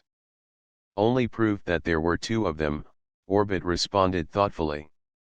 "I forgot to mention that to the inspector. One had big hands, fat, and a trifle soft, but the others were thin and strong with a wiry grip and a broken finger on the left one." "You don't tell me!" Dennis ejaculated, and his own left hand promptly fumbled with his coat pocket as though seeking cover there. Then in confusion it dropped to his side again. "And how might you be knowing that?" "Sure, the inspector said you'd no time to move, before the towel was clapped down over your face. They had left their marks behind them." Orbit laughed. "Fat Hands had raised my windows higher, and he must have been the one who actually drugged me, for Broken Finger was nervous, and during that operation he gripped the post at the foot of my bed so tightly that the impression was plainly left in the satiny finish of the wood. The prints could have been made by none of the household when they came in response to my ring, for Ching Li's hands are very long and slender, Jean's as thin as claws, and Andre's fat but small. Fumoy did not wake up, and I would not permit Sir Philip or his man to be disturbed." "Maybe there was more than two of them," Dennis suggested hopefully. "Was there nothing else but just them finger marks?" "The Bureau don't take so much stock in that kind of evidence anymore, what with the new science and such." "New science?" Orbit raised his brows. "Do you mean the crime-detecting machines imported from some of the European capitals? But that was some years ago." "No, sir." Dennis' thoughts went swiftly back to more than one experience he had had with automatic informers in company with McCarty during earlier days. "This is no test of your breathing, nor pulse, nor sweat glands, nor yet how quick you can think when a lie comes in handy. 'Tis the crime itself that tells nowadays what manner of man committed it and what kind of people he sprung from. I've no doubt but that soon they'll have it down so pat they can tell a guy's color and religion and politics by the turn of a knife or the course of a bullet." It's a wonder anybody got hung at all in the old days. Mr. Orbit. McCarty unannounced appeared at last in the doorway. Sorry if I've kept you waiting. Has Sir Philip Devereux gone? He sailed less than an hour ago. Orbit eyed him inquiringly. Your associate tells me you have something to ask me. About Hughes, it was. He'd not been looking so well lately. Do you know had he been taking any medicine? Really, I couldn't say. He shrugged. It didn't occur to me to ask him. That's that, then. McCarty seemed lost in thought for a minute. Who is it drinks milk in the household? Milk. Orbit smiled. Fumoy, perhaps, but you will have to ask him. The only one I know to be fond of it is Vite, the monkey. It is one of his main articles of diet. As though the mention of his name had summoned him, a little brownish-gray shape sidled in over the door sill, paused for a moment and then sprang through the air to land lightly on Orbit's shoulder and sit chattering impertinently at the intruders. Silence, Vite. Where are your manners? His owner stroked him gently. Why do you ask about the milk, McCarty? It isn't of any matter, sir. The medical examiner was saying that 'twas only in medicine or milk the Calabar bean powder could be dissolved. Orbit moved with a slight trace of impatience. Surely such minor details are unimportant just at this time, anxious as I am to have the mystery concerning Hugh's death cleared up. Nothing can restore him or that poor girl who died so strangely in my house, but there is Horace Goddard. This is the 4th day since his inexplicable disappearance and his father tells me that no effort has been made to approach him for ransom. If the boy has not been killed in some accident he may be in horrible danger. He is delicate, he could not long endure hardships, privation. Orbit hesitated and then went on, I don't know whether the suggestion may be worth anything or not, but has his own home been searched thoroughly? It is an enormous, rambling old house with innumerable storerooms and closets upstairs. I have remembered them since I was a mere lad. Horace is a solitary, meditative little chap, fond of getting away by himself. Isn't it possible that he may have gone up to some portion of the attic and either fastened himself in or been locked away there by someone who didn't know he was around? Finding he couldn't get out he may have been frightened, fainted. The possibilities are too awful to be imagined. No, there's no chance of that, for every inch of the house has been gone over a dozen times, but it may be, of course, that he met with an accident somewhere and the body hasn't come to light yet. The inspector was saying something like that a while ago. The lad could have been dead even before he was missed by Trafford. You recall the tutor coming here to ask for him that day whilst we were talking to you. The coal men had been after getting in your supply. Yes, yes. Orbit nodded quickly, impatience at McCarty's garrulity evident in his voice now. Most inconvenient time, too, just before the arrival of my guests. I had ordered it days before, but these idle speculations about Horace won't help any. I suppose, the Goddards themselves can scarcely be more anxious than I am for some real results from this investigation. Well, the inspector'll be around in a little while, if you're home. McCarty signaled to Dennis with a jerk of his head. There's something in his mind he wants to talk to you about, and maybe you can help him. We've not made much headway, and that's a fact, but 'tis the worst case ever the department handled. There was an injured note in his voice and Orbit responded with sympathetic tact, I'm sure you're doing all you can and I shall be glad to see the inspector or either of you at any time. He pressed the bell and as Ching Li threw open the door he added, the medical examiner has come to no definite conclusion about the girl's death? If it was really gas of some sort it seems odd its nature can't be determined. But I speak ignorantly, of course. I know little or nothing of chemistry in any form. I shall wait to hear from the inspector. I don't get you this morning at all. Dennis remarked plaintively when the door of Orbit's house had closed behind them. While I waited I saw you kidding the little heathen out in the side court and then you went to the back, and Orbit came in and I had to string him. For what did we go there in the first place? You'd little to ask him and you got less for it, when you did finally come in. Is it stalling around for time, you are? There'll be no more stalling, Denny. There was a new note in McCarty's voice. 'Twas little I got from Orbit himself, but we'll go to Goddard now. I want to use his telephone. Why didn't you use Orbit's? Dennis demanded. Then a light broke over his face. 'Tis the inspector you'll be calling up and there's them in that house back there. Mac, for the love of the saints, have you found out something? Have you struck it at last? The dog Max, who was lying in the patch of sunlight that filtered down between the houses, raised his head at the eager expectancy of Dennis' tone and McCarty glanced at him thoughtfully. 'Twas not me that struck anything, Denny, and 'tis only a guess yet, but 'twas it ought to have struck me before this, he replied. We'll have a little while to wait, and I'll thank you to keep Goddard and that Trafford talking and not leave them out of your sight whilst I'm telephoning.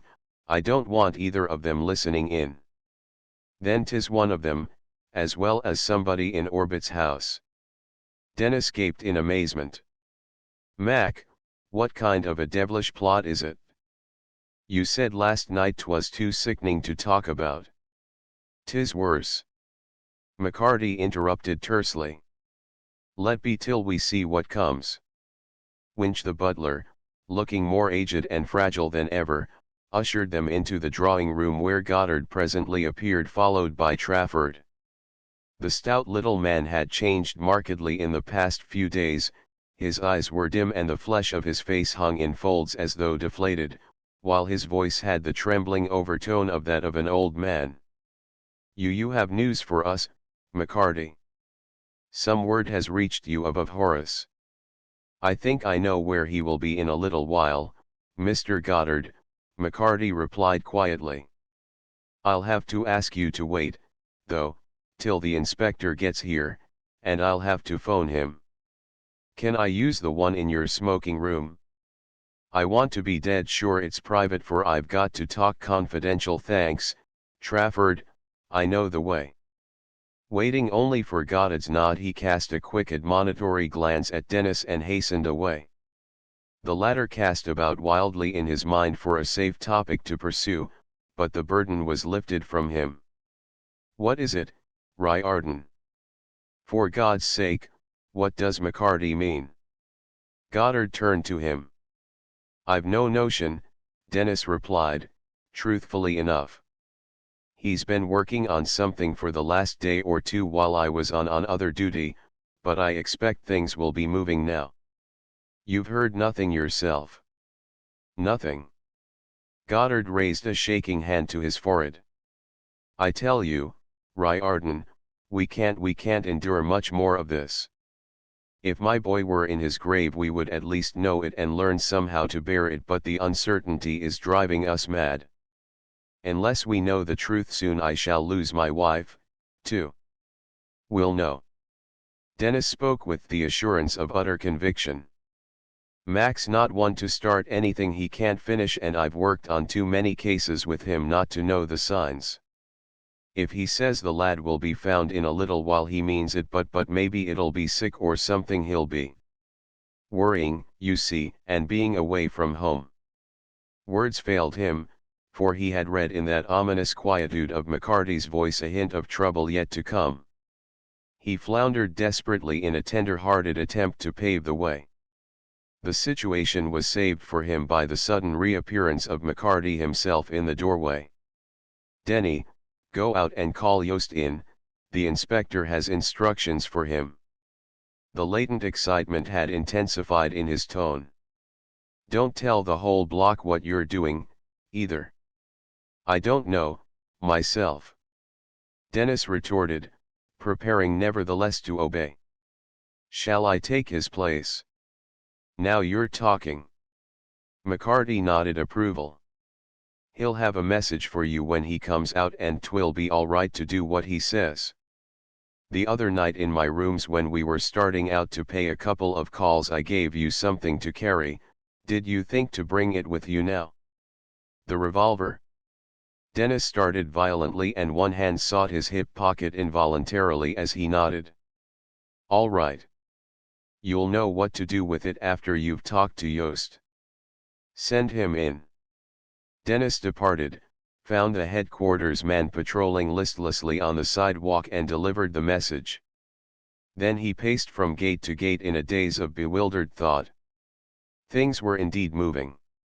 He could not fathom what was in McCarty's mind, but he felt a grim portent in the very air of the sunlit, semi-deserted block, like the shuddering silence before a blast. The elder Sloane returned, the housemaid from Mrs. Bellamy's, who had taken charge of little Maud immediately after Wednesday's tragedy, went out upon an errand and came back before Yost left the Goddard house. When he reached Dennis' side, his former listlessness had vanished. "Who's gone out of the mall?" he demanded. "Only a hired girl from Mrs. Bellamy's, and she came in again," Dennis replied. "What is it?" "Max said you'd tell me what to do, and he asked had I a gun with me." "I have." "Then go take the east gate." Yost pointed. "Open it if anyone wants to come in, but let no one out if you have to drill them full of holes." "Get me. 'Tis the clearest thing I've heard this day," Dennis averred. "I'll do no drilling, but there'll no one pass me." "What in hell is doing, do you know?" "Only that the inspector's coming as fast as the chief's own car can get here, and he's bringing a young army with him. It looks like the end of it, Riordan. Hey, there goes the Bellamy butler. I'll have to head him off, for I'm taking the west gate myself. There's somebody wanting to get in yours." Dennis hurried to the gate opening on the avenue, and with much ceremony admitted an open touring car in which sat a young lady so bewilderingly beautiful that he gaped after her in respectful admiration until she disappeared in the parson's house. Was that the old gentleman's niece? He was recalled to his present duties only when the chauffeur turned and drove straight toward him once more, halting only a bare few feet away. "Hi, there. Open the gate." "Nothing doing," Dennis retorted firmly. "Orders from police headquarters. Them that gets in, stays in." "Yeah. You green rookie." "I'm Mr. Parsons' chauffeur, if that means anything to you, and I'm in a hurry." "Then you're going to be disappointed."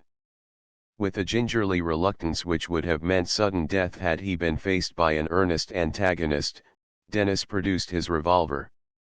"'Twould mean nothing if you drove the chariot of the angel Gabriel, you'd not get through that gate." A wordy combat ensued, interrupted only by the appearance on the avenue side of the barrier of young Mr. Brinsley Sloane. He hesitated, turning slightly pale at sight of Dennis' formidable weapon. The latter called out peremptorily, "Round to the other gate if you want to get in. This guy'll get out if you open this one." "Police orders." "Really?"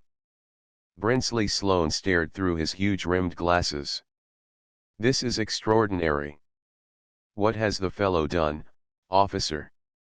Dennis swelled visibly at the appellation. "Nothing yet," he admitted. "He won't, either, unless he's wishful to croak." "Is the fellow mad?" Young Sloane addressed the chauffeur who, scenting an ally, broke into injured explanations.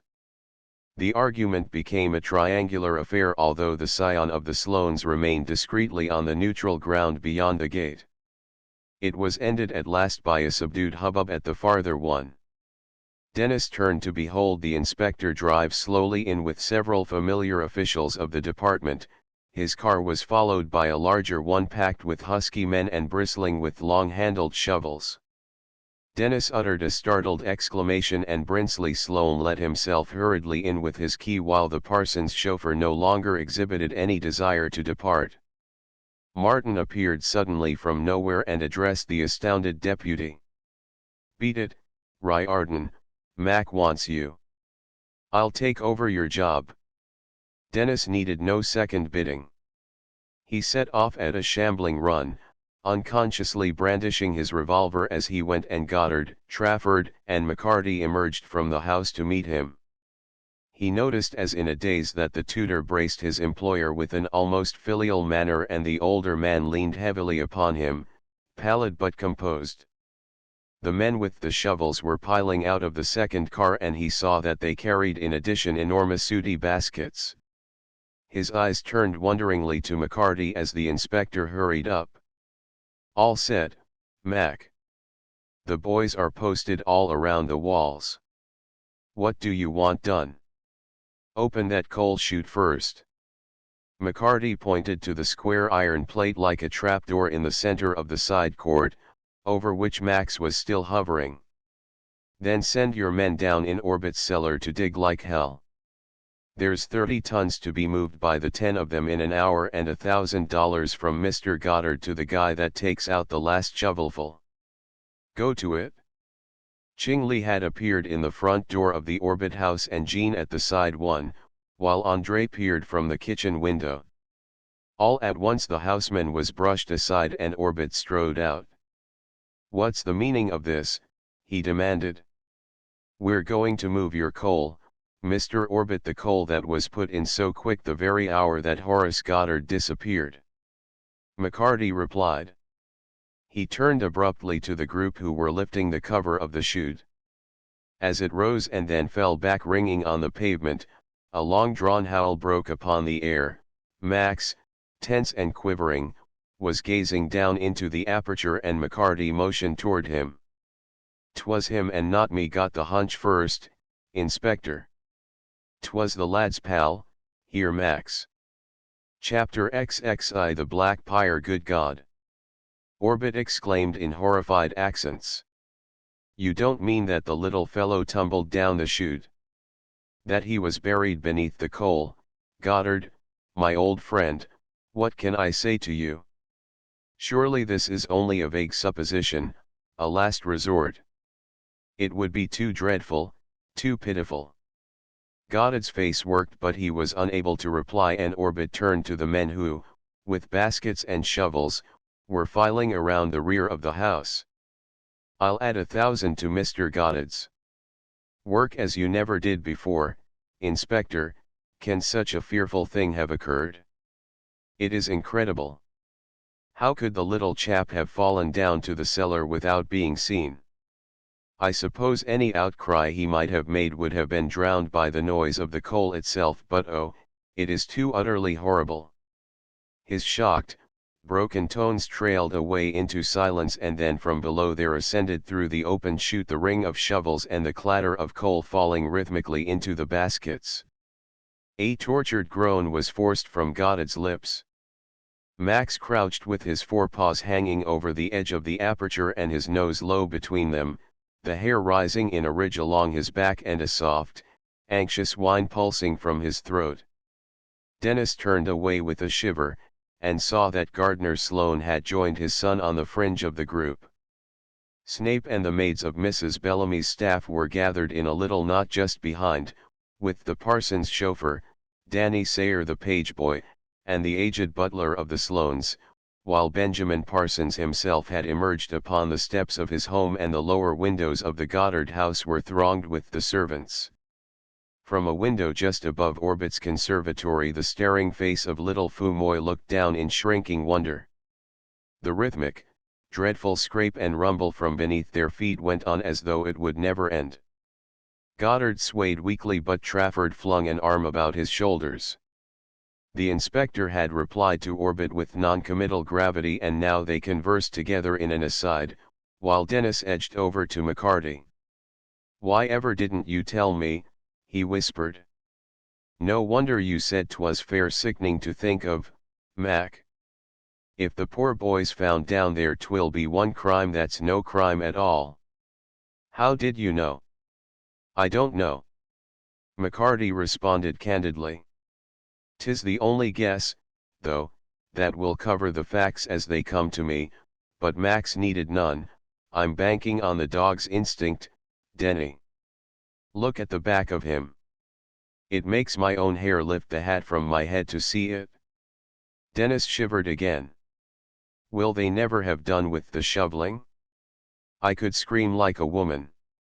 Some of the Bellamy servants had indeed begun to sob hysterically, but they quieted at a look from McCarty.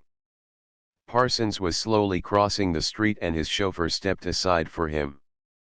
Dennis saw that several older men from the detective bureau were circulating unobtrusively among the different groups, and two of the officials who had come in the car with the inspector approached him now. He presented them to Orbit and the interrupted consultation was resumed now between the four. Dennis surreptitiously took out his watch, an ancient affair of the turnip variety. The men had been at work for nearly 40 minutes. He recalled the blowing of the 1 o'clock whistles when Martin came to relieve him at the east gate. In a little while, now, they would know the worst. If only the dog would stop whining. He looked at Trafford and the young man met his glance with a stare of agonized inquiry, but the man he was supporting reeled and he braced himself for a firmer hold. Then Benjamin Parsons stepped quietly to Goddard's other side. "Lean on me, my friend." He spoke in the gentlest of accents. "I am old but strong, an elder brother here to lend a hand. We will wait, and pray." Goddard's dull eyes filmed and he rested his hand in the arm offered, saying no word. A lump rose in Dennis' throat. "Mac, for the love of God, will they finish this? 'Tis more than mortal can bear. I've dug at a fallen wall with the bare hands of me and the best lads of my company buried under it, but 'twas not as bad as this. Orbit's all in, and no wonder." Henry Orbit had turned and was gazing at the coal chute in horrified fascination, his highly bred face quivering and eyes glowing with an awful intensity. As though drawn toward it against his will, he advanced a step or two and the officials also moved forward. Then he seemed for the first time to behold McCarty. "Had you the least suspicion of this when you came to me an hour or so ago?" he asked, his voice a mere toneless breath. "Why did you not tell me? I have 3 strong men in my house and I myself would have led them. Is this your doing?" "The inspector brought them, Mr. Orbit." McCarty replied. "I told you he was coming in a little while, but he don't always tell me what he's got planned. He should at least have notified me." Orbit ran his hand through his dark, graying hair. "I could have started the work, but this is sheer madness. The child cannot have met such a horrible death. We'll know soon enough." McCarty's tone held a note of sternness. "In a minute or two more." As though his words were a signal, the clank and rattling patter from below ceased abruptly and a moment of electrified stillness ensued. Then it was broken by a rising murmur of hoarse voices which were in turn drowned by the sustained hail of coal being flung in every direction. Orbit uttered a stifled exclamation and then stood immovable as a second groan forced its way from Goddard. One of the Bellamy maids shrieked aloud. Then the noise from the cellar ceased once more and the dog rose slowly, lifting his nose into the air.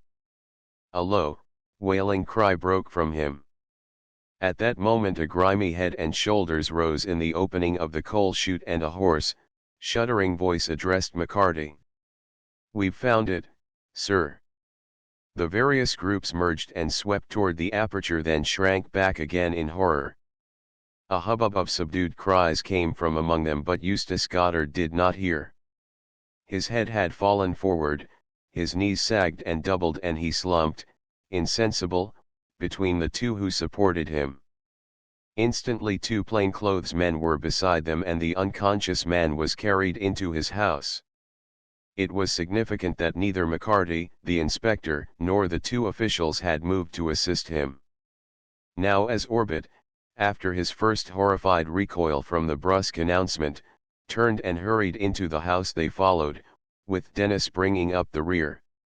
Aware of his doubtful status in the eyes of the strange officials, he remained discreetly in the background, and when he caught up to the little group, they were standing in the rear hall before the open door leading to the cellar steps, with Orbit at their head and Qing Li, Andre, and Jean by the pantry. Orbit was staring down into the brazen, orange glow of the electric lights in the cellar, listening to the shuffle of feet and the murmur of rough voices lowered in pity. Then there came a slow tread, and two of the shovelers appeared, bearing between them something slender and pathetically small wrapped in a heavy dark cloth. As they ascended the stairs, the servants and even the officials drew back, but Orbit stood his ground with no sound or movement. Only his eyes followed the men with their burden as they mounted, passing him so closely that he could have reached out and touched them. Then he turned and passed upstairs to his sitting room, followed by his uninvited guests. The murmur outside rose to a swelling chorus of cries and then was abruptly shut out by the closing of the door. Orbit turned with both hands raised to his head, and a shuddering groan came from his shaking lips. "This is horrible," he gasped. "Gentlemen, I shall ask you for an explanation, but not at this moment. I am too inexpressibly shocked. The explaining will have to be done now, Orbit." McCarty, after a glance at his superior, stepped forward. "'Twill not come from us, either." "What do you mean?" Orbit demanded.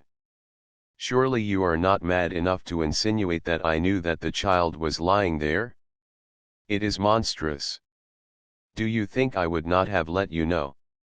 He turned to the inspector. "Inspector, when did you learn what had become of the poor little fellow?" "I didn't," it was McCarty, the inspector admitted frankly.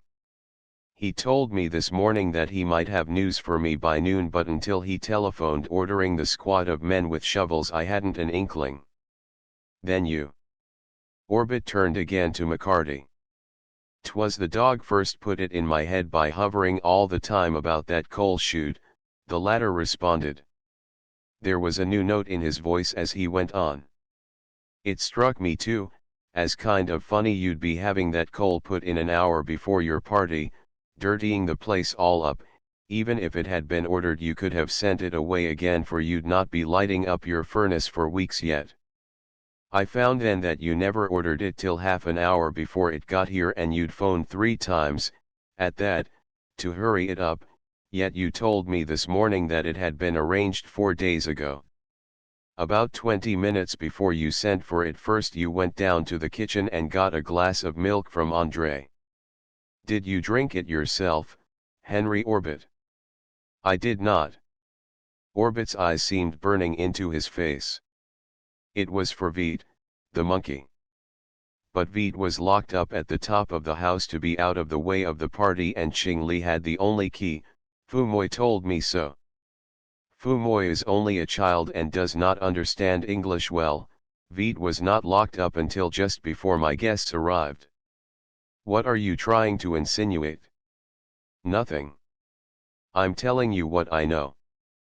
Fumoy understands a lot more than you think, Orbit.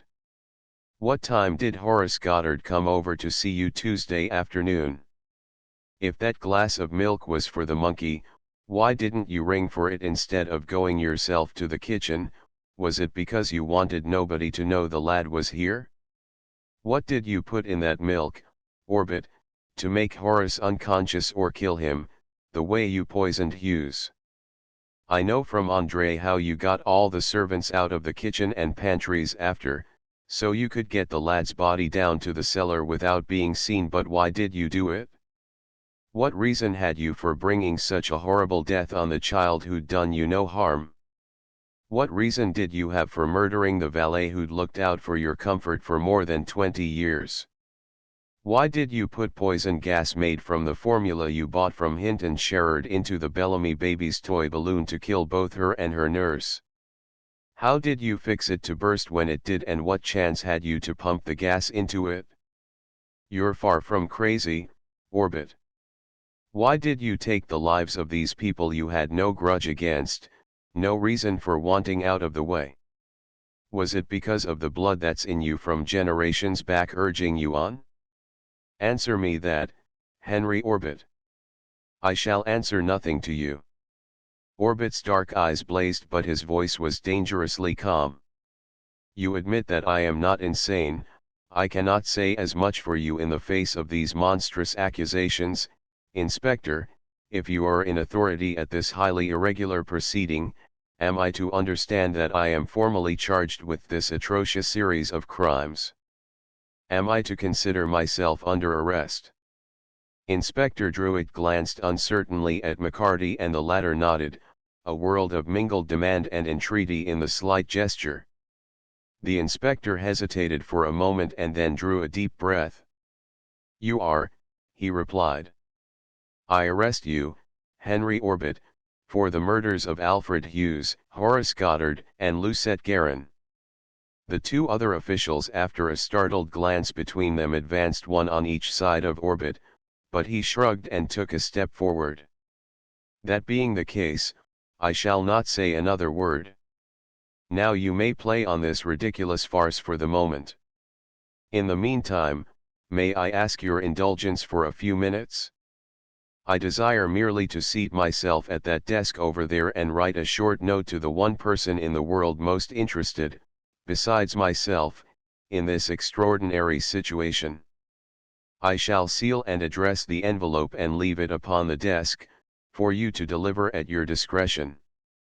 Lock the drawers of the desk if you will. I can assure you, however, that I have no intention of taking any weapon from them to defend myself or attempt assault upon you. The contempt in his tone was galling, and even the inspector winced beneath it, so compelling and dominant was the personality of the man before him. He nodded. Write your note, Mr. Orbit, only make it short. If the news of this gets out before we can take you downtown, all the reserves in the city couldn't protect you. Dennis turned in stupefied amazement to McCarty, but the latter was watching Orbit, who had seated himself at the desk. He wrote, not hurriedly but without hesitation. A faintly amused smile curved his mobile lips, and when he had finished he sealed the envelope with a steady hand, wrote a name and a single line beneath it, propped it against the inkwell and rose. Now, gentlemen, I am at your disposal, he said. I am ready to accompany you if you can find me. The last words were uttered in a tone of ringing challenge, and his hand slipped beneath the edge of the desk. On the instant, before the 5 men grouped before him could move or draw a breath, the room was filled with rolling billows of black, foul smoke which belched forth in clouds from around the wainscoting of the wall as from the mouth of a volcano, obliterating everything about them. Startled, warning exclamations came from the 2 officials and a cry from the inspector, to the windows. Look out for poison gas. McCarty had groped grimly forward, but Dennis was more thoroughly at home in the crisis than he had been at any time since the inception of the affair. He shouted directions and encouragement, darting about as unconcernedly and with as much certitude as though his eyes could penetrate the murky, opaque gloom which enveloped him. The sound of their own rushing footsteps and the successive crash of furniture as the officials lunged against it drowned out all others, until close at hand a door slammed and a mocking chuckle of laughter seemed to drift back to them. He's gone. One of the officials gasped, as he found a window at last and flung it open. He won't go far, the inspector retorted grimly. Find all the windows and doors and let's get a draft through. I want that letter, he wrote. In the rush of fresh air which came swirling in, the room rapidly cleared and they saw that it was indeed empty of any presence save their own, but the white square of the envelope tilted against the inkwell was plainly discernible, and the inspector seized upon it. Choking, strangling, with smarting, streaming eyes, he peered closely at the inscription and then threw up his head. Great guns! It's addressed to McCarty. Chapter XXII Annihilation. McCarty stumbled forward and took the envelope held out to him, turning to the window where he bent forward for the rush of cool air to play over his face. It was addressed simply to ex-roundsman McCarty, and the second line read, delivered by hand. Slitting it open, he glanced quickly down the few lines it contained and then at his companions. "'Tis for all of us, I'm thinking," he said. "Listen. My dear McCarty. It has been a pleasure to meet such a man as you, and we part with regret, at least on my side. You are quite correct in your deductions as far as you have expounded them, and I regret that I cannot wait to hear you reconstruct your complete case, but time presses. The last drawer of this desk at which I write has a false bottom. Remove it and you will find a portion of my diary for the past fortnight, placed there in readiness for this eventuality. I bequeath it to you for your further information and in most sincere admiration, for where I go I may take nothing material with me, although I shall not leave my body behind. I am not going to death but to annihilation. Checkmate. Henry Orbit." "What does he mean?" the inspector demanded. "What kind of an escape has he planned? Not take his body with him and yet not leave it behind? What's that about annihilation? We may know for ourselves if we stand here guessing about it instead of stopping him." McCarty thrust the letter into his pocket and made for the door beyond which the two French servants and the Chinese one had halted. "He's planned to destroy himself entirely, body and all, and if it's by blowing the whole house up I'd not be surprised. Come on." The others hurried after him, but in the hall he paused to confront Ching Li.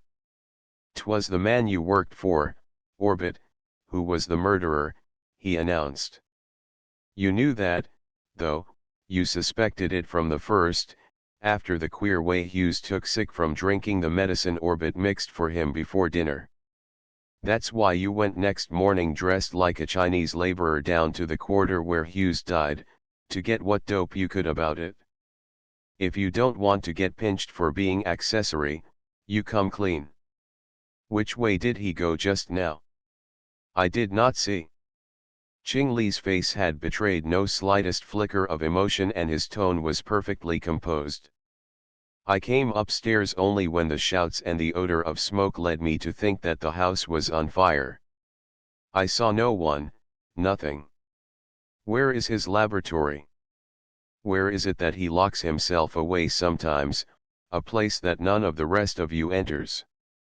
McCarty rapped out the questions like shots from an automatic. "There's not a minute to spare. Is it upstairs or down?" Ching Li was silent, but Jean with chattering teeth spoke up suddenly, "It is upstairs. I see him when I reach the head of the staircase. He rushed from that room through all the smoke and he is laughing. Then he mount to the next floor and on above, and in the attic there is a room which none but he may enter, which he guards with a heavy steel door." "Show us where it is," McCarty ordered. "That's where I fell down. I might have figured that a guy with his brains would have looked out for everything, even failure, and planned a way out for himself."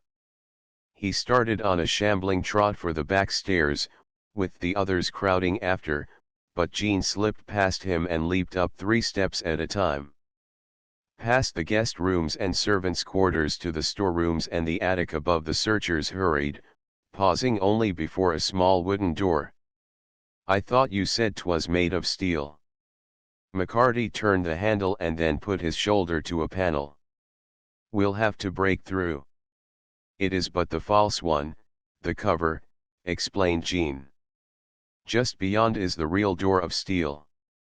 "You're sure he came this way? There's nowhere else he could be hiding."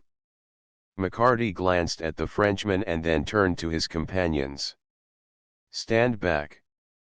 We'll have this down." But the small door was stouter than it looked and it required the combined efforts of Dennis and one of the officials as well before it yielded and crashed inward, only to lean, as Jean had said, against a second door a foot or two beyond, which presented to their impatient gaze a solid sheet of tempered steel. "We'd never get through that except with soup, and God knows what's beyond it that would blow us all into the next world," McCarty exclaimed. "Inspector, will you phone for an expert from headquarters? There's nothing to do but wait." We know where he is, though, that's some comfort. The inspector hurried downstairs and the others grouped themselves before the wall of steel separating them from that which lay on the other side, after clearing away the debris of the wrecked door. There's not a sound from in there. Dennis moved over to McCarty. What's he doing, do you suppose? Fixing a train of powder, belike. He is not. McCarty responded. If he'd meant to blow us up he'd have done it down in his sitting room instead of turning that infernal smoke on us. He must have had that all fixed and ready to blind us, so that he could make whatever kind of a getaway he'd arranged. You couldn't hear a cannon go off behind that solid steel, but whatever he's doing, 'tis only to himself. You'll mind the letter he wrote me? He wouldn't have spoke of his diary unless he intended us to read it, and it's all part and parcel of his character, Denny. He couldn't bear to go without the world knowing how clever he was. Clever? Dennis shuddered. But what did he do it all for, Mac? You asked him that when you accused him and he didn't answer. He'd no reason and yet he wasn't crazy. He'd such a grand manner and a way of making you feel like the scum of the earth in his presence without even trying to, that I would never have suspected him in the world. How you came to guess it is beyond me. I'd the key to it all right from the start, only I didn't know it. McCarty responded as the inspector bounded up the stairs. I'm only disgusted that the truth didn't come to me sooner, and maybe the little lad and the nurse Lucette would have been spared. Two of the best men in the department are on their way, the inspector announced. I had to stop to send in a second call for reserves to hold back the crowd that's trying to storm the gates, for the news has got out somehow. Martin and Yost sent in the first call, but the boys who responded can do no more with that mob than a one-armed sheriff in a riot. Any sign from in there? The officials shook their heads and Jean remarked, I have seen once, when he goes in and does not know that I am near to him. Before he closed the door I think that I see others still beyond this, but they are open and at the end is a room with shelves covered with bottles and glass tubes of a strange shape. On the floor is a great round tank of some metal higher than one's head. I think then that he is perhaps a scientist, a great man. It is only after Hughes die and then the little Horace disappear that I begin to think he is a demon. Here is André. The stout chef had labored up the stairs and behind him the flowing robes of Ching Li moved like a shadow. You shall get him, the former demanded. You shall put him in that chair of electricity? Parbleu! When I think of the little Lucette so pretty and good, and the little Horace, I could run my knives through his heart. It is I who give him with these hands the glass of milk with which he drugs the little Horace, and then I watch while that mountain of coal descend into the chute and I suspect nothing. It is only when my countrywoman die there before him and they say it is the poison gas that I think of this room and the so horrible odors which come from it when he opened the door. When did you see him come here last? McCarty asked. On the afternoon of Wednesday, but a half hour before he cry out for help from the conservatory where Lucette dies. He spread out his small fat hands in an expressive gesture. I think it is to this room that he comes, for I am in mine with the door a little open and he pass quickly and without sound, going up the stairs. He carries something round and blue on the end of a stick and I think that I must be mistake, for it appears like the toy balloon of a child. Nevertheless I watch and in a so short time, a few minutes, he comes down again, still carrying the balloon. I tell of it to Ching Li later, but he has not seen it in the conservatory and he does not believe. Look here, Ching Li, why didn't you tell somebody what you knew? McCarty addressed the Chinaman who stood aside, silent and seemingly impassive. Why did you let Orbit go on with his crimes when a word to us would have put him where he could do no more harm? Mr. Orbit is rich, of a great family and power in high places, and he is a white man. Ching Li responded in his unemotional sing-song tones. I too am of high degree and not without honor in my own land, but I was forced to leave it, and here I am a poor man, a servant without friends or influence, and I am yellow. Who would believe my word against his when I had no proof? I would have been cast into your prison, but even there Mr. Orbit would have reached me and silenced my tongue. There was the little Fumoy to consider, my nephew who is to be educated and go back with much to teach my people. I could not leave him without protection. I could only wait for you, who are white men, to see what lay before your eyes. There's something in that. McCarty conceded. Isn't that the bell? If it's the men we've sent for, bring them right up. It is possible that he have shoot himself before we arrive here, remarked Jean. There is a pistol which he keeps always in a drawer of the little table beside his bed, and today when he thrust me aside at the door of the card room to rush out and learn why all those men with shovels have come, I feel it in his hip pocket as he pushes his way past. It is loaded always, that I know, for more than once I have looked at it. Dennis glanced questioningly at McCarty, who shook his head. He's taking his body with him where he's gone, he reminded the other in an undertone. He'll not do that with the shot of a gun. Chingley reappeared with the two experts armed with tools and bags. After a cursory examination of the steel door, one of the latter turned to the inspector. Can't be done in less than an hour unless we take a chance and blow it off, and you said there might be explosives behind it that would wreck the block, he announced. I don't promise to do it in that time, but we'll work as fast as we can. Let's go and have a look at that diary in the meantime, suggested McCarty. Jean thinks there are more doors beyond like this one, and it may be night before they're open. The boys can let us know when they've got through. All right. The inspector turned, addressing the two officials. Want to come along? If it really is his diary, it ought to be about the strangest document that ever fell into the hands of the department. With a few minor directions to the rest, he led the way back to the sitting room and closed the door. The air was now quite clear of smoke, and only a faint, noisome odor lingered behind. McCarty seated himself in the chair lately occupied by Orbit himself and drew out the last drawer of the desk. It was filled with open envelopes bearing cancelled stamps, and he scattered them on the floor in his haste to empty it. He told the truth about the false bottom, he announced. I can feel it give, but I wonder how does it open? One of the officials stepped forward. Shall I try, Mac? He asked. I was a custom house inspector years ago, and there isn't a smuggler's dodge I'm not onto, that either lifts or slides, and there may be a spring. Go to it, McCarty acquiesced briefly, and the other complied. Look here, Mac. The inspector looked up suddenly. Who chloroformed Orbit the other night? McCarty chuckled. He did, himself. I got that the minute I saw the bottle, for there wasn't enough gone from it to put a kitten out. The towel was soaked, but with water, and he just sprinkled enough chloroform on it to smell. He didn't want to lose his wits, you see, only to make us think he was unconscious so he could get a line on what we were after and hear our talk.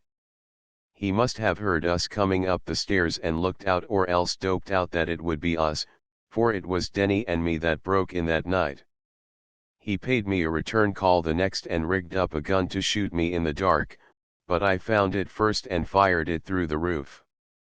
'Twas that I heard. Dennis exclaimed. Glory be. Well, I knew you were too old a hand to let it go off accidental, like you told me, but little I thought you'd been near murdered, or I'd not have left you, duty or no duty. There you are. The detective lieutenant rose from his knees with the false bottom of the drawer in his hand. It was a new one on me after all, but I managed to work it. There's a lot of papers underneath that look as though they'd been torn from a blank book, and they're covered with writing. It's Orbit's. McCarty gathered the loose sheets up and spread them on the desk before him.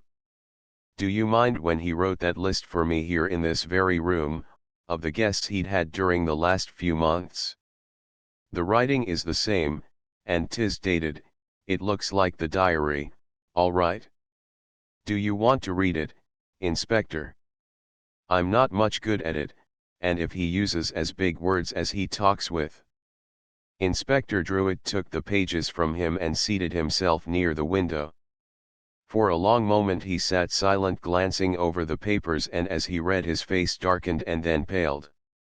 Then with a sudden start he looked over to McCarty. My God, this is frightful. The man was the greatest wretch that ever lived. He must have been mad, of course, but listen. This is dated the 13th, that would be a week ago last Monday. I succeeded in making it today from the formula and tried it on the white kitten from next door. The result was amazing. If it had been known a few years ago, the history of the war would have been changed. If I could only experiment with it on a human, what a magnificent way it would be for me to learn the thrill of that last experience that awaits me. To take the place of Providence, to play at fate, to make destiny. The longing haunts me, I cannot rest, I must know that ultimate sensation of power. I can't use the gas, though, I don't need to see the death I bring about, and it must come far from the house. It will have to be the Calabar bean after all, but whom shall I choose? Not André, his souffles are admirable, and Jean is the only servant who ever dusted my room and left things where I could find them, not Fumoy or Ching Li, for one never knows with these silent, yellow people when revenge will come. Hugh's services are invaluable to me, but he is a dead loss to society, it might even be benefited by his removal. I must decide. That was it? McCarty nodded. The longing for power, to feel that he was the biggest man in the world, ambition with a warped turn to it. 'Twas nothing but the lust of killing born in him that he wouldn't admit even to himself, but go on, sir. What's the next? 2 days later, the 15th, that was Wednesday. He says, it must be Hughes. The neighbors are still amusing after their fashion, and I could not be sure they would go outside of the mall immediately. Physostigmine is soluble in alcohol, I could put a grain or two in wine and leave it about, but that will not do. I must give it to Hughes with my own hand. I shall have to await my opportunity, then give him a drink and send him on an errand to a strange part of town. I cannot wait. That's all of that entry, and the next one is midnight after the murder. It is done. Hughes is dead and I have killed him. I could shout, sing, dance as wildly as a savage about a pyre, and yet I am strangely calm, like a god. I am a god, for I hold the power of life and death, I know what it is at last. The only drawback was that it was too easy. Hughes has been dissipating lately and it gave me an idea tonight. I mixed some bitters together with a dash of absinthe, just enough for one dose, added 2 grains of the powdered bean and put it in an old tonic bottle. When Hughes came to lay out my things for dinner, I told him he looked badly, needed more air and exercise, and persuaded him to go out and take a long walk, breathing deeply. Then I gave him the drink I had prepared, poured it out for him myself, and watched it pass with a gurgle down his gross, fat neck. I looked at him when he put down the glass and could not realize that it was actually accomplished. The man standing there before me was a dead man, even though he still moved and talked and probably thought of his dinner, and it was I who had done this. It had rested in my hands whether he should live or die, and I had condemned and executed him. I shall never forget that moment of exquisite exhilaration, the ecstasy of omnipotence. But I was discreet, I controlled myself.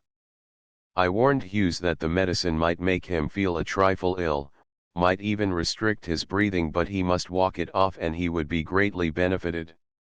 He actually thanked me for bringing death upon him. All the evening while Goddard and the Sloanes were here, I kept my triumph to myself, but nothing could withstand my sense of power. My bridge was unsurpassed, I knew that, and I played the organ as I never have played before, and then it came, that for which I had been waiting. 3 blockheads from the police arrived to tell me of Hugh's death. McCarty chuckled grimly. Fumoy overheard that conversation and told me about it only today between Orbit and Hughes, I mean, about the medicine. He don't say anything about the fire after, does he? Dennis looked up quickly as the inspector glanced ahead and nodded. Here it is, there was only one flaw in this magic evening. I used the powdered bean from the smaller box and it was just enough. I did not open the other, forgetting how long it had been since its contents had been exposed to the air, but thrust it down in a seam of the cushioned chair, and almost immediately after I had gone downstairs spontaneous combustion occurred. What tea? Dennis sat forward tensely, and McCarty chuckled again. I tried to read you that about Calabar bean in that article we had at the firehouse yesterday afternoon, but you wouldn't listen, he said.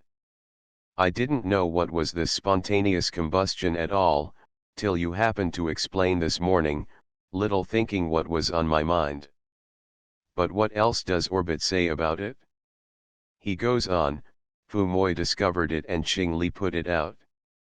Fortunately they did not find the box of Calabar bean. He raves on again about his feeling of power, glorying in it, but that is all. The inspector slipped the page aside and glanced at the next. This is dated Sunday, the 19th. The police were active yesterday, but they are quite at sea. I have no fear that they will discover anything, although the one called McCarty seems to be possessed of a certain amount of native shrewdness and logic. No uproarious comedy has ever been so excruciatingly amusing as this investigation, but I am maintaining my pose of regretful employer of a worthy servant. I only wish that I could have used the gas. I made a fresh supply today only to be compelled to dissipate it unused. It is maddening. The death of Hughes has not satisfied this craving but intensified it. Death by violence, death that I may experience the sensation of having caused it, while it is taking place I hunger for it. The shadows were lengthening in the room and the cries of the mob outside the gates had subsided to a sullen murmur. In the moment of silence that followed the inspector's reading of the paragraph, soft, slippered feet padded along the hall and Ching Li stood before them. The door has been opened, he announced. There is a second steel one behind it, even stronger than the first, but the men are trying a different acid and drill. Very well, Ching Li. Turn on the lights, will you? The inspector motioned toward the switch and in an instant the room was flooded with a brilliant glow from the low lamps scattered all about. Tell the men to be as quick as they can, and let me know when they have finished. No one is to enter that room until we come. The butler bowed and turning went up the stairs again. McCarty eyed the papers still remaining in the inspector's hands. Is there any entry in the diary for Monday?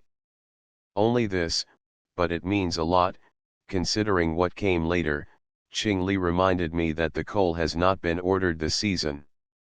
The dust from it is horrible, defiling my flowers and soiling everything. I shall not arrange for it until frost has come. Yet there is something fascinating, relentless, about the way it rushes down the chute like a miniature, sable avalanche. If we were pygmies, what death it could deal. Oh, there's no doubt about it, Mac, the man is unquestionably mad. His ancestors weren't, not all of them, at any rate. McCarty responded grimly. If the next that he's written is on Tuesday night, it'll be after Horace was killed. It is. Inspector Druitt's voice shook with loathing. This is the most damnable thing, Mac. He must have sat in that very chair where you are now, gloating over it as he wrote, "Once more I have usurped the prerogative of Providence. I have taken a useless, sickly life, foredoomed to failure because it lacked the stamina to combat difficulties. Weakness. The only sin in the world. Had Horace Goddard lived, he would have profaned art with mediocrity, and as I look at the masterpieces about me I rejoice that his poor efforts are destined never to see the light, destined because I so willed it. I am destiny. It was the luminal that put the thought into my mind, although I had no idea then whom I should remove. I forgot I possessed any till I looked over the store in my laboratory this morning. 2 grains of that innocent-looking coal tar product would bring oblivion in 20 minutes, and the coma would last for 2 or 3 hours, during which time death might be brought about in a dozen different ways. I played with the thought, it fascinated me, and I could fix my mind on nothing else, although Giambattista was coming to play this afternoon. If I could only know once more those intoxicating moments of last Friday night. It was, then, just after lunch, that Horace slipped over to ask if he might study my Fragonard for a little while. He came by way of the side door and none of the servants had seen him. I realized this, and as I looked at him it came to me what a really unnecessary life his was, except in the fatuous eyes of his parents. What a subject for that coal tar product, and then I thought of the coal itself, that Ching Li had spoken about yesterday. How easy it would be to render Horace insensible and bury him under an avalanche of coal. I could not resist the idea, it took possession of me.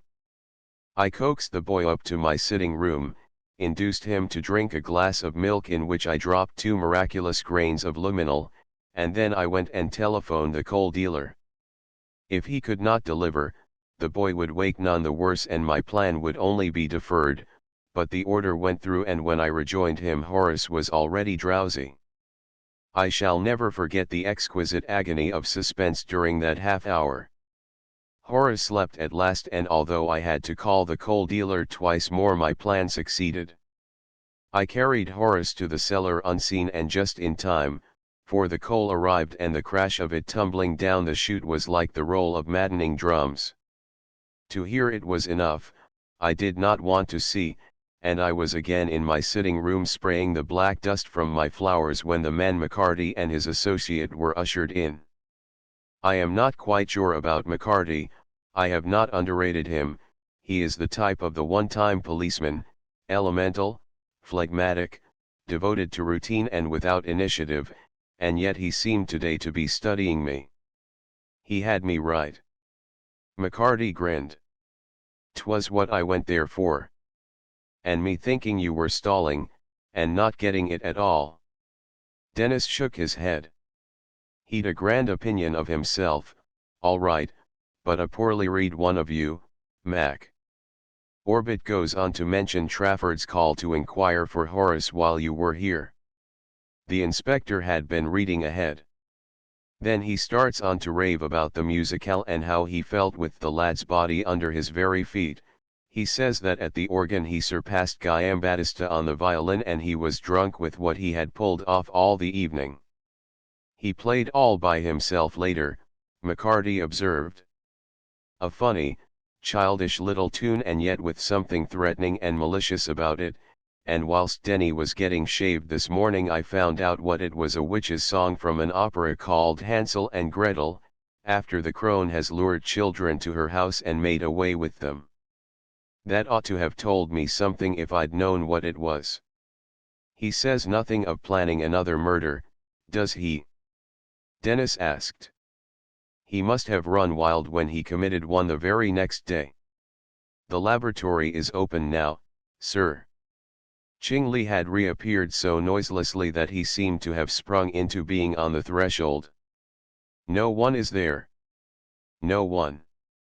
The inspector started up with a cry, cramming the papers into his pocket. "My God, he has escaped, after all." "I don't think so, sir," McCarty demurred gravely. "Perhaps the men didn't see him, but we'd better lose no time." They sprang up the stairs and past the 2 great steel doors swinging idly on twisted hinges, into a long, low room, looking very much as Jean had described it. The closed cupboards below the shelving were too small to have held a human body, and there was no other hiding place nor any way of egress save the door by which they had entered. "We been done, Mac," the inspector exclaimed again, ruefully. "Unless the boys outside caught him, we'll have a long chase on our hands." No. McCarty stood looking up meditatively at the huge circular vat which occupied the center of the floor and rose for 6 or 7 feet like a miniature gas tank. "Give me that step ladder, will you, Denny? I want to see is this empty." "By the smell of it, it's not," Dennis commented. "'Tis worse than a Safetida." He brought the ladder and McCarty ascended cautiously and peered over the top. The vat appeared to be almost filled with some thick, murky liquid with an oily film floating on the surface. When he had stared down into it for some minutes he descended, his ruddy face pale and tinged with greenish shadows. "Mac." Dennis caught him solicitously as he reeled. "It's sick you are. Come away out of this. Orbit's not here." "If I'm sick it's from my own thoughts, Denny," McCarty replied shakily. "Where does that pipe lead to from the bottom of the vat?" "To that huge receptacle over there." It was the detective lieutenant who answered, pointing. "It's to draw off whatever might be in there, I guess." "Turn the cock, then, will you?" McCarty sat down suddenly and held his head in his hands. "I want to see the bottom of that vat." The inspector looked startled and Dennis stared, but they made no comment, and one official mounted the ladder while the other turned the cock.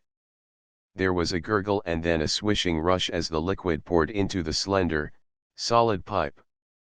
"It's going down," the man on the ladder announced. "Whatever this greasy stuff is, it's slipping through the pipe, all right. What do you think is at the bottom of it, Mac?" "I'm not wanting to think of it till I have to," McCarty groaned. "Sing out if it stops running out before the vat's empty."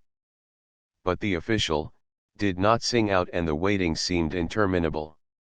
At last, after the longest half-hour that any of them had known, he announced, "Vat's quite empty, Mac.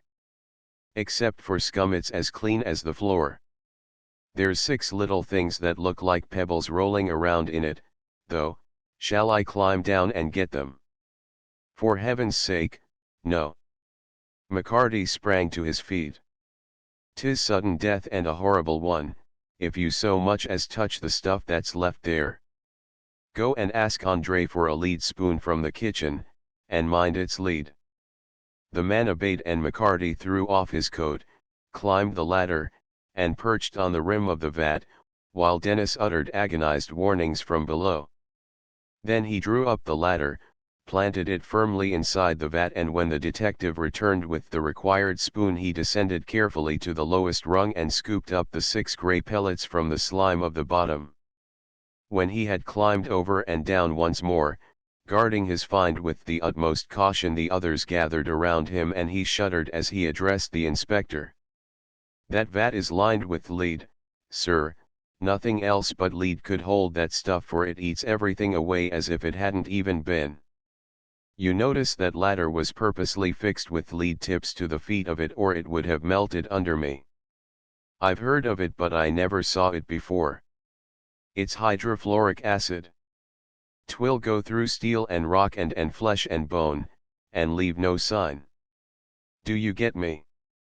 "I do, but it's horrible." The inspector shivered. "You mean that Orbit? Was that what he meant by annihilation?" McCarty nodded. "You'll mind there's only one thing can resist it, and that's lead. This is all that is left of Henry Orbit, the 6 bullets from his revolver." Chapter XXIII. The advice of ex-roundsman McCarty. "Shall we go on?" the inspector asked. It was nearly midnight, and the intervening time since that dreadful twilight hour in the laboratory had been taken up with the formalities necessarily resultant upon the final tragedy. He, McCarty and Dennis were alone in Orbit's sitting room once more, for the two other officials had returned to headquarters. As he spoke, he took from his pocket the remaining pages of the diary. "That's what Orbit wanted," McCarty replied in a subdued tone. "He's left the soul of him, such as it was, in those papers, and though 'tis not a thing I'd like to let loose on the world, we know the worst of him and we ought to know the rest." Dennis was still benumbed from the successive shocks of the day. He said nothing, but his eyes, as the inspector sorted the papers, followed the movements of his hands in odd fascination. Wednesday night. The other settled himself to read. "For the third time in a week I have taken life, but the reaction is not the same. The mental exhilaration came, but the thrill is gone, or rather it has changed into another sensation I have never known before. Is it fear? I honestly do not know. Today I finished generating the gas for the third time, and then, sure that I had the formula by heart, I destroyed it so that my knowledge should be absolute, mine alone. The longing for a worthwhile experiment with it became an obsession, and in actual agony, torment, I seated myself at the organ to seek peace. But for the first time music brought no relief to my mind, and I felt stifling. I went to one of the windows to open it, and saw the French maid, Lucette, from next door, with little Maud Bellamy. The child had a new blue balloon, and the thought came to me that if it were filled with the poison gas and they were in a closed room, I invited them in to hear the organ and gave Maud some candy. As I had hoped, she forgot her toy and dropped it. I picked it up and excused myself for a moment, only a moment, just long enough to hasten to my laboratory, deflate the balloon and fill it again with the gas. When I returned to the conservatory, Lucette and the baby were still occupied with the candy. I handed the balloon to the child and then seated myself once more before the organ. Handel's Largo came to me, and how I played. The thought that at any instant that toy might burst tingled in my brain, and I found myself listening for it, tortured with suspense because it did not come. I stole a glance at my guests finally. They were seated side by side on the marble bench with the towering cactus just behind them, its spikes reaching out over their shoulders.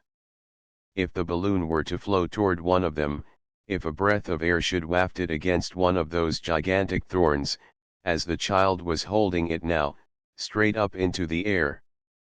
A louder, almost crescendo movement came just then in the music, and I touched the swell pedal with my foot, urging the keys beneath my fingers. The shutters of the swell box were forced open, the current of air rushed out with the swift volume of sound. But rising even above that glorious harmony there came a sudden, sharp report. I dared not cease playing lest others in the house might have heard it. I did not even dare to look around. Never has the Largo seemed so interminable, but at last, just as I came to the end, I heard the patter of Maud's feet. The baby had escaped me. I whirled around then and saw her playing about several feet away, but Lucette was lying back dead, the remnants of the balloon at her feet.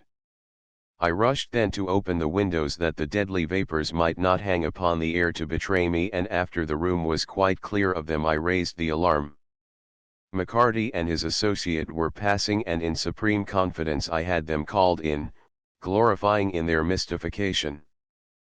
But the balloon disappeared. After the doctor and the medical examiner's assistant had gone, after the body had been removed and the baby sent home, the balloon was missing, and somehow I know that McCarty has it. That he suspects. Sir Philip has come, but he is writing an important letter, and I have taken the time to jot this down. I am going out. I have McCarty's address. I must know. Later. McCarty did have the balloon. He and his associate went out, leaving the entrance door unlatched, and one of the keys I took with me fitted the door of his apartment. I found the remnant of the balloon and brought it home, but that is of comparatively little importance now. With the knowledge that he actually suspects, this strange, new sensation came to me. Before, mine was the supreme power, I killed at will, but now I must kill to save myself. From being master I am become slave, but slave of what? I shall have use once more for that key. Sure, he did. McCarty nodded. I told you about the revolver waiting for me on a pulley the next night, but I'd like to know however he got hold of a police positive. He tells that on the next page, the inspector remarked. Here it is, I have just laid a trap for him in his rooms and he will blunder into it, but it has cost me the service revolver I picked up in one of my solitary walks down on the east side, when a young policeman had been killed by gangsters and the body just removed. There is a retributive justice about my work tonight, for last night McCarty and his associate broke in here. I pretended to chloroform myself, hoping to hear from their conversation why they had come and how strong were their suspicions against me, but the man McCarty opened my windows and hurried his associate away. Can he have realized my ruse?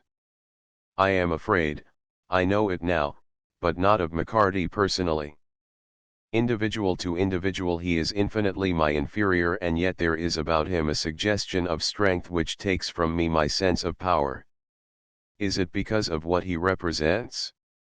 I am above the law and beyond its reach, but is it because he stands for the law, for the cumulative will of society, that my own will seems almost puny? Grand words. McCarty grunted. He was getting cold feet, that's what. He'd let his craze for murder run away with him, after all, and then lost his nerve when he found he wasn't putting it over. I don't know about that, Mac. Dennis shook his head. Any guy that can plan such a finish for himself as he did don't lack nerve, even if he was such a cold-blooded, black-hearted devil. I'm thinking he guessed right, it was the fear of the law, of every man's hand being against him, that made him put his back to the wall. There's just one more entry, the inspector observed. That one was dated Thursday and this one is Friday, the 24th. That'll be yesterday, or rather last night. Let's have it, Inspector. Well, I have failed. This morning, alive and unharmed, McCarty came to the mall. I cannot hurt him, I am powerless against him, he is the law. But, for the man himself, I have underrated him, he is more shrewd and clever than I thought. Today he came to me and in Sir Philip's presence, with infinite tact, he let me know that he is aware it was I who made that attempt upon his life. Seemingly he holds no grudge, it is apparently a mere part of the game. He claims to have detected the odor of cigar smoke which I left behind me in his rooms, just as his associate smelled the smoke of that little blaze generated from the physostigmine. He gave me to understand, also, that he knew of my trick with the chloroform, and he lied most unnecessarily about minor details, with the full knowledge that I was aware of the truth. Tonight he appeared again with utterly trivial questions, and it is all too evident now that he is indeed studying me, making up his mind. I have a peculiar, indescribable feeling, almost a conviction, that he will win out in this contest between us. If he does, I shall know what to do, from this hour I shall be prepared. I am the last of my line, and for such a line there can be but one end: annihilation. I am possessed with an odd desire that he should read these pages, and if he wins I shall arrange to have them pass into his hands. It grows late and I am tired. I wonder what tomorrow will bring. That is all, Mac. That is the last word. Well, he knows now. McCarty drew a deep breath. I'm glad that's over. It's going to take me all my time to forget these last 10 days, I can tell you. There's more than one thing that's not clear to me yet, Dennis remarked reflectively. For instance, Mac, you said Hughes had been took sick sudden. I heard nothing about it. You did, Denny, the same as me, only you didn't get it. All the other servants told of how greedy he was starting in with his dinner, and how all of a sudden he didn't want any more, not even the things he was most partial to. 'Twas the Calabar bean first working in him, making him sick. He got out into the air and walked like he'd been told, poor devil, till he dropped in his tracks. But he knew the truth in the end. Do you mind the horror I saw in his face and how hard he tried to speak and tell me? But what really made you suspect the truth, Mac? The inspector asked. Was it the toy balloon? Partly. Then again, when Ching Li called us into the conservatory with Lucette lying there dead, it seemed to me that Orbit was a trifle too calm and collected, for all his fine-spoken words. He had his story down too pat and he didn't talk in short, jerky sentences, like a man does when he's almost beside himself. Every word was said for effect, as if he was acting a part. He forgot it too quick, too.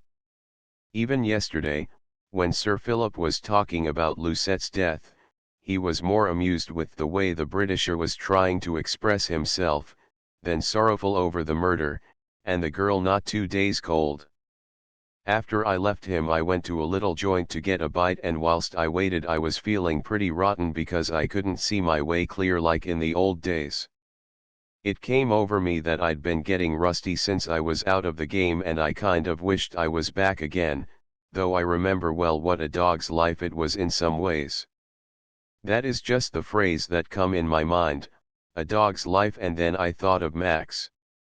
He was forever hovering around that coal chute as if there was something down there he wanted. Then I remembered the coal getting put in, and the lad missing right at that hour, and the whole thing broke over me.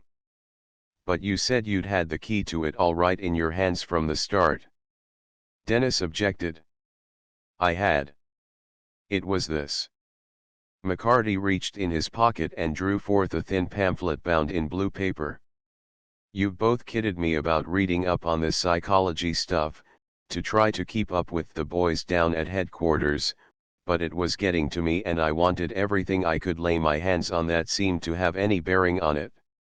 The first night, when we came here to let Orbit know his valet was dead, I found this behind some other books downstairs in the library and I borrowed it. It turned out to be nothing at all but the history of a family, like a kind of a sermon on heredity, and I saw it had been published in London. I began to read it, wondering why Orbit would be interested in it, and I never heard the like of such a crew. From sheep stealing to assassinating crowned heads, there was nothing they didn't go in for, and I'd say that not 1 in 10 generations died in their beds. They were a rare old family, the Jessops. Jessops, the inspector repeated. Why, they're the family I spoke about this morning, though I couldn't recall the name, the ones that are contrasted with the grand record of the Parsons. Sure, they are. McCarty grinned. Then his face sobered. I knew it then, for I'd put in good time in the library on Thursday looking them both up, but I didn't mention it because Orbit himself is the last of the Jessops. Orbit. His grandmother on his mother's side was the daughter of old Gideon Jessops, who was hung down south for highway robbery and murder. Another of his daughters died insane and 2 of his sons were convicts, but there's no use going into it all. You'll mind you said the male members of the line died out long ago, but it happens that no record was kept of the female side of the house except this little book here. I'm going to tell Parsons in the morning, for he'll not spread such a thing, and there's something I want to know. If there's any sense at all to this heredity notion, it don't look as if Henry Orbit stood much of a chance. I can scarcely believe it yet, gentlemen. Benjamin Parsons exclaimed. The news that Henry Orbit had committed suicide in some mysterious manner, leaving a written confession, came like a thunderclap, but now that you tell me the blood of the Jessops flows in his veins, it explains many things. Did you ever meet Orbit, Mr. Parsons? McCarty asked. Ever talk to him? Once. It was 2 years ago, but the experience, though trivial in itself, was so curiously unpleasant that it has never passed completely from my mind. He paused, glancing toward the window through which the sunshine was pouring and listening to the not far distant chiming of church bells. I came home very late from an evening meeting of a charitable organization. It was raining in torrents, I had forgotten my key to the gates and the watchman was standing in the shelter of a doorway far down the block. I could not attract his attention and I was drenched. All at once someone came up behind me, said, "Allow me, Mr. Parsons," and opened the gate for me. I was surprised, for the voice was unknown to me, but in the light of the street lamp I recognized Henry Orbit. You are familiar with his appearance, you have heard his voice, felt the magnetism of his personality and its dominance. Did you feel also that strange sense of antagonism that is almost physical, as though you shrank from his touch, dreaded to breathe the same air? I can't say I have, Mr. Parsons, the inspector replied thoughtfully. As though he were a reptile, something poisonous, you mean? No, until yesterday I thought Orbit was a fine man. He had me buffaloed. I mean as though he were the incarnation of all things evil.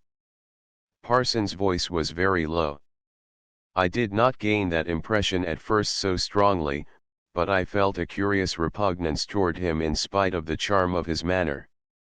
He walked down the block with me, taking it for granted that his company was welcome, and I responded as cordially as I could, for he had just rendered me a service. When we were opposite my own house I paused, thanking him once more for his kindness, and started to take leave of him, when he astounded and distressed me by asking me to come into his house for a little while. He said that he was lonely, a saddened mood was upon him and he would greatly appreciate it if I could spare him half an hour. I could not very well refuse, but it was with a reluctance wholly out of proportion that I accepted his invitation.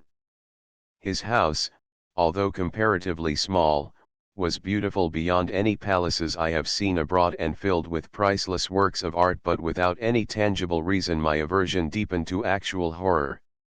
A tall Chinese servant had taken my hat and Henry Orbit led me to his library, pressing refreshments on me and talking fluently and well on a variety of topics. I endeavored to listen, to reply pleasantly, but all the time my uncharitable, unreasoning loathing of him increased and I longed, as I have never longed for anything else in this world, to be out in the storm once more anywhere, away from that house. I am sure this must sound like madness to you, but I cannot explain it even to myself. I only know that my horror deepened as the moments passed and at last I did an unpardonable thing. I rose in the middle of a sentence from him and without a word of explanation or excuse I fled the house. I cannot yet describe the motive which actuated me, nor could I then have found any reason for it beyond an overmastering impulse. I have never known such a feeling against a stranger before in all my life. You went out into the storm, Mr. Parsons, without your hat? McCarty asked suddenly. The inspector smothered a half-audible exclamation and Dennis stared. I really forget, but I must have done so, of course, for I distinctly remember the cold rain beating down upon my bare head as I crossed the street, and being most grateful for it. Then you left your hat hanging up in Orbit's house, McCarty pursued. Can you recall what it was like, Mr. Parsons? Could it have been a soft, dark felt? Probably. I seldom wear any other. Then Parsons started slightly. You don't mean? Could it really have been my hat, after all, that the unfortunate valet was wearing when he fell dead? It looks that way, since your initials were in it, McCarty added. That was the final detail we had not cleared up. But why, sir? Dennis found his voice. Why did you feel that way towards Orbit? He took in everybody else in the world. I'm thinking I've got the answer to that, though it may sound like Blarney saying it to your face, Mr. Parsons. We know who your family are and their record. 'Tis one to be proud of. It is one to be thankful for, Mr. Parsons replied modestly. But I should like to hear your theory. Well, we know who the Jessops were, too, and 'tis my opinion that the good in you for which you're not responsible, and the evil in him which he couldn't help, just sort of recognized each other at once, and what you call your instinct warned you to get away. It may be. Mr. Parsons eyed him wonderingly. I think you have grasped it, Mr. McCarty, the good and evil that men do live after them. I know it seemed to me that satanic vapors were rising all about me in that house, and that I was in the presence of a monster. It never even occurred to me to make excuses for my conduct or send for my hat. There's just one thing that I'm curious about, though it has nothing to do with the murders. Have you missed this? It was with your papers when they came into our hands. He produced the silver leaf and Parsons' face lighted up. Ah, that is the bookmark I slipped between the pages of my encyclopedia. I told you that a leaf was torn from it. I am glad, indeed, to regain this, for it is a souvenir from a dear friend, an English army officer then stationed in South Africa. It comes from Table Mountain, don't it, off of a silver tree. McCarty smiled also as he rose. Mr. Parsons, we'll be keeping you no longer. The trouble's been laid for all time here in the mall, I'm thinking, and there'll be no more evil come out of that house over the way. And you three have brought peace to us again in a miraculous manner. Mr. Parsons held out his hand. Without you and the providence which led you to the truth, I shudder to think what further horrors might have been visited upon us. I don't know about providence. McCarty's eyes twinkled. I'm no hand at giving advice as a general thing, but if I was to offer a word of it to you, sir, 'twould be this: in future, be mighty careful where you hang your hat. The end. Transcriber's notes: PG 11 changed. What is it, Mac? 2. What is it, Mac? PG 119 changed. Have nerve enough to run away. 2. Have nerve enough to run away. PG 125 changed. Poisoning children and servants, promiscuous like. 2. Poisoning children and servants, promiscuous like. PG 184 changed. Dennis betrayed acute symptoms of alarm. 2. Dennis betrayed acute symptoms of alarm. PG 191 changed, and now he was in the bathroom. 2. And now he was in the bathroom. PG 196 changed. Poison gas. Fluorine. 2. Poison gas. Fluorine. PG 271 changed. I don't know. 2. I don't know. PG 287 changed. Sprinkled enough chloroform on it. 2. Sprinkled enough chloroform on it. End of the Project Gutenberg ebook Annihilation. Updated editions will replace the previous one. The old editions will be renamed. Creating the works from print editions not protected by U.S. copyright law means that no one owns a United States copyright in these works, so the Foundation, and you, can copy and distribute it in the United States without permission and without paying copyright royalties. Special rules, set forth in the general terms of use part of this license, apply to copying and distributing Project Gutenberg trademark electronic works to protect the Project Gutenberg trademark concept and trademark. Project Gutenberg is a registered trademark, and may not be used if you charge for an ebook, except by following the terms of the trademark license, including paying royalties for use of the Project Gutenberg trademark. If you do not charge anything for copies of this ebook, complying with the trademark license is very easy. You may use this ebook for nearly any purpose, such as creation of derivative works, reports, performances, and research. Project Gutenberg ebooks may be modified and printed and given away. You may do practically anything in the United States with ebooks not protected by U.S. copyright law. Redistribution is subject to the trademark license, especially commercial redistribution. Start, full license. The full Project Gutenberg license. Please read this before you distribute or use this work to protect the Project Gutenberg trademark mission of promoting the free distribution of electronic works. By using or distributing this work, or any other work associated in any way with the phrase Project Gutenberg, you agree to comply with all the terms of the full Project Gutenberg trademark license available with this file or online at www.gutenberg.org/license. Section 1. General Terms of Use and Redistributing Project Gutenberg Trademark Electronic Works 1.a. By reading or using any part of this Project Gutenberg trademark electronic work, you indicate that you have read, understand, agree to and accept all the terms of this license and intellectual property, trademark/copyright, agreement.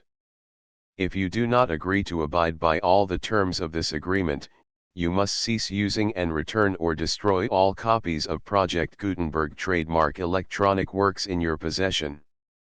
If you paid a fee for obtaining a copy of or access to a Project Gutenberg trademark electronic work and you do not agree to be bound by the terms of this agreement, you may obtain a refund from the person or entity to whom you paid the fee as set forth in paragraph 1.e.8. 1.b. Project Gutenberg is a registered trademark. It may only be used on or associated in any way with an electronic work by people who agree to be bound by the terms of this agreement.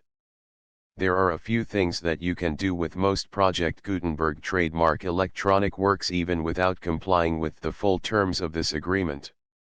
See paragraph 1.c below.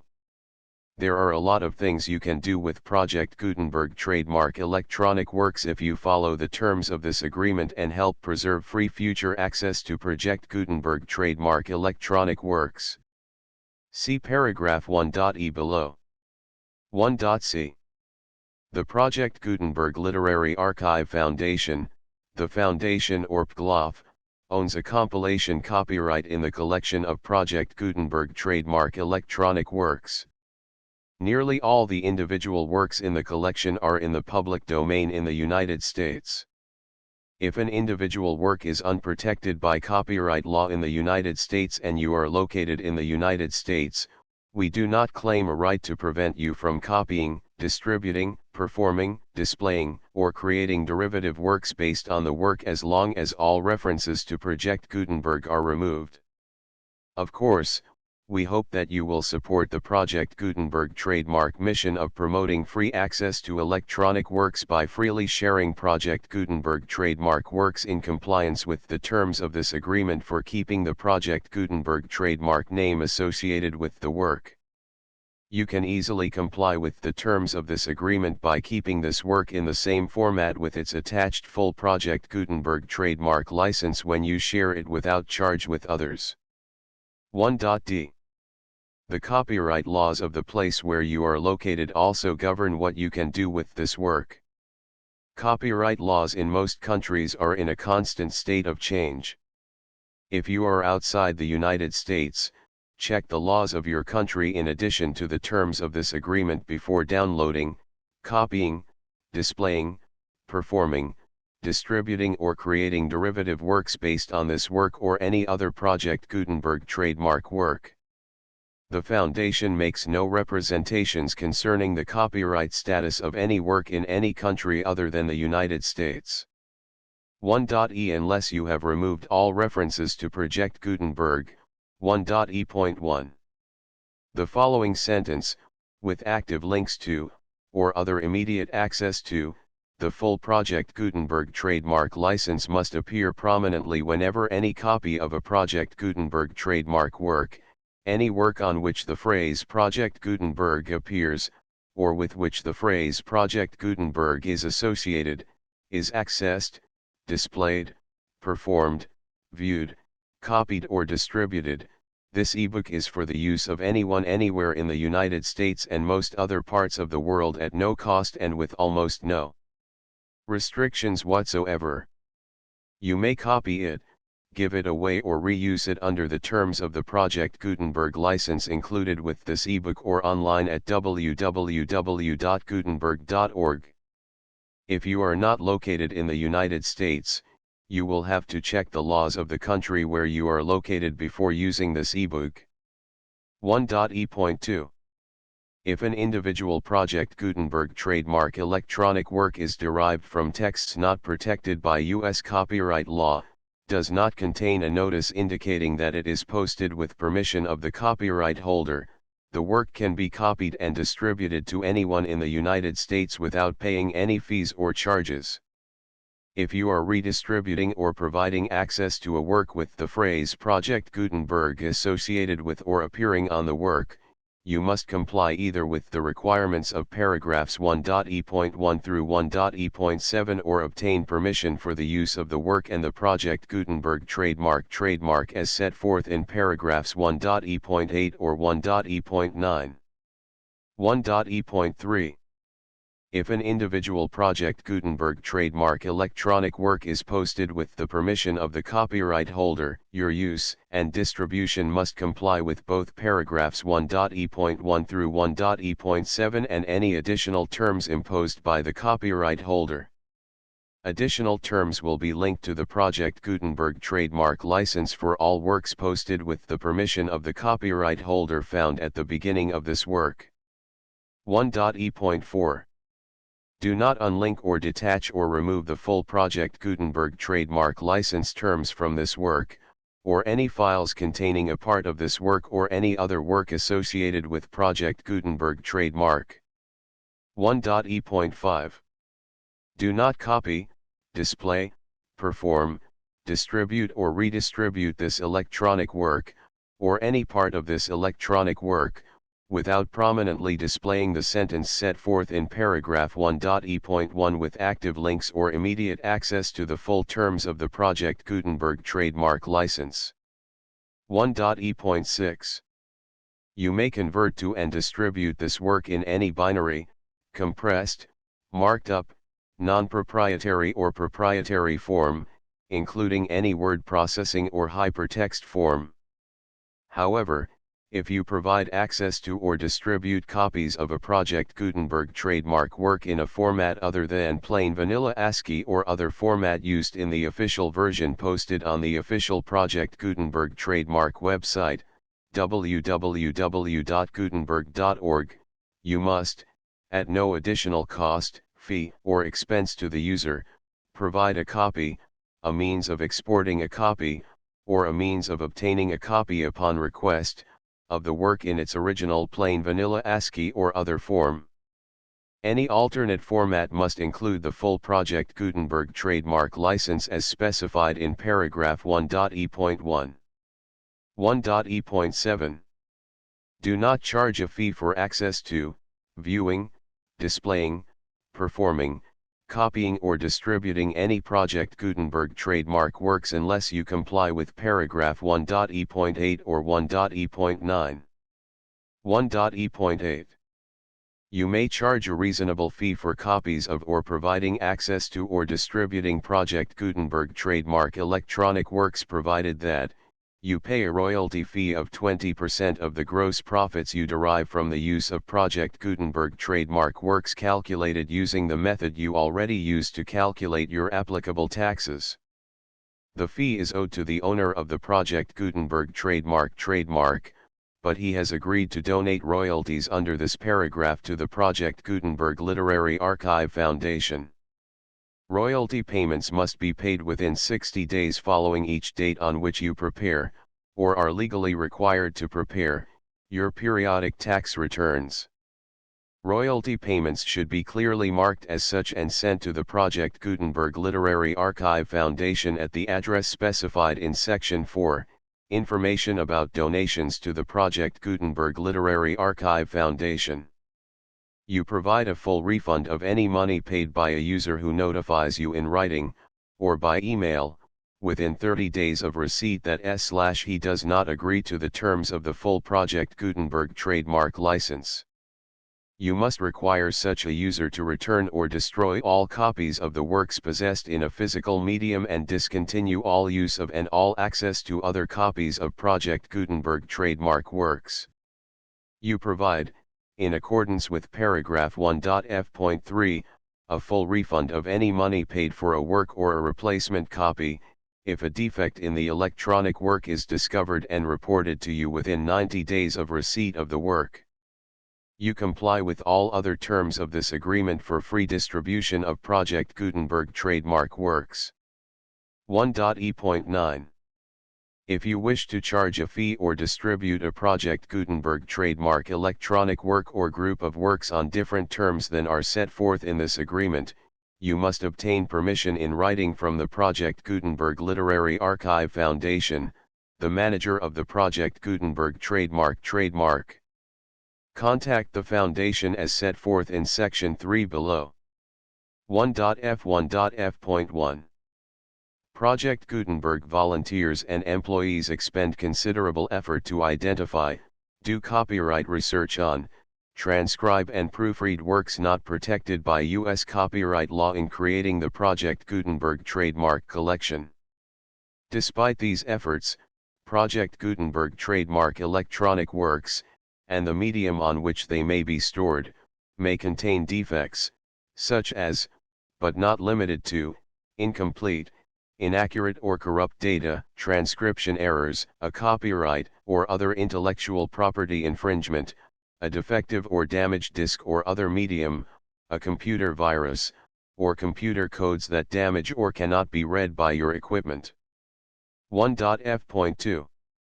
Limited warranty, disclaimer of damages, except for the right of replacement or refund described in paragraph 1.f.3, the Project Gutenberg Literary Archive Foundation, the owner of the Project Gutenberg trademark, and any other party distributing a Project Gutenberg trademark electronic work under this agreement, disclaim all liability to you for damages, costs, and expenses, including legal fees. You agree that you have no remedies for negligence, strict liability, breach of warranty or breach of contract except those provided in paragraph 1.f.3. You agree that the Foundation, the trademark owner, and any distributor under this agreement will not be liable to you for actual, direct, indirect, consequential, punitive, or incidental damages even if you give notice of the possibility of such damage. 1.f.3. Limited right of replacement or refund. If you discover a defect in this electronic work within 90 days of receiving it, you can receive a refund of the money, if any, you paid for it by sending a written explanation to the person you received the work from. If you received the work on a physical medium, you must return the medium with your written explanation. The person or entity that provided you with the defective work may elect to provide a replacement copy in lieu of a refund. If you received the work electronically, the person or entity providing it to you may choose to give you a second opportunity to receive the work electronically in lieu of a refund. If the second copy is also defective, you may demand a refund in writing without further opportunities to fix the problem. 1.f.4. Except for the limited right of replacement or refund set forth in paragraph 1.f.3, this work is provided to you as is, with no other warranties of any kind, express or implied, including but not limited to warranties of merchantability or fitness for any purpose. 1.f.5. Some states do not allow disclaimers of certain implied warranties or the exclusion or limitation of certain types of damages. If any disclaimer or limitation set forth in this agreement violates the law of the state applicable to this agreement, the agreement shall be interpreted to make the maximum disclaimer or limitation permitted by the applicable state law. The invalidity or unenforceability of any provision of this agreement shall not void the remaining provisions. 1.f.6. Indemnity. You agree to indemnify and hold the Foundation, the trademark owner, any agent or employee of the Foundation, anyone providing copies of Project Gutenberg trademark electronic works in accordance with this agreement, and any volunteers associated with the production, promotion, and distribution of Project Gutenberg trademark electronic works, harmless from all liability, costs, and expenses, including legal fees, that arise directly or indirectly from any of the following which you do or cause to occur. A. Distribution of this or any Project Gutenberg trademark work. B. Alteration, modification, or additions or deletions to any Project Gutenberg trademark work, and C. Any defect you cause. Section 2. Information about the mission of Project Gutenberg trademark. Project Gutenberg trademark is synonymous with the free distribution of electronic works in formats readable by the widest variety of computers, including obsolete, old, middle-aged, and new computers. It exists because of the efforts of hundreds of volunteers and donations from people in all walks of life. Volunteers and financial support to provide volunteers with the assistance they need are critical to reaching Project Gutenberg trademark's goals and ensuring that the Project Gutenberg trademark collection will remain freely available for generations to come. In 2001, the Project Gutenberg Literary Archive Foundation was created to provide a secure and permanent future for Project Gutenberg trademark and future generations. To learn more about the Project Gutenberg Literary Archive Foundation and how your efforts and donations can help, see sections 3 and 4 and the Foundation information page at www.gutenberg.org. Section 3. Information about the Project Gutenberg Literary Archive Foundation. The Project Gutenberg Literary Archive Foundation is a non-profit 501(c)(3) educational corporation organized under the laws of the state of Mississippi and granted tax-exempt status by the Internal Revenue Service. The Foundation's IN or Federal Tax Identification Number is 64-6221541. Contributions to the Project Gutenberg Literary Archive Foundation are tax-deductible to the full extent permitted by U.S. federal laws and your state's laws. The Foundation's business office is located at 809 North 1500 West, Salt Lake City, Utah 841-16801-596-1887. Email contact links and up-to-date contact information can be found at the Foundation's website and official page at www.gutenberg.org/contact. Section 4.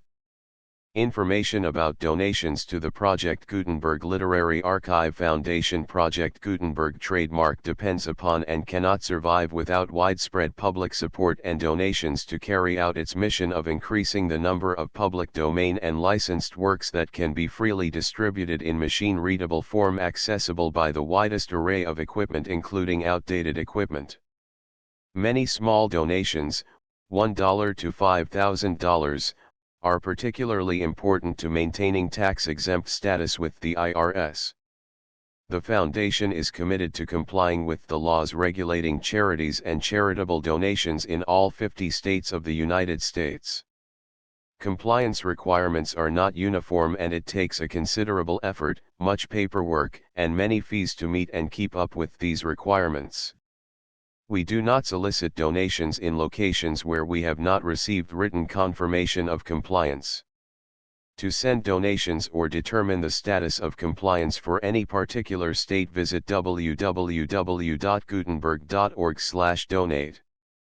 While we cannot and do not solicit contributions from states where we have not met the solicitation requirements, we know of no prohibition against accepting unsolicited donations from donors in such states who approach us with offers to donate.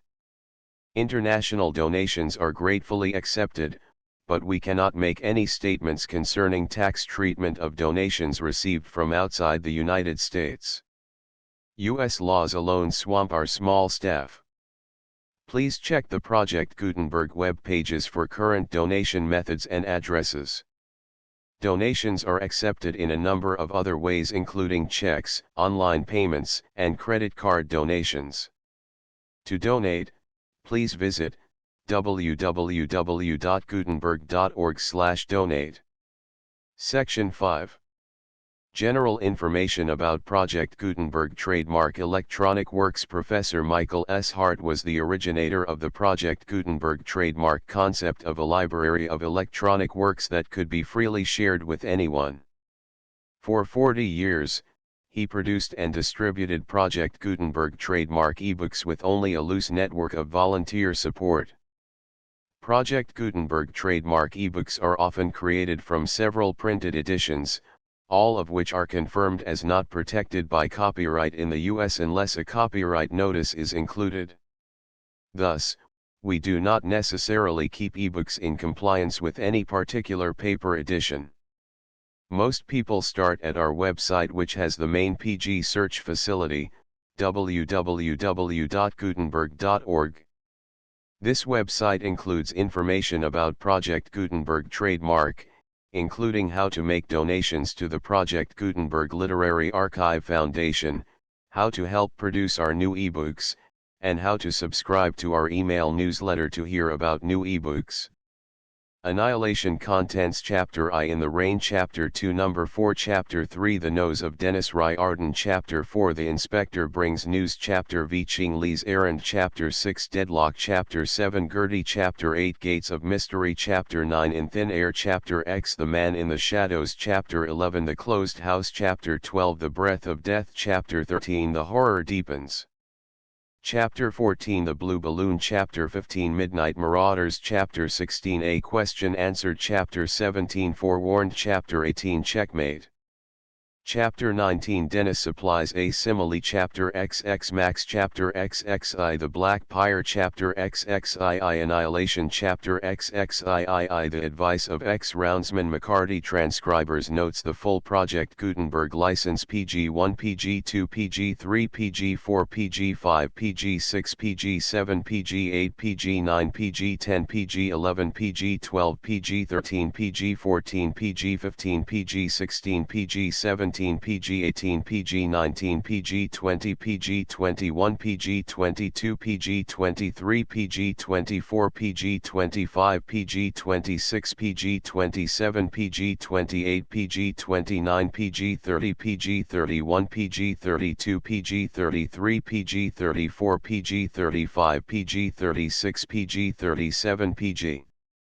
38 PG39 PG40 PG41 PG42 PG43 PG44 PG45 PG46 PG47 PG48 PG49 PG50 PG51 PG52 PG53 PG54 PG55 PG56 PG57 PG58 PG59 PG60 PG61 PG62 PG63 PG64 PG65 PG66 PG67 PG68 PG69 PG70 PG71 PG72 PG73 PG74 PG75 PG76 PG77 PG78 PG79 PG80 PG81 PG82 PG83 PG84 PG85 PG86 PG87 PG88 PG89 PG90 PG91 PG92 PG93 PG94 PG95 PG96 PG97 PG98 PG99 PG100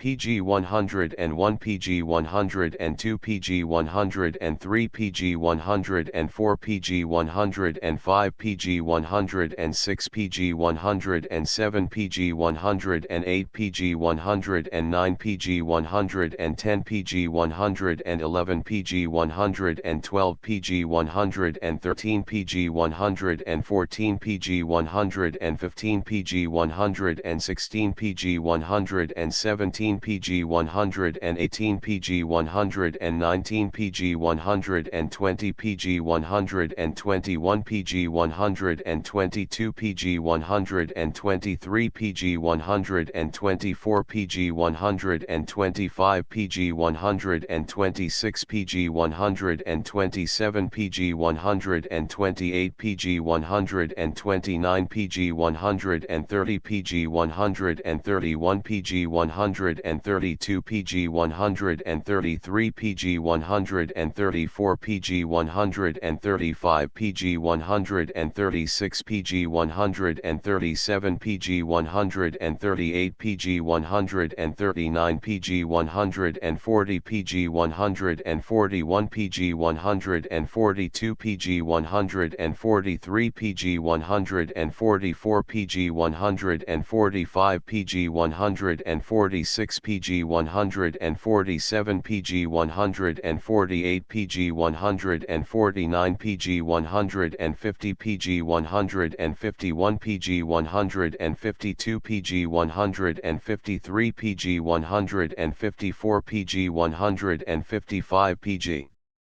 156 PG 157 PG 158 PG 159 PG 160 PG 161 PG 162 PG 163 PG 164 PG 165 PG 166 PG 167 PG 168 PG 169 PG 170 PG 171 PG 172 PG 173 PG 174 PG 175 PG 176 PG 177 PG 178 PG 179 PG 180 PG 181 PG 182 PG 183 PG 184 PG 185 PG 186 PG 187 PG 188 PG 189 PG 190 PG 191 PG 192 PG 193 PG 194 PG 195 PG 196 PG 197 PG 198 PG 199 PG 200 PG 201 PG 202 PG 203 PG 204 PG 205 PG 206 PG 207 PG 208 PG 209 PG 210 PG 211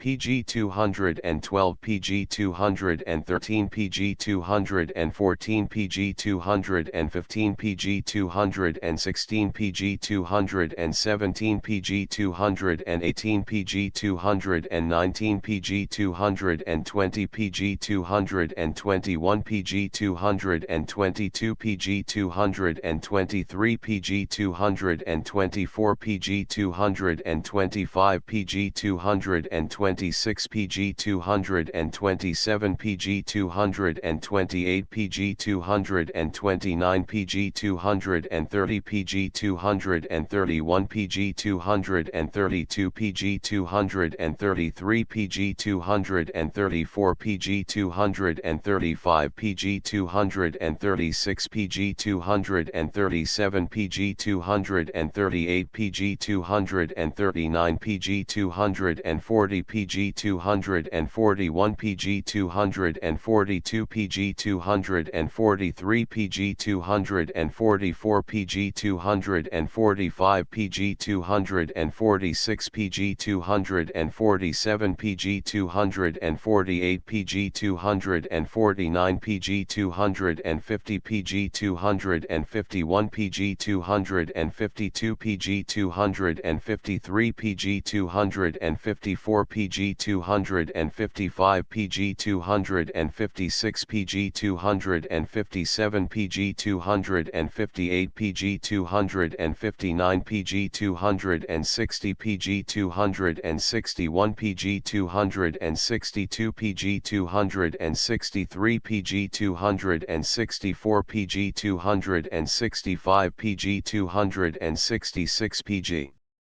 267 PG 268 PG 269 PG 270 PG 271 PG 272 PG 273 PG 274 PG 275 PG 276 PG 277 PG 278 PG 279 PG 280 PG 281 PG 282 PG 283 PG 284 PG 285 PG 286 PG 287 PG 288 PG 289 PG 290 PG 292 PG 293 PG 294 PG 295 PG 296 PG 297 PG 298 PG 299 PG 300 PG 301 PG 302 PG 303 PG 304 PG 305 PG 306 PG 307 PG 308 PG 309 PG 310